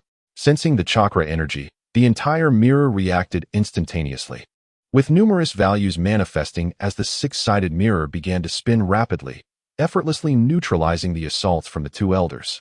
The Hiyu mirror then automatically activated its second-phase defense mode, with the 6 mirror surfaces simultaneously projecting in all directions, creating a unique sensory magnetic field. Within the core area, dozens of chakra threads emerged, transforming into an incessant barrage of attacks. Enough. Let us conclude this. Eroso's expression was exceptionally complex as he observed the defense and detection capabilities. Indeed, there was no mistake. It was the exclusive auxiliary puppet of Master Shaman, the Hiyu mirror. The puppet's secret technique, the Hiyu mirror, serves as a special secret puppet of the second wind shadow, Shaman, endowed with formidable sensory and detection abilities. Under the illumination of the Hiyu mirror's 6 surfaces, any technique can be swiftly analyzed for chakra attributes and foundational capability values. While lacking offensive power compared to ordinary puppets, the Hiyu mirror excels in comprehensive assistance, as it can aid Bai Shi in enhancing the constant control of chakra threads over other puppets. The existence of such an auxiliary tool significantly bolsters the capabilities of puppet masters. Generally, a standard jonin-level puppet master in Sunagakure operates 2 to 3 puppets, but the Hiyu mirror allows for a doubling of control. As the lineage of puppet masters in Sunagakure has dwindled, with most possessing only mediocre qualifications, Chio couldn't help but feel a surge of emotion upon witnessing the Hiyu mirror's return, tears welling in her eyes. Moreover, the Hiyu mirror possesses a degree of defensive capability. Crafted from special materials, it effectively protects its puppet master. During the tumultuous era of the Shinobi World War, Shaman was accompanied by numerous scarlet mirrors to assist in projecting chakra lines, enabling him to simultaneously control a multitude of puppets in grand military engagements, thus becoming a formidable force capable of single-handedly vanquishing an army. Towards the conclusion of the conflict, Sunagakure fell victim to an enemy assault. In the ensuing battle, Shaman confronted the rampaging One-Tail, Shikaku, resulting in the destruction of many scarlet mirrors and ultimately leading to his own grievous injuries that proved fatal after repelling the adversaries. Chio and Izo, as his disciples, managed to recover remnants of the materials from the shattered scarlet mirrors. However, despite their persistent efforts to reassemble the devices, they met with continual failure. The design sketches and pertinent documentation of the scarlet mirrors were obliterated in the chaos of that battle, leaving the 2 with only the salvaged components and fragments, which they stored away in a repository. Years later, unexpectedly, these components were reassembled by Shiraishi. Upon touching these elements, It felt as though an unseen force was guiding him in their reconstruction. Shiraishi's ability to assemble this apparatus relied entirely on the information gleaned from his glasses, which he scanned, analyzed, compared, and adjusted to successfully integrate the pieces. However, to avoid revealing the glasses' capabilities, he resorted to a deceptive explanation. The special energy emanating from the components suggested that the spirit of the second Kazekage was favoring Shiraishi, facilitating the successful assembly of the Scarlet Mirrors. Just as Shiraishi anticipated skepticism from the two elders, he was taken aback by their unexpectedly calm acceptance. In their hearts, they believed that only the second Kazekage's recognition of Shiraishi could result in the re-emergence of the Scarlet Mirrors. Thus, they embraced his assertions. In truth, Shiraishi was quite anxious. He had not fully grasped the symbolic significance of the Scarlet Mirrors. Nonetheless, if Aizo and Chiyo accepted his claim, his standing in Sunagakure would likely become unassailable. There was no greater validation than the endorsement of the former Kazekage. With the elder's acknowledgement of his connection to the past Kazekage, Shiraishi's position in Sunagakure would undoubtedly solidify. He then guided the two elders into the repository, presenting them with the assembly sketches of the Scarlet Mirrors, which he had inscribed onto a scroll for Chiyo. Upon unrolling the scroll and comparing it to the internal structure of the Scarlet Mirrors, the elders examined it for a considerable time before nodding in agreement, confirming that Shiraishi's designs were flawless. Chiyo, in particular, gazed at Shiraishi's Scarlet Mirrors with eyes alight with excitement. If she could integrate her puppet techniques with the Scarlet Mirrors, their power would multiply exponentially, enhancing the combat prowess of her 10-man squad. The construction of this apparatus was notably challenging. The 6 mirrors' materials were exceedingly rare, no longer available in the Land of Wind, and existed in the market only at exorbitant prices. "Sister, you promised him," Aizo remarked, noticing Chiyo's contemplative expression as he approached her. She seemed displeased with her brother's interjection, yet having spoken, she felt no need to retract her words. The remaining materials here should suffice to assemble another device. Shiraishi felt somewhat exasperated with the two elders. They were so engrossed in scrutinizing the Scarlet Mirror apparatus that they overlooked the materials and components he had utilized. Although the destruction of Shaman's devices had been severe, piecing together 2 functional units was still quite feasible. In a brief span of time, Bai Shi and Halazang found themselves expelled from the storeroom by Chiyo, who then began to meticulously assemble the sketches. Concurrently, the appointment from the Kazekage's office was delivered, proclaiming Bai Shi as the first special jonin in the history of Sunagakure. The news of the village's inaugural special jonin spread across the major ninja villages, once again placing Bai Shi's name on the desks of the respective kages. In truth, aside from Sunagakure, only Iwagakure had such an established category of ninja as special jonin. Given their vast number of ninjas, where managing regular jonin could be quite taxing, necessitating the existence of such a unique rank.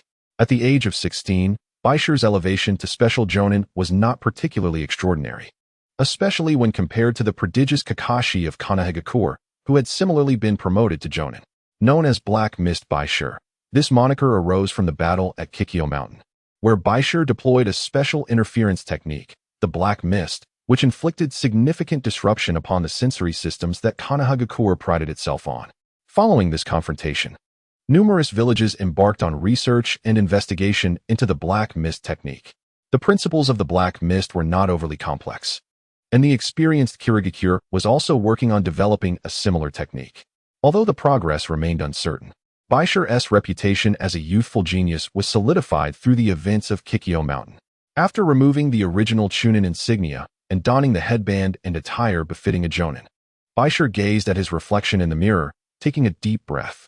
His new responsibilities had been jointly conferred by the Kazekage's office and the Elder Council, granting him full authority to oversee the selection of genin from the Ninja Academy, as well as the Chunin exams.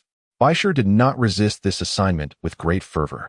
Being a ninja of common origins himself, he felt a natural concern and empathy for the younger students. The Chunin exams of Iwagakure loomed like a guillotine over Sunagakure, as Iwagakure sought to probe the depths of Sunagakure's capabilities while simultaneously searching for a pretext to ignite conflict. However, for these newcomers, who already faced challenges in graduating, it represented a potential turning point in their destinies. Have you heard? Senior Bai Shi is now in charge of the new cohort's genin graduation assessments, overseeing both their graduation and the Chunin exams. The prospect of rising from genin to chunin ignited excitement among the children of commoner lineage within the academy. Without this joint examination orchestrated by Iwagakure, Sunagakure feared that sending their primary candidates for genin would lead to treachery. Thus, the unusually high graduation rates were established. For a ninja, even a genin, could bring monumental changes to their family, and with the chunin exams approaching in a month, this opportunity to leap 2 ranks was a tantalizing prospect for these eager children. Simultaneously, within the principal's office, several teachers from the Ninja Academy regarded Bai Shi, who was diligently organizing documents at his desk, with expressions of mixed emotions. Just over a year prior, this young man had been an ungraduated student. Now, he had become the cherished figure of the Elder Council and the most formidable existence of the new generation in Sunagakure. Such a transformation left the teachers momentarily bewildered. A gentle breeze caresses the window as Bai Shi meticulously organizes the records of over 500 students. From the data, it is evident that the primary source of enrollment at the Sunagakure Ninja School has significantly increased compared to his own time. The recruitment of numerous commoner students is merely a response to the inadequacy of conventional reserves. However, the feudal lord of the Wind Country has consistently advocated for an elite management approach, reluctant to expend resources on nurturing such a multitude of ninjas. In this context, Raza's determination to forcibly absorb so many students during the ongoing Ninja World War commands Bai Shi's admiration. Beyond this quasi-public institution, due to the prevailing tensions of war, Sunagakure has also established an elite academy, from which most of the scions of noble families have been reassigned. With the separation of public and private institutions, Raza has entrusted the operational management of the school entirely to the Council of Elders, as his core support has shifted to another elite academy, overseen by ninjas from the 3 main clans of the Sand Release. This division has, in fact, alleviated Bai Shi's burden, and although the future of this school remains uncertain, they currently possess the opportunity to become ninjas and liberate themselves from their fated constraints. The results of the chakra attribute tests indicate that over 400 students predominantly exhibit a singular wind attribute, while other elements such as fire, water, earth, and lightning are present but also singular, with no composite attributes in sight. Any who might possess such abilities have likely graduated early and been reassigned. According to traditional ninja perspectives, these students are regarded as possessing mediocre talents, with their chakra extraction capacity being notably weak. However, Bai Shi holds a differing viewpoint, seeking a more practical and accurate assessment. He intends to conduct one-on-one foundational tests. These foundational tests will encompass the throwing of ninja tools, application of the 3 body techniques, and an evaluation of basic theoretical knowledge. To ensure no details are overlooked, Bai Shi resolves to observe each student's assessment closely. In the expansive training grounds of Iwagakure, Bai Shi carries a substantial ledger, meticulously checking each candidate by name and number, while several instructors from the Ninja Academy assist in organizing the students for their evaluations.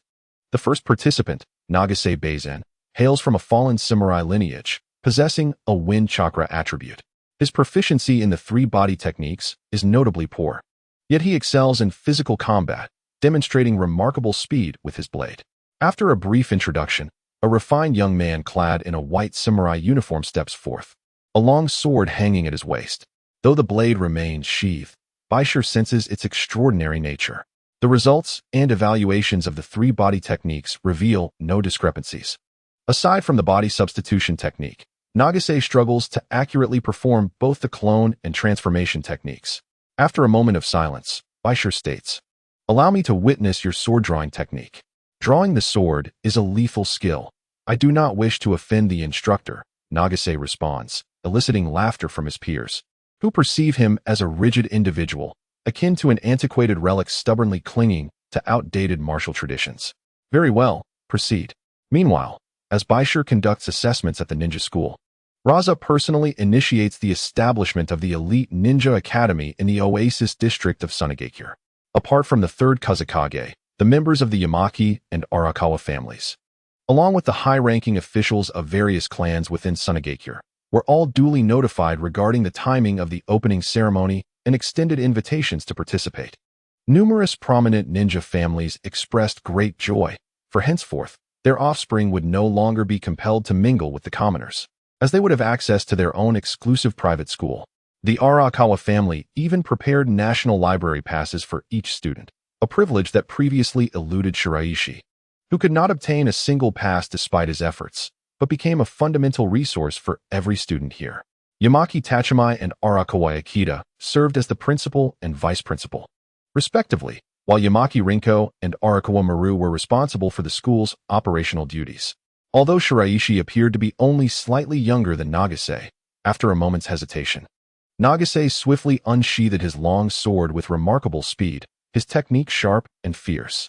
However, Shiraishi stepped back and evaded the strike, shaking his head in disapproval. Pure physical speed alone could not inflict any harm.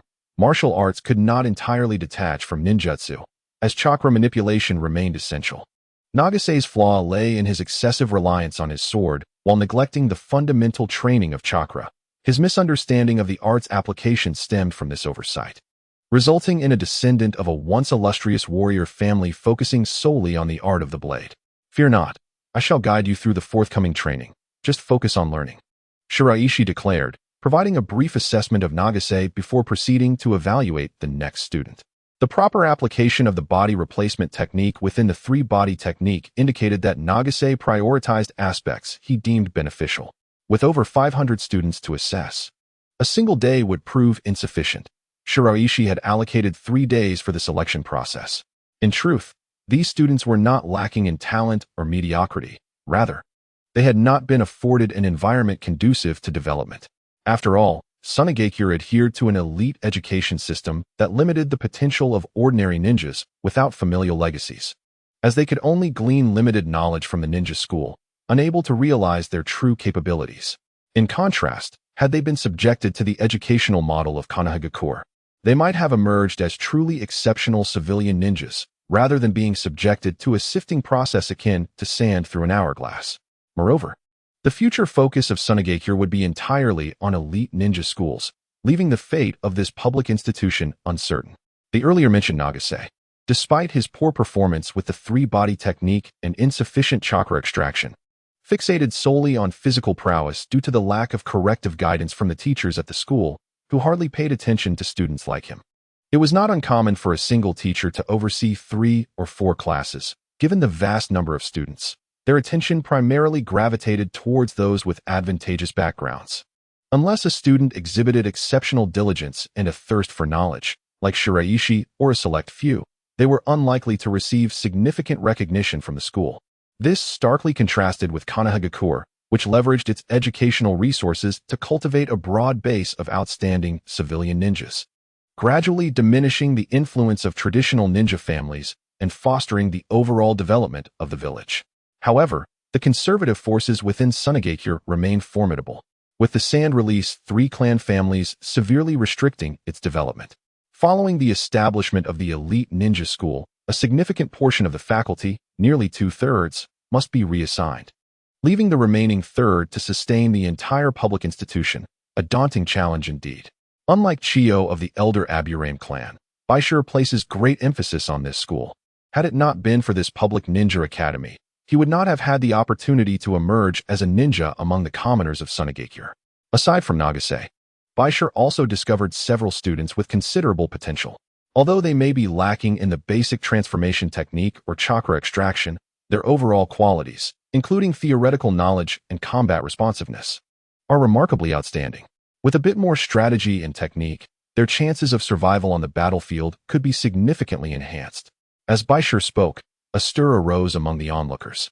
Under the fearful gazes of many, a dark-skinned youth stepped forward, standing before Bai Shi and imparting an unusual sensation. His gaze, imbued with an extreme indifference, seemed to suggest that everything around him was inconsequential. Yet, his body, adorned with bandages and bloodstains, bore testament to the diligence and effort he exerted in his training.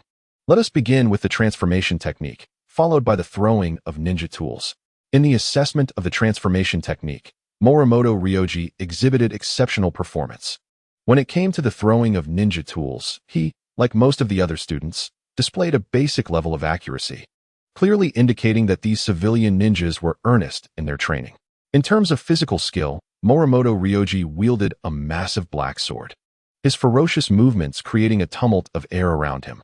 The explosive energy emanating from him left Bai Shi increasingly perplexed. This youth should not possess such prowess. His father had gone missing during a mission several years prior, possibly having defected from the village. A teacher from the ninja school approached Bai Shi, gently informing him of Morimoto Ryoji's circumstances.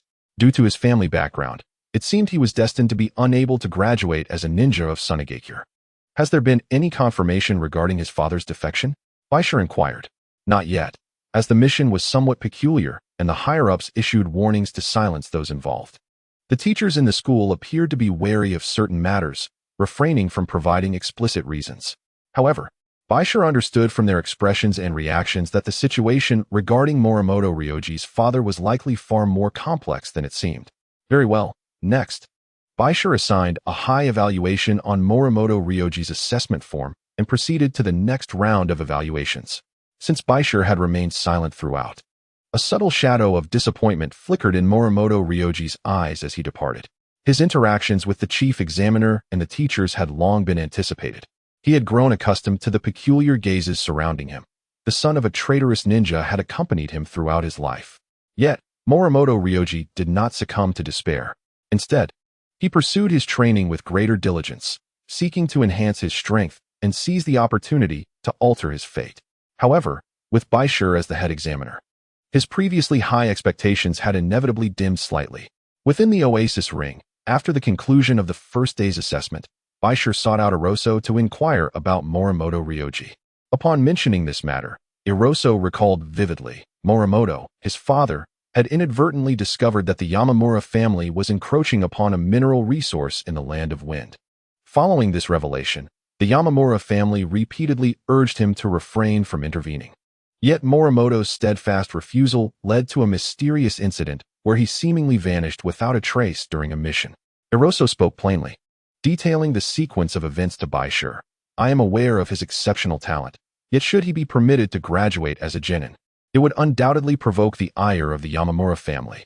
The influence of the Sand Release's 3 factions is such that even the Council of Elders must tread carefully. However, Bai Shi remained unfazed. Surely, it suffices to inform the Yamamura family of this matter. A notification serves as a mark of respect to a prominent family. And as for the other members of the Yamamura clan, they lack the standing to meddle in the selection for this joint Chunin exam. This is a matter of broader significance, and Yamamura Taken, as the clan leader, would surely comprehend this. You young man, do you intend to leverage our name? If so, then so be it. For the greater good of Sunagakure, Yamamura Taken ought to make certain concessions. Has that child not borne the stigma of being the child of a so-called sinner for far too long?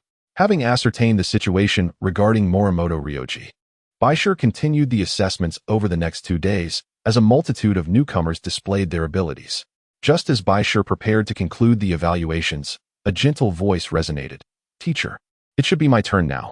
The uniquely melodious timbre of her voice seemed to draw the world's radiance upon her at that moment, as she made her entrance. It was none other than the illustrious Wenhui. Moreover, a strikingly large 2-meter-long ox-headed crescent halberd caught the eye, its dual-spiked ends commanding attention. When the ox-headed halberd struck the ground, it reverberated powerfully, contrasting sharply with the girl's petite and delicate frame, creating an almost surreal impression. In the Sunagakure examination arena, beneath the imposing presence of the giant halberd, a diminutive girl grasped it with ease, swinging it gently and instantly generating a formidable gust of air. Wenhui, the teacher beside her, feeling a twinge of exasperation, introduced her. She is a writer with a penchant for creativity. Once, she secluded herself for a month to produce a work she was satisfied with, foregoing even the exam. Otherwise, she would have graduated long ago. This girl, characterized by her strong individuality, despite her humble origins, possessed unique creative talents. The juxtaposition of her slender frame with the imposing halberd rendered her the focal point of the gathering. Before Bai Shi stood a girl with crystal-clear eyes that seemed to pierce the soul, her attire modest yet elegant, adorned with a strand of luminous pearls that cast a gentle glow, enhancing her delicate beauty. Hashinomai, I have met Senior Bai Shi, she introduced herself. Bai Shi nodded silently in acknowledgement. Let the next assessment commence. Please demonstrate your abilities. Hashinomai was quite renowned in Sunagakure, not solely for her exceptional potential and capabilities, but more so for her remarkably audacious works.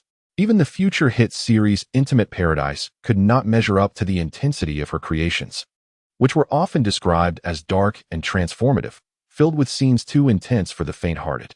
In the village of Sunagakure, such literature is forbidden, yet it thrives in other nations, serving as a rare conduit for an alternative cultural expression from Sunagakure to other villages. As the assessment commenced, Hashinomai's aura surged dramatically. Grasping the massive bull-headed moon scythe, Shiraishi keenly sensed the fierce determination radiating from the young girl.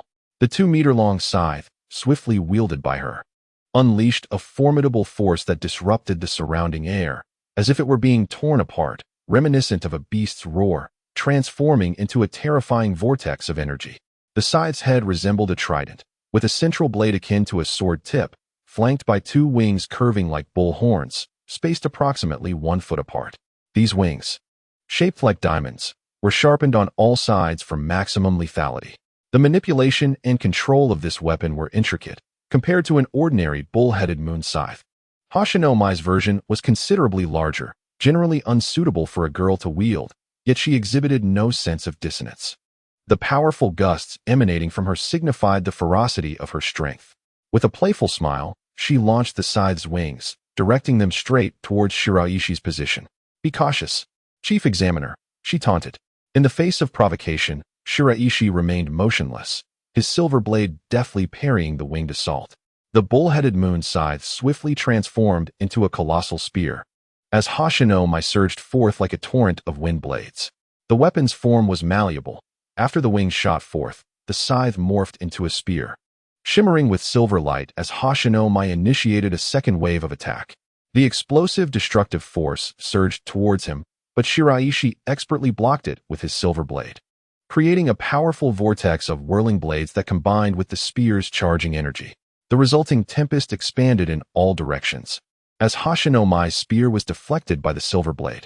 In the process, the wings that had previously graced the ground transformed into 2 curved daggers as the girl deftly wielded them.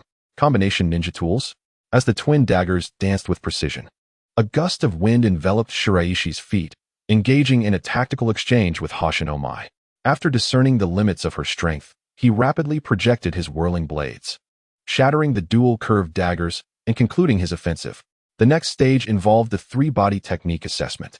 Hashinomai's combat prowess was formidable. She surpassed even Kitata, the Diamond Barbie, in strength. Despite her immersion in creative pursuits, which could have detracted from her training, Shiraishi anticipated her growth post-training with great eagerness. Besides Hashinomai, Morimoto Ryoji and Nagase Bison were also exceptional candidates, their combat styles complementing one another seamlessly. As Hashinomai's assessments concluded, the 3-day evaluation representing the Public Ninja Academy finally came to a close. Simultaneously, Shiraishi learned from Ebizo that the elite school in Sunagakure was preparing for a grand opening ceremony. The institution was situated in a prime oasis environment, boasting not only a robust faculty, but also including members of the Elder Council, with the 4th Kazakage, Raza, regularly conducting classes there. The courses and resources invested here starkly contrast with those of the public schools in the Land of Wind. In fact, the daimyo of the Land of Wind is more proactive in facilitating this matter. He wholeheartedly supports the establishment of this elite school, believing that Sunagakure should undergo a complete elitization, thereby alleviating the burden of military expenses in the future. At the residence of the elder, he sips tea and reflects on the situation. What is the attitude of the Kazakage? Rasha has indicated a reduction in enrollment and the number of students in mathematics and science, but cannot directly close the public schools. At least this young man is aware of his position as Kazakage and refuses to be led by the foolish daimyo. Although Rasha strongly supports the elite school, it does not imply that he intends to entirely shut the doors of public education. Unlike the predatory nature of the daimyo, Rasha must consider various factors. An entirely elitized education, predominantly for ninja families, would reverse history, leading to a situation where the village's authority rests solely with the clans. Cultivating a certain number of commoner ninjas is more beneficial for the governance of Sunagakure. Of course, as Rasha is a product of compromise between the Sand Dune clan and the Elder Council, he must rely on the various clans in these matters. Therefore, managing to keep the schools open is already his limit. Among these students, do you think 90 genin slots are sufficient? Based on current evaluations, at least 200 individuals are qualified to become genin and contribute to Sunagakure's strength. Bai Shi's judgment sparked a glimmer of understanding in the elder's eyes. Are you certain? The upcoming joint Chunin exam presents the best opportunity to expand the base of commoner ninjas. Upon hearing Bai Shi's assessment, the elder quickly realized the rarity of the current opportunity. Recalling the performance of these children during the assessments, Bai Shi confidently stated, "What they lack is an opportunity." Very well, I shall take charge of this matter. Since Bai Shi possesses this basis for judgment, the elder promptly rose to consult with Chiyo regarding certain matters. The elder actively sought out Chiyo and several other elders to discuss this issue, and soon a corresponding report was placed before Rasha. Within the Yamashiro clan, Yamashiro Kishi struggled to open her eyes and picked up the document from the Elder Council, which primarily detailed the mediation report concerning Morimoto Ryoji, represented by the elder. Squinting to read, she intended to write a note, but soon succumbed to slumber once more, losing consciousness. "Mother, allow me to handle these trivial matters," Kishi's daughter, Yamashiro Rinko, expressed concern for her mother's condition. Glancing at the mediation report concerning Morimoto Ryoji, her expression darkened. This son of a criminal is worthy of our Yamashiro clan's forgiveness? In the Kazakage's office, Rasha found himself troubled by the council's feedback. Initially, he was unable to accept the proposal for over 300 genin slots. But the council connected the issue to the upcoming joint Chunin exam and the establishment of the elite school. After much discussion and negotiation, Rasha, as Kazakage, begrudgingly conceded to the matter. The initial proposal of over 200 slots presented by Bai Shi was transformed into 300 through the elder's efforts. However, the number of graduates from the public school will be limited to 50 slots in the next cycle. The newly established Elite Ninja Academy imposes no restrictions on the number of graduates each year. This arrangement is a compromise reached between both parties. From the perspective of Ezazumi, maintaining a quota of 50 graduates for each cohort is a commendable outcome, particularly considering the current intention to allocate 300 lower-ranking ninja positions. Although these lower-ranking ninjas may currently exhibit limited prowess, they represent a promising influx of fresh blood for the Elder Council in the future, as their journey to becoming ninjas is nurtured by this public institution. Rosa, fully aware of the Elder Council's intentions, understands that, as the Wind Shadow, he cannot afford to show overt favoritism towards any side. Thus, a balanced compensation for the Elder Council is part of the negotiation process. The influence of the Elder Council is notoriously formidable, especially with the formidable presence of Chiyo and Ezazumi still in the fray. Rosa must navigate these waters delicately. Yet this does not imply a desire to dismantle the public ninja academy entirely. Deep down, for the sake of Wind Shadow governance, Rosa harbors a profound aspiration to establish an educational model akin to that of Konoha, aiming to empower these commoner-born ninjas to disrupt the familial monopolies, a development that other villages greatly envy. The harsh reality remains that the Sand Village's Elder Council has transformed into a representation of commoner ninjas and their aspirations, while he embodies the elite family ninja affiliation. This dichotomy, established with the formation of the academy, is a label from which he will struggle to extricate himself for a considerable time.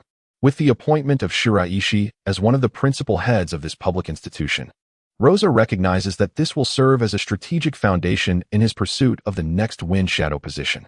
He is acutely aware of the implications of this arrangement, and Ezazumi's adept timing in making this proposal leaves him little choice but to acquiesce, intending to continue his negotiations with the Elder Council after the joint Chunin exams.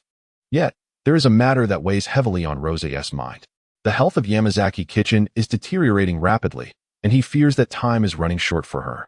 The future of the Yamazaki clan rests on Yamazaki Rinko. During the battle at Kikyo Mountain, Kitchen's old injuries resurfaced. Although she managed to endure alongside Ezazumi until the conflict's conclusion, her vitality is now severely compromised. Thus, the hopes of the Yamazaki clan rest upon Rinko, which also intertwines with the broader aspirations of the Sand's 3 factions. Regarding this distant relative, Rosa internally rejects the notion of relying on such a lackluster ally, yet must cooperate with her once she assumes actual control over the Yamazaki clan, a poignant reality for the 3 factions of Sand. Additionally, the young master of the Arakawa family, Arakawa Maru, has also become his new disciple. Currently, he does not appear to be a competent leader, which stirs a sense of unease within Rosa. especially with Shiraishi's presence becoming increasingly prominent. While pondering these matters, Rosa's wife, Kariyuro, gently knocked on the door. "Kariyuro, you've arrived." Upon seeing her enter, Rosa's expression softened considerably, for he holds deep affection for her. "Please have some hot tea. You've worked so hard." As the door opened, Kariyuro tenderly offered a cup of steaming tea to her husband, inquiring, "Are you still troubled by these matters?" "The position of Wind Shadow must be one of the most challenging among the 5 great ninja villages," she continued. "I feel that being Hokage in Konoha is even more arduous. They are surrounded by enemies on all sides, with every step requiring careful consideration of various interests. The Uchiha and Hyuga clans, esteemed as they are, wield a greater influence and dominance compared to the Sand's 3 clans." The gentle reassurances of his wife offered no solace to Raza, yet as the Kazekage, he approached her tenderly and embraced her, asking, "Kagyaro, do you truly wish to bear more children for me?" The sight of his companions, Yamato and Arakawa, who resembled bumbling allies, deeply stirred Raza. In that moment of clarity, he resolved to father more children with Kagyaro, contemplating their future progeny. Just as they were about to continue, a persistent knocking at the office door disrupted their intimate moment. Upon seeing the youthful Shiraishi outside, Kagyaro blushed and stepped out, leaving the bewildered boy in the hallway. "Ahem, what brings you here?" Raza inquired. "It concerns the allocation of school funds," Shiraishi replied, quickly regaining his composure as he presented documents regarding overdue salaries for several teachers to the Kazekage. The higher-ups in Sunagakure had been evading responsibility for this issue, prompting Shiraishi to confront Raza directly for answers. The school had been delinquent in paying the salaries of teachers who had remained behind for several months. These educators, primarily of commoner descent, often stayed not for monetary gain, but for their educational ideals, deeply empathizing with the students' plight. However, Shiraishi felt compelled to advocate for their wages, as the lack of payment had rendered their lives exceedingly difficult. They could undertake missions or assist in the defense of Kikyo Mountain to earn a meager income, especially given the ongoing war. Raza's mood soured, and his speech quickened, reflecting the bureaucratic demeanor of a Kazekage. Shiraishi adjusted his glasses, maintaining a stable demeanor, but chose not to continue the conversation and turned to leave. Upon exiting Raza's office, a heaviness weighed upon Shiraishi, for Raza's attitude mirrored that of the Sunagakure elite, who appeared indifferent to the fate of public schools, allowing them to languish. As the Kazekage, did he not possess any vision for the greater good? There should be a balance between the influence of clan powers and the common folk, rather than a relentless eradication of one another. Though Shiraishi lacked political acumen, his fragments of learned knowledge illuminated many truths, filling him with disappointment towards the Kazekage, while simultaneously seeking alternative avenues to sustain the school. "Are you heading to the Wind Country's capital?" The capital, where the feudal lord resided, was a nearby oasis city, more prosperous compared to the harsh geographical conditions of Sunagakure. Typically, Sunagakure ninjas seldom ventured to the capital unless on missions, but Shiraishi, in dire financial straits, felt compelled to seek opportunities for funding. Not only was the salary issue pressing, but he also needed to renovate the premises and upgrade facilities, all of which demanded financial resources. The public school had entered an exceedingly difficult phase, and Shiraishi was determined to devise solutions to these challenges. His journey to the Wind Country's capital was to be discreet. For even within the Wind Country, this city, while thriving, was rife with complexities and challenges. As the economic heart of the Land of Wind, this region is teeming with merchants from various nations engaging in trade with the Wind Country. In pursuit of capital, even the elusive Wind Shadow, Rosa, sends emissaries to partake in transactions here. Unlike the bloody conflicts that marred the ninja world during the Great Ninja War, conventional trade between nations has remained uninterrupted. Many affluent merchants from the Land of Fire have gathered here to engage in commerce with Sunagakure. Upon arriving, Bai Shi did not aimlessly wander but instead sought out local factions. Prior to his arrival, he had already identified a suitable partner, the Kitashiro family, one of the most prominent trading families in the Wind Country.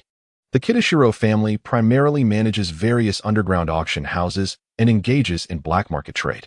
Unlike the bloodline clans of other villages, the Kitashiro family embodies the essence of pure commerce. Bai Shi's late senior, known as Kitashiro Rado, belonged to the same family as the flamboyant Kitashiro Jujin, who, since returning to the family fold, has focused on diverse commercial ventures. In a private room within the administrative center of the Wind Country, Kitashiro was dressed even more ostentatiously than during the battle at Kikyo Mountain, adorned with heavy makeup and performing alluring gestures, drawing the attention of many as he entered. Upon spotting Bai Shi, Kitashiro Jujin was elated, nearly leaping to embrace him with a kiss. However, restrained by the silver blade in Bai Shi's hand, he settled for sitting across from him instead. "So, Captain, do you intend to invest in trade?" he inquired. "Indeed. I wish to collaborate on a special fruit development project with you," Bai Shi replied. "Fruit development collaboration?" After Bai Shi presented several seed samples to Kitashiro, a soft, enchanting smile graced Kitashiro Jujin's lips.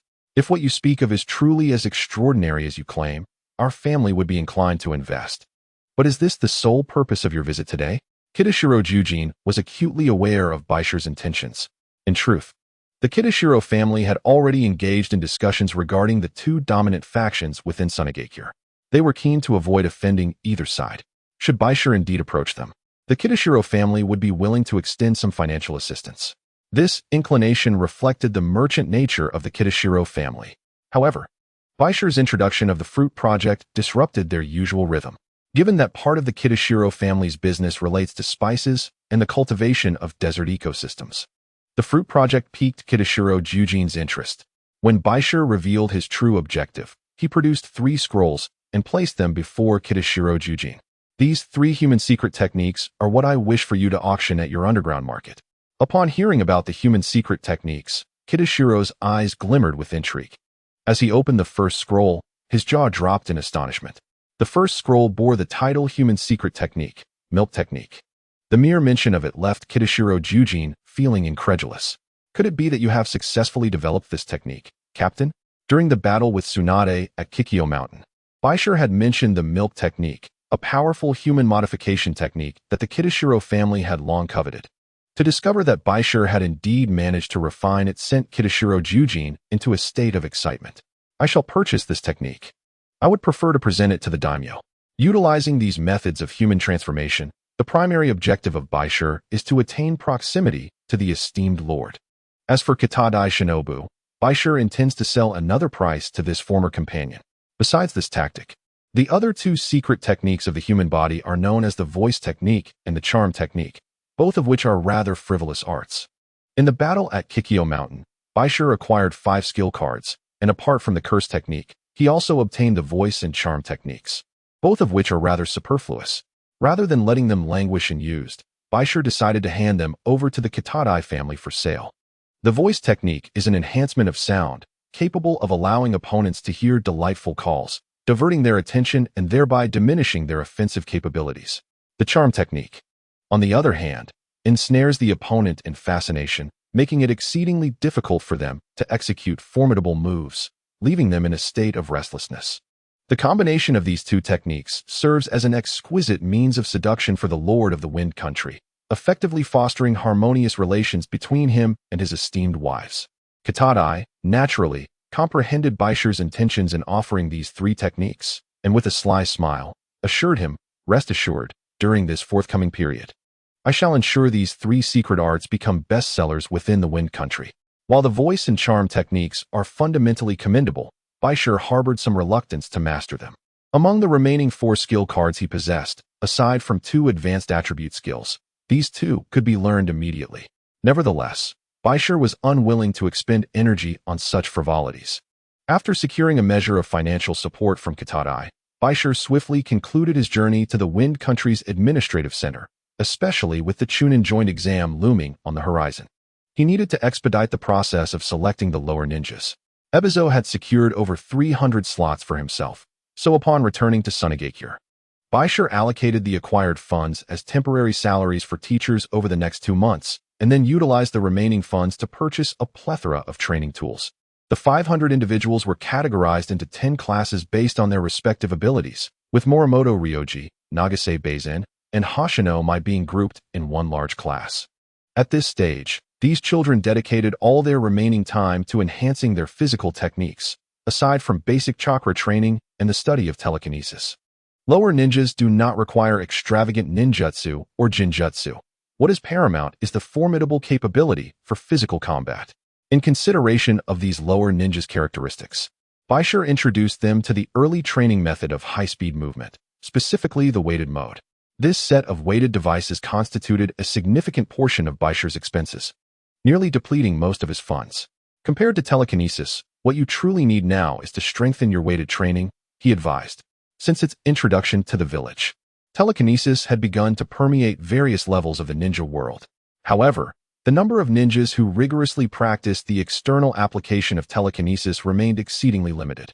Most Sunagakure ninjas recognized its value, yet due to the complexity of its training, they typically concluded their practice after mastering the basic external application. Even so, telekinesis had become a synonym for sophistication, and many children, upon receiving the foundational methods of telekinesis training from Bai Shi, abandoned their usual training to immerse themselves entirely in the pursuit of mastering telekinesis. This is incorrect. Bai Shi initially intended to utilize psychic techniques to enhance the children's abilities in illusion and the extraction of chakra, along with the concentration of their energies. However, it seems that the focus has become somewhat misplaced. Under the burden of immense weight, several children are experiencing a profound sense of discomfort, particularly the trio of outstanding martial artists, Hashinomai, who have been subjected to weights 3 times that of an ordinary child. It is indeed exceedingly heavy. Upon the table of the Wind Country's feudal lord, 3 scrolls containing classified human techniques were laid out before him. What is this? It is a special human technique created by the enigmatic Bai Shi, purportedly crafted as part of a promise made to Tsunade, one of the legendary 3 ninjas. During the battle at Kikyo Mountain, Bai Shi never anticipated that the Kitejima clan would forcibly involve Tsunade in the promotion of this technique, thereby leaving him unable to escape the repercussions of having developed these 3 significant human techniques for her. As he listened to his subordinates' explanations, the once weary feudal lord of the Wind Country began to exhibit a glimmer of interest. This child has potential. Let us appropriately compensate him according to the value of his techniques. Most of the remuneration in Bai Shi's possession had been prepaid by the Kitejima clan, and soon the amount of reward delivered by the feudal lord exceeded Bai Shi's expectations, surpassing his initial estimates by nearly 20%, indicating that the Wind Country's lord had considerable wealth. In addition to the feudal lord, the Kitejima clan, upon receiving Bai Shi's authorization, began disseminating the 3 major techniques across various strata of the Wind Country. Subsequently, through a network of connections, these techniques began to reach foreign lands. The special techniques developed by Bai Shi for Tsunade rapidly spread throughout the ninja world, even catching the attention of certain high-ranking officials within Konoha. This technique is a highly valuable medical ninjutsu. Within Konoha village, Orochimaru, who had briefly returned to report on the Kikyo Mountain battlefield, was meticulously examining the scrolls in a research lab, arriving at a conclusion while simultaneously admiring the ingenuity of the creator, Bai Shi, for crafting such an extraordinary medical ninjutsu from a unique perspective. These techniques are of immense value, not only capable of healing injuries, but also of prolonging life and enhancing physical strength and overall capabilities. The 3rd Hokage has developed a particular fondness for the milk produced from these techniques, reportedly experiencing a significant boost in vitality. I also concur with Orochimaru's assessment. Jiraiya, having appeared unannounced, wore a knowing smile, causing Orochimaru's expression to darken. When did I require your agreement, you fool? After scolding Jiraiya, Orochimaru gracefully departed, leaving Jiraiya with a foolish grin. Soon, the laughter faded, leaving behind Jiraiya's face marked with helplessness. In summary, Bai Shi has now undeniably made a name for himself throughout the ninja world. Are you out of your mind? Within the Oasis Circle, the irate Kaizo berated fiercely. How dare you develop such an embarrassing technique? Now the entire world is aware that our talented youth from Sunagakure has created this set of human techniques. Have you considered the implications for your future? Once associated with the development of this technique, Bai Shi's political career could face a catastrophic blow. How will the high-ranking officials of Sunagakure perceive Bai Shi for engaging in such disreputable techniques to curry favor with the feudal lord and the powerful? The 4th Kazekage maliciously restricts funding for the Ninja Academy, compelling me to develop this forbidden technique, a piece of information that has likely spread far and wide. Bai Shi is indifferent to this matter. Reputation, in essence, is merely the result of those with intent creating a spectacle. Young man, sometimes it is wise to exercise restraint. One must learn patience to become a competent ninja. The Elder Council, albeit in an awkward position, still manages to suppress public opinion for the time being. Especially following the emergence of the forbidden technique, which prompted the Kaizoku faction to release information about the fourth Kazekage's suppression of Bai Shi in the public school, forcing him to innovate this technique to alleviate the school's crisis. The previously unfavorable image of Bai Shi was swiftly transformed by the Elder Council's machinations, subtly enhancing his reputation, particularly among the village's commoners, where Bai Shi is regarded with great nobility. The 16-year-old special jonin Bai Shi now shines brilliantly, having developed powerful ninjutsu such as the Black Mist technique and the telekinesis technique. Coupled with the Elder Council's promotion, Bai Shi is perceived to possess the potential to become the fifth Kazekage, instilling a profound sense of crisis in Raza. Consequently, Raza has grown increasingly hostile toward the Elder Council and has strengthened ties with various prominent clans. The fundamental reason for the development of human-based forbidden techniques. Under the influence of the Elder Council and the unintentional cooperation of the Kitajima family, has left the major ninja villages astonished by Raza's actions. To undermine his rivals, Raza is willing to neglect the ordinary public ninja schools entirely, fully supporting elite ninja academies. These actions are sufficient to indicate that Raza is not yet fit to be a competent Kage. The instigator, the fourth Kazekage, has become a self-serving politician, obsessed with power and intent on suppressing dissent. This has left Raza, who once laughed at Bai Shi, seething with frustration, as he never anticipated such trivial matters would ultimately impact him. Meanwhile, during a high-level meeting in Sunagakure, Kaizoku challenged the issues surrounding school salaries and funding, leaving Raza in a very passive position. Within the Ninja Academy, after 2 weeks of training, the majority of the genin have shown marked improvement in their physical skills, particularly the trio of Hoshino Mai, whose teamwork has already been strategically paired by Bai Shi to enhance their synergy. Not only them, but Bai Shi has begun to arrange pairings for other strong combinations in the class as well. Completing these arrangements and groupings only on the eve of the Chunin exams would be detrimental, as strengthening their teamwork is essential. Given that Hoshino Mai and her companions are far superior to their peers, they stand out as the elite among this cohort. Bai Shi swiftly guides them through a commonly used wind release technique, the Whirlwind Blade.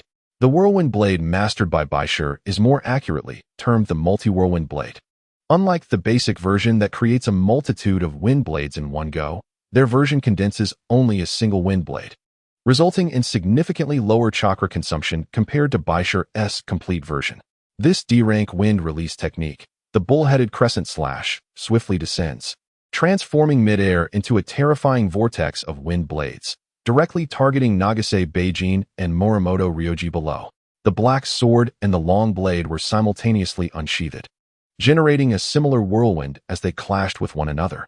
In this tumultuous exchange of power, one could see Hoshino Mai wielding the ox-headed moon halberd, firmly suppressing the weapons of the two boys. The weighty pressure exerted by her presence caused their feet to sink slightly into the ground. Although Hoshino Mai was a commoner, her prowess far surpassed that of her peers, primarily due to an incident from her childhood when she had saved a remarkable yak.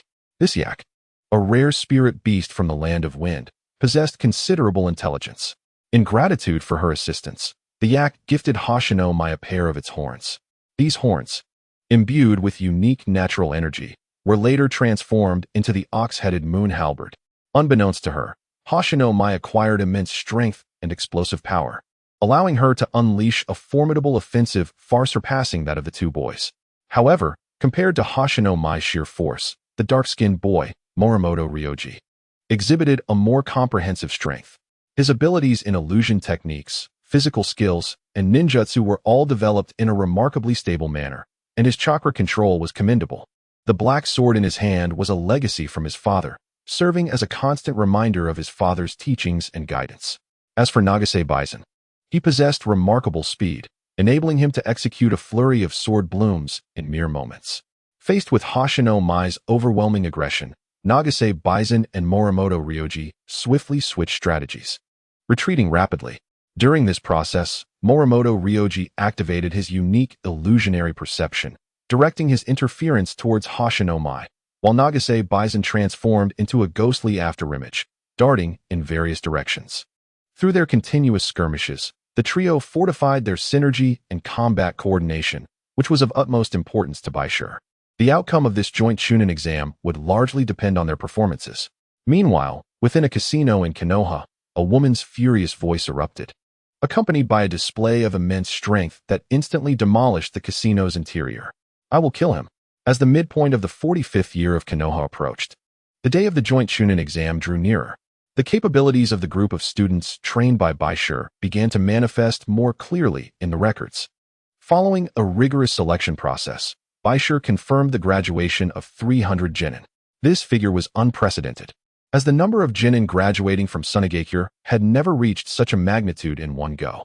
The graduation of so many students led to considerable skepticism among the higher-ups of Sunagakure regarding the quality of these students.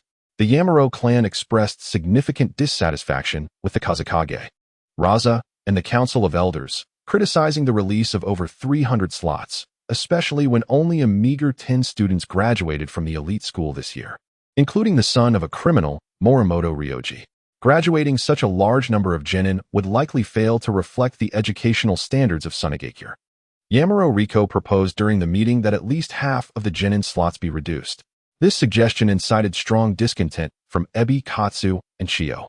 Ever since Yamaro Taken passed away, Riko had taken her mother's place at the high-level meeting table, frequently stirring trouble on various matters, and this time even directly targeting the number of graduating genin. It is essential to recognize that the number of graduating ninjas was a result of negotiations between the Council of Elders and the Kazekage. Although this cohort of genin was indeed vast, future cohorts were inclined towards the elite schools. The conditions exchanged between both parties have now been brought back into question, which can be said to have transgressed the taboos of the two venerable elders. How can you make such a judgment without even having witnessed the capabilities of this group of children? Chiyo's voice was icy, leaving no room for Yamamura Reiko to respond. How about we conduct a simple assessment and have an exchange with the graduating genin from our school? Yamamura Reiko's suggestion drew a frown from Rasha, while Kaizo chuckled with narrowed eyes. If that is the case, does it imply that your school is also willing to send a certain number of genin to participate in the joint Chunin examinations? What inherent connection do these two matters hold? Yamamura Reiko retorted stubbornly, but at that moment, Chiyo interjected directly. Therefore, I kindly ask you to be silent. Should you persist in this entanglement, we would seriously suspect that the Yamamura clan has already been bribed by other ninja villages, betraying Sunagakure and continuously sowing discord within it. As Chiyo spoke, her gaze was frigid, and her chakra energy was in a combat-ready state, with Kaizo fully supporting his sister by her side. The atmosphere turned tense and foreboding. The scrutiny of two shadow-level powerhouses caused Yamamura Reiko's complexion to flush.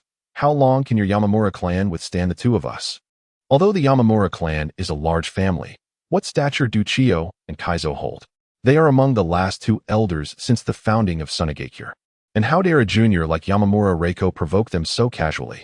In the past, when her mother, Yamamura Taken, was still alive, many had shown her patience and restraint. But now that she is the head of her clan, if she continues to create trouble and undermine the unity of Sunagakure, Chiyo and Kaizo would not hesitate to expel the Yamamura clan from the village. Although the ninja world has established various systems, it ultimately reveres strength. After Yamamura Reiko openly broke the tacit rules between both parties, the two elders lowered their postures, fixating their gaze on her, prepared to eliminate her at any moment. The murderous intent and chakra fluctuations were palpable, not feigned at all. Rasha and Akita from the Arakawa family swiftly moved to mediate between the two sides. Yamamura Reiko apologized to the two elders, but be silent. Recognizing the urgency of the situation, Rasha admonished, while Akita hurriedly urged his niece not to further irritate the Council of Elders. The entire meeting ended on an unhappy note. Although Yamamura Reiko's proposal was forcefully dismissed by the Elder Council, it ultimately created a rift within the upper echelons of Sunagakure. Simultaneously, in Sunagakure's training grounds, Shiraishi stood resolutely in a blue coat, hands crossed, as his students, Hoshinomai, Nagase Beizen, and Morimoto Ryoji, surrounded him from three directions, poised for attack. The three had been assigned to the same class in the graduation list, and were personally guided by Shiraishi, with daily practical simulation training being indispensable. Standing at the center, Shiraishi gently raised one hand. Upon witnessing this gesture, the three genin swiftly retreated. Having become acutely aware of the subsequent actions that followed Shiraishi's initial move after extensive simulated confrontations. With a thunderous explosion, innumerable blades of wind spread out from all directions. Bai Shi's multi-layered whirlwind blade was more formidable than ever before, the slicing winds sweeping in with merciless force. As the three combatants drew their weapons to defend themselves, Bai Shi unleashed a pale blue aura that swiftly advanced towards Nagase Beijian. Gripping his long sword, Nagase Beijian found himself far more capable now than during their initial encounter, where he struggled to draw his blade effectively. Now, all his will and strength converged to a single point, just as Bai Shi approached. He drew his sword in one fluid motion, cleaving through the fierce tempest of slashing winds. Whirlwind blade. In perfect harmony with this strike, a powerful gust surged forth, enabling Bai Shi to condense his own whirlwind blade, rapidly neutralizing Nagase Beijian's offensive. Though the trio of lower ninjas had improved in strength, Bai Shi was equally swift in his advancement, particularly in the mastery and release of the whirlwind blade, which had escalated to a level far beyond his previous capabilities.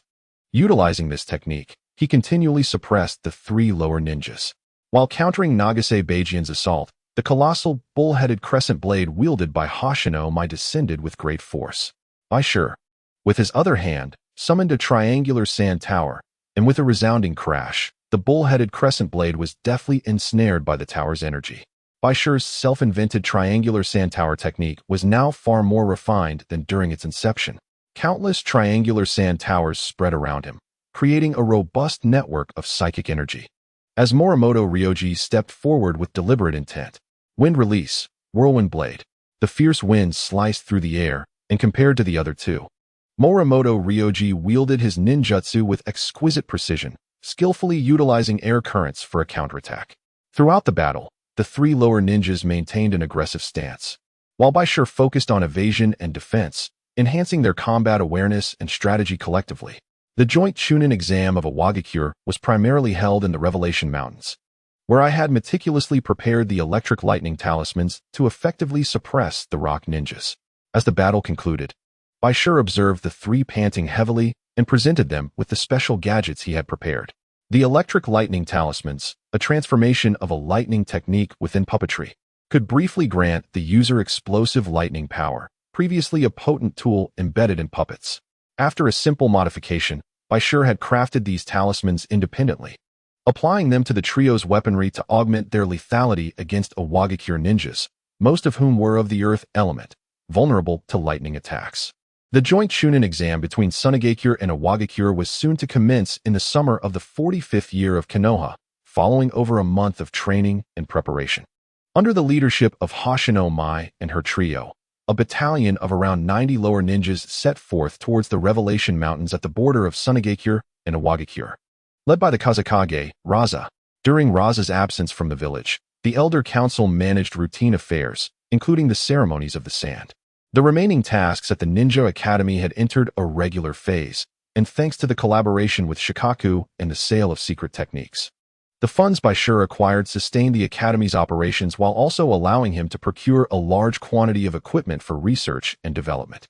Utilizing a portion of the idle space within the school, a research laboratory was established for Bai Shi, with an extensive array of equipment borrowed from Chioe Bizong, alongside newly prioritized instruments procured specifically for this laboratory. Would you like to join me as my assistant? Among the over 300 graduates who have become lower-ranking shinobi, there remains a group of students with commendable theoretical foundations. Although they are unable to graduate, it would be a pity to waste their potential. Thus, it is more advantageous to recruit them to assist in my research. The students, aware of the considerable gap between their abilities and those of the graduated shinobi, have willingly accepted Bai Shi's offer. They understand that despite their graduation, they have not become true ninjas and have returned home as ordinary civilians. It is far better to continue following Bai Shi. After more than a month of training, they have developed a solid foundation. Bai Shi's ongoing projects primarily focus on the cultivation of fruit trees and various biological research courses, which are progressing well. The core content revolves around reproductive technology, and it is evident that Bai Shi is delving into fundamental biological reproduction techniques that have yet to be explored in the shinobi world. Drawing from fragments of information retained in his memory, the Kitashiro family has also made significant contributions regarding equipment procurement. since Bai Shi submitted the human secret techniques to the daimyo. The latter has praised the technique profusely, thereby strengthening the relationship with the Kitashiro family. This newfound rapport has led Kitashiro Torin to visit Sunagakure multiple times, inquiring if Bai Shi possesses any additional human secret techniques. However, the focus will not shift to developing human secret techniques for the time being. Instead, the emphasis will remain on the modification of fruit trees. Regarding the fruit tree project, the Kitashiro family has conducted field tests with the seeds provided by Bai Shi, unexpectedly discovering the remarkable vitality of these plants, which can thrive in extremely harsh environments and even yield exceptionally palatable fruits. This revelation has astonished the Kitashiro family and solidified their decision to enhance collaboration with Bai Shi. Have you truly shifted your focus to business? Bai Shi inquired curiously, observing the businesswoman persona of Kitashiro Torin before him. Kitashiro possesses considerable strength. With diligent training, she could become a formidable taijutsu ninja in the future. I still wish to survive. This shinobi world is fraught with danger. The inexplicable assassination of the Konoha sensing squad by a mysterious force remains a thorn in Kitashiro's heart. The depths of the shinobi world are perilous, and one never knows when they might meet an untimely demise on the streets. Choosing to pursue a career in commerce is, at least, a prudent option. The current relationship with Bai Shi, stemming from their shared past at Kikyo Mountain, provides the Kitashiro family with a natural foundation for investment.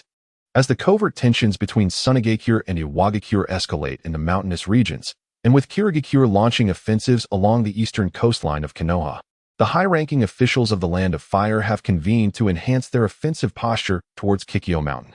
Given the frequency of troop mobilizations and the scale of logistical support from Konoha, it is likely that a grand battle at Kikyo Mountain will commence within the next 6 months. Both Sunagakure and Konoha are acutely aware that the protracted conflict cannot persist indefinitely. The only viable solution lies in hastening the conclusion of the battle at Kikyo Mountain, after which the two will forge an alliance to suppress Iwagakure and Kirigakure. While both sides yearn for peace, they also aspire to dominate the future coalition. Should Konoha fail to subdue Sunagakure, its ambitions for leadership in the alliance may be significantly hindered by the latter's influence. Did the Kitashiro clan have any involvement in military resources? Bai Shi suddenly recalled the military affairs within the Land of Wind and took the initiative to inquire.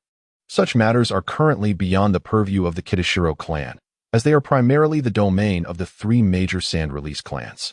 Upon mentioning this, Kitashiro Toru looked at Bai Shi with a hint of confusion. Are you suggesting you have something valuable to promote and sell? It was merely a speculative thought. Military enterprises are firmly under the control of the 3 sand release families, which is to be expected, given their status as the direct line of the Kazekage. Nonetheless, the military industry in the Land of Wind remains in its nascent stages, primarily dealing in basic provisions and explosive tags, with the intent of investing abroad to create complications for larger nations. In recent years, as Sunagakure has weakened, such enterprises have long since dwindled. The local supply is insufficient, let alone the capacity for external ventures. I propose the establishment of a foundation for a Sunagakure ninja school to facilitate operations and investments, Bai Shi suggested. Initially, Kitashiro was taken aback by the concept of a foundation, but after a brief explanation, he quickly grasped its potential. Operations related to money houses and auction houses are managed by their family, and it is likely that the elder members would find the idea of a foundation intriguing. Bai Shi had previously visited the administrative center of the Land of Wind, and he understood that it possesses a certain economic foundation. In contrast to the militarily aggressive Sunagakure, most of the citizens under the jurisdiction of the Land of Wind enjoy significant prosperity. Although numerous money houses assist residents in saving, the returns are minimal. Therefore, Bai Shi proposed utilizing the foundation's name for categorized investments and loans, leveraging high-yield products to attract capital while simultaneously employing a high-interest lending model. This approach could be integrated with the Kitashiro clan's other enterprises to diversify investment strategies. As long as the cash flow remains uninterrupted and the daimyo offers endorsement, the initiative could thrive, potentially allowing the Kitashiro clan to absorb competitors. With the daimyo's backing, ordinary citizens would be inclined to invest for profit, coupled with high returns. This would facilitate rapid capital accumulation. Bai Shi currently finds himself in dire need of funds. Employing this model for swift capital gathering would accelerate the progress of his various research endeavors. Furthermore, to aspire for the next Kazekage position. A robust foundation of wealth is indispensable, alongside the necessary popularity and support. Nevertheless, Bai Shi recognizes the need to enhance his own strength through training and must not allow these matters to divert too much of his focus, thus necessitating collaboration with the Kitashiro clan. Having addressed these intricate matters, Bai Shi subsequently adhered to the training regimen outlined by the Elder Kai, ultimately succeeding in developing his fourth elemental affinity, fire. However, this progress coincided with the arrival of the new year and the Sand Festival. Due to his exceptional performance on the battlefield, Juan was elevated to the rank of Chunin. However, his mood was far from cheerful during his return to the village. In recent times, the intricacies of human secret arts, tsunade, and the mention of milk had deeply unsettled the delicate sensibilities of the young girl. Following the establishment of a more profound cooperative relationship with the Kitajima family, Bai Shi entrusted all matters to Kitajima Toru for handling. He believed that as his strength grew and his status within Sunagakure ascended, the Kitajima family would be eager to continue their collaboration. By the way, this is the card you commissioned me to collect. Before departing, Kitajima Toru placed a card adorned with golden patterns before Bai Shi. During their preliminary collaboration in the Land of Wind, Bai Shi had also tasked the Kitajima family with acquiring ninja tool cards. These indomitable ninja tool cards were highly sought after by various nations, including the Land of Wind. In addition to the major ninja villages openly collecting them, many prominent families and smaller nations were also engaged in the pursuit. As the proprietors of an underground auction house, the Kitajima family naturally had the means to gather scattered ninja tool cards. The value of these cards was exceptionally high, with each card corresponding to the rewards of an S-rank mission. On this occasion, the Kitajima family retrieved a card from a noble in a small nation and delivered it to Bai Shi. This would become Bai Shi's primary method for collecting cards. Aside from the significant quantities from the 5 great ninja villages, he would delegate the task of gathering the more obscure cards to the Kitajima family, as traversing the world to collect cards himself would be too conspicuous. As for the Kitajima family, Bai Shi had already learned from Izo that their relationship with the Sand Dune 3 clans was not particularly harmonious. In fact, they were competitors in several industries. The remuneration you provided allows me to assist you in collecting just one card, and among so many targets, I found this golden pattern card particularly appealing, so I prioritized it. The collection of cards was a pursuit any noble or ninja would undertake, and the Kitajima family had no significant suspicions, as collectors were abundant in the ninja world. And Bai Shi was but one among many. Of course, the Kitajima family valued their commercial integrity, so they would also take measures to keep Bai Shi's endeavors confidential. Interestingly, Bai Shi's preference for the golden card resulted in an unexpected acquisition of a golden quality skill card. The card bore a golden pattern border, but it was marked with indications of fire release techniques. Until now, Bai Shi had only obtained one golden quality skill, the round eye, which was severely restricted. Due to his inability to grasp the relationship with natural energy, the progress on the round eye card remained around 30. Bai Shi had some understanding of natural energy, but the limited information available in Sunagakure hindered further exploration, leading him to temporarily set aside his training in the round eye technique. The reading of the golden skill card took considerably less time than before, yet it still required about a day. After bidding farewell to Kitajima, Bai Shi returned home from school. Upon entering his abode, the first thing he did was don a white chef's uniform and commence with the day's culinary endeavors. As the moment approached for them to return to the village, Bai Shi diligently prepared a meal for Juan and the city wall officer. 2 unique coconut fruits were gently cracked open, and as the flesh was meticulously extracted for preparation, Bai Shi employed a small culinary torch to roast the shells. He then added a delicate, translucent fruit jam. Harmoniously blending the coconut flesh with white pear, he crafted a special golden jelly-like concoction. After carefully pouring it into the coconut shells, Bai Shi sprinkled the finished product with finely crushed cookies and ice. The entire dessert-making process was executed seamlessly, and after placing this coconut delicacy in the refrigerator to enhance its crispness, Bai Shi changed into a fresh outfit and hurried to the designated meeting spot. This time, Juan and the city wall officer were reassigned back to the sand-hidden village, where they would rest for a while before returning to the battlefield at Kikyo Mountain. Upon reaching the village entrance, the two finally arrived at Sand-Hidden Village. Throughout the journey, Juan's mood was somewhat somber, primarily due to her worries and distress regarding Bai Shi's development of human secret techniques. However, at that moment, She heard a familiar voice. "Welcome back." Bai Shi's appearance lifted her spirits. But as thoughts of the bothersome rumors resurfaced, her mood dipped once more. Not wanting Bai Shi to notice her emotional fluctuations, she replied with a nonchalant and stepped forward. "Let us go back and have dinner together." "And what about me?" The city wall officer was pleasantly surprised that Bai Shi had thought to include him in the meal. "Indeed, it is rare for us to gather like this." As the sun set, the sand-hidden village bathed in a warm crimson glow, creating a captivating scene. The trio strolled along the village path while Bai Shi listened attentively to the city wall officer recounting the various happenings over the past 6 months at Kikyo Mountain, choosing to remain silent throughout. Along the way, Bai Shi also noted Wan's emotional shifts. Perhaps the toll of war had left her feeling somewhat fatigued. The pre-prepared crushed ice coconut dessert was placed before Wan and the city wall officer, while Bai Shi retreated to the kitchen to continue his culinary endeavors. "This is your favorite fruit, specially crafted into a dessert," the city wall officer remarked, causing Wan's cheeks to flush. She quickly scooped a spoonful to taste, and her youthful worries seemed to dissipate in an instant. Regardless of the circumstances, this dessert contained Bai Shi's heartfelt intentions, which Wan sensed. She also believed that Bai Shi was not a frivolous person, and a joyful smile spread across her face as she savored the sweet creation. From a corner of the kitchen, Bai Shi discreetly observed Wan's delighted enjoyment of his dessert, a subtle smile gracing his lips as his cooking pace quickened.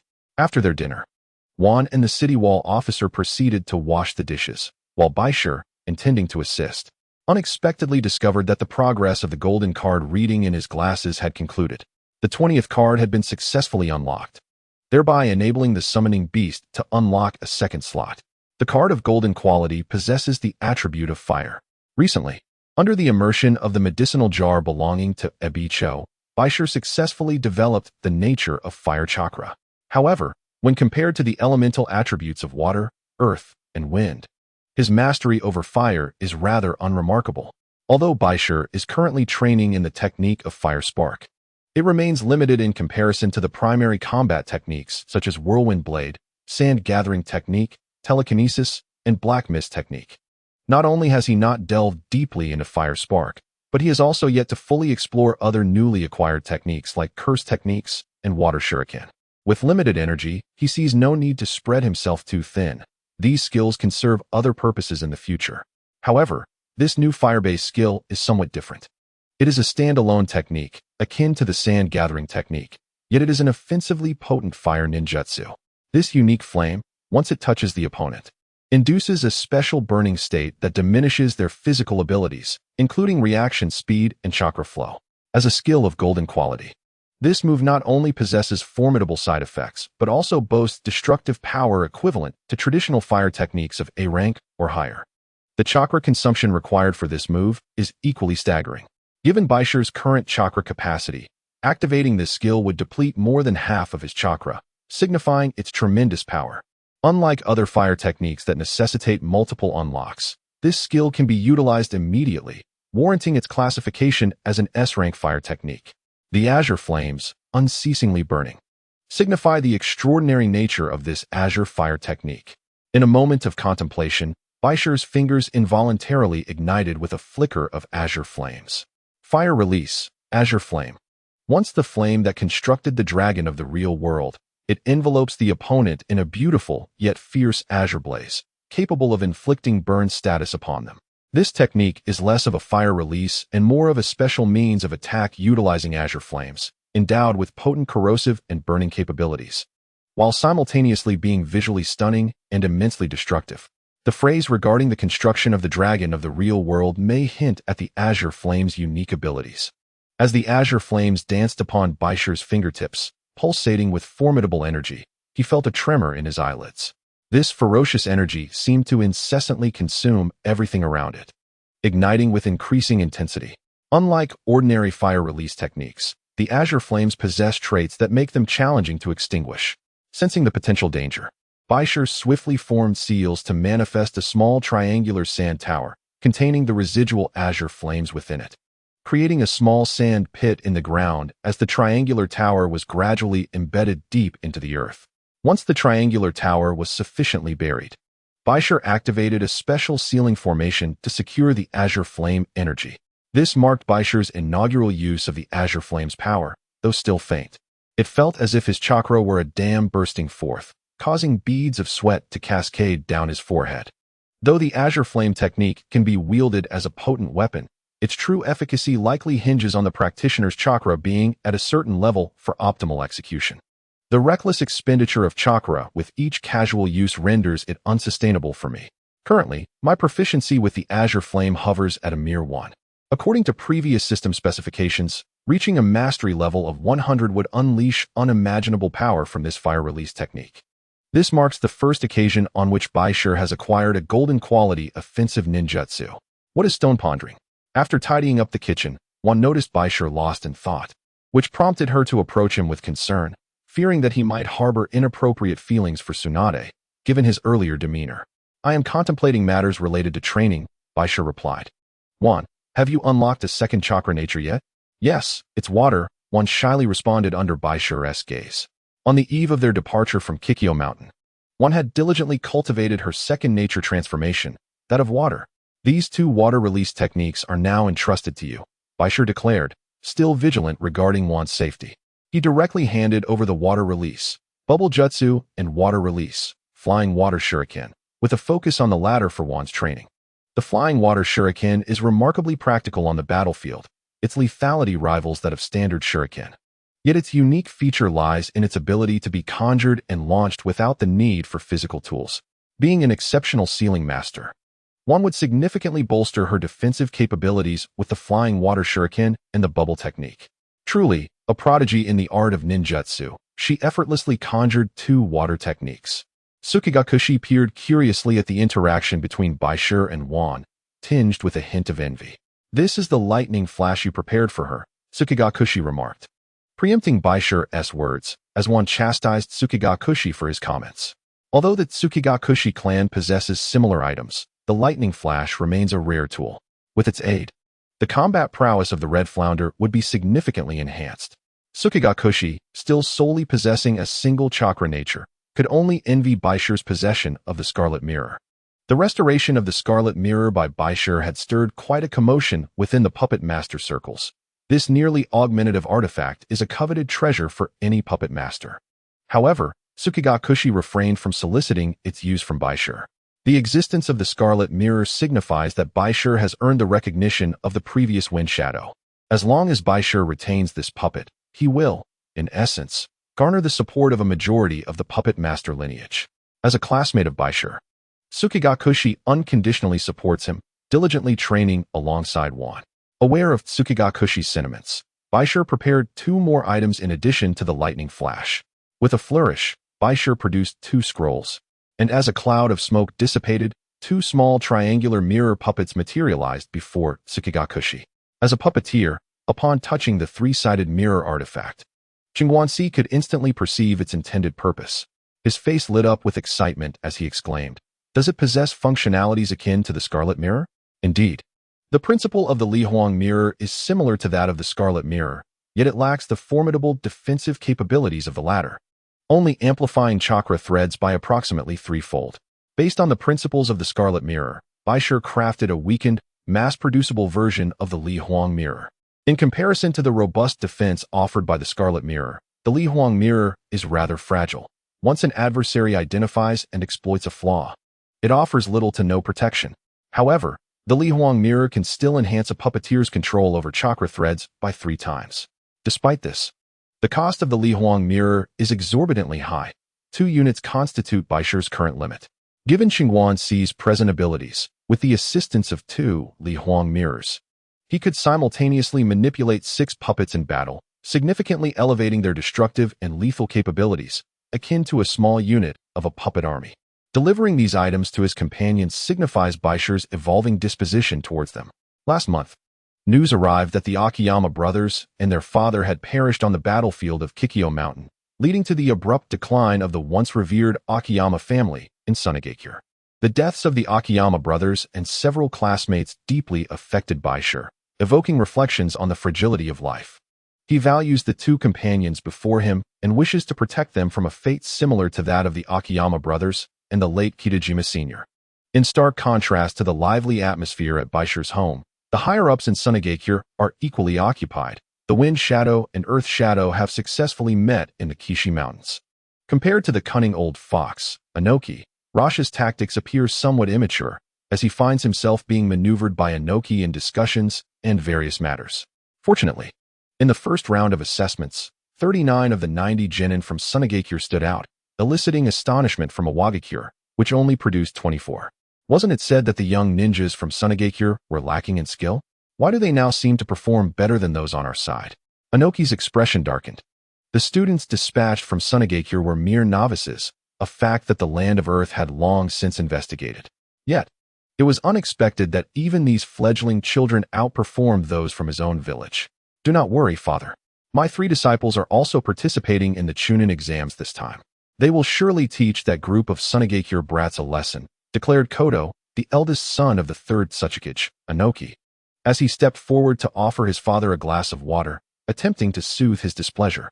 Humph, those 3 rascals, though their personalities are rather unpleasant, possess top-tier abilities among the genin of Awagakure, and should be able to effectively temper the arrogance of Sunagakure. I've heard that you, Bai Shi, will also participate in the upcoming Sand Festival in 3 days? Qingguan Si inquired, having collected the scroll of the Li Huang mirror, suddenly turning to Bai Shi regarding the events of the New Year's Sand Festival. I shall merely hand over the torch to the 2 elders for lighting, Bai Shi replied. Due to the Wind Shadow's simultaneous hosting of the Chunin exam with the Earth Shadow in the mountainous region, this year's memorial ceremony of the Land of Wind is to be overseen by 2 elders, with Bai Shi accompanying them on stage. This decision, however, sends a clear signal within the ranks of Sunagakure. The higher-ups of the Sand Dune clan are exceedingly displeased, as although Lord Rasha has entrusted the authority of the Sand Memorial to these 2 elders, it is customary for a younger member of the Sand Dune family to assist in lighting the torches. Last year, it was Arakawa Maru who accompanied Wind Shadow Rasha during the Sand Memorial. At that time, however, both Karoso and Bai Shi were engaged in fierce battles at Kikyo Mountain and were absent from the village. The Sanruki family, particularly Sanruki Rin, vocally criticized the elders. Unlike her mother, Sanruki Kitchen, who exhibited remarkable patience, Rin showed no reservations and promptly resolved to create some trouble for Bai Shi during the Sand Memorial. Uncle, I entrust this to you. Opposite her sat the venerable Sanruki Kichihai, a well-known intellectual within Sunagakure, often critiquing political situations and likening the elders to a cancerous growth within the village, deeming the existence of the Ninja Academy a meaningless drain on resources. His remarks frequently stirred public sentiment, leading many civilian ninjas to believe that the current state of the academy was primarily due to the elders' mismanagement. Having him confront the elders would be most beneficial. Penning words against them serves little purpose. I shall educate that prodigy on the day of the memorial, ensuring he understands not to curry favor with the daimyo by resorting to disgraceful jutsu that tarnish our Sand's reputation. There was a hint of pride in Kichihai's voice. He was a prominent cultural figure in Sunagakure, and his confrontation with the young rogue would undoubtedly create chaos at the memorial. Still, exercise caution, uncle. Reflecting on the fierce demeanor of Kairoso and Chio from that day, Sanruki Rin felt a twinge of apprehension. Do not worry, before becoming a second-generation disciple, Kairoso and Chio often borrowed books from our family for study. My late father assisted them greatly, so I doubt they would act against me. With this connection in mind, Kichihai felt no fear towards the attitudes of Kairoso and Chio regarding the young rogue as inconsequential. After all, was he not merely a puppet for the elders, intended to suppress the true younger generation of the Sand Dune clan? It was possible that the secret techniques he developed were originally the elders' own achievements, merely transferred to him. Rest well, I'll prepare your bento for the next few days. As they departed from Bai Shi's residence, Bai Shi's unexpected remark left June momentarily stunned. Subsequently, her eyes sparkled as if illuminated by stars. Her cheeks flushed as she nodded, nearly running away from Bai Shi's home. You seem to have improved tremendously with June. Sukigaki observed her retreating figure, marveling at how his companion had finally come to a realization. However, Bai Shi's subsequent response took him by surprise, because both of you are very important partners, not just to June, but to you as well. Then why am I not receiving a bento every day? Sukigaki inquired shyly, his cheeks tinged with embarrassment. The latter adjusted his glasses and suggested, go find a suitable partner. In that moment, I felt as though I had suffered a critical hit, leaving the Bai Shi household in a state of utter disarray. I had never anticipated that this seemingly wooden and awkward individual could unleash such terrifying sarcasm. For the next 3 days, Bai Shi dedicated most of his time to the fundamental training and simulation of the Azure Flame technique. As a technique of at least S rank, the Azure Flame consumed an alarming amount of chakra with each release, nearly exhausting Bai Shi. Nevertheless, in his pursuit of mastery, he persevered through the arduous training. Previously, he had received from Yakura a compilation of key insights regarding the art of fire release. Although both the Azure Flame and the Scorching Flame share certain characteristics, following Yakura's prescribed training model, Bai Shi managed to release the Azure Flame in a single burst, transforming it into 3 concentrated Azure Flame orbs.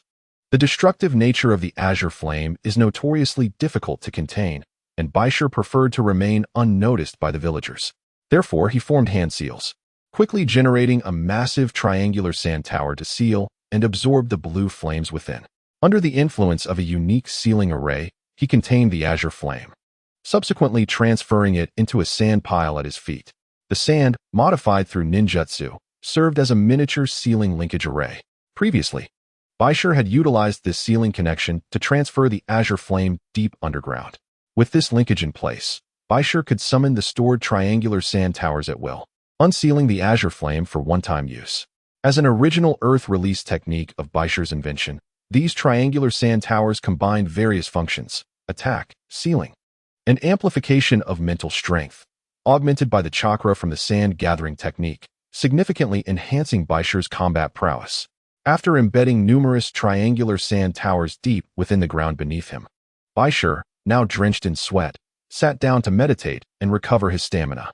After a considerable time, he suddenly opened his eyes, checked the time, and promptly changed into a set of purple attire, grasping a silver blade as he stepped outside towards the center of Sunagakure. The Sand Festival, a pivotal ceremonial event for Sunagakure, was held in high regard by the Elder Council. With Rasha absent this time, Hiroso had cunningly positioned Bai Shi at the heart of the ceremony, igniting the torches. The ritual of the Sand Festival bore no differences from previous occasions. As a disciple accompanying 2 elders, Bai Shi stood atop the platform, listening attentively as Hiroso and Chio took turns to speak. The bulk of their discourse comprised official platitudes meant to bless Sunagakure. Today, Bai Shi primarily served as a mere backdrop during the torchlighting segment. His sole task was to pass the torches to the 2 elders. In contrast to the festival 2 years ago when I attended with June, the current gathering was sparse. Most attendees were elderly, weak, or children, as the youthful ninjas were stationed at the front lines, lending an air of desolation to the event. As the final segment approached, just as Bai Shi descended from the stage to grasp a flaming torch, intending to present it to the 2 elders, a voice abruptly interrupted his actions. "Young man, I believe it is rather inappropriate for you to offer the torch." From the crowd emerged a heavily inebriated elder, his face marred by excess, fixating his gaze on Bai Shi. "A petty man who relies on human secret arts to please the daimyo. What right do you have to handle this torch? Allow me to present it instead." Yamamichi Kichihira's words dripped with provocation, causing both Heo and Chio to exchange startled glances. They could hardly fathom that such a highly ranked elder of the Yamamichi family would intervene to thwart Bai Shi's intentions. Though this elder possessed only average strength, akin to that of a typical chunin, he had once provided care to Chio and her brother before they apprenticed under the shaman. Kichihira and Kichin's father had even permitted the siblings to borrow books to study various foundational ninjutsu, despite later becoming elders and advisors to the Wind Shadow. Offering sufficient gratitude and goodwill to the Yamamichi clan, the bonds of yesteryear lingered. Kichihira's sudden emergence cast a pall over the atmosphere. Bai Shi remained silent, attempting to exert greater force in his grip. Observing this, Kichihira scoffed, resolutely preventing Bai Shi from seizing the torch. "You are deemed unworthy of the torch. How can you still deny this fact?" Kichihira's eloquence painted Bai Shi as a sycophant, claiming that his development of human secret arts was merely to foster harmony among the daimyo's harem. Many female ninjas present, although aware of the rumors, were taken aback to learn that it was indeed Bai Shi who had developed such arts, their expressions darkening. Regardless of the circumstances, Kichihira was determined to tarnish Bai Shi's reputation here. If he succeeded, Bai Shi would inevitably lose his advantageous position in the competition for the future title of Wind Shadow, ultimately facing marginalization akin to that of the infamous scapegoat Danzo from Konoha. This old man has gone too far. Where did he come from? Shikigaki Tsukasa's face flushed with anger, and he moved to intervene but was firmly restrained by Jun. That is an elder of the Yamamichi clan. You cannot approach. But did you not hear? I heard. Yet I choose to trust Bai Shi. He will handle this matter appropriately. Jun was deeply concerned for Bai Shi's predicament, but understood that their intervention would only exacerbate the situation. Your silence is an admission of guilt, is it not? A glimmer of cunning shone in Kichihira's eyes as he sought to solidify his accusations against Bai Shi. Or do you simply embody a facade of talent? With your so-called secret arts being nothing more than the fruits of another's labor? As the accusations grew increasingly severe, Kichihira unleashed a torrent of disparagement, rendering Bai Shi seemingly worthless. As if he were merely a puppet propped up by the Elder Council, devoid of any merit. In the face of Kichihira's brazen tirade, Bai Shi slowly lowered the torch. Illuminated by the flickering flames, he regarded Kichihira with a tranquil expression, though his gaze instilled a sense of unease in the elder. Was his silence an acceptance of these claims? Confronted by the incessant provocations of Yamamichi Kichihira, Bai Shi laid down his torch and gazed at the elder across from him, his tone devoid of any discernible emotion. Esteemed elder of the Yamamichi clan, do you dare to face my blade? Bai Shi's words, though softly spoken, detonated like a bomb, rapidly reverberating through the crowd. The ninjas of the Yamamichi clan began to stir restlessly, yet Bai Shi appeared oblivious to their movements. The incident at the Sand Festival, where I was deliberately used as a pawn, aimed solely to incite discord between the Elder Council and the Wind Shadow. With the impending conflict of the Kikyo Mountain War and the looming threat from the Iwagakure in the direction of the Haikage Mountains, one could only wonder if you had any ulterior motives in provoking strife at the Sand Festival. Faced with such accusations, Bai Shi found himself at a loss for words. However, the calculated attempts of Yamamichi Kichihira to disrupt the harmony within the upper echelons of Sunagakure had altered the atmosphere palpably at that moment. Many ninjas began to realize that every utterance from the elder was a veiled reference to the Elder Council. In such dire circumstances for Sunagakure, it seemed there were those deliberately stoking the flames of conflict, perhaps with ulterior motives. As this realization dawned upon them, the expressions of the onlookers turned noticeably hostile towards Yamamichi Kichihira. Without affording the elder any further opportunity to speak, Bai Shi unsheathed his blade, its silver gleam casting a chilling light in the darkness. The intent to kill surged within him, and Yamamichi Kichihira was momentarily taken aback. Although he was merely a retired scion with the strength of a chunin, he was ultimately an ineffectual figure. Your uncle may be intoxicated. Do not take his words to heart. Allow me to receive this blow on his behalf, Yamamichi Riko interjected, swiftly positioning herself between the two. The tension in the air escalated with Bai Shi's words and the glint of his blade, prompting Yamamichi Riko, despite her foolishness, to consider the situation and attempt to defuse the awkwardness. In the presence of the current head of the Yamamichi clan, Bai Shi felt no trepidation. With his silver blade in conjunction with the gale blade technique, he unleashed a torrent of lethal winds. This lad truly wields deadly intent. Though a puppet master, Yamamichi Riko, being the head of one of the three branches of the sand release, commanded formidable control over sand techniques. Countless grains swirled, forming a massive defensive barrier that swiftly shattered the oncoming wind blades aimed at Yamamichi Kichihira. As the sand gradually dissipated, Yamamichi Riko caught sight of the furious glares from the two elders on stage and smiled slightly. Let this matter conclude here, uncle. Let us return. Regrettably, just as many spectators lamented the missed opportunity of Bai Shi's strike, they observed him gently retracting his silver blade. The previously shattered wind blades did not vanish. Instead, they reformed behind Yamamichi Kichihira into an enormous gale blade. Didn't he catch it, did you? With a sigh, the gale blade descended forcefully.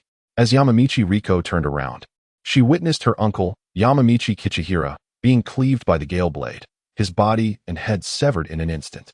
His head spun rapidly in shock before plummeting to the ground, blood splattering across the stage. I welcome your retribution at any time. The horrific and bloody scene sent a jolt through the crowd, while Bai Shi, the instigator, picked up his torch and gracefully ascended the sacrificial stage. Step by step, Bai Shi walked with a resounding strength, entirely unperturbed by the blood-stained stage beneath him. Since the malicious provocation from the Sanlu family began, Bai Shi had resolved to show no mercy. Historically, the path of shadows has always been paved with the blood of foes. The reaction and spirit Bai Shi exhibited seemed to evoke the heroic aura of the original Wind Shadow, who once unified the land of wind. The death of Sanlu Kichihira, under normal circumstances, might have posed a significant problem, but today, having instigated conflict during the Sand Festival, he brought this fate upon himself. Gazing at Kyozai and Chiyo, Bai Shi, clad in purple, presented the torch as promised to the two elders, gradually kneeling down. I have fulfilled my duty. In that moment, a cheer erupted throughout Sunagakure. Rather than being disheartened by the earlier accusations from Sanlu Kichihira, Bai Shi's forceful retaliation and decisive strike against his opponent ignited fervent applause from both ninjas and civilians alike. They perceived in Bai Shi the hope for Sunagakure's future, and the matter of developing secret techniques was swiftly disregarded. The faction of the Elder Council was also stirring, contemplating the complete eradication of the Sanlu family should they persist in their provocations. With Rasha absent from the village, utilizing this incident as a pretext to eliminate the Sand Release's 3 branches, thus depriving the Wind Shadow of support, appeared to be an astute choice, especially as the Sanlu family had instigated the conflict first. Sanlu Rinko stood there, stunned. She had never anticipated that her sand control technique would fail to withstand the onslaught of the wind blade. Nor did she expect Bai Shi's mastery of wind release to be so profound, allowing him to condense the wind blades anew. This brat is courting death. Just as she prepared to explode with rage, Akikawa Akiha swiftly restrained his niece, cautioning, "Do not provide the Elder Council with an excuse to annihilate our sand release branch. The Wind Shadow is not currently within the village." Akikawa Akiha felt a twinge of lament. How could his cousin give birth to such a daughter, alongside a brother so feeble-minded? This incident would likely become a perpetual source of ridicule for the Sand Release branch. The Sand Festival ceremony concluded swiftly, yet the conflict between Bai Shi and Sanlu Kichihira was far from settled. Although Sanlu Kichihira was not particularly powerful, his high status made the public execution of his head by Bai Shi during the Sand Festival a profound humiliation, intolerable to bear. "Kill that brat. Avenge Elder Kichihira." As the crowd seethed with righteous indignation, Rinko's fury was ignited, causing her to momentarily forget Akikawa Akiha's earlier warning. Coldly, she declared, "Rest assured. Tonight I shall claim that brat's head." The family's reputation was at stake, directly impacting the standing of the Sand Release branch within Sunagakure. If Bai Shi were allowed to humiliate them, how could the Sanlu family, which had produced 3 generations of the strongest Wind Shadows, maintain their position in the Land of Wind? In that moment, the entire Sanlu family was thrown into a frenzy. Rinko personally led the family ninjas, approaching Bai Shi's residence from 3 directions. Meanwhile, Akikawa Akiha, upon receiving a letter from the Sanlu family, felt a change in his expression. He had not anticipated that his niece's temper would escalate to such an extent, personally leading a charge against the boys' home shortly after the conclusion of the Sand Festival. Such a domineering disposition, coupled with the status of Bai Shi within the Council of Elders, if seized by her, would plunge Sunagakure into profound internal strife. The Yamamichi clan must not be allowed to act with such impunity. Regardless of the circumstances, Akita Arakawa remains a competent politician, acutely aware that the situation cannot descend into chaos, especially with both internal and external threats looming heavily over Sunagakure. At this critical juncture, the village cannot withstand the turbulence of civil discord. Proceed to the Bai Shi residence for support. Regardless of how others perceive this matter, Akita must intervene to prevent further escalation of the conflict. Along the pathway of the entire Oasis Ring, Yamamichi Rinko and her contingent encountered a united blockade from the Sunagakure Guard and the Umbu, with the leading Sunagakure Jonin wearing a grave expression to obstruct Rinko's direction. "You Yamamichi Jonin, please exercise restraint." Confronted with this obstruction, Rinko's visage darkened considerably. The 2 other attacking ninjas from the Yamamichi clan, comprised of Chunin and Genin, would find it manageable if they were halted, but should Sunagakure deliberately allow them entry, they would have anticipated reuniting with their group, only to be confronted by the guard. Rinko had intended to forcefully break through, but then she saw Fukige's wife, Karyuro, emerge with a pale countenance. "Rinko, you must not act impulsively." "Karyuro," Rinko exclaimed, deeply concerned for her, who was with child, "you should not be here. It is you who are mistaken. You cannot proceed like this. Sunagakure will fracture," Karyuro urged anxiously. Rinko's temperament and disposition risked pushing Sunagakure toward total disintegration. Although Bai Shi was merely an ordinary special jonin, His identity and background were significant. Should any mishap occur, it would likely drive a wedge between the Council of Elders and the Fukuge faction. In a surge of anxiety, Kariyuro fainted, causing Rinko to panic. Where is the medical team? Where are they? Behind Baishir's secondary residence, the other two groups of Yamamichi ninjas had gathered, comprising over 30 genin and 5 chunin, stationed outside the courtyard, awaiting Rinko's arrival. However, as time passed without news from the Yamamichi clan, the chunin exchanged glances. We must wait for the clan leader. After all, that young lad is also a special jonin. Upon mentioning Baishir's title, another chunin scoffed. A special jonin? Merely a stronger presence among chunin, yet not on par with true jonin. We have 5 chunin here. What is there to fear? Let us charge in. Without waiting for his comrades to dissuade him, this chunin from the Yamamichi clan led the accompanying genin swiftly into the courtyard of Baishir's residence. Die! Amid the frenzied shouts, these ninjas surged into the courtyard, with several other chunin reluctantly following suit. To their astonishment, the moment they stepped into the courtyard, a mysterious energy barrier suddenly manifested, with 15 small triangular sand towers appearing from various angles, constructing a unique defensive barrier. Suddenly, candlelight flickered to life, and in the dim illumination, Baishir sat calmly within his abode, a silver blade resting lightly upon the table, allowing this group of ninjas to invade his backyard. Thankfully, the trees and fruits he had previously cultivated had been relocated to the school grounds. Otherwise, they would have been utterly ravaged by them. After decisively eliminating Yamamichi Kihira, Baishir braced himself for the inevitable retaliation from the Yamamichi clan, particularly given Yamamichi Riko's temperament, which suggested an imminent response tonight. Although Hyozu had contemplated entirely obstructing the Yamamichi family's movements, Baishir declined this intervention. There was no room left for retreat, as Yamamichi Riko was not a woman governed by conventional reasoning. Meanwhile, the Elder Council successfully thwarted Riko's advance, leaving the remaining backup forces of the Yamamichi clan as mere targets for Baishir. Given the hostility displayed by the Yamamichi clan during today's Sand Festival, Baishir resolved to show no mercy. Continuing to endure would only afford the adversary opportunities. Thus, a sufficiently assertive stance was essential to gain precious time. After all, with the Chunin exams concluded, it was evident that a Wagakure was poised for a large-scale invasion, and as the Kazakage, Rasha would have no time for internal reckoning. Under the night's luminescence, the Baishir household was aglow, with countless candles flickering as a peculiar six-faced puppet began to activate slowly. Crimson threads, under Baishir's control, transformed into a tumultuous wave. The six-faced Hiyu mirror fully opened, unleashing an array of chakra threads from all directions. Concurrently, 6 triangular sand towers emerged from the ground, swiftly forming 18 earth clones of Baishir through a specialized formation. As the most formidable auxiliary puppet of the second-generation Kazakage, the Hiyu mirror enabled Baishir to command an astonishing number of earth clones. The chakra required for these 18 clones had been meticulously prepared in advance. Otherwise, Baishir's stamina would not suffice for such a multitude. With all 18 Baishir clones simultaneously engaged, they wielded identical silver blades, striking with remarkable speed towards the right flank.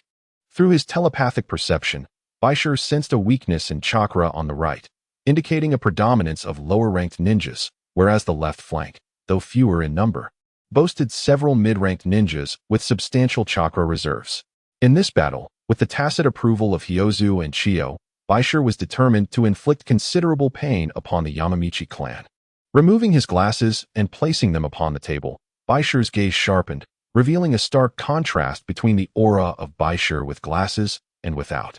As his sleeves billowed, a subtle black mist enveloped Baishir, while his hands swiftly formed seals.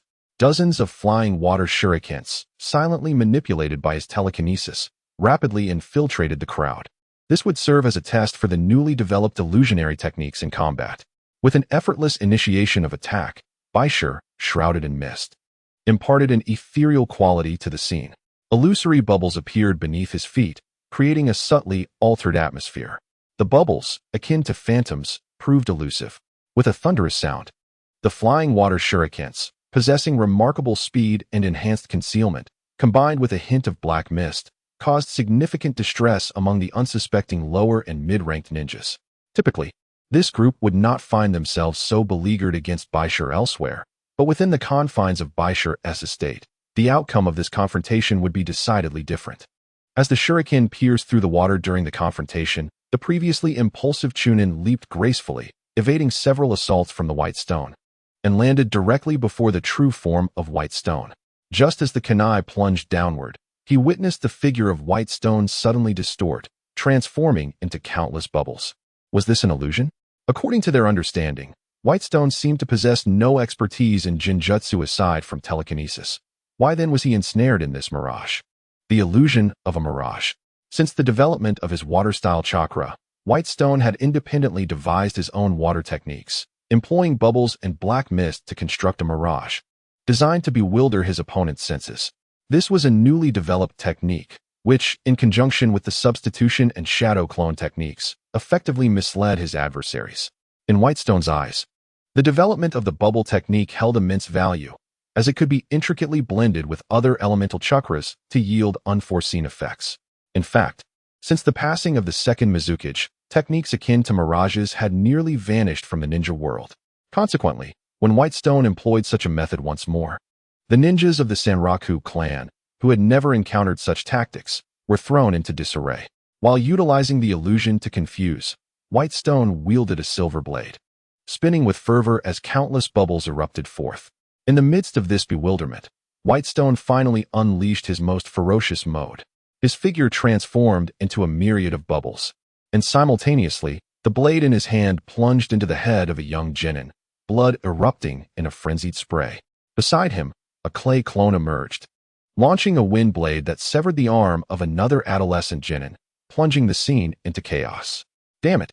The Chunin attempted to advance, only to be ensnared by numerous chakra threads descending from all directions, wrapping around him as Whitestone moved like a specter among the throng of bubbles. The wind blade was hurled forth in an instant, cleaving the opponent's head from their shoulders. The leading Chunin of the Sanraku clan, far more experienced than his counterparts, quickly commanded his comrades, "Remain calm. Steady your formation." But could they remain steady? His tone was dismissive, as if the grim Reaper himself had arrived. This Chunin hastily performed the substitution technique to retreat, but unbeknownst to him, a triangular sand tower had appeared beneath, resulting in a tremendous energy explosion. The violent detonation severed his right leg, and at that moment, Whitestone manifested silently, his silver blade swirling as the wind blade surged forth with unyielding force. "Be careful," shouted the third Chunin, stepping forward to block, performing hand seals to activate earth release. However, the rising earthen wall appeared uncontrollable, shattering spontaneously. The soil here had been meticulously manipulated through a terrifying strategy. The blade, appearing from nowhere, danced chaotically, accompanied by the terror of battle, offering the two Chunin scarcely any chance to react. Whitestone's strikes were lethal, merging blood and sand in an instant. The immediate reaction and capability exhibited by the previous Chunin indicated that he needed to be the first to eliminate the target. Clad in his ceremonial purple coat of the sand, Whitestone picked up a cloth to gently wipe the blood from his blade. A storm swept up the corpse of the fallen Chunin, and as Whitestone initiated the hand seals, the body abruptly exploded, releasing a fusion of black mist and blood mist that enveloped the area. At this moment, Bai Shi appeared strikingly different from his former bespectacled self, in terms of demeanor. He bore a striking resemblance to Orochimaru. The acrid scent of dark blood mist hung in the air, while flickering candlelight cast a feeble glow. The bloody carnage continued unabated, and with the loss of the primary force, Yamamura's ninjas, who were initially meant to provide support, were now merely targets for Bai Shi's onslaught. Retreat. Within mere minutes, over half of the Yamamura clan had perished, aware that they could not hold back this formidable menace before their leader arrived. The remaining ninjas of the Yamamura clan had no choice but to withdraw, otherwise, the younger generation would face annihilation. Yet, Bai Shi would not grant them such an opportunity. The whirlwind blade coalesced with formidable strength. Compared to Bai Shi's other jutsu, this technique was one he had mastered thoroughly. With a silver blade in hand, he swiftly executed his lethal strikes.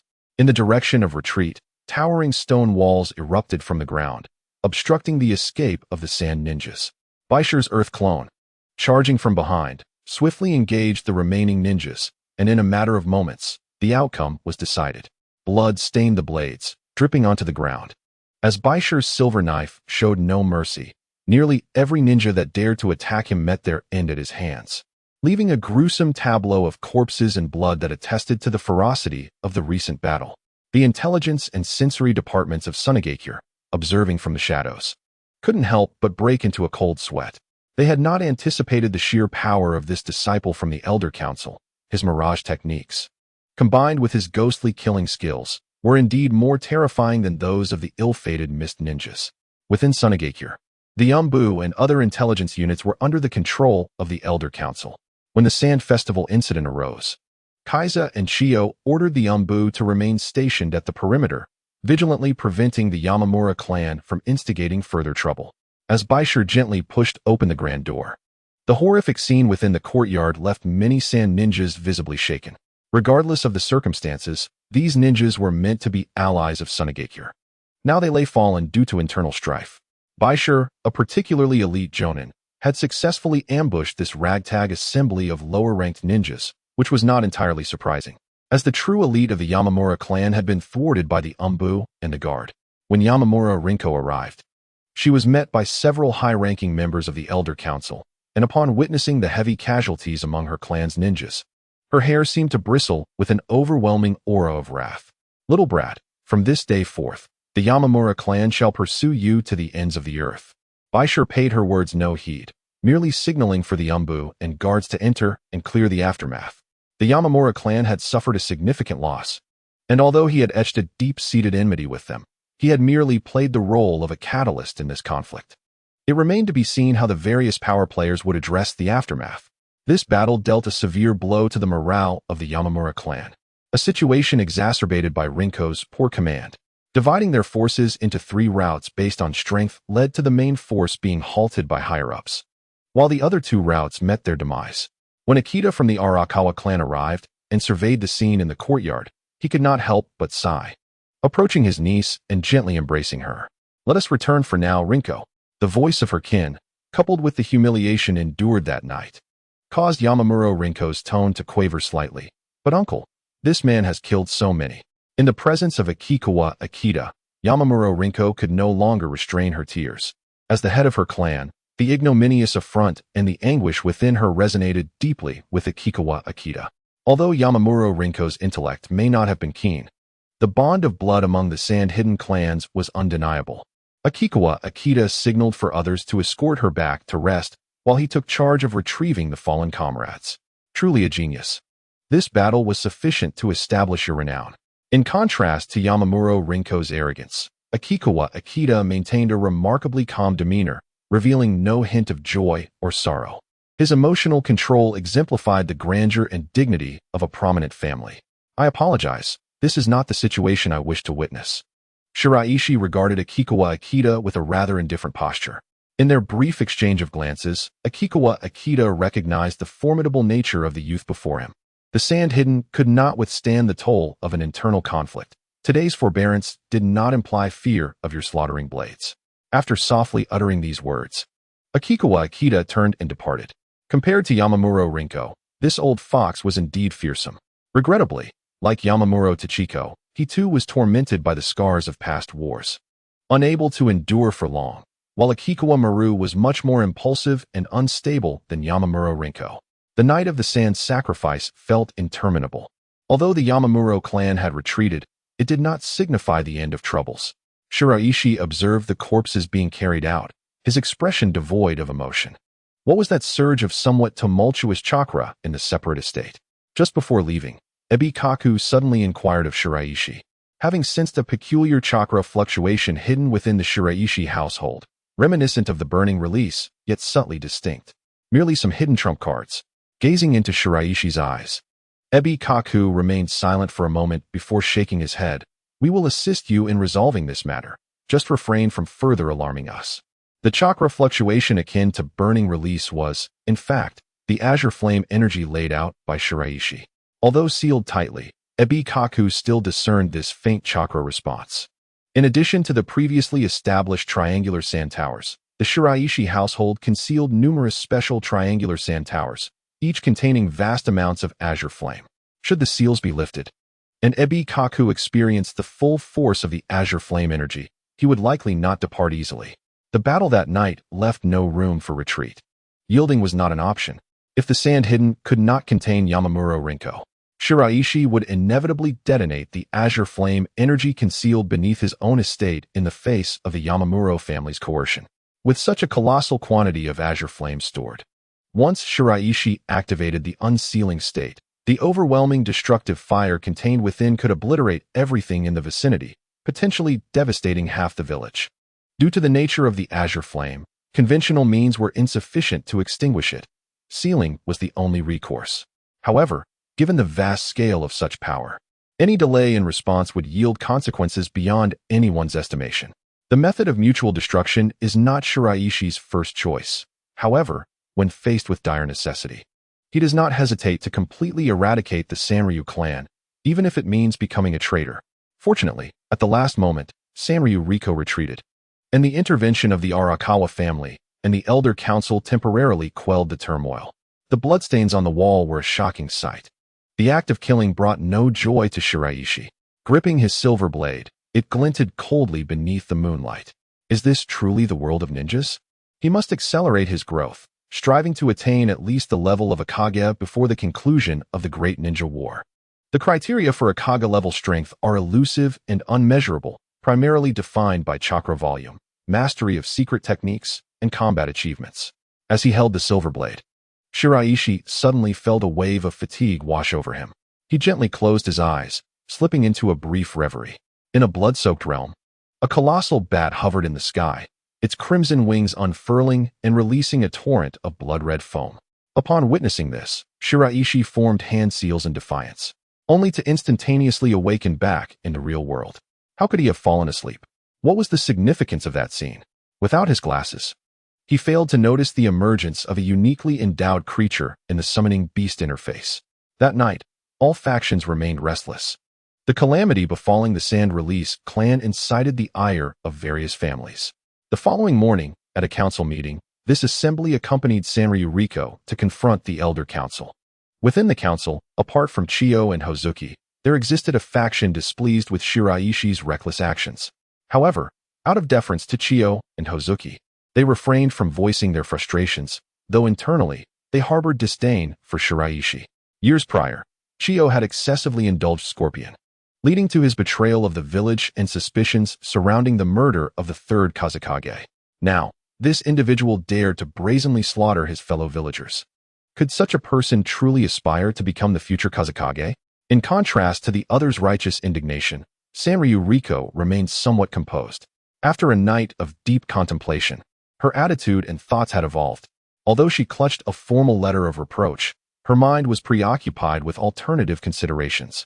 As long as the Elder Council sought to avoid internal strife within Sunagakure, they would certainly provide a resolution. The words of Arakawa Akita from the previous night echoed in her mind. As a member of the Arakawa family, he possessed deeper insight and judgment. Thus, engaging in a futile entanglement with Shiraishi during the forthcoming discussions would prove meaningless. The Elder Council's stance would assuredly protect him. It would be wiser to pursue a different approach. A different approach? It would depend on the substantial benefits the Elder Council was willing to offer in exchange. At this juncture, Arakawa Akita stepped forward and patted Sanryu Riko on the shoulder. Observing his niece, he suddenly succumbed to a violent coughing fit. "Uncle, what is wrong?" Both Sanryu Riko and Arakawa Maru exclaimed in alarm, only to see Akita shake his head.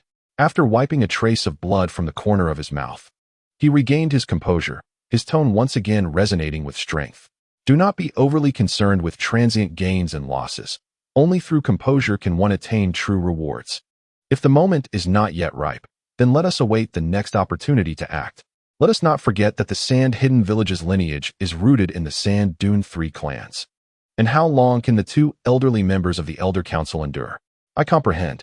During the meeting, Elder Haibozang struck the table, while Chiyo, with narrowed eyes, coldly remarked, "Yamato Tachibana is merely a retired ninja and does not count among the active ranks." Furthermore, he openly obstructed the Sand Village's tribute proceedings, undermining our internal unity. His execution cannot be deemed a violation of any rules. As for that group of invaders, we can only extend our condolences. Chiyo spoke without regard for Yamato Riko's expression, clearly indicating that after numerous conflicts and frictions, the Elder Council's patience with the Yamato clan has reached its limit. Should the hostilities persist, It may lead to irreparable damage for both parties. The sand-hidden village cannot withstand internal strife. At this juncture, Haibozang's tone softened slightly as he continued. Moreover, our primary topic today is not the tribute incident, but rather the expansion and renovation project concerning the Oasis Ring. As Haibozang's sole disciple, he naturally wished to safeguard the interests of Bai Shi, yet should the noble interests be compromised, unconventional means would be necessary for redress. The representatives of several prominent families were momentarily taken aback. Haibozang's sudden introduction of this matter exceeded their expectations, especially following Bai Shi's uproar at the tribute, which had already created a delicate atmosphere. Meanwhile, clad in clean attire and wielding a silver blade, Bai Shi walked towards the school, seemingly unaffected by the events of the previous night. Many villagers, upon seeing Bai Shi, instinctively felt a twinge of fear.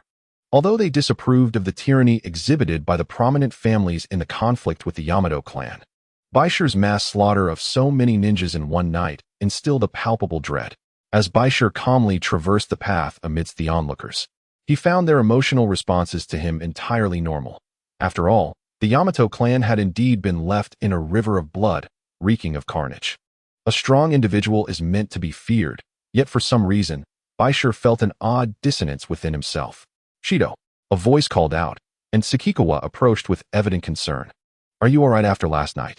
Nodding in acknowledgement, Bai Shi noted the relief wash over Tsukikawa's face. I was genuinely worried about you. I never anticipated they would come knocking, but my father strictly forbade me from going out last night and even sent someone to retrieve the scroll. I owe this to you, Tsukikawa. The clear stand of the Tsukikawa family stirred something within Bai Shi. Tsukikawa, unfazed, replied, since we have become comrades, we ought to assist one another, should we not? However, my father has one more piece of advice for you. As Tsukikawa spoke, his tone grew serious, clearly emulating his father. A true strong man must possess not only the courage to strike, but also the resolve to sheath their weapon. The simplicity of this statement enlightened Bai Shi. Thank you for your guidance. At the high-level meeting of the sand-hidden village, while Haibozang's proposal astonished many, neither the Arakawa nor Yamato families exhibited surprise. Yamato Riko notably displayed a rare demeanor of earnestness as she listened attentively. Since the Elder Council is determined to preserve Bai Shi, they must present sufficient benefits for exchange. Thus, the drama unfolds. Surprisingly, Sanlu Lingzi has exhibited a moment of clarity today. The Oasis Ring area lies to the north of the Sand-Hidden's outer perimeter. According to the Elder Council's plan, the agreement stipulates that Sand-Hidden will continue its northern expansion, investing significantly in vegetation and ecological transformation to enhance the living conditions and environment of the indigenous people in various ring areas. The design blueprints reveal that many newly established residences are notably spacious, exuding grandeur far surpassing those in the older sections of the Oasis Ring, all while being remarkably affordable. This development is highly advantageous for education, as the new elite ninja school has been strategically positioned at the northernmost part of the ring area. With the new expansion, the school has effectively become the central hub of the Oasis Ring, invigorating the ambitions of various ninja clans. It is evident that following the sand sacrifice ceremony, the Elder Council has initiated the expansion of the Oasis Ring and the improvement of noble residences to appease the aristocracy. The sole drawback lies in the considerable distance between the new ring area and the Wind Shadow Office and core institutions of the Sand-Hidden Village. However, this is not of paramount concern, as these prestigious families prefer to maintain a distance from the commoners. Sanlu Lingzi has taken decisive action, demanding the finest parcel of land within the Oasis Ring. Despite its remoteness from the village, this prime land has long been coveted by the Sanlu clan. This tactic resembles Konoha's approach towards the Uchiha clan, taking advantage of the Wind Shadow's current entanglement with the Earth Shadow in the Revelation Mountains. Hai Laozong and Shio are poised to bring this matter to fruition. Once the land development begins, it will provide a golden opportunity for all Sand-Hidden families to benefit. Even if the Wind Shadow wishes to intervene post factum, it will be too late. This initiative is a legitimate means of enhancing living conditions for all involved. However, the required funds and resources primarily hinge on a loan agreement with the Kitajima family, with an annual repayment plan at a 7% interest rate. Given the financial state of Sand-Hidden, repayments can be staggered, with numerous terms regarding land and materials as part of the repayment structure, which is quite extensive. Although this series of agreements and proposals originates from the Kitajima family, Hai Laozong and Chiyo suspect that Bai Shi may also be pulling strings behind the scenes, as this insidious loan scheme appears to ensnare the Wind Shadow. On the surface, it seems the Wind Shadow is gaining substantial funding without impacting the village's military expenditures, even allowing for greater financial maneuverability. However, considering the repayment period over the next decade, this introduces significant complications, especially since the Kitajima family is collaborating with the daimyo's internal treasury. The daimyo's interest in this lending model, where the Wind Shadow receives funds while still accruing interest, is notable. In the past, the Kitajima family did not entertain such notions, but the sudden emergence of numerous proposals indicates a connection to Bai Shi. The loan amount is substantial, primarily aimed at revitalizing the nearly depleted finances of Sandhidden Village. Although the various noble families discern the underlying motives, they find themselves ensnared by the bait. After a series of meetings, Heilazang sighed in relief.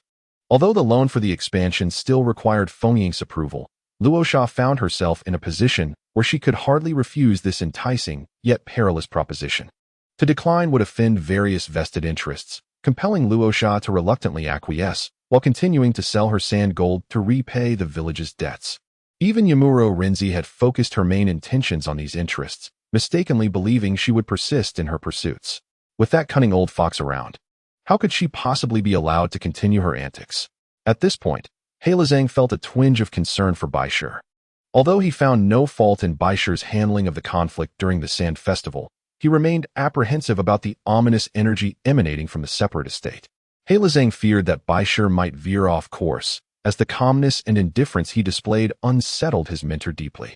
Perhaps, from the depths of his heart, Heilazang genuinely cared for Bai Shi, which fueled his unease. Rest assured, he is more mature than we perceive, Chiyo chuckled, noticing her brother's emotional fluctuations. In contrast to Heilazang, she was inherently an optimist. Moreover, Chiyo had always been somewhat indulgent towards her grandchildren, allowing her to take matters less seriously. As long as we remain unscathed, they would not dare to act against us. Besides, given the pace at which the little one is growing, who in Sunagakure will be able to contend with him in another decade?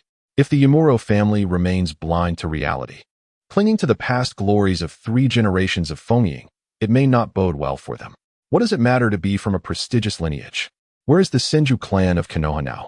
How many bloodline clans from decades past still exist in the ninja world? Do you truly believe that Sunagakure would be bereft of the ability to wield the sand manipulation techniques without them? Do not be absurd.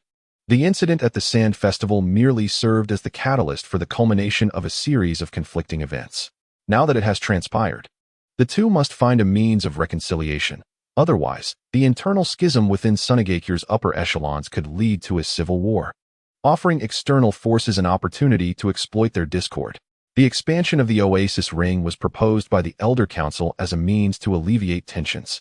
For now, it seems the Yamuro family has settled down, but upon Luosha's return, the antagonism with the Elder Council will likely intensify. On the following night, as Bai Shi returned home and prepared to close his eyes for rest, that unsettling sensation washed over him once more.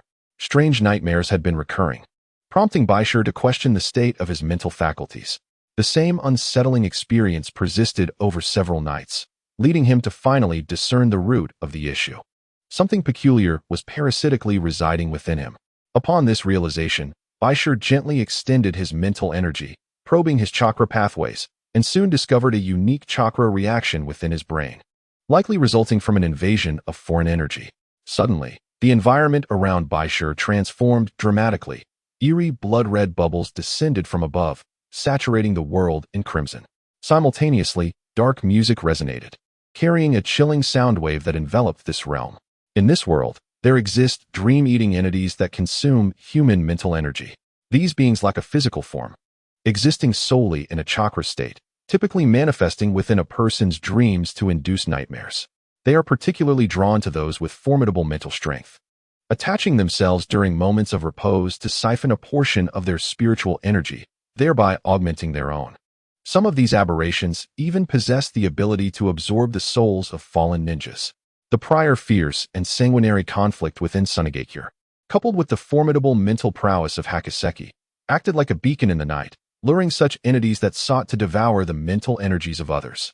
Fortunately, Hakaseki's will was robust, allowing him to awaken swiftly from that dreadful nightmare. His probing actions elicited a sense of alertness in the creature, and soon, innumerable crimson threads of light began to manifest upon his form, coalescing from all directions into a pair of blood-red wings. The oppressive atmosphere intensified abruptly. After a night of lurking, this dream-eating entity had undergone a transformative evolution, becoming significantly more powerful and troublesome. Sensing the anomaly, Hakaseki activated the summoning beast interface within his glasses to scan the intangible being before him. The dream-eating bat, classified as a purple-tier entity, was incorporeal and could enhance the illusionary abilities of its wielder. Under the steadfast lock of Hakaseki's formidable mental energy, the gigantic crimson bat gradually coalesced into form. Its vicious fangs bared, unleashing a torrent of sanguine bubbles that rained down like a deluge of blood and gore. Surrounded by this chaos, Hakaseki felt the fluctuations of chakra energy around him, his expression grave. He hurled a shuriken, only to see it assimilated by the blood-colored energy emanating from the bubbles. The sound waves enveloping him resonated like a haunting symphony, evoking a chilling sensation. The elusive blood bubbles were a manifestation of the blood and soul chakra absorbed during the fierce battles between Hakaseki and the shinobi of the Yamamichi clan, amalgamating into a formidable ability. Illuminated by the crimson moonlight, they transformed into tendrils of red light, ensnaring him like a spider's web. Hakaseki's silver blades swiftly severed the threads. Yet they morphed into numerous small bats that launched an assault. In response to the onslaught, crystalline bubbles emerged around him, shattering the small bats in their wake, while the giant bat unfurled its wings, unleashing a barrage of blood blades. Was it illusion or reality? Hakaseki concentrated, summoning a whirlwind blade in an attempt to intercept, only to find the crimson blades piercing through his creation, leaving a delicate scar upon his form. The music of the sound waves morphed once more, the rhythm becoming a violent assault that weighed heavily on Hakaseki's spirit, for a portion of the bat's abilities resonated closely with his own. The surreal nature of the battle frayed his nerves. Having absorbed the vengeful spirits of so many deceased and Hakaseki's chakra prowess, the bat's abilities proved exceedingly troublesome. A breakthrough was imperative. With this thought, Hakaseki's entire being radiated with an increasingly brilliant psychic light, and his surging mental power instantaneously shattered the constraints of the illusion. The dream-eating bat spiraled upward rapidly, conjuring a tremendous storm intertwined with blood-red bubbles, distorting the space around them once more. Another illusion.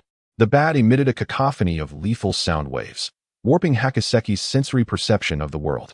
The music transformed into a more terrifying and eerie composition, as if ensnared within the very depths of hell. As a creature inherently linked to dreams, the enhancement of its illusionary abilities ensnared Hakaseki within this sanguine realm. With blood-red wings unfurled, the bat's form grew increasingly colossal, descending from the heavens like a specter, charging directly at Bai Shi. Just as its massive fangs prepared to devour him, a surge of azure flames ignited upon its body. How audacious! With a thunderous explosion, the azure flames engulfed the bat entirely, its heart-wrenching shrieks echoing in the air. This fire, a manifestation of the true world, seemed to possess a natural restraint against the dream-eating bat, obliterating all illusions with its fierce intensity, leaving the creature with little chance of escape. Previously, Bai Shi had focused on subduing the bat, but he had not anticipated its formidable illusionary powers, which posed a grave threat. Compelled by necessity, Bai Shi unleashed his azure flames, which detonated upon the dream-eating bat. The ferocity of these flames proved insurmountable, even for such a fearsome creature.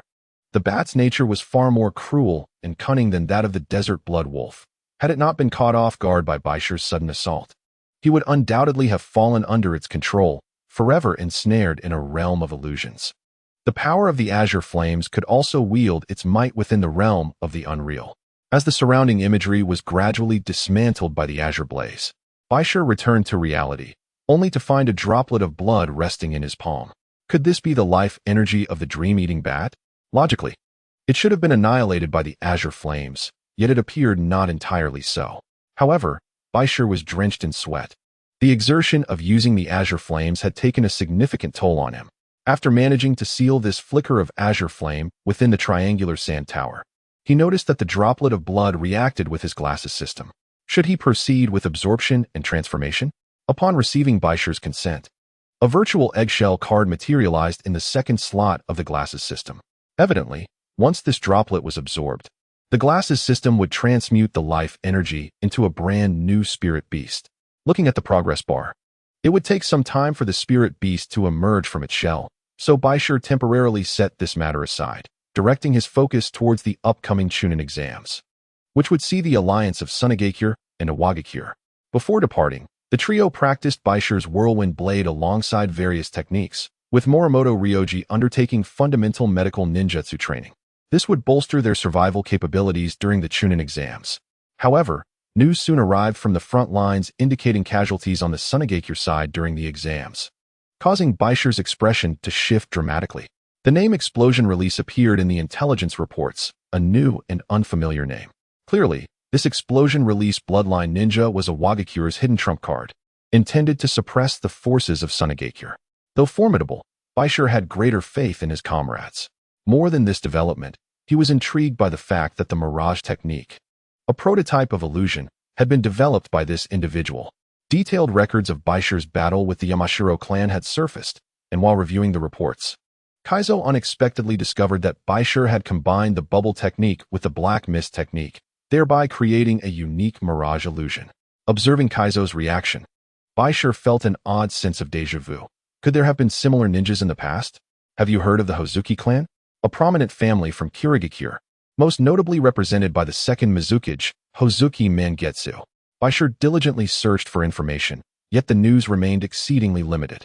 The secrecy policy of the Mist Hidden Village was remarkably effective, leaving both him and his adversaries in the dark regarding the abilities of the previous generations of Mizukage.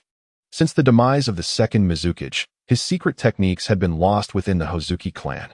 The Hozuki clan, a mysterious family within the Mist Village, possesses unique abilities grounded in genetics, though they do not qualify as bloodline limits. The most emblematic figure of this clan is the second Mizukage, Hozuki Mangetsu, and currently, one of the 7 ninja swordsmen of the Mist, Hozuki Mizu, also hails from this lineage. Bai Shi's development of ninjutsu inadvertently revived the long-lost Hozuki clan's Mirage technique, a fact that filled Kaizoku with immense pride. I now eagerly anticipate the subsequent development of your Spark technique. Initially, Bai Shi classified the Spark technique as a C-rank ninjutsu. Now, by combining the bubble technique with the black mist technique into a mirage, Kaizoku is convinced that Bai Shi may possess a certain theory that could evolve the Spark technique.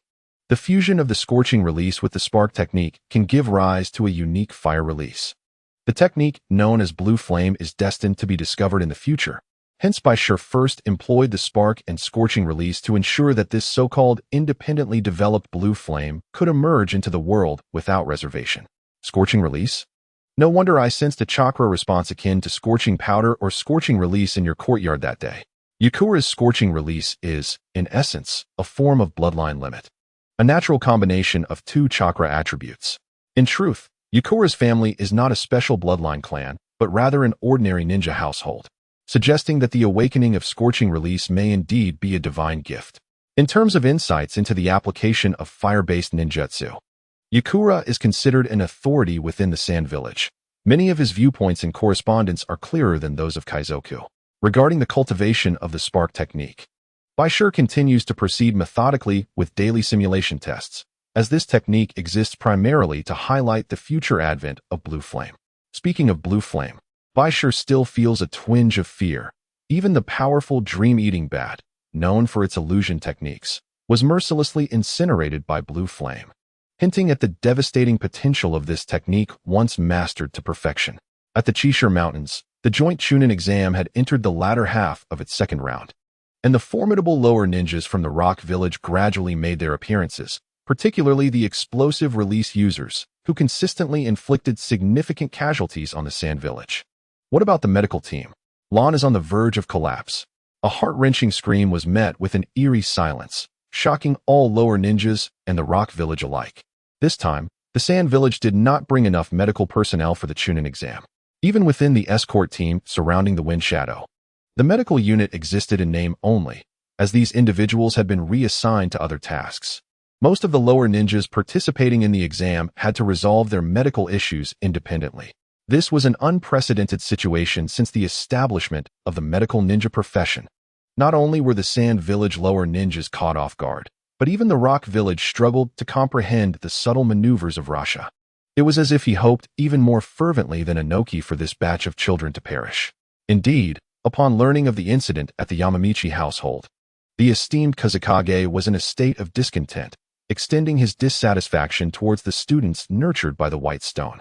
He dismissed the medical team outright, expressing his disdain for what he perceived as a waste of invaluable medical resources on this group of unrefined individuals. The clash of blades and explosions intertwined on the battlefield of the mountains. Chasuk stood against the explosive onslaught, his long blade shimmering as it unleashed a formidable whirlwind of sharpness. During the fierce skirmish, as Chasuk sidestepped, he unleashed his psychic blade, only for it to be seized and controlled by the adversary. "You've been caught," declared one, only to be met with the retort, "Who is truly ensnared?" With a thunderous explosion, Chasuk was left bloodied and battered, while his opponent was similarly ravaged by the ferocious whirlwind of blades, incapacitated from pursuing the formidable sand ninjas. With the conclusion of this phase of the assessment, the medical team from Awagakure promptly attended to the injured, while the situation for Sunagakure was dire. Lacking even a single medical ninja, relying instead on a few children with rudimentary healing skills to assist one another. The Kazekage's actions to undermine the teachers and diminish our Chunin examination conditions, even neglecting the provision of medical ninjas, are utterly excessive, Chasuk lamented, his complexion pale. Previously, while engaged in a fierce confrontation with the explosive adversary deep within the mountains, Chasuk had valiantly chosen to shield his comrade's retreat, ultimately suffering grievous injuries to his arm. Blood flowed profusely, and without timely intervention, he risked permanent disability. Remarkably, just before the second phase of the assessment, he encountered the adversary once more, and through sheer determination, managed to repel him, albeit at the cost of further exacerbating his wounds. "Do not speak," implored Morimoto Ryoji, his hands deftly maneuvering under the radiant light as he provided emergency aid to Chasuk, simultaneously handing him prepared food pills and healing potions. As one of the three notable lower ninjas from the White Stone, Ryoji had, prior to departing from Sunagakure, undertaken foundational training in medical techniques and potion preparation as mandated by White Stone.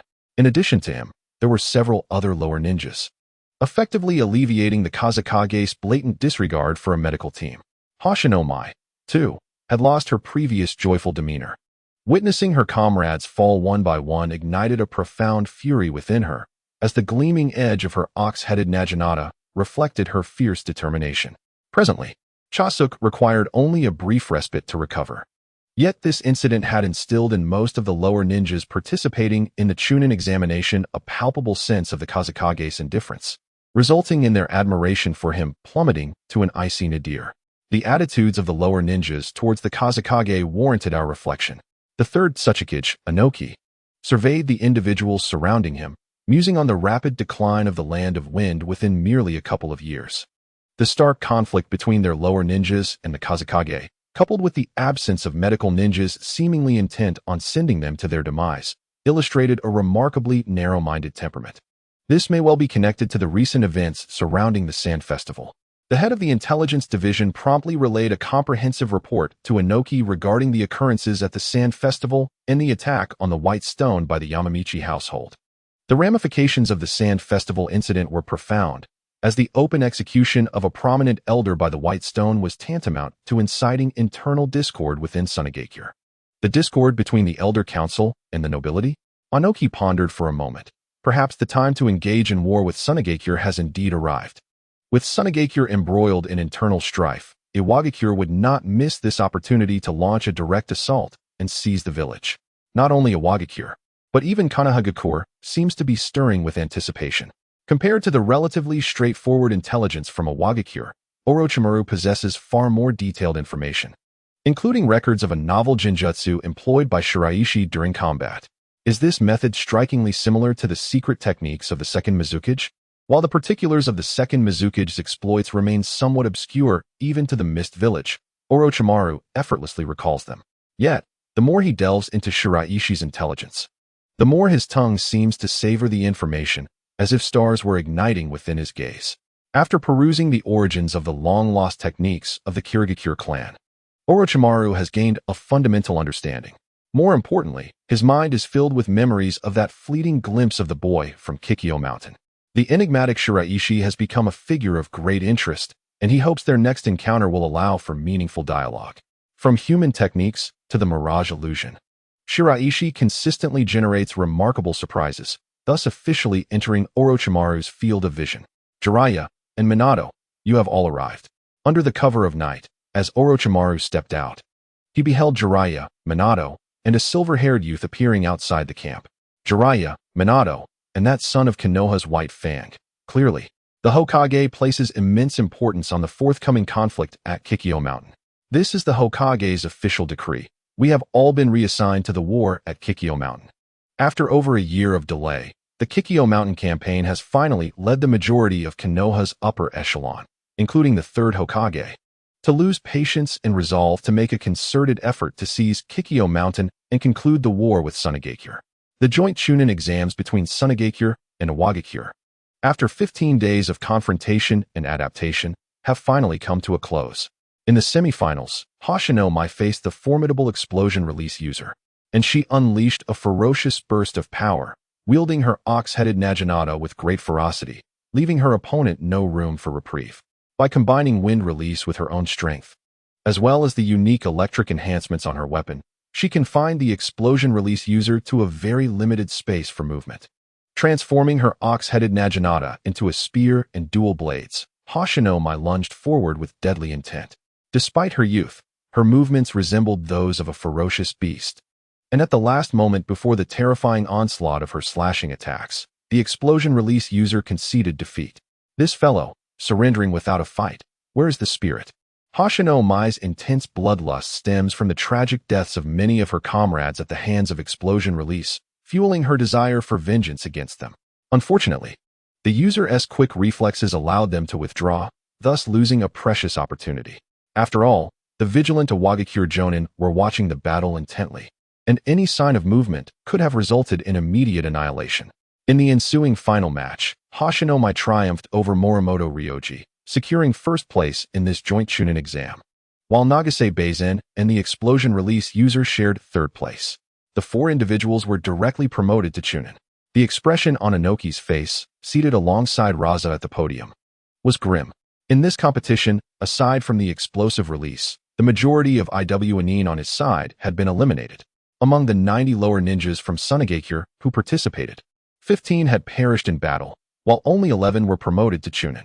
Although the numbers were modest, the comparison to Iwa's substantial losses painted a picture of significant triumph for Sunagakure. This victory was achieved without support from the medical team, as Hoshino Mai and her companions fought valiantly, risking their lives for this honor. Historically, Sunagakure was the second strongest ninja village after Konohagakure in terms of both population and power, but years of decline have rendered such formidable displays increasingly rare. On the grand stage of the tournament, Hoshino Mai and her companions had matured significantly, shedding the naivety of their graduation days. However, Raza's spirits soon soured. The fruits of this joint Chunin exam victory did not belong to him as Kazekage. His earlier impulsive decision to reassign the medical team had sown discord among the lower ninjas. The public schools in his village were indeed remarkable, and perhaps IWA should consider emulating their educational policies with Konoha. Inoki's insincere remarks seemed to mock Raza, deepening the shadows on the young fourth Kazekage's face. Kazekage-sama, there's an anomaly on Iwa's side. We must depart immediately. Just as preparations were underway for the second evening's celebration of the Chunin exam, Sunagakure detected unusual activity from IWA. Under Maki's direction, Raza discreetly retreated from the Revelation Mountains, albeit in a rather disorganized manner due to insufficient preparation. The so-called celebration posed a risk. Staying could lead to ambush by IWA, as the defenses of the Revelation Mountains remained weak. Furthermore, during this critical period of the Chunin exams, Iwa's strategic deployment had intensified, leaving Sunagakure with little control over the region. Raza's mood darkened further during the retreat. The conflict at the Sand Festival was well documented by the Umbu, and he silently cursed the Sanryu clan for their meddling, while also feeling a surge of anger towards the reckless behavior of Shiraishi. How dare he take a life? Apart from this incident, the expansion issues in the Oasis Ring left him feeling as if he had swallowed a fly. The Elder Council had promised numerous benefits to the prominent clans, Yet the financial burden fell solely upon him. Although they had arranged for loans from the Kitazumi clan and the daimyo, the looming deadlines for substantial repayments filled Raza with a sense of impending doom. The troubles did not end there. The outstanding performance of ninjas from the public schools had led the Elder Council to challenge him on the assessment of graduation slots for lower ninjas, leaving Raza with little autonomy as Kazekage. It seemed the Elder Council was an enduring threat that he needed to address. However, even before that, the issues with IWA required resolution. Faced with both internal and external strife, Raza found himself in a precarious situation, unable to retaliate against the Elder Council due to the mounting tensions. Suddenly, an ambush. Unexpectedly, a hail of shuriken rained down from all directions, targeting Raza's position. As terrifying explosive tags detonated, unleashing a formidable energy. It was IWA. The expression on Raza's face was grim as a hidden ambush emerged from the narrow exit area on the outskirts of the Revelation Mountains. Judging by the quantity of thrown shurikens, it was evident that Iwagakure had dispatched at least 1,000 ninjas, all exceptionally elite forces. Sand poured in from all directions. And as a shadow-level powerhouse, Raza demonstrated formidable strength even in the desert environment. With a single jutsu, he transformed sand into a colossal wall, shielding all the lower-ranked ninjas and accompanying guards. In the face of the Iwagakure assault, Raza suddenly regretted having reassigned the medical squad, which severely disrupted his combat effectiveness. He established a defensive formation on his own. The lower-ranked ninjas, having undergone rigorous training during the Chunin exams, reacted swiftly. Gripping their ninja tools as Maki and other jonin began engaging in combat with the enemy's skilled fighters. Earth-style, heavy rock technique. The commanding voice of Inoki resonated, and suddenly the sand above grew heavier. Raza's expression changed as his sand technique wavered. Inoki, the third Tsuchikage, unleashed a powerful punch. Compared to the Inoki of decades later, who was prone to back injuries, the current Inoki, like Sarutobi Hiruzen, the third Hokage of Sunagakure, had just passed his peak but possessed vast combat experience. At this stage in his life, he was perhaps at his most formidable. Raza found himself thoroughly overwhelmed by Inoki. Despite being a shadow-level ninja himself, the disparity was stark. Even with environmental advantages, a single heavy rock technique left Raza gasping for breath, revealing that his combat methods were insufficient against such an opponent. The battle between Maki and Iwagakure's eldest son, the formidable Tsuchikage, was equally perilous. Newly promoted to Jonin, Maki struggled against the terrifying chakra reserves of his adversary, sustaining numerous injuries. Tsuchikage, you are openly declaring war on Sunagakure, Raza exclaimed, but the Tsuchikage retorted, at this point, Lord Kazekage, you jest. The combined Chunin exams have showcased the potential and performance of these lower-ranked ninjas, compelling me to take action to eliminate you and your squad in the Revelation Mountains. In addition to the over 1,000 Iwagakure ninjas lying in ambush, Inoki led a contingent of over 1,000 more, while Raza's forces numbered fewer than 200. With a 10-to-1 numerical disadvantage, the Tsuchikage was determined to eliminate the Kazekage, indifferent to the inevitable retaliation that Sunagakure would unleash. Killing the Kazekage would likely incite internal strife within the Elder Council and the noble families leading the Sand Release clan. Meanwhile, outside Sunagakure, Hakaseki, wielding a silver blade, rushed at great speed towards the assembly area outside the village. Apart from Hakaseki, elite teams from Sunagakure, mobilized by the Elder Council, began to deploy. Hakaseki was set to rejoin forces with Kankaku and Jorin. Before Raza departed for the Revelation Mountains, he had issued a mobilization order, and the subsequent communication blackout alerted Sunagakure to the crisis unfolding during the combined Chunin exams. Consequently, the stationed troops in the Revelation Mountains prepared to provide support, while Sunagakure readied multiple teams for deployment. However, on the way, at the assembly point, Arakawa Maru hesitated before stepping forward to speak with Hakaseki, saying, in truth, you are not well suited to participate in this rescue mission. Arakawa Maru's words shifted the atmosphere around them. What do you mean by that? Shogun Tsu expressed his profound dissatisfaction with Arakawa Maru, stepping forward to reprimand him. Ever since that incident involving the spark technique transaction that left Shiraishi at a disadvantage, he had harbored a deep-seated aversion towards the eldest son of the Arakawa family. To his astonishment, Arakawa Maru dared to utter such words at this moment. Shiraishi's identity as a supporter would only invite unnecessary complications. The Sand Village's three factions, wary of any collusion between Shiraishi and the Elder Council with the Rock Village, received orders to heighten vigilance and scrutiny towards Shiraishi. Consequently, Arakawa Akita's original intent was merely to suggest that Arakawa Maru and his companions should keep a watchful eye on Shiraishi's movements. Yet, Arakawa Maru boldly asserted that Shiraishi was unfit to participate in the rescue mission, which essentially amounted to a blatant division within the ranks of the Sand Village. Please step aside. After signaling for Shogun Tsu to remain calm, Shiraishi fixed his gaze upon Arakawa Maru, his expression devoid of any emotional fluctuation. This unnerved Arakawa Maru, who recalled the moment when Shiraishi had effortlessly suppressed him, causing him to instinctively retreat a few steps, revealing his inner trepidation. "You insolent brat, how audacious you are!" A senior ninja from the Arakawa family, witnessing Arakawa Maru's demeanor, silently cursed the young master for his ineptitude and stepped forward to intercept Shiraishi. "After having killed so many comrades, you show no remorse and continue to act so arrogantly? The word comrade from your lips is truly laughable." To date, Shiraishi held no expectations for these individuals who allowed personal grudges to overshadow the well-being of the entire Sand Village. The unity of the Sand Village in rescuing the Wind Shadow was fundamentally an excellent opportunity to alleviate the current tensions between both factions, especially considering the impending military pressure from both the Rock and Leaf villages. It was paramount to unify the various factions within the village.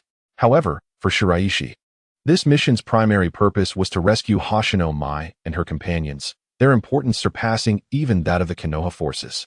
"Are you even listening to me, brat?" As this senior ninja from the Arakawa family attempted to seize Shiraishi, he found Shiraishi and his two companions transforming into countless ephemeral mirages composed of bubbles, vanishing before his eyes. What is happening? The mirage technique had silently activated, and Shiraishi's team had long since vacated their original position, disregarding the senior ninja's provocations. How infuriating! Being toyed with by a mere child using illusions incensed the Arakawa ninja. He swiftly sensed Shiraishi's location and launched a shuriken, yet before it could reach Shiraishi, an invisible wind blade shattered the shuriken into countless fragments. Wind release? It was evident that Shiraishi had just executed a whirlwind technique that expertly obliterated the shuriken, leaving the Arakawa ninja momentarily dumbfounded, while the other Sand Village ninjas looked on in astonishment as Shiraishi's team made their escape. The application of the wind technique was nothing short of spectacular, showcasing an exquisite mastery of chakra that revealed Shiraishi's currently unfathomable prowess. As Shiraishi's team swiftly relocated, he examined the topographic distribution map of the Revelation Mountains, contemplating the potential locations of Rasha and the others. The atmosphere around them shifted to one of awkwardness and tension. Arakawa Maru internally chastised himself for his foolishness, never anticipating that a single remark would ignite such a cascade of events, further deteriorating the relationship between Shiraishi and the three factions of Sand. Within the canyon of the Revelation Mountains, the situation for the Sand Hidden Village was perilously dire. The Rock Hidden Village was evidently intent on annihilating this contingent of Sand ninjas, launching an aggressive offensive that was exceedingly threatening. The Sand's ability to utilize the art of sand concealment was under intense scrutiny. Fortunately, the narrow path through the mountains provided a modicum of protection. After a barrage of sand and dust thwarted the concealed projectiles, the invading forces from the Rock Village found it exceedingly cumbersome to proceed. As the standoff persisted for several hours, the Sand ninjas found it increasingly arduous to maintain their defenses, particularly as Inoki intermittently employed the weighty rock technique to suppress them. In the midst of this chaos, the newly minted Chunin, Nagase, Morimoto, and Hoshino once again encountered an explosive ambush from the bombing squad. Explosions echoed incessantly, and many comrades fell grievously injured. As Hoshino retreated, her bull-headed Naginata transformed into a spear, and she unleashed a frenzied onslaught, ruthlessly dismantling the myriad traps before her. During the fray, Hoshino invoked a secret technique, her petite frame gradually swelling into a fearsome, muscular figure adorned with a pair of unique bull horns. This transformation was a manifestation of the innate energy drawn from the bull spirit within her, endowing her with astonishing physical prowess, reminiscent of Orochimaru's cursed seal form. With a thunderous roar, Hoshino's hardened muscles rendered her impervious to the explosive onslaught, and she charged at the rock ninjas like a relentless meat grinder. The bombing squad, already haunted by the sight of this muscular monstrosity, instinctively recoiled as Hoshino let out a terrifying shriek and struck the canyon wall, causing a multitude of rocks to shatter and disrupt the formations of the rock forces. Seizing this opportunity, the Sand's leader, Raza, summoned the power of sand gold, unleashing a torrent of golden sand to assault the rear of the rock forces. With a shadow-level maneuver, his presence was formidable, and countless ordinary rock ninjas were pierced by the golden needles. Raza's swiftly formed hand seals, causing the sand gold to merge with his blood, resulting in a rapid explosion. The wind shadow possesses some degree of strength, he noted. Meanwhile, Inoki transformed into multiple rock clones, swiftly encircling Raza. Just as the earth shadow and wind shadow continued their fierce battle, Hoshino found herself face-to-face with the rock village Tsuchi. The earth release, rock fist, a colossal punch descended upon Hoshino, striking her with the ferocity of an elite jonin. The force of the attack was overwhelming, and the surrounding area erupted with massive boulders, converging to seal her fate. Is this the end for the genius girl? Tsuchi's words rang like a verdict. Just as Hoshino was on the verge of being buried beneath the rubble, a familiar voice pierced the chaos. Wind release, multiple wind blade. From several hundred meters away, a torrent of wind blades surged forth, propelled by a fierce roar, dissipating Tsuchi's offensive into nothingness. The figure was adorned with the sand-hidden village forehead protector, yet appeared surprisingly youthful. The current Shiroishi, not wearing glasses during the skirmish, was momentarily unrecognizable to Tsuchi. Seizing the distraction, Shiroishi activated the crimson mirror behind him, swiftly ensnaring Hoshino with a chakra thread and yanking her to safety. Where do you think you're going? A colossal fist coalesced upon the hands of the yellow earth, striking down with such force that Bai Shi and everything surrounding him dissolved into mere illusions. From the very moment of its emergence, Bai Shi existed in a mirage, inadvertently causing the yellow earth to squander its opportunity for a decisive strike. Not only was Bai Shi's team affected, but a considerable number of reinforcements from the sand-hidden village also arrived in the vicinity of the Enlightenment Mountain, causing a notable change into Yi Mu's demeanor. Why did the sand-hidden forces arrive so swiftly? According to prior estimations, it would have taken them at least another hour to mobilize.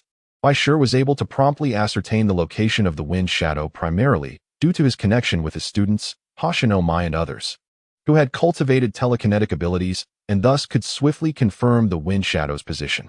Although the number of sand-hidden reinforcements was limited, they comprised the elite forces stationed within the Enlightenment Mountain, facing a pincer attack from both sides. The rock-hidden forces chose not to engage, but rather opted for a strategic retreat. Ah, so you are the Black Mist Bai Shi. Yellow Earth recalled Bai Shi's identity just before retreating, his words laced with provocation. Next time on the battlefield, you and your students shall not be so fortunate. Bai Shi paid no heed to Yellow Earth's taunts. Instead, he attended to the condition of his students. Among them, several bore grave injuries, prompting Bai Shi to retrieve his cherished potions and administer the most fundamental healing ninjutsu. Where's the medical team? There is no medical team. Lord Wind Shadow did not bring one for this Chunin exam. The words of Morimoto Ryoji cast a complex shadow over Bai Shi's gaze as he accelerated his healing efforts, his eyes deepening with concern as he glanced at the wind shadow. In addition to Bai Shi, numerous sand-hidden ninjas appeared, including members of the medical team stationed in the Enlightenment Mountain, collaborating with Bai Shi to tend to the wounded. Lo Sha was indeed in a dire state, suffering from significant injuries. However, as the wind shadow, he had to endure and lead everyone back to the sand-hidden village. When his gaze met Bai Shi's, both averted their eyes almost simultaneously. Bai Shi wished to conceal his expression from the wind shadow, while the wind shadow regretted the decision to reassign the medical team, feeling that the situation had been poorly handled, reflecting a lack of magnanimity. Throughout the journey back, Bai Shi's team and his students exchanged little with the wind shadow, each burdened with their own thoughts as they hastened towards the village.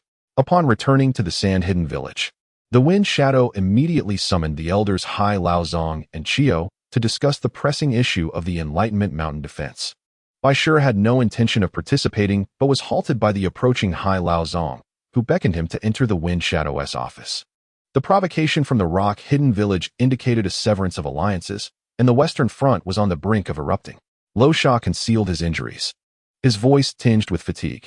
Hai Laozong and Chio were acutely aware of the gravity of the situation. The rock-hidden forces were plainly signaling their intent to wage war. What are Lord Wind Shadow's thoughts?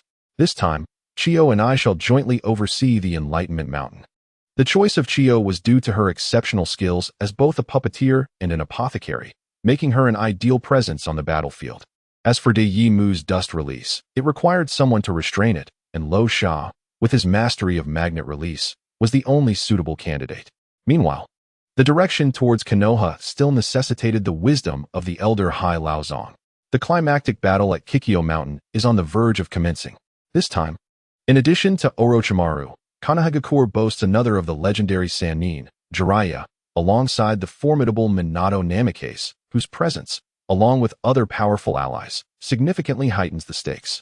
The Sand Village, upon receiving intelligence, finds itself under immense pressure. Although they possess the talents of Yakura and Kaizo, the disparity in combat strength is glaringly evident, necessitating a reinforcement of personnel. The Sand Village is not yet the elite stronghold it will become in a decade and a half. Thus, when fully mobilized, it can muster over 10,000 shinobi to engage in the battle at Kikyo Mountain, totaling more than 20,000 combatants. Employing a strategy of overwhelming numbers against Sunagakure's fewer than 10,000. Kaizo is dispatched to Kikyo Mountain to support Yakura, while Chiyo remains stationed in the Revelation Mountains to monitor Iwagakure. Additionally, even the likes of Shiraishi and other lower-ranked shinobi express a desire to be deployed to Kikyo Mountain. The forces of the Sanrin family and the Arakawa clan also accompany the Wind Shadow to the Revelation Mountains to confront Iwagakure. Akita Arakawa's prowess in sand manipulation rivals that of Rasha, and his assistance will alleviate some of Rasha's burdens.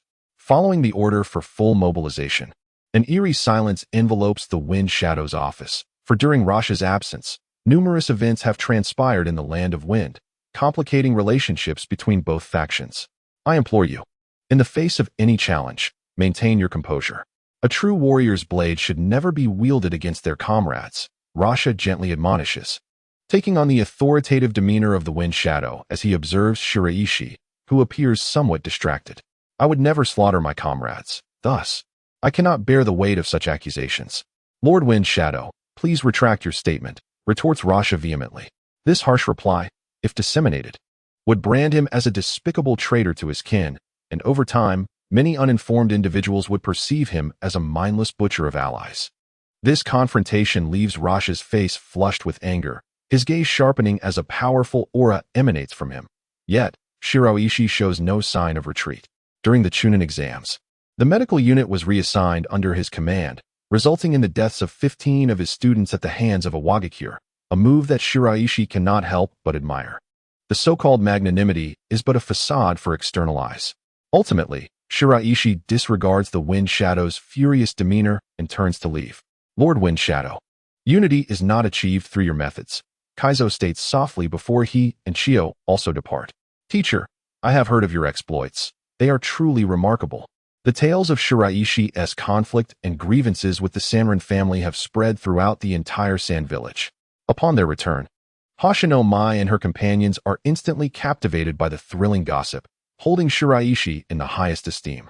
Especially Morimoto Ryoji, whose father was driven to death by the Sanrin family, now finds profound admiration for Shiraishi's capacity to retaliate against them. What reward will you grant us for our promotion to Chunin, teacher? Hoshino Mai inquires playfully, seeking to curry favor with Shiraishi. After a moment of silence, he hands them a scroll. This comprises the insights gained from my training with the Whirlwind Blade. Accept it. Compared to other ninjutsu, Bai Shi's Whirlwind Blade is exceptionally sharp and fierce, exhibiting an astonishingly rapid instantaneous speed. This technique also includes the foundational training mode for multiple Whirlwind Blades, showcasing Bai Shi's concern for his students. In this joint Chunin exam, 90 individuals participated, and during the course of the exam, 15 perished in battle. Furthermore, during the assault on Sunagakure by Iwagakure, an additional 20 lost their lives, leaving only 55 students remaining, along with the other graduating students. The total now amounts to 255, with just over 10 days until they head to the battlefield at Kikyo Mountain. Bai Shi must enhance their education and guidance during this period to bolster their survival capabilities in combat. Cheng Xiangzi and Wan have also joined him as instructors to further strengthen the battlefield resilience of these young ones. Simultaneously, within Bai Shi's ocular system, The previously special egg has finally hatched, transforming into a unique blood mist within the system's interface. The second summoned beast has officially entered its generation stage, with data unfolding before Bai Shi's eyes. To his surprise, the name appearing on the summoning beast's interface is not the dream-eating bat, but rather a different species known as the moonwheel bat. Despite this, its classification still falls under the purple tier of summoned beasts. The dream-eating bat and the moonwheel bat belong to the same family. However, the moonwheel bat possesses a more gentle disposition and shuns conflict. Yet, when confronted with a genuine threat, it too can unleash its extraordinary illusionary talents to consume the opponent's mental energy. The wings, composed of purple and dark golden hues, exude a sense of nobility in stark contrast to the ferocious appearance of the dream-eating bat, as if the moonwheel bat is a sacred creature basking in the power of moonlight. Its third eye, situated on its forehead, remains in a sealed state, what is referred to as the moonwheel bat's sealed form. According to the system's prompts, as the user's strength increases, the moonwheel bat will undergo self-enhancement, ultimately unlocking the third eye mode. In comparison to conventional summoned beasts, such as the gluttonous desert blood wolf, the moonwheel bat can continue to grow and evolve as long as it remains tethered to Bai Shi's mental realm. The purple tier represents its sealed state. In reality, once the seal is lifted, its strength ascends to the higher golden tier.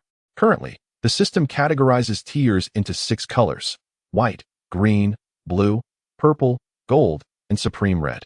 Apart from the red tier skills, Bai Shi has managed to collect all other color tiers, indicating that since the summoned beast possesses golden potential, its skills are equally promising.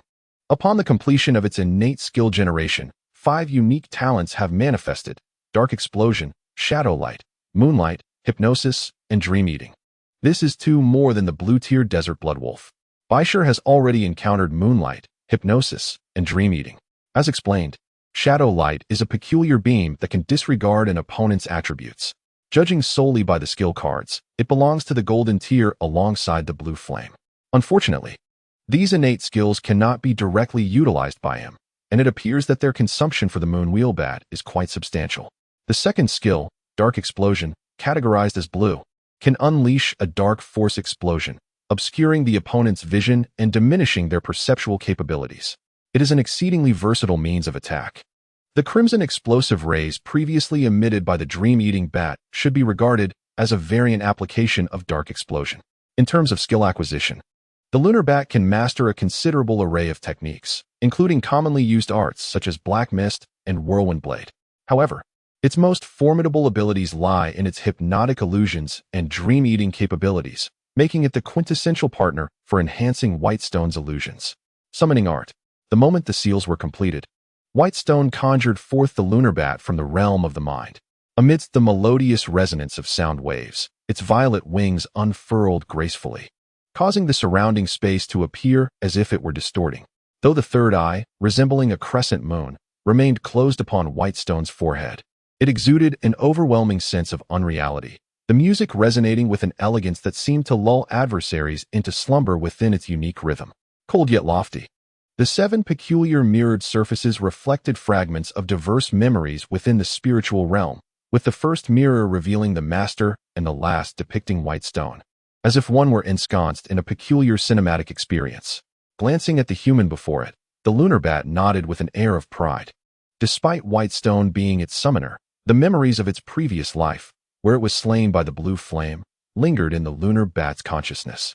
Though a bond existed, a certain distance was maintained, a truly distinctive spirit beast. Yet, Whitestone sensed that the reborn lunar bat possessed a mastery of illusions surpassing that of the dream-eating bat. Although the surroundings remained unchanged, Whitestone had been drawn into its environment. While devoid of malice, this revelation provided Whitestone with a clear understanding of the lunar bat's prowess. With the lunar bat by his side, Whitestone's resistance to illusions would significantly enhance, offering invaluable assistance in potential encounters with opponents wielding ocular techniques. Currently, the entire shinobi world is rife with tumult. Iwagakure continues to bolster its forces in the Revelation Mountain Range, confronting Sunagakure, while Sunagakure likewise fortifies its military presence at Kikyo Mountain, directed towards Iwagakure's Kamikaze Bridge. A chaotic melee among Sunagakure, Iwagakure, and Sunagakure has ensued, Yet according to Sunagakure's strategy, the conquest of Sunagakure is of paramount importance. Following the arrival of the first wave of reinforcements, Sunagakure has dispatched numerous powerful clansmen, including Nara Shikahiro, the current clan leader and chief military strategist, who has personally appeared on the front lines to command. His son, Nara Shikahisa, along with 2 companions forming the Boar-Deer Butterfly Trio, has also subsequently arrived at the forefront. In contrast to the previous impetuous decisions made by Orochimaru, this time the elite forces of Sunagakure have mobilized, showcasing the terrifying heritage and strength of the foremost ninja village. Whether in terms of shadow-level powerhouses, elite jonin, or secret clan ninjas, the high-end combat prowess exhibits an overwhelming advantage.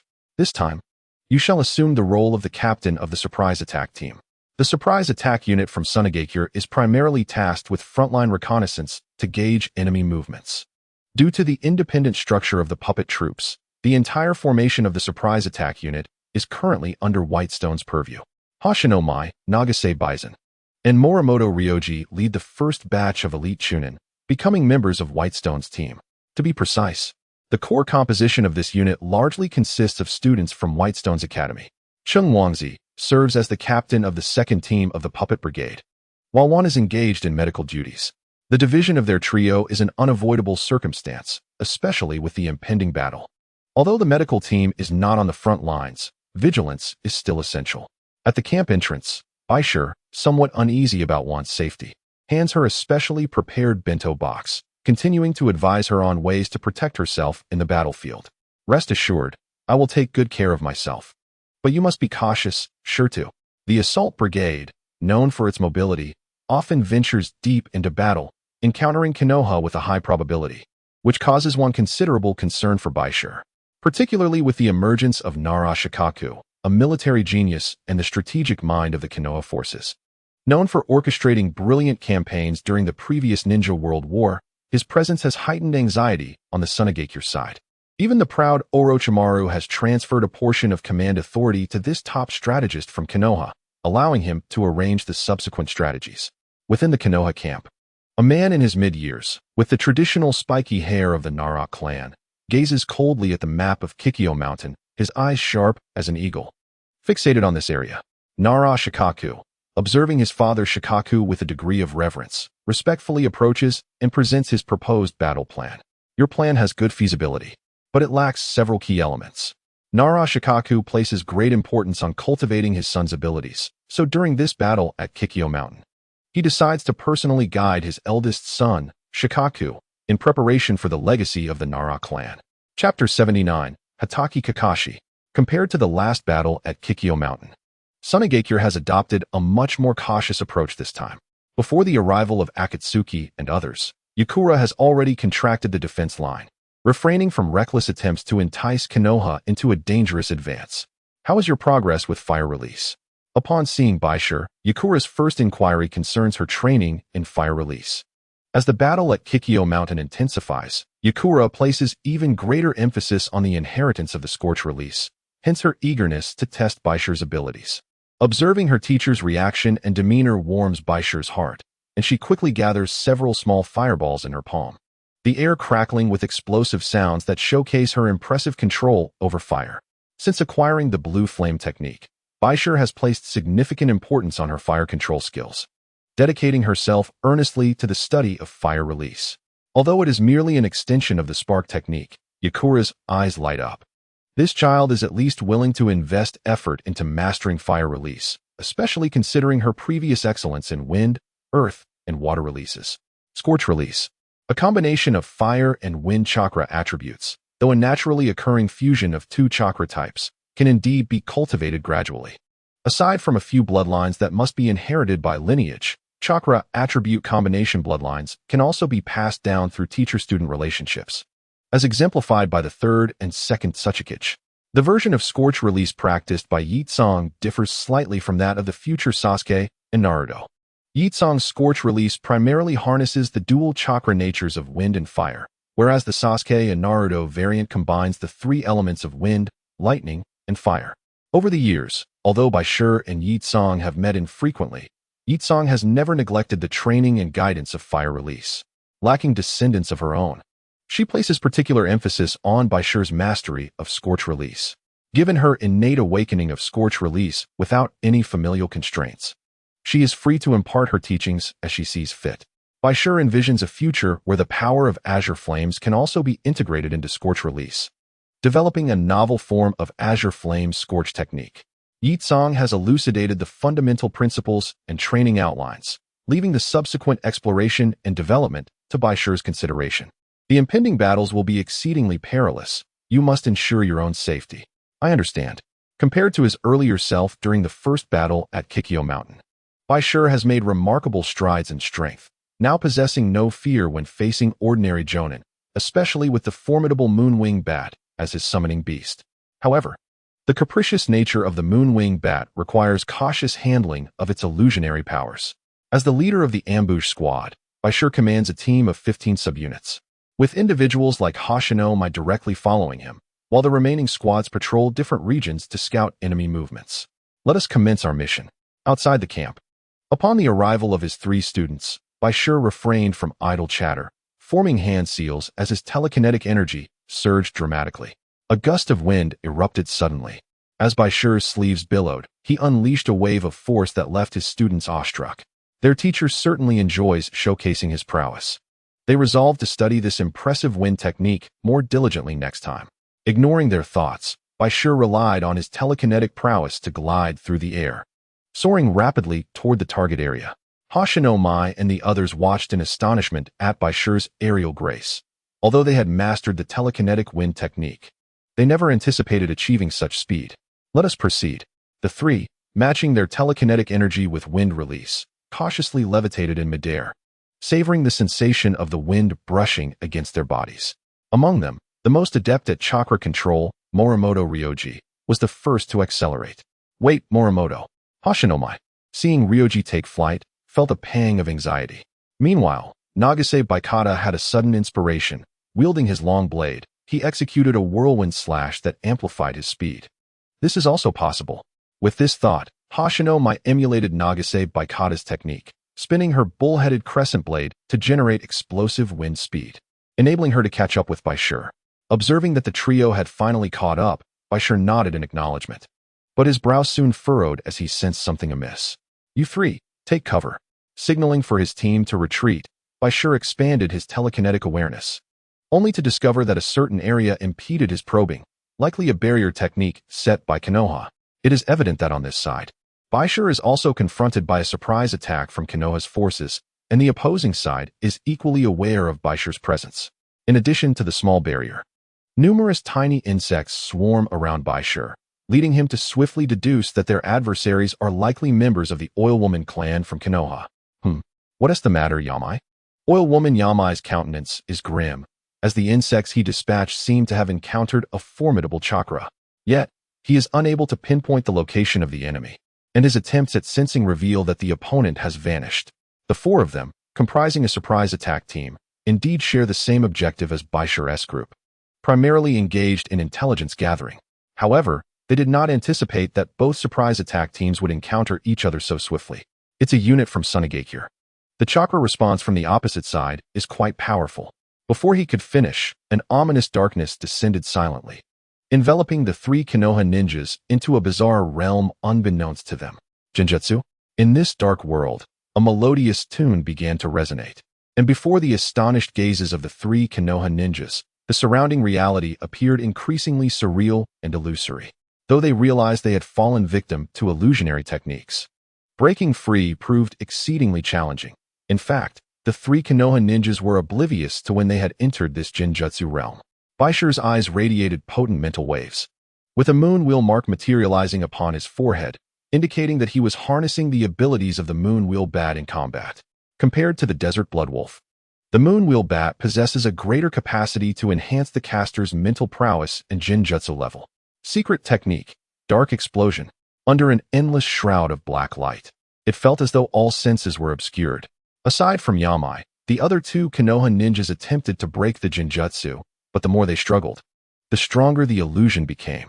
The moon wheel bat's strength lies in its lack of a tangible form, as it survives by clinging to mental energy. Hence, Bai Shi's invocation of it to activate the genjutsu imposed a suppressive effect on the Konoha's side. Just as Bai Shi prepared to take further action, a sharp light flashed from behind. A blade? A young Konoha special jonin with silver hair, wielding a white fang knife, launched an aggressive attack. Bai Shi swiftly turned, drawing his silver blade. The two knives clashed, igniting a fierce spark in midair. The splattering embers caused Bai Shi's moon wheel mark to dissipate rapidly, and the three Konoha ninjas subsequently emerged from the illusion. Kakashi Hatake. Black Mist Bai Shi. In an instant, the two recognized each other's identities. Both renowned youths, both adept with blades, and destined to be known as technicians in the future. They met for the first time on Kikyo Mountain. Although Kakashi Hatake had not yet attained jonin status, he had, like Bai Shi, been a special jonin for quite some time. Both had risen to prominence in their youth. However, compared to the now taller Bai Shi, Kakashi, 3 years his junior, remained on the shorter side. Despite his stature, Bai Shi did not underestimate any of Konoha's ninjas. With a swift twist of his silver blade, he initiated rapid movement. Faced with Black Mist Bai Shi, Kakashi felt immense pressure. This ninja was currently quite renowned in Sunagakure, and the peculiar genjutsu he had just displayed indicated that Black Mist Bai Shi was continuously growing stronger. Had it not been for Kakashi's timely draw of his blade, Yamai and the others might have faced dire consequences.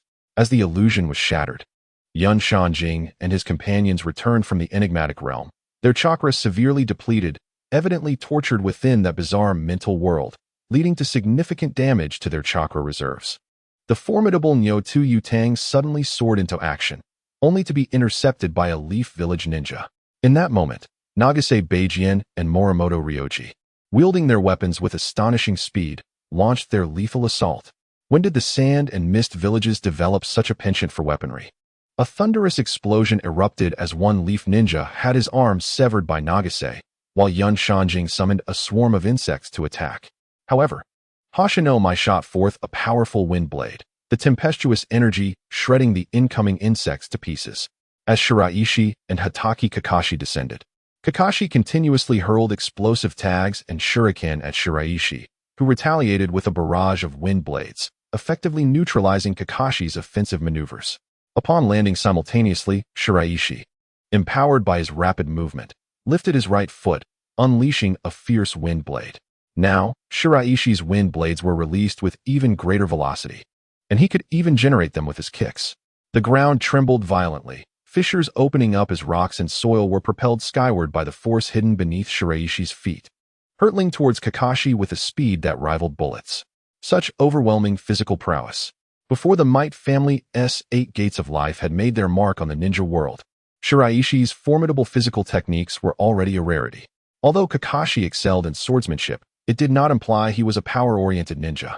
Utilizing the rebound force, Shiraishi launched himself forward like a flash of blade light, swiftly maneuvering toward Kakashi with a slightly arcing trajectory, exuding an aura of chilling ferocity. At the same moment, Shiraishi clenched one hand, causing a massive rock projectile to erupt from the ground, aimed directly at Kakashi's face. Kakashi met the largest stone head-on, his long blade flashing, delivering a straightforward yet explosive slash. With a deafening crash, the rock shattered into countless fragments, accompanied by a chaotic spray of flames. While smaller stones and soil struggled to advance, eventually falling like rain with a series of thuds. Hatake Kakashi, indeed a prodigious youth, had already surpassed the trio of Hoshino Mai in terms of physical technique alone, particularly demonstrated by the formidable aura he exhibited when he thwarted Shiraishi's illusion. This is the Leaf Village, a place teeming with talent. Shiraishi disregarded the debris flying towards him, his body slightly bent as his right arm suddenly swung back, drawing the silver blade from his left waist, cutting through the air with a flash that summoned countless wind blades, rendering the tumbling debris powerless to descend. The wind blades sliced through the air barrier, aimed at Kakashi, while Shiraishi's left hand followed through, seemingly preparing for a second strike. The wind release, Super Beast Imitation Palm. This was a markedly different Super Beast Imitation Palm, a novel wind release technique enhancing his physical prowess, augmenting the strength of his arms significantly. Aside from skill enhancement, Bai Shi has consistently engaged in the independent development of new techniques, such as the Mirage Illusion, the Multi-Wind Blade, and now the Super Beast Wave Palm, all of which underscore his diligent and rigorous training. Kakashi remained composed in the face of this strike, firmly maintaining his stance. Yet he felt the formidable impact of the wind blade. His entire body was subjected to substantial cuts, and had he not evaded in time, his spiky hair would have been entirely sheared off. At that moment, Bai Shi thrust his left hand forward, not towards his adversary, but rather pressed it against his own right arm, channeling the contained power into his attack.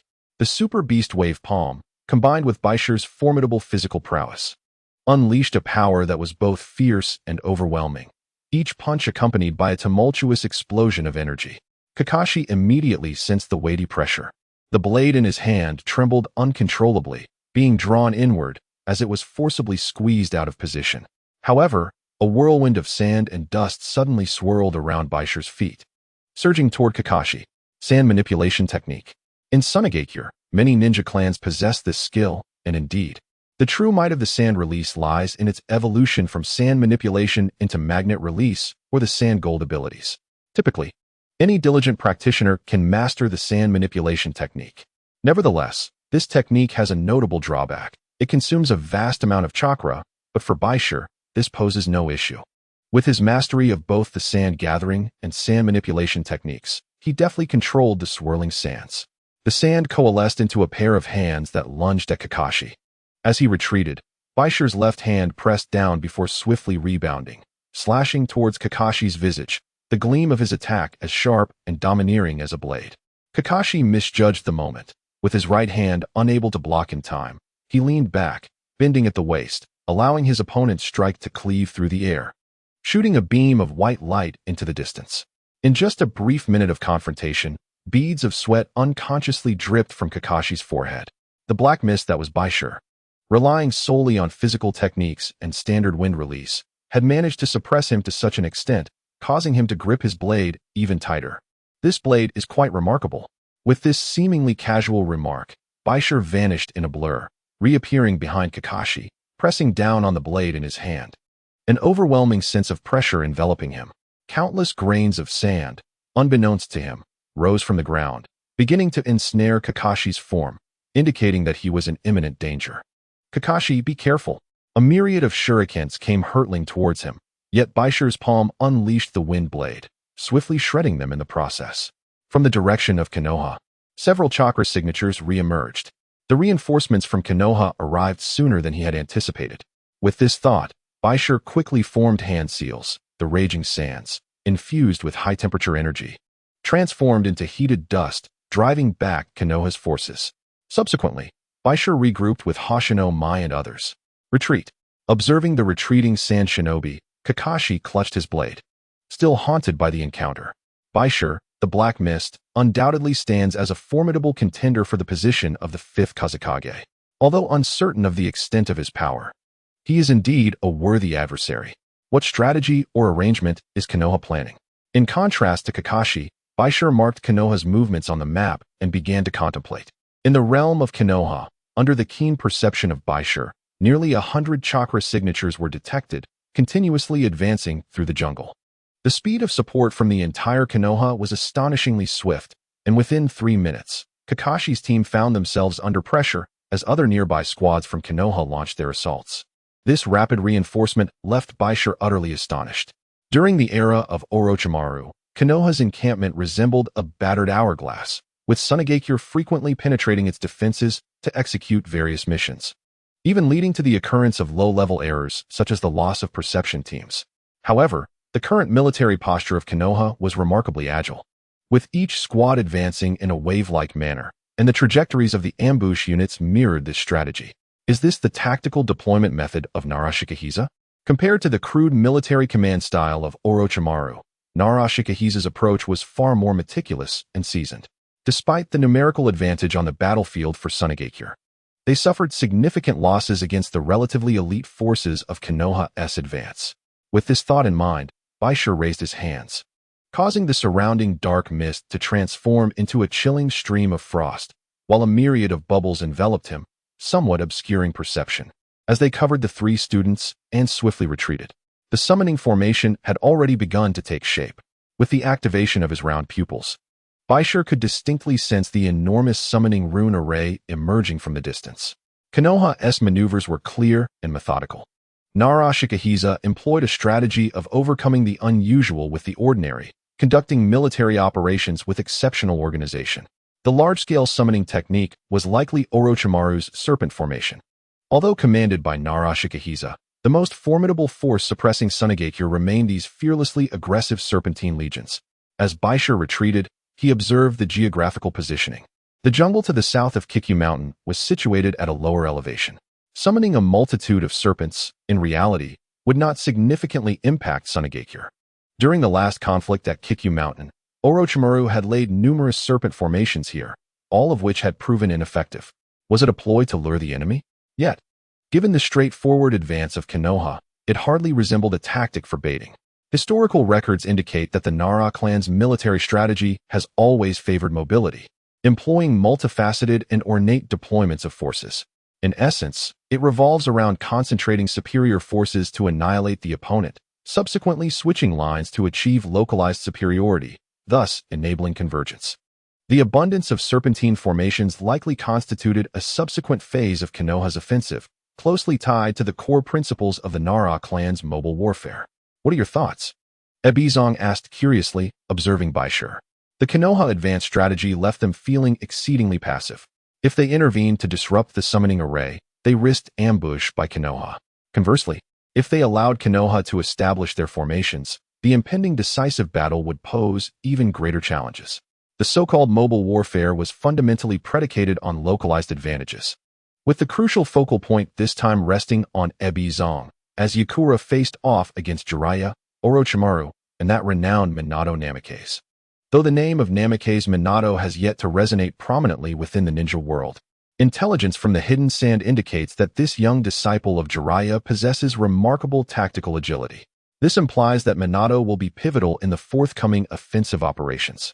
If Minato cannot be contained, the hidden sand's position at Kikyo Mountain will face imminent collapse.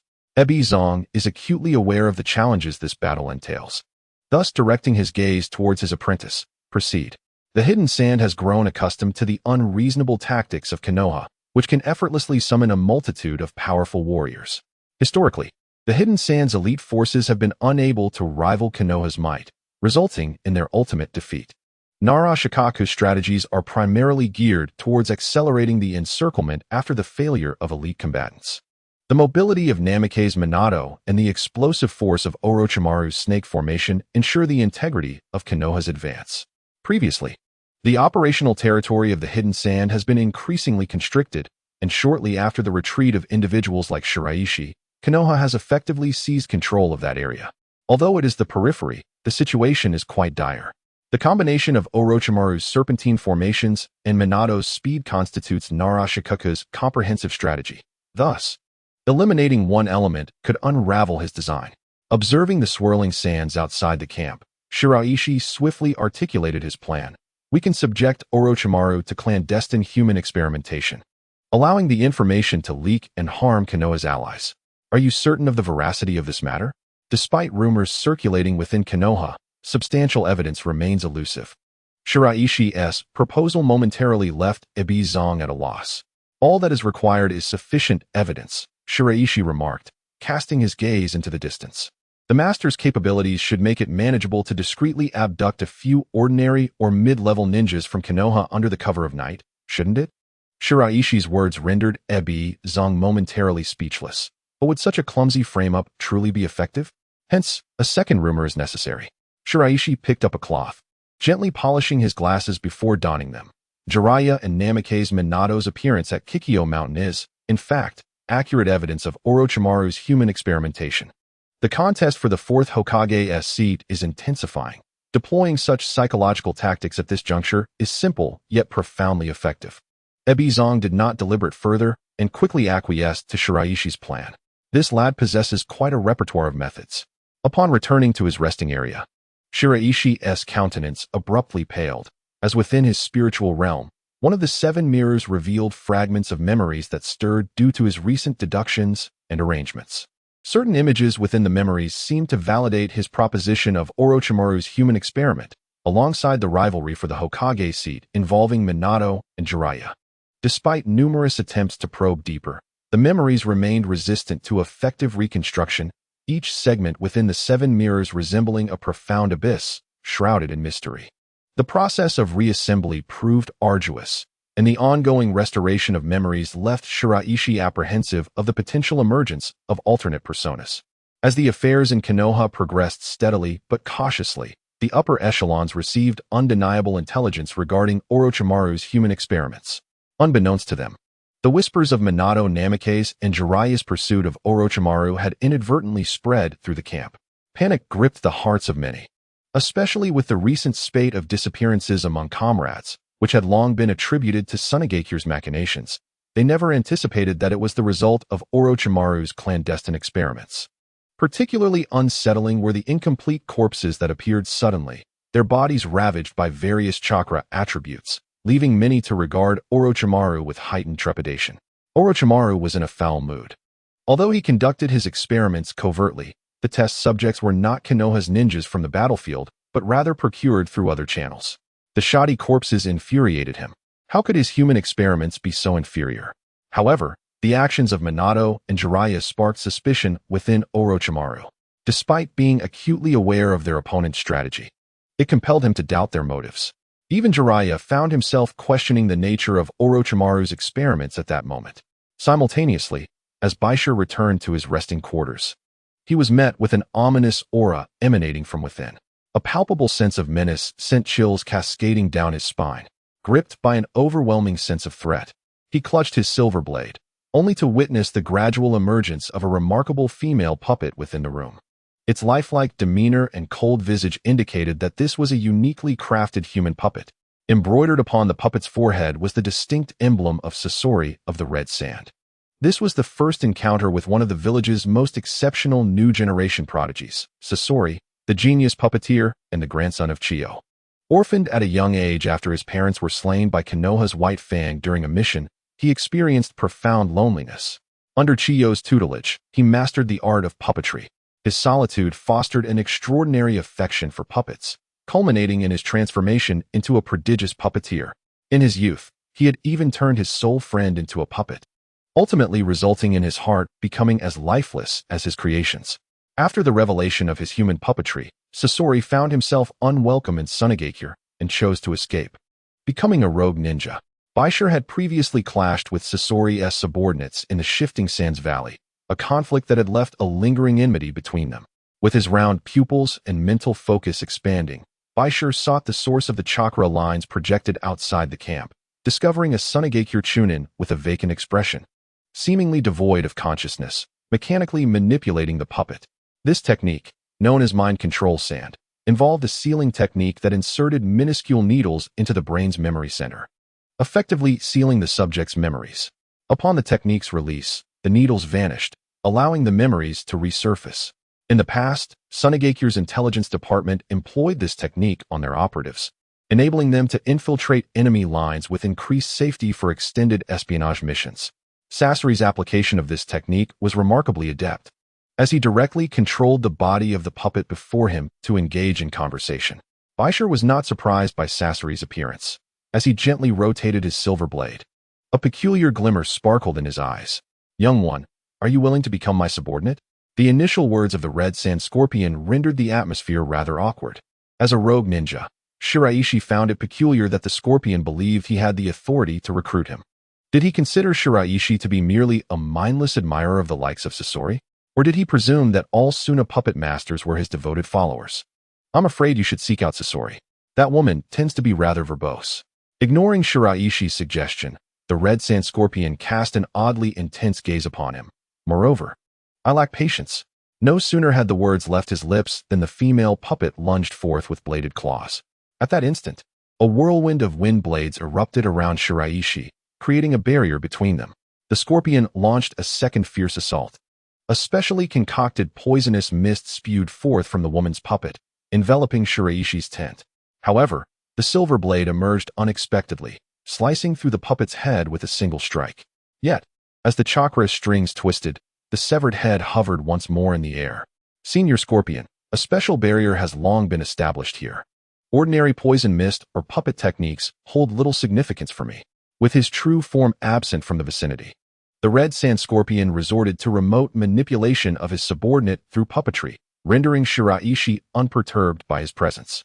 The toxic mist was nullified by the specialized barrier, while the swirling sands surrounding Shiraishi thwarted the female puppet's barrage of shuriken. Growing increasingly irked, the scorpion spoke in an icy tone. "Young one, did you anticipate my arrival?" Noticing the cessation of hostility from the scorpion, Shiraishi bluntly articulated the reason for the scorpion's presence: the crimson mirror. As a puppet master, how could the scorpion overlook such a powerful auxiliary puppet? He had attempted several times to infiltrate Suna to capture Shiraishi, but this young man was well protected by the higher-ups of Suna, making effective infiltration quite challenging, unless he exposed those few pawns, which served other significant purposes and could not be unveiled just yet. He was left with no choice but to resort to this method of appearing before Shiraishi. Unexpectedly, Shiraishi unveiled the scorpion's intentions. The process of infiltrating the Suna camp was no simple task. Thus, the scorpion could only send in this puppet of mediocre strength. "I can provide the design blueprints for the Crimson Mirror, but as part of our transaction." After successfully assembling the Crimson Mirror, Shiraishi intended to return the related design sketches to Chiyo, while retaining pertinent information for himself, thus possessing this vital Suna secret technology. Shiraishi planned to use it as leverage in negotiations with the Red Sand Scorpion. "What is it that you require?" The reversal of control left the scorpion feeling quite vexed, as he found Shiraishi's protracted manner of negotiation exceedingly irritating. Since the day he successfully assembled the Crimson Mirror, Shiraishi had awaited the scorpion's proactive appearance, never anticipating that this impatient old fox would endure for so long before finally surfacing. "I need a regeneration core." The chakra regeneration core is the heart of a human puppet's creation. Without it, a human puppet cannot manifest a portion of its pre-birth abilities. What Shiraishi currently required was the needle apparatus within the glove's recess, necessitating his own chakra regeneration core. The regeneration core that Baido requires differs significantly from the one that Sasori of the Red Sand intends to incorporate into his puppet body. Granny Chiyo once mentioned that the device crafted within the grooves of her gloves could be perfected with a specially designed regeneration core should Sasori have such plans. "The scroll contains a portion of my chakra, which can be utilized to create my regeneration core." For Sasori, creating a regeneration core is not a daunting task. He has previously extracted sufficient chakra from the corpses of fallen ninjas to fabricate such cores. Since Baido is well prepared, he can rapidly construct the regeneration core. However, Sasori's attitude towards Baido has shifted, placing him on his list of targets, preparing to eliminate him once Baido ascends to the position of the 5th Kazekage, so he can craft a new puppet from him. Sasori departed, and it was evident that the transaction was mutually beneficial. Baido needed to complete his weaponized gloves, while Sasori sought the Hidden Mirror to enhance his crimson secret techniques. Yet, Baido harbored a vague concern that if Sasori were to launch a frenzied assault on Sunagakure, it could lead to devastation, given the village's current lack of defenses. Besides the formidable Shikuro, there were no other skilled ninjas stationed to protect the village. The design schematics for the Hidden Mirror, which Baido recorded, lacked a comprehensive explanation of the components and manufacturing processes, merely providing a general overview of the parts. This semi-finished design, given Sasori's expertise, would not pose much difficulty for him to fully construct a Hidden Mirror, although it would require at least 4 to 5 years to complete, assuming all materials were readily available. Currently, one Hidden Mirror is with Baido, while the other resides with Granny Chiyo, with many crucial materials still located in the Land of Lightning, complicating their collection. Moreover, the time frame for Sasori to create the regeneration core provides insight into his proximity. 3 days later, Sasori's puppet reappeared for their transaction. After a cursory glance at the Hidden Mirror's design, Sasori handed the regeneration core over to Baido. Although the core sealed within the scroll possesses a chakra attribute akin to Baido's, he is acutely aware that it may have been tampered with by Sasori. Nevertheless, Baido does not intend to use the regeneration core crafted by Sasori directly. Instead, he activates his glasses, employing a unique scanning red light to thoroughly analyze and model the unsealed regeneration core. Engaging in trade with Sasori is akin to bargaining with a tiger. While both parties have their needs fulfilled, the transaction is rife with mutual scheming. Sasori indeed represents a highly unstable element within Sunagakure. Yet Baido recognizes that taking action against Sasori could have profoundly adverse consequences for the village. The relationship between Chiyo and Sasori complicates matters, leading Baido to hope that Sasori departs from the land of wind sooner rather than later. After completing the scanning process with his glasses, Baido gains a fundamental understanding of the construction principles of the regeneration core, contemplating how to leverage it in future dealings with Sasori. As long as one can penetrate the essence of the regenerative core, reconstructing it becomes an achievable endeavor. In truth, Scorpion's approach is indeed innovative, recording chakra in a mode akin to memory replication. It is even conceivable to transfer one's memories and emotions into the regenerative core in a manner reminiscent of artificial intelligence. Might these puppets then possess a newfound vitality? With this thought in mind, Bai Shi commenced the creation of an entirely new regenerative core. The exterior of the gloves began to manifest slender, specialized chakra conduits, interlinking with the user's own chakra pathways. Only through this synergy could the gloves unleash their full potential. Upon conducting a simple test, Bai Shi observed the unique photonic blood energy emanating from the gloves, transforming into needles that pierced his hands. The intense pain, intertwined with the power of mithril, made it seem as if Bai Shi's hands and the gloves had fused into one. This level of power was insufficient. As he removed the gloves, Bai Shi's countenance darkened. The reaction between the mithril's energy and his body was excruciatingly unpleasant, reminiscent of the explosive energy from the earlier incident. The dial of the gloves displayed 18 small regenerative cores, resembling dazzling gemstones of various hues. Scorpion required large cores for the creation of human puppets. However, given the current craftsmanship standards of Sunagakure, these could be condensed into small particle sizes according to varying needs.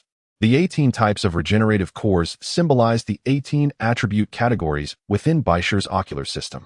Presently, Bai Shi had completed 8 small regenerative cores, integrating them into the dial, causing a silvery photon energy to flow through the gloves like lifeblood, marking their preliminary completion.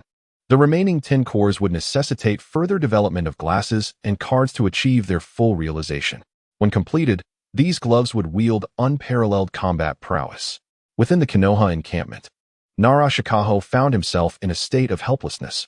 The summoning array he had meticulously arranged was faltering at a critical juncture, as Orochimaru had unexpectedly adopted a passive stance. The root of this predicament lay in the recent rumors disseminated by Sunagakure, which had inadvertently eroded the trust between Orochimaru and himself. With seeds of doubt sown in Orochimaru's mind, it was only natural that he would not exert himself fully on the battlefield of Kikyo Mountain. At this rate, by the year 46, a comprehensive assault on Sunagakure would remain unfulfilled. This was exceedingly detrimental for Konoha, as Iwagakure was amassing a formidable force at the Kamikaze Bridge. Should the stalemate at Kikyo Mountain continue, even the might of Konoha would struggle to endure. The third Hokage, Sarutobi Hiruzen, indeed harbored suspicions regarding Orochimaru's human experimentation and was conducting a covert investigation. However, these matters had yet to be made public. The premature emergence of such issues only heightened Orochimaru's vigilance. As Naruto observed Orochimaru's arrival, he intended to offer an explanation, yet Orochimaru's demeanor left him disheartened. Merely the vile tactics of Sunagakure. I shall not be concerned. Although he claimed indifference, Orochimaru's every action exuded wariness, and his demeanor towards Naruto was markedly different from before. After all, he was a trusted confidant of the Hokage, with Naruto as the foremost strategist of Konoha. Orochimaru had ample reason to suspect that this time, the battle at Kikyo Mountain was yet another trap set by the third Hokage.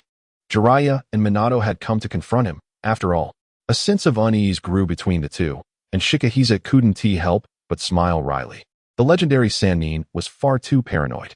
Yet, judging by his response, it seemed the existence of human experimentation was indeed a reality. Father, should we continue to advance? With a strategic adjustment, let Jiraiya alone hold back Hibizong and Yakura while Minato led the entire combat team to push towards Kikyo Mountain in a wave formation. Even without Orochimaru's support, Naruto had to seize Kikyo Mountain. Apart from Minato, several skilled ninjas from the Akimichi clan had also arrived, including the current trio of Inoshikacho, bringing together over a dozen elite from the 3 clans to join Minato's offensive. Had the illusion techniques of the Haku clan improved? A report regarding the special illusion techniques of Haku caught Shikahisa's attention. As Konoha's foremost strategist, he had ways to counter Haku. Let the Kurama clan handle it. Konoha boasted numerous secret arts and a rich variety of clans. Generally, aside from the Uchiha clan, Konoha had the Kurama clan, which specialized in illusion techniques to counter formidable enemy illusionists. Shikahisa personally oversaw the sensory unit, learning from the lessons of the previous battle at Kikyo Mountain. This time, Konoha devoted considerable effort to the safety of the sensory unit, enveloped in a vast energy barrier as they commenced battlefield command. Sunagakure did not anticipate that Konoha would launch such a vigorous offensive under Orochimaru's passive stance. With a wave-like advance, after the jungle area was effectively controlled by Konoha, they proceeded to push layer by layer against the periphery of Kikyo Mountain. Sunagakure would not retreat this time. All mobile squads engaged in fierce combat. Minato must have mastered the Flying Thunder God technique of the second Hokage. This technique posed a significant headache for Hibizong, as a master of space-time ninjutsu was exceedingly troublesome in a large-scale battle, and there were no effective means to restrain him on their side. It was not just Minato. The illusion techniques of the Kurama clan also had a substantial impact on their forces. What about Haku? He has gone to provide support. The Kurama clan's illusion capabilities were formidable, and the standard Sunagakure forces found them hard to withstand. Therefore, Haku led a squad for a surprise attack to impede the Kurama clan. On the southwestern side of Kikyo Mountain, hundreds of Sunagakure ninjas fell under the control of illusions, ensnared in a chasm of fear. The Kurama clan's illusions could blur the line between reality and falsehood, with the younger generation's Kurama Son and Kurama Unkai standing out among them. Countless canvases enveloped the area. Any damage sustained within the illusion would be genuinely reflected upon the physical body. This was the unique aspect of the Kurama clan's illusions. Although inheriting the bloodline of the Kurama clan was arduous, only the brothers Son and Unkai remained in their generation. Yet, the clan leader Kurama Ranshan possessed illusionary prowess that was more mature and fearsome than that of the future Kurama Yakumo. In the front lines, numerous Sunagakure ninjas turned pale and coughed up blood, slowly collapsing as they faced the formidable illusions of the Kurama clan, leading to a breakdown of the defense in that area of Sunagakure. As the Onma clan prepared to advance, the entire world was suddenly engulfed in darkness. Ethereal music softly filled the air, and amidst the delicate sound of footsteps, Bai Shi appeared before the Onma family. It was the Black Mist Bai Shi. No longer the nameless figure of the past, his identity was immediately recognized by the Konoha forces upon his arrival. Grasping his silver blade, Bai Shi executed a swift roll, drawing his weapon amidst the melody, slicing through countless whirling winds.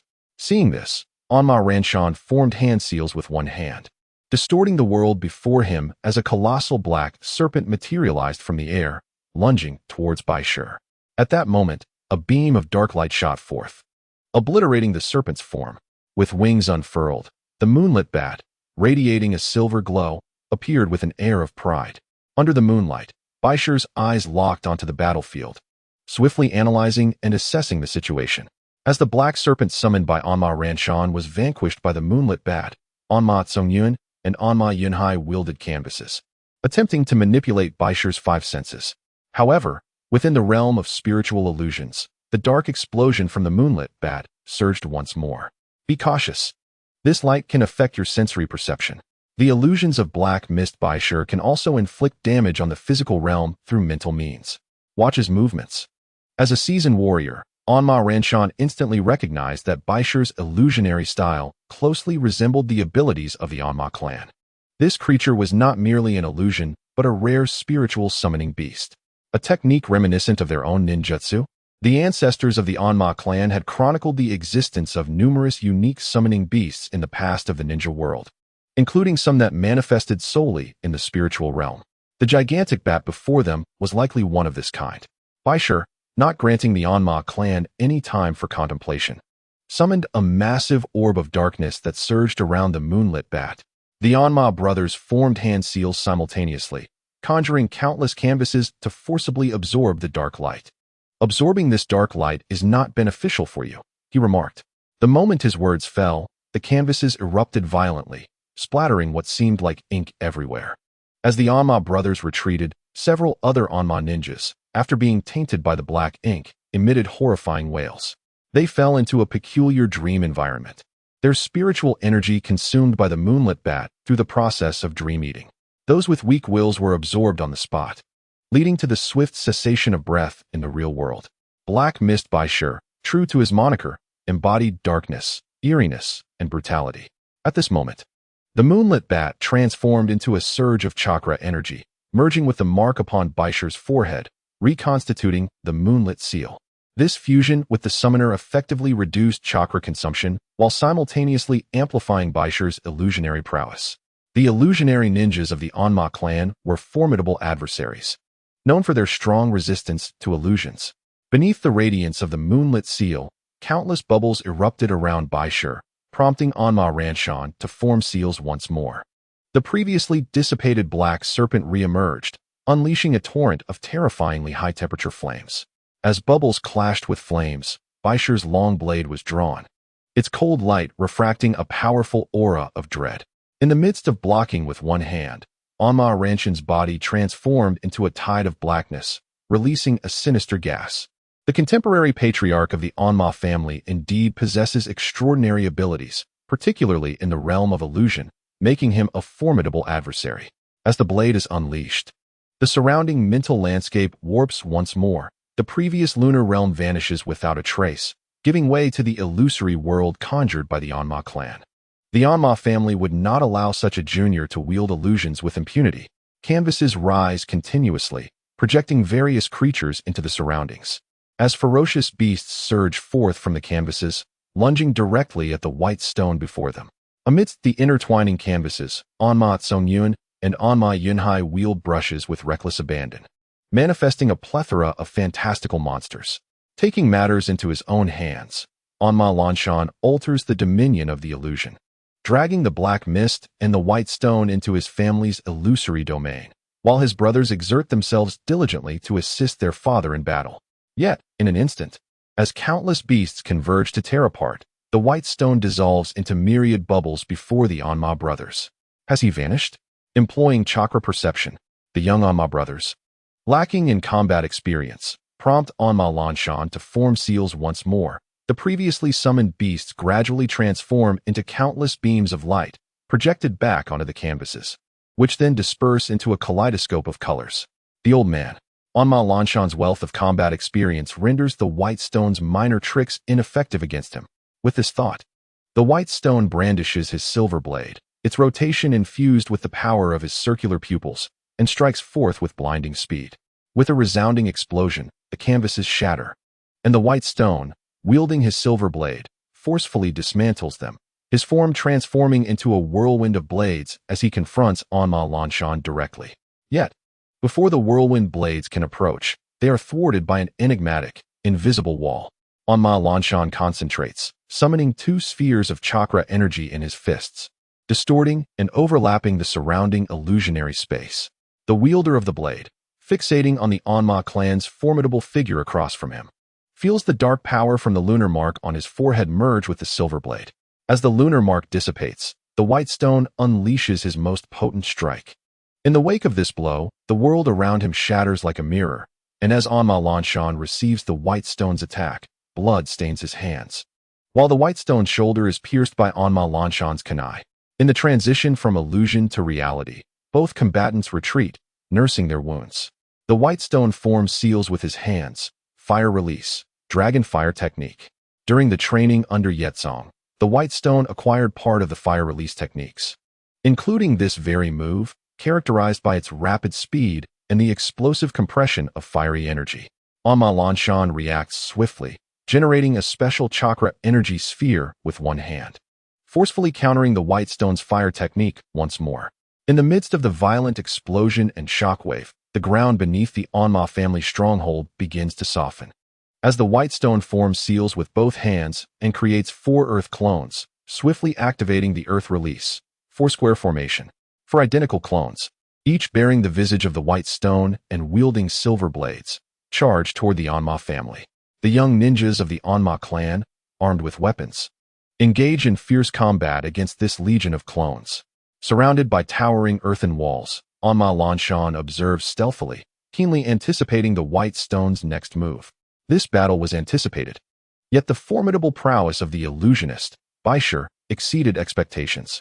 Upon returning from the realm of illusions to the world of reality, The combat effectiveness of the Onma clan diminished significantly, especially since the ninjas from Sunagakure, previously ensnared by illusions, were gradually regaining their consciousness.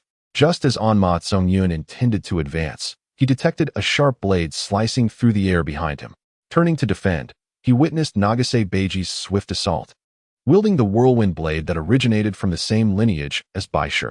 "Brother," Onma Yunhai called out, but before he could move forward, a colossal puppet materialized before him. Hoshinomai transformed into a 2-meter-tall monstrosity, wielding a bull-headed crescent blade with overwhelming force.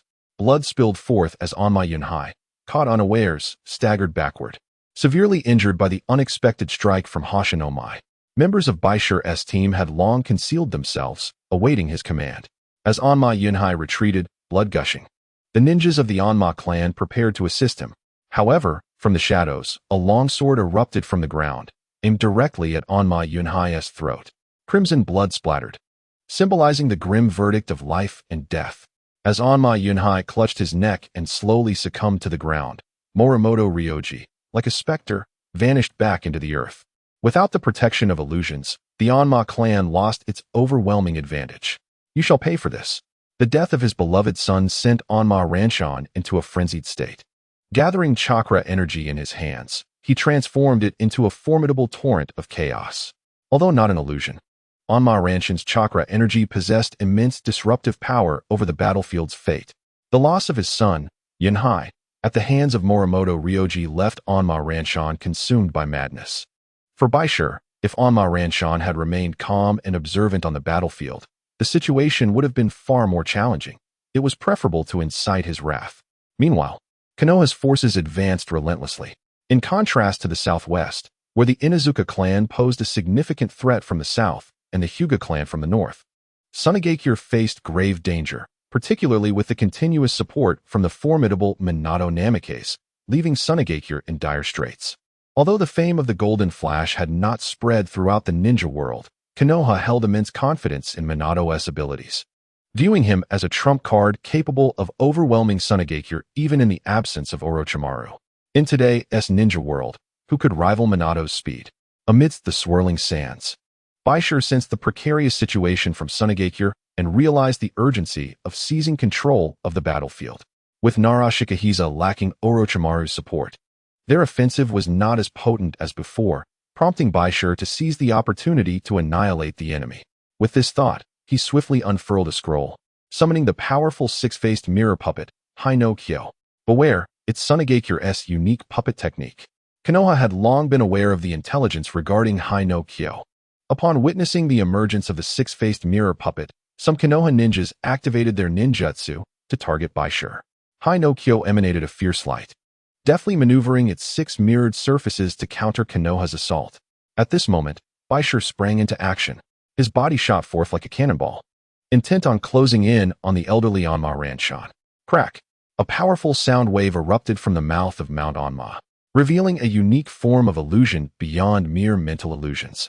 The sound waves burst forth like a blade, creating a palpable tremor in the air that White Stone could feel at his ears, and almost simultaneously, he perceived the figure of Onma Ranshan, his clothing clinging tightly to his form, appearing right before him. Was he using sound wave illusions to immobilize him, followed by a lightning strike to eliminate him? Despite his fury, Onma Ranshan exhibited formidable combat prowess, launching an onslaught that left White Stone with little room for counterattack, forcing him to retreat step by step. However, White Stone's intent was to wear down the old man's chakra reserves, opting not to confront him directly.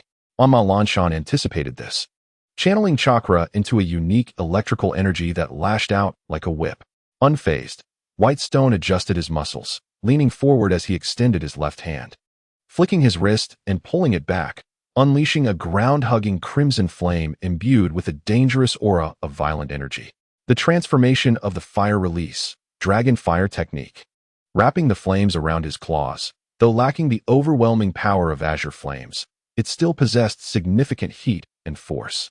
Was this a variation of the dragon fire technique?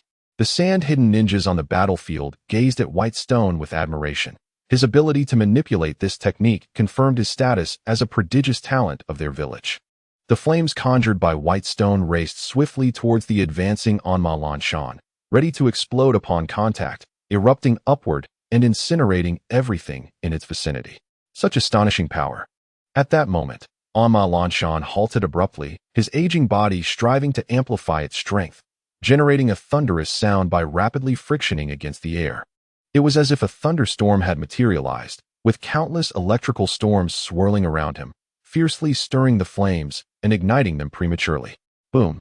The fireball white stone had unleashed detonated, soaring upward to illuminate Anma Lanshan's face, casting shadows of fury and distortion across his features. The flames leaping between the two flickered and quickly extinguished, revealing White Stone's right fist hurtling towards Anma Lanshan.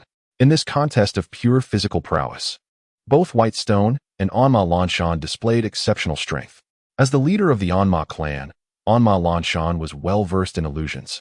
Yet his skills in physical and ninjutsu were equally commendable, particularly in lightning techniques. Amidst the intertwining flashes of lightning, the sealing cloth of the Anma clan unfurled, and Anma Lanshan swiftly inscribed several intricate characters, resembling a series of entangled lightning patterns crackling with silvery luminescence. Subsequently, the essence of the technique emerged, and a multitude of lines became distinct, energy coalescing into overlapping bolts of lightning, enveloping Anma Lanshan entirely.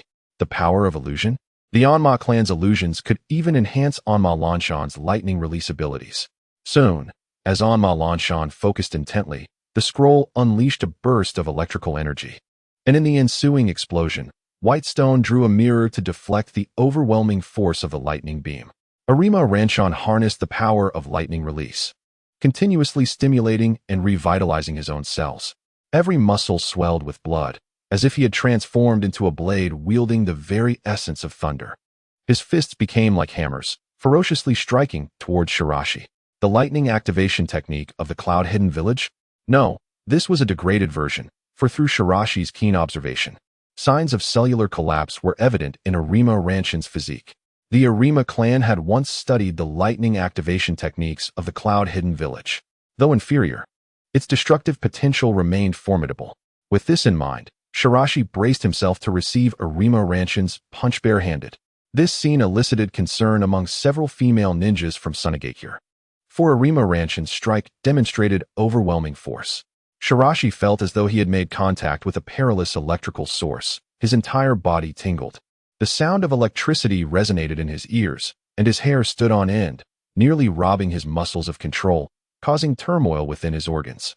Nevertheless, Shirashi clutched Arima Ranshan tightly as the 6 mirrors of the Scarlet Mirror began to activate, encasing Arima Ranshan from 6 directions. The electric power coursing through Shirashi was forcibly expelled, while Arima Ranshan's own electric defense interacted with the mirrors, creating a unique magnetic field that momentarily disoriented him.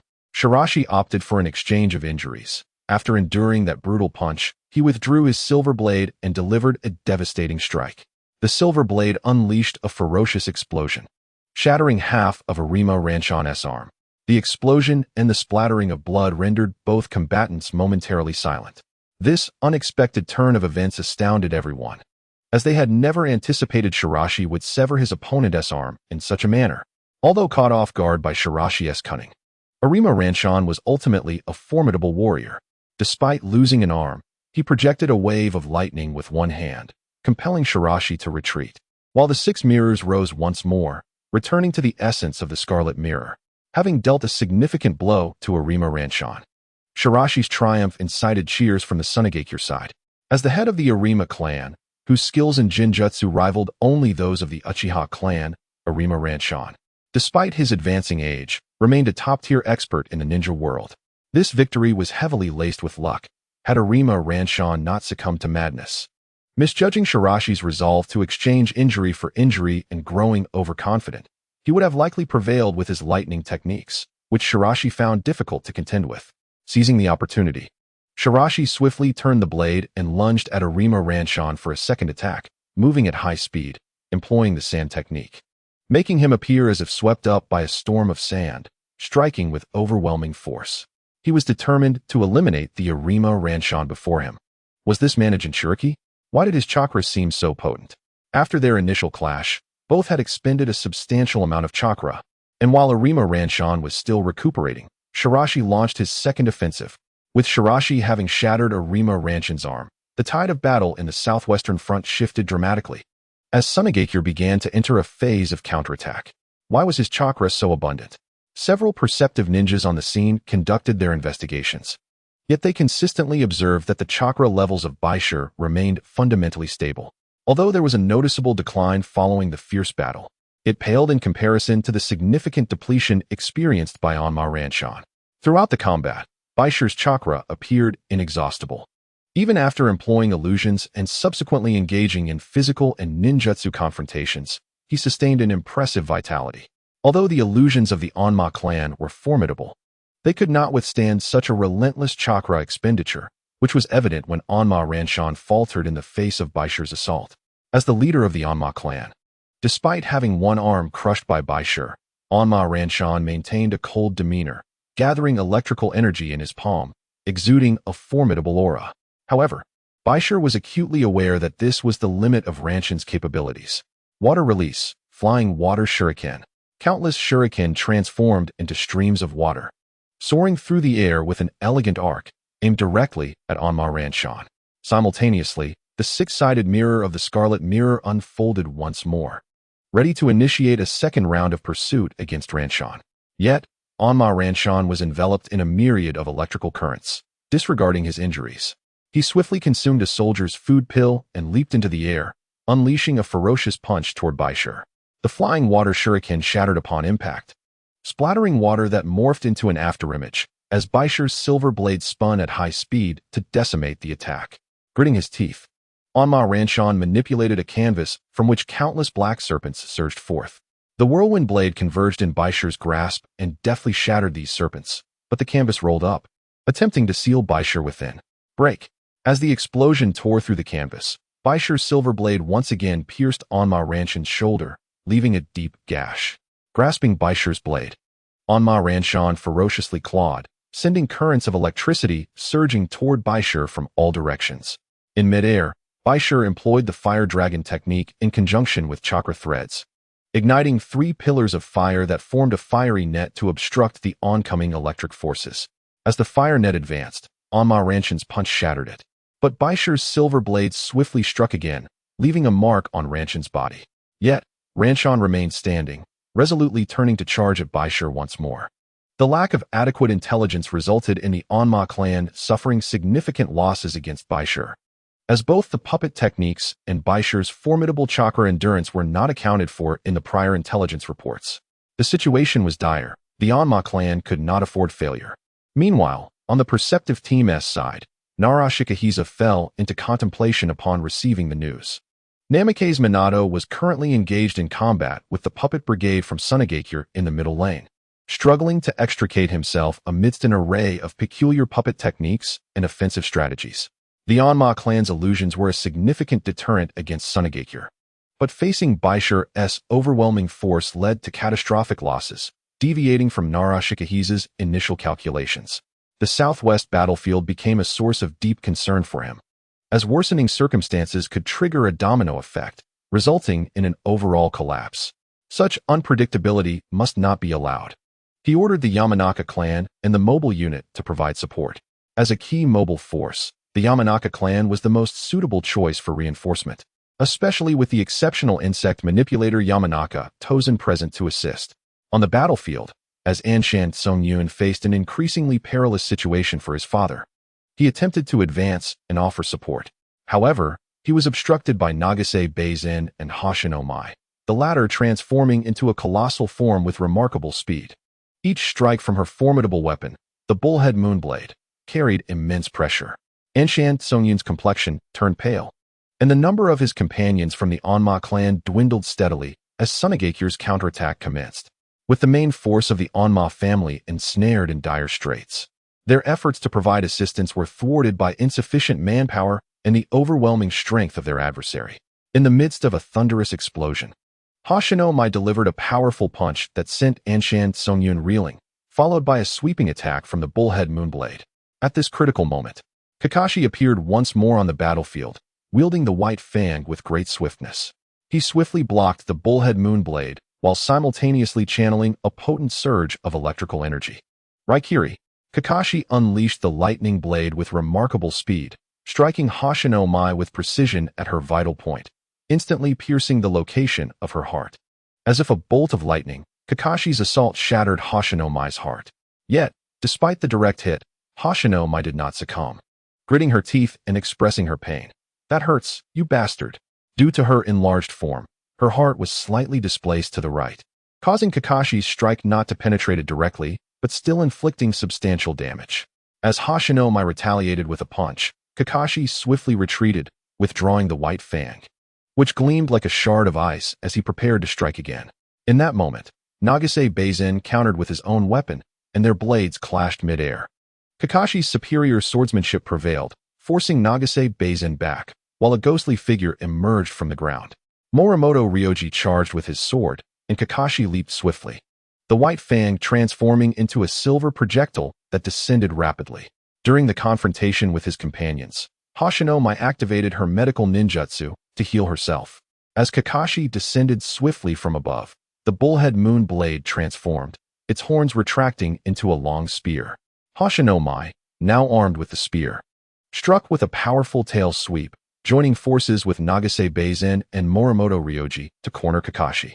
Meanwhile, on the battlefield with Byakushi, a swarm of flying insects descended upon them. Compared to their previous encounter with the Oilnin clan, this time they faced a formidable opponent. The elite of Sunagakure assembled, each clan boasting skilled warriors. Even the beleaguered Onma clan was not to be underestimated, with the current head, Onma Lanshan, proving to be a formidable presence. An eerie melody echoed through the air as Yunyu Tozen, holding a short flute, appeared with an elegant demeanor. Surrounding him was a cloud of purple poisonous insects, signifying the distinction between the Yunyu clan and the main lineage. Yunyu Tozen, possessing a strikingly delicate appearance, bore a countenance reminiscent of a maiden despite being male. As he lowered his flute, he surveyed the battlefield with an air of superiority. "Poisonous insects? Ama-senpai, I have come to assist you. Fear not. I shall be your opponent from here on." As countless poisonous insects obstructed the distance between Byakushi and Onma Lanshan, Yunyu Tozen disregarded Byakushi, engaging Onma Lanshan in conversation. The battle was far from over. Now, as Onma Lanshan gradually regained his composure, he was far too prudent to indulge in idle chatter in the presence of such formidable foes, unlike the audacious Yunyu Tozen. At this moment, a fierce blaze engulfed the vast expanse of venomous insects before him, as Bai Shi merged seamlessly with the dark mist, gradually advancing toward the two. In this battle, Bai Shi was determined to eliminate Arima Ranshan, for the illusionary prowess of the Arima clan posed a significant threat to Sunagakure and must be eradicated. "I shall be your opponent from here on," he declared. As countless venomous insects gathered once more to obstruct Bai Shi's flames, he appeared behind Oil Woman Tozen, relying on a mirage, disregarding the provocations of the Oil Woman clan. "This fellow dares to ignore me." Bai Shi observed the battlefield and the retreating Arima family, feeling a surge of confidence as he continued his assault. In response to Bai Shi's apparent disregard, Oil Woman Tozen was consumed by fury. A short flute in her hand emitted sound waves, unleashing a dual strike of special illusionary sound techniques and insect manipulation against Bai Shi. Illusions? The sound waves immobilized Bai Shi, while swarms of flying insects surged towards his position. Oil Woman Tozen vowed that Black Mist Bai Shi would pay dearly for his contempt. Fire release, dragon fire technique. As the immobilized Bai Shi dissipated into bubbles, he reappeared at another location, unleashing a formidable fire dragon that swiftly consumed the insects. Although merely a standard B-rank jutsu, the dragon fire technique demonstrated versatility, reflecting Bai Shi's solid foundation in fire release. "To think your fire release is so remarkable, Black Mist Bai Shi, I underestimated you." Oil Woman Tozen mused, her skin taking on a shade of indigo as she formed seals with her hands, summoning countless bizarre venomous insects to conjure a storm once more. The Oil Woman clan's insect manipulation techniques posed a considerable challenge to the puppet masters of Sunagakure, as these creatures would instinctively devour chakra threads. Faced with these ferocious insects, Bai Shi retracted his scarlet mirror. 4 earthen clones of Bai Shi emerged, protecting the original from all directions, yet countless gigantic venomous insects surged forth, swiftly overwhelming the clones in a violent explosion. As the earth clones shattered, Bai Shi began to take action, the ground erupting like a geyser, producing immense waves of steam. It's the black mist technique. The pervasive black smoke carried a chilling aura, and within the ninja world, Bai Shi's black mist technique was highly recognizable. Many ninjas instinctively began to avoid the strange black mist. Since gaining fame during the battle at Kikyo Mountain, various nations had researched and developed the black mist technique.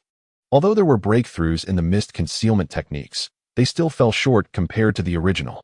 Unlike the ordinary modified dense mist techniques, the black mist could not only lower perceptual levels, but also weaken the opponent's various enhancements. The black mist surged forth from the ground, enveloping the entire battlefield in a swirling mass of thick black fog. The icy chill enveloped the surface of Oil Woman Tozen's skin, causing her expression to change. The surrounding insects struggled to consume the black mist, only to be claimed by the unique toxicity within it. Seizing the opportunity while Konoha was ensnared in the black mist, Bai Shi's eyes, wide with determination, locked onto Arima Ranshin's position. With a flicker of his silver blade, he surged forward in a high-speed dash towards Arima Ranshin. Bai Shi was acutely aware that the key to this battle lay in whether he could eliminate Onma Lanshan. Otherwise, allowing him to escape would mean facing a colossal threat from Konoha on the southwestern front. Sensing the impending crisis and fully aware of the perilous situation, Onma Lanshan pushed aside his companion, Onma Songyun, and confronted Bai Shi directly, unleashing a barrage of explosive tags that detonated in rapid succession. Previously, Onma Lanshan was able to engage Bai Shi with formidable taijutsu and ninjutsu, largely due to the enhancement provided by the Onma clan's sensory illusion techniques, which bolstered his combat prowess. In a final activation of the Onma clan's illusion, Onma Lanshan conditioned himself to be impervious to pain, employing a unique form of self-hypnosis that allowed him to disregard his injuries. As he dodged the explosive tags thrown by Bai Shi, his body transformed into a tempest, a manifestation of sheer willpower. Realizing the inescapable fate that awaited him, Onma Lanshan summoned every ounce of strength, his entire being aflame with intense chakra energy. This was the embodiment of the will of fire. His roar reverberated across the battlefield as he lunged toward Bai Shi with one hand firmly grasping him, his presence creating a colossal energy vortex that instilled a sense of threat in Bai Shi. Should he confront this mutually destructive technique head-on, disaster would surely follow. Around Bai Shi, the sand instinctively formed a protective barrier, enveloped in black mist. With a swift motion, he unleashed the gathering treasure technique. In an instant, Onma Lanshan's blood erupted violently within him.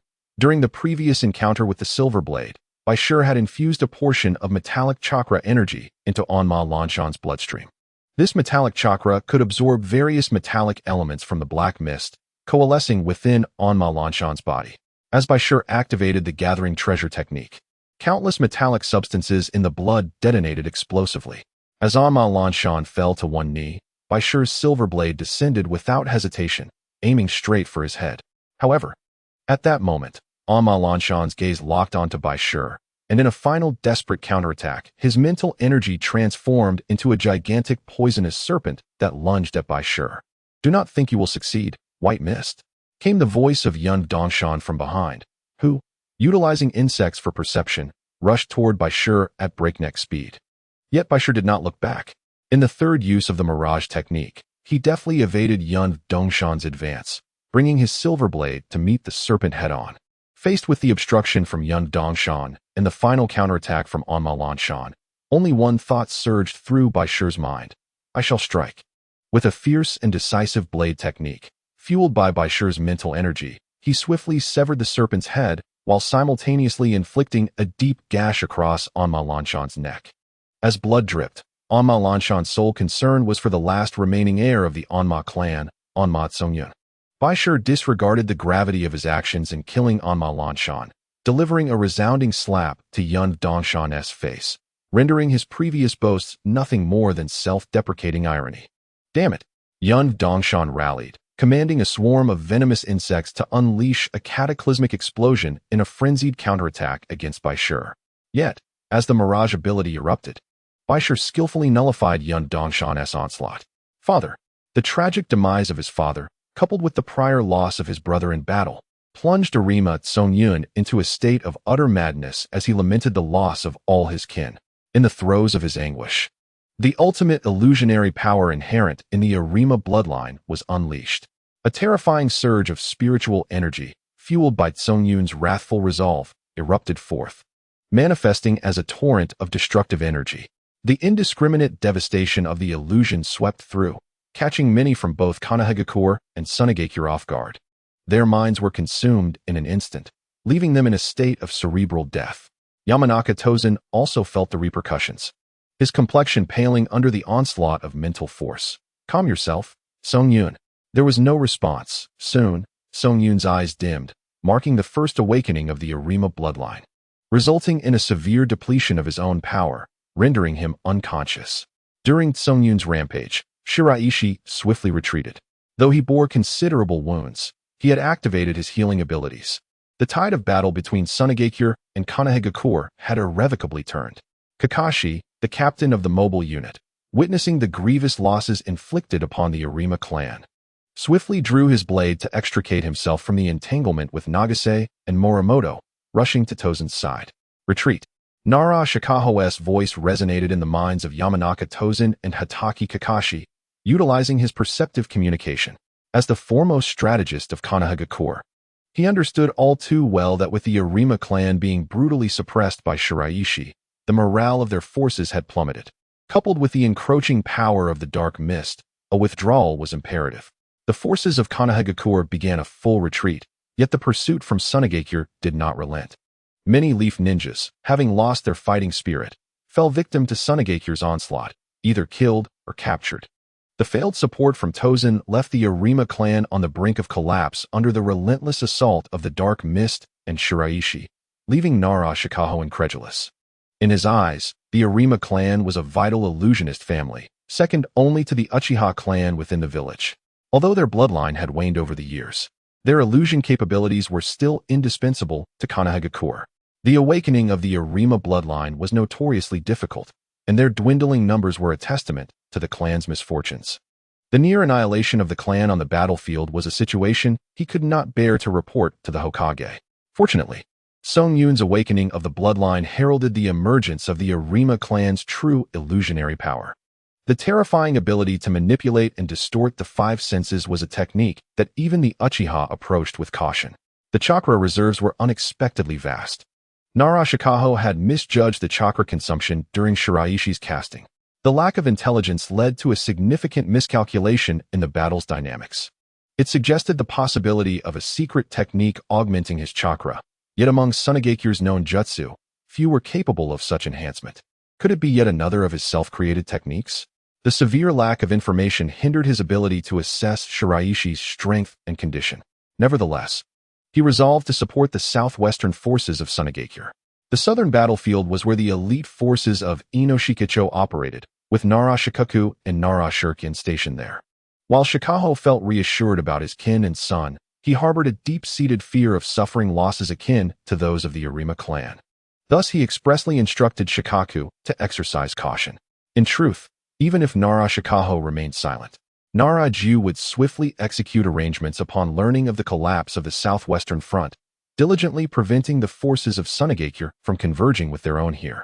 As the current leader of Konoha's Jonin squad, Nara Shikaho possessed the authority to mobilize a significant portion of Jonin for action. Indeed, while the majority of Sunagakure's forces had been deployed to support the southern front, alleviating the pressure on them, the enigmatic Bai Shi had yet to make his presence felt on that battlefield. Having tended to his injuries with haste, Bai Shi appeared alone in the dense jungles on the outskirts of Jeking Mountain, not far from the southwestern front. The negligence of Orochimaru had resulted in the erasure of these large summoning arrays. However, this did not hinder Bai Shi's utilization of them, as he soon arrived at one of the array sites to initiate his summoning technique.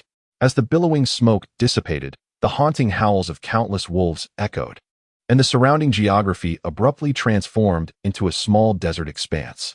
Konoha had chosen this location for summoning its beasts, recognizing the abundant natural energy beneath the surface. For Konoha possessed a unique discernment when selecting chakra summoning arrays. Thus, Bai Shi opted for this abandoned summoning array of Konoha to conduct his ritual. Yet he was taken aback by the unexpectedly vast number of wolves that manifested. During this period, Bai Shi allowed the blood wolves to roam freely. enabling them to consolidate all the wild wolf packs in the area through their inherent strength. Therefore, when Bai Shi's summoning technique was activated, the number of wolves that appeared before him reached staggering proportions. On the main battlefield of Jeking Mountain, upon learning of the demise of Kuruma Ranshan, Jiraiya's expression shifted slightly. Who did this? The answer was Black Mist Bai Shi. When the name Black Mist Bai Shi was mentioned, Jiraiya's impression lingered on the extraordinary human secret techniques associated with him. He had not anticipated that such a young prodigy could rapidly enhance his prowess to the point of defeating the illusionist elite of the Kuruma clan and delivering a fatal blow. Although anything could transpire on the battlefield, such an achievement was sufficient to dampen the morale of Konoha's side. This lad is no ordinary individual, Jiraiya mused, his gaze profound. Unlike the overtly ambitious Orochimaru, Jiraiya, despite appearing to feign madness over the years, had seen through more than anyone else. He had even diligently investigated the shadowy figures orchestrating the turmoil within the ninja world. It was for this reason that he paid special attention to Black Mist Bai Shi, the three disciples from the Land of Rain, and the talented Minato, seeking the true child of destiny among them. However, amidst the chaos of war, even if he faced what could be the child of destiny, Jiraiya harbored no ulterior motives. If he survived like a protagonist from a novel, it would merely signify his good fortune. Conversely, should Black Mist Bai Shi fall on the battlefield, it would indicate that he was not the true child of destiny. Perhaps it was Minato who deserved to be sought as the destined one, while Black Mist Bai Shi was likely the antagonist of the story.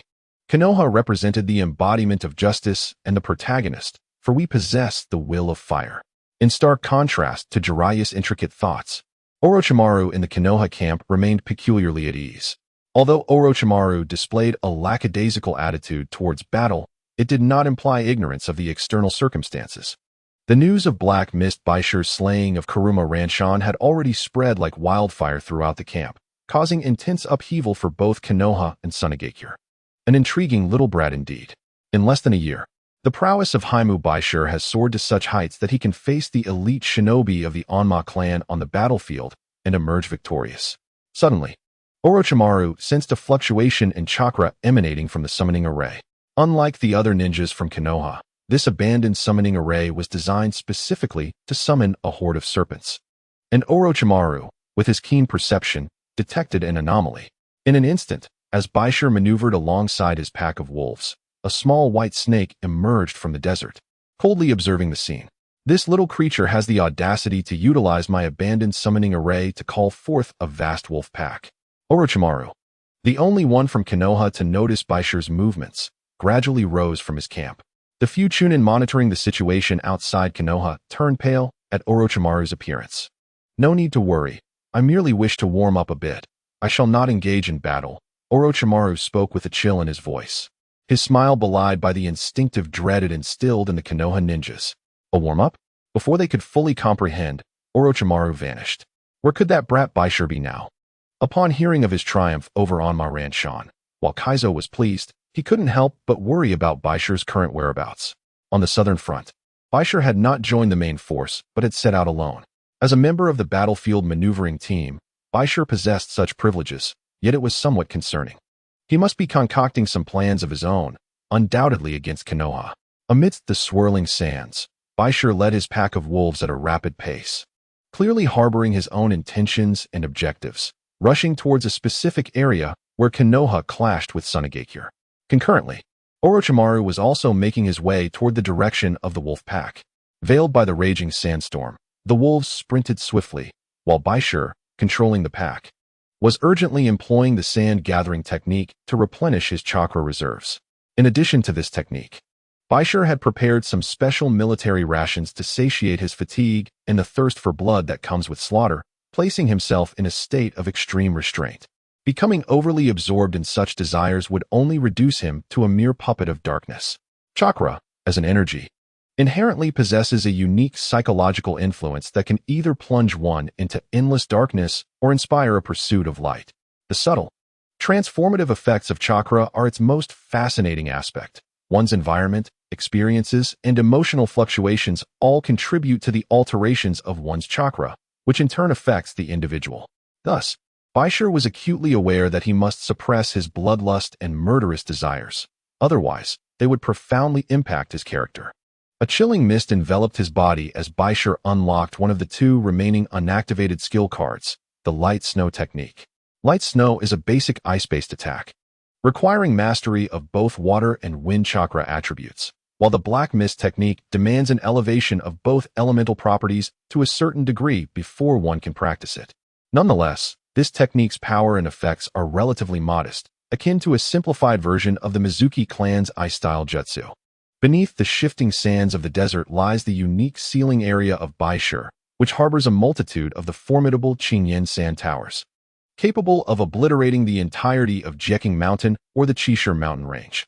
This represents Bai Shi's most potent card and ultimate weapon. In the northern battlefield of Konoha, the Hyuga clan fiercely combats the forces of Sunagakure. Countless concealed explosive tags are thwarted by the formidable taijutsu of the Hyuga clan. The Hyuga clan is one of the most illustrious and powerful families within the Hidden Leaf Village. The Byakugan, a bloodline limit that has been passed down through generations, originates from Kagaya Otsutsuki, the mother of the Sage of Six Paths, and is classified among the three great ocular techniques. Many in the ninja world aspire to comprehend the abilities of the Hyuga clan, which is why they have divided into two branches, the main house and the branch house. The main house serves as the true inheritor of the Hyuga legacy, tasked with the protection and promotion of the clan. Conversely, the branch house functions as the guardians of the main house, responsible for its safeguarding. Only one individual can inherit the main house in each generation.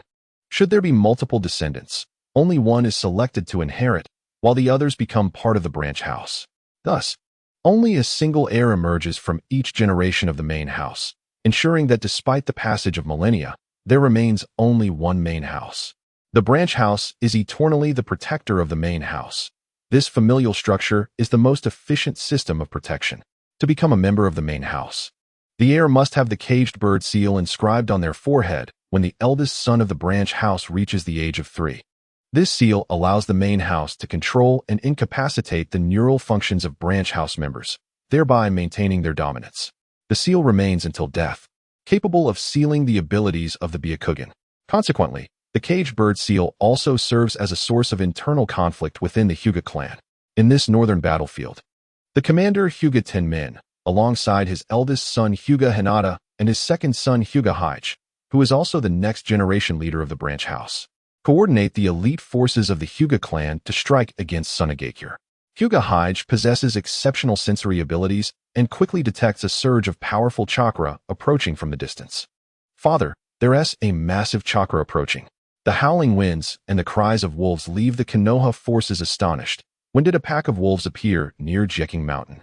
Is it a summoning technique? As the current leader of the Hyuga clan, Hyuga Tenmin, with his keen insight, swiftly deduces the location of the wolf pack, likely emerging from the previously abandoned summoning array of Konoha. Sunagakure evidently has formidable players who know how to exploit discarded summoning arrays to create opportunities in battle. With this realization, Hyuga Tenmin unleashes a powerful palm strike, infused with the profound force of the 8 trigrams, transforming into a terrifying gust of energy that surges towards the direction of the wolves, his formidable palm power piercing through the air. Even the sound of the wind makes Bai Shi acutely aware of the impressive might of this high-ranking member of the Hyuga clan, deducing from intelligence reports that it must be Hyuga Tenmin himself. Compared to the likes of Arashir from the Arama clan, it is evident that Hyuga Tenmin is a standard shadow-level powerhouse. As the gust of energy sweeps towards him, the ground around Bai Shi begins to distort, the earth beneath him shifting dramatically. In the distance, the blood wolves of the desert draw upon the powers of the earth, altering the terrain, causing the ground at the Hyuga camp's location to sink gradually. This technique, could it be from Awagakure?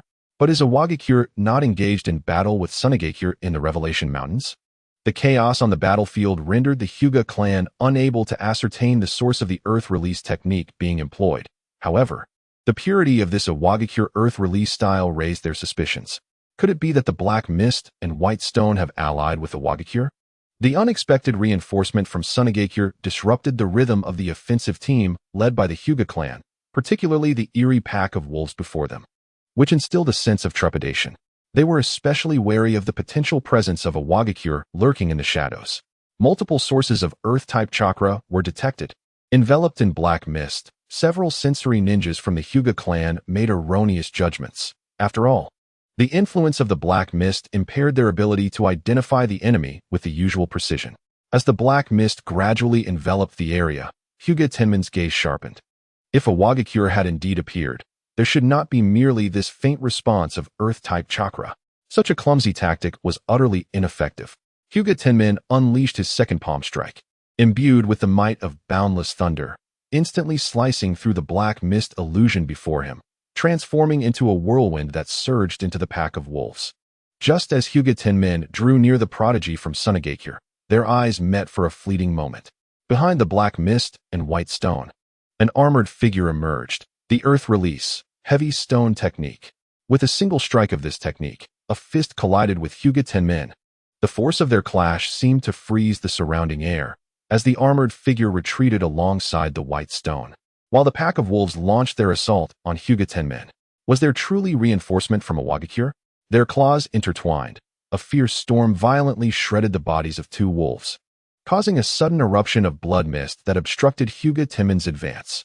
As the black mist enveloped the area, the Byakugan of the Hyuga clan, though less affected than ordinary leaf ninjas, still struggled to pinpoint their adversaries due to the chakra energy fluctuations.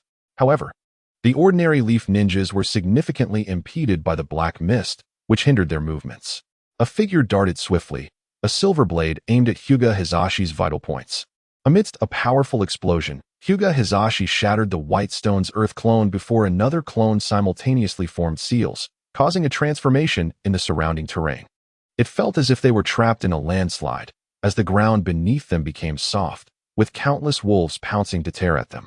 In response to the assault of the White Stone's wolves, the Hyuga clan stood firm, engaging in fierce combat and entangling one another. While the distant White Stone showed no inclination to linger, having successfully disrupted the rhythm of the Hyuga clan, he began to move in another direction. The White Stone dared not linger in battle. With Hyuga Tenman's lock-on, he utilized the black mist technique and the confusion regarding potential Wagakure ambushes to swiftly withdraw, simultaneously activating a summoning array to call forth more wolves to mount an attack. At the Leaf Village's headquarters, Nara Shikaka's expression changed dramatically. The Wagakure's involvement? Impossible. Yet, with Hyuga Tenman as a witness, even this sharpest mind of Konoha wavered. Was the independent action of the Black Mist and White Stone merely a means to mobilize Wagakure reinforcements? But what of the conflict in the Revelation Mountains? Had Wagakure and Sunagakure conspired to stage this? The user of the heavy stone technique must surely be a trusted agent of the Tsuchikage. Although no large-scale response from Wagakure had appeared, Konoha began to tread with caution. The command system within the Hidden Leaf has descended into chaos. Nara Shikaho wore a grave expression, as an unexpected formidable foe had emerged on the northern battlefield, utterly disrupting his judgment. Unbeknownst to all, as Shiraishi made his move, the Crimson Mirror of Iro quietly activated, commanding dozens of puppets to spring into action. The Earth Release Master confronting Hinata Tenman was one of the puppets left behind by the legendary Scorpion of the Red Sand. Crafted after a renowned Earth Release Jonin from the Hidden Stone was slain by Scorpion on the battlefield. The other Earth-natured sensing Hidden Stone ninjas were temporary regeneration cores created by Shiraishi through his ocular system, concealed beneath a veil of black mist, cleverly mimicking reality. If the Hidden Leaf misjudged the situation, it would afford them more time to maneuver. Meanwhile, as Shiraishi tactically retreated, Nara Shikaho hesitated to make rash decisions. Initially, Shiraishi operated alone. Even with the assistance of a pack of wolves, he merely harassed the various battlefields of the Leaf. However, the presence of Hidden Stone reinforcements posed a critical threat, given the vulnerability of the Leaf's main stronghold. Simultaneously, Nara Shikaho received reports of chakra fluctuations indicating the presence of Hidden Stone ninjas around the main camp, further deepening his concern. Two possibilities now loomed. The first suggested that the Sand Village had deliberately fabricated the illusion of Hidden Stone's emergence to mask their own weakness. The second indicated that the Sand Village, unable to withstand the Leaf's offensive, sought assistance from the Hidden Stone. In either scenario, the Sand Village had seemingly reached its limits. Nara Shikaho struck the table. The appearance of Black Mist Shiraishi was merely a reminder to fortify our defenses at the main camp, thereby reallocating our offensive forces. We must strike with full force and aim to capture Kikyo Mountain tonight. Subsequently, Black Mist Shiraishi was expected to harass the main camp, further enhancing our understanding of the hidden stone reinforcements. As if to validate Nara Shikaho's assessment, Shiraishi suddenly manifested at the outskirts of the camp, unleashing the Black Mist, prompting another assault from the wolves. The Leaf's response was swift, having been made sensitive by previous reconnaissance failures. They quickly dispatched the Umbu and various teams upon sensing another attack on the main camp. Yet, Shiraishi slipped away undetected amidst the Black Mist. There was no need for pursuit. After several tactical skirmishes, the Leaf had likely concluded that the internal strength of the Sand Village was exceedingly feeble, prompting such diversionary tactics to disrupt the Leaf's movements. This would inevitably accelerate the Leaf's offensive on Kikyo Mountain. In truth, it was the gradual advancement of the Leaf's strategy that applied pressure on the Sand Village, characterized by the mobility of Namikaze Minato, the formidable physical prowess and sensory abilities of the Hyuga clan, and the elite forces of various clans. A prolonged attrition with the Leaf would prove unsustainable for the Sand Village, whereas this opportunity might catalyze a decisive confrontation, increasing the likelihood of success. Meanwhile, Kaizo was also making his own arrangements. Just as Shiraishi completed his recuperation, a mocking voice resonated from behind. The puppets utilizing the regeneration cores in conjunction with the Black Mist. What an impressive innovation. The sudden exclamation detonated like a bomb, causing Shiraishi to spring up, his silver blade swiftly unleashing a powerful whirlwind blade. The vortex surged forth, conjuring a formidable chakra storm that countered Shiraishi's assault. Yet, as the dust settled, the identity of the figure before him caused Shiraishi's pupils to widen in shock. Orochimaru. The figure of the legendary Sannin of Konoha emerged slowly from the dim and frigid shadows, and in an instant, Bai Shi felt as though he had been thrust into a realm of chilling malevolence. A terrifying aura of murderous intent enveloped him, causing beads of sweat to trickle down his forehead. He had gravely misjudged Orochimaru, even forgetting this unpredictable element, and was taken aback by his sudden appearance on the battlefield.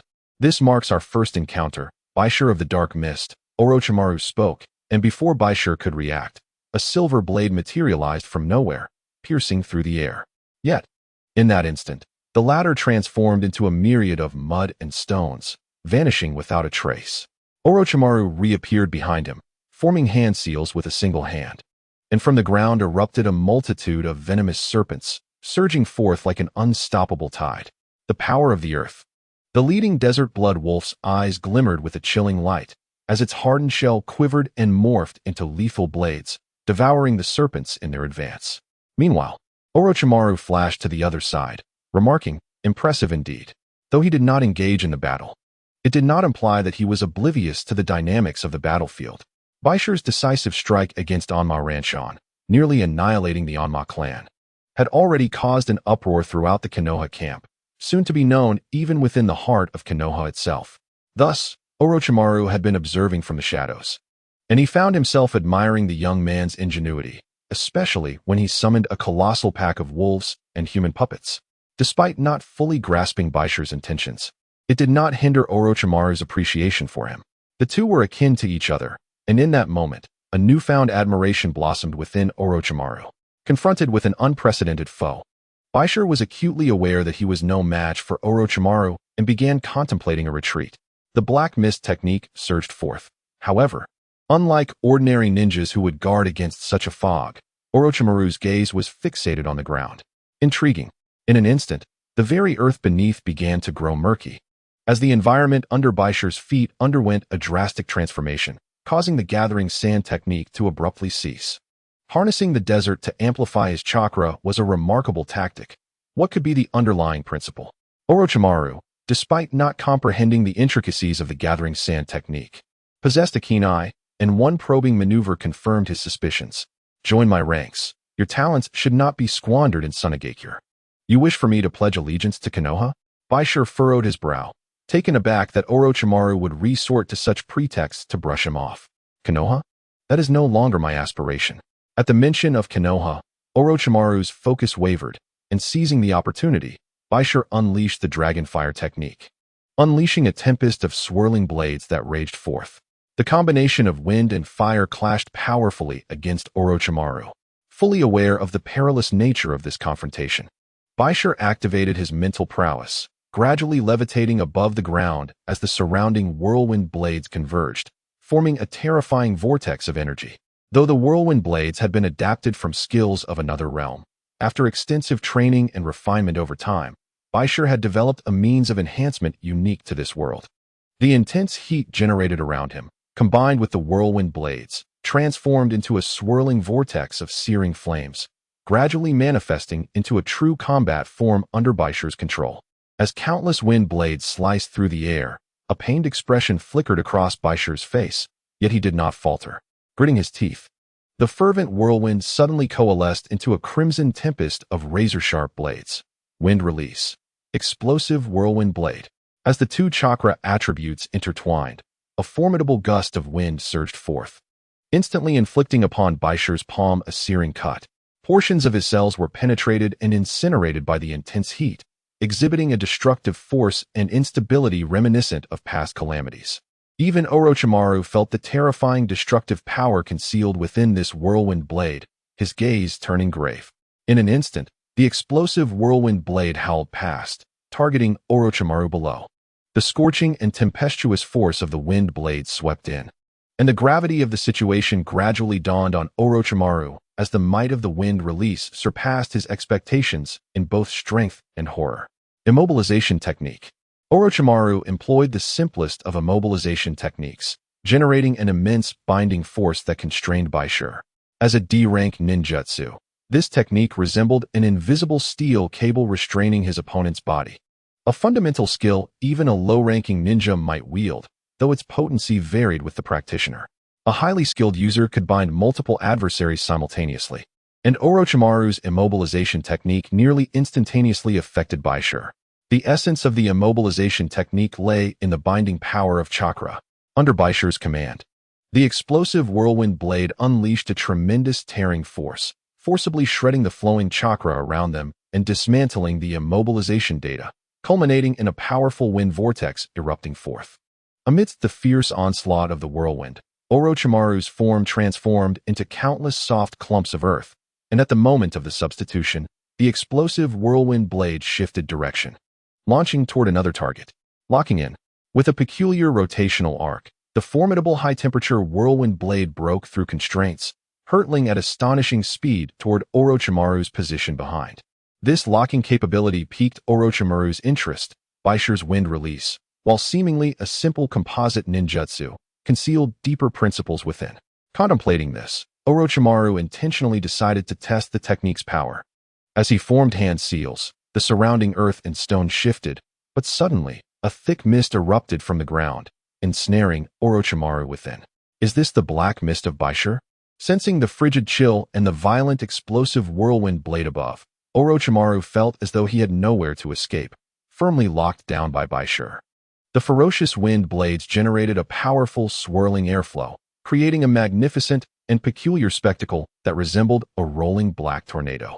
At that moment, the searing energy exploded forth, transforming into a shockwave. As the high-temperature energy detonated, Orochimaru found himself confined within that area, while Bai Shi swiftly mounted the desert blood wolf and retreated from the scene. As one of the legendary Sannin of Konoha, Orochimaru would not be easily vanquished. The explosive whirlwind blade had pushed Bai Shi to his limits, although he had successfully restrained Orochimaru. The latter's capabilities indicated that breaking free was merely a matter of time. Bai Shi's hand bore the remnants of intense burns, a testament to the danger posed by that recent wind release. Black Mist Technique. Once more, he unleashed the Black Mist, surrounding Orochimaru within the range of the wind release attack, crafting a dense fog area. In the wake of the explosive whirlwind blade, Orochimaru's form shattered, only for him to regurgitate another embodiment of himself. Orochimaru's body replacement technique, a remarkable art that utilizes an external form as a substitute, allows the practitioner to transfer their essence from their mouth without the need for hand seals. This flawless technique is almost exclusively tailored for Orochimaru himself. When employed by anyone other than him, it demands a significant expenditure of chakra, thus rendering it impractical for widespread use. The ability to evade attacks while employing this substitution, particularly against the formidable wind techniques, is indeed impressive. The black mist and white stone symbolize a hopeful anticipation for a future collaboration. In the context of the battles involving the White Stone, it appears that Orochimaru's motivations are more rooted in his own wicked amusements, as he does not exhibit a strong desire to capture or engage in combat with the White Stone. Currently, he is preoccupied with future strategies, potentially requiring the support of the Sand Village, which renders his attitude towards the White Stone rather ambiguous. In the distance, a blood wolf of the desert reveals a white snake that vanishes before the White Stone's eyes, conveying Orochimaru's concealed intentions. It is evident that Orochimaru seeks the backing of the Sand Forces. Though this is merely an indication, it underscores the severity of the internal conflicts within Konoha, suggesting that Orochimaru's defection from the village is merely a matter of time. On the battlefield of Kikyo Mountain, as Konoha accelerates its offensive, it superficially appears that the Sand Village is ensnared in a dire predicament, with numerous defensive lines compromised. However, this is a deliberate tactic by the Sand, gradually retreating while maintaining a staunch defense at Kikyo Mountain to exhaust Konoha. For the Sand, a steadfast defense at Kikyo Mountain is, in fact, rather ill-advised, and the White Stone has consistently opposed this strategy. Master, no matter how much we fortify our defenses at Kikyo Mountain, we cannot withstand the onslaught of Konoha's elite forces. Instead, we should leverage their focus on Kikyo Mountain to devise our plans. Warfare ought to be more agile and mobile. The previous strategy of a steadfast defense allowed Konoha to overlook other possibilities. This notion was discussed in a private meeting between the White Stone and Kaiza before the onset of the Great Conflict. What are your thoughts? Kaiza regarded the White Stone's suggestions with utmost seriousness, listening intently to his strategies and arrangements. The aim is to mislead Konoha into believing that the Sand is on the verge of collapse and incapable of continuing the fight.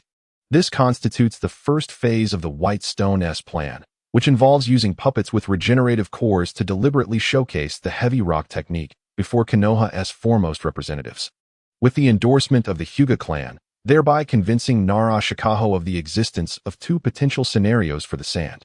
The current state of Konoha is to accelerate the siege of Kikyo Mountain. However, the White Stone's true intention lies in enticing Konoha to hasten their offensive rather than adopting the previous cautious approach. He aims to transform Kikyo Mountain into a trap. The White Stone's plan is audacious, involving the deployment of 100 billion explosive tags stored by the Sand, all strategically placed within Kikyo Mountain. It can be said that once Konoha enters, they will be met with an unending barrage of explosives. Kaiza has consented to this plan, but remains contemplative about additional matters. Luring Konoha into Kikyo Mountain is not merely a simple matter of these tactics. The atmosphere between the master and disciple becomes quite delicate, at which point the White Stone gazes calmly at Kaiza and inquires, "Is there anything you wish to add, master?" With a self-deprecating smile, Kaiza gestures dismissively, "No need. I will arrange for any necessary additions." The plan was set, yet Hai Laozong lightly tapped the table. Lost in contemplation, this strategy harbored a fatal flaw. Merely luring the enemy into Kikyo Mountain and then retreating would inadvertently reveal Sunagakure's true intentions. Given Konoha's mobilization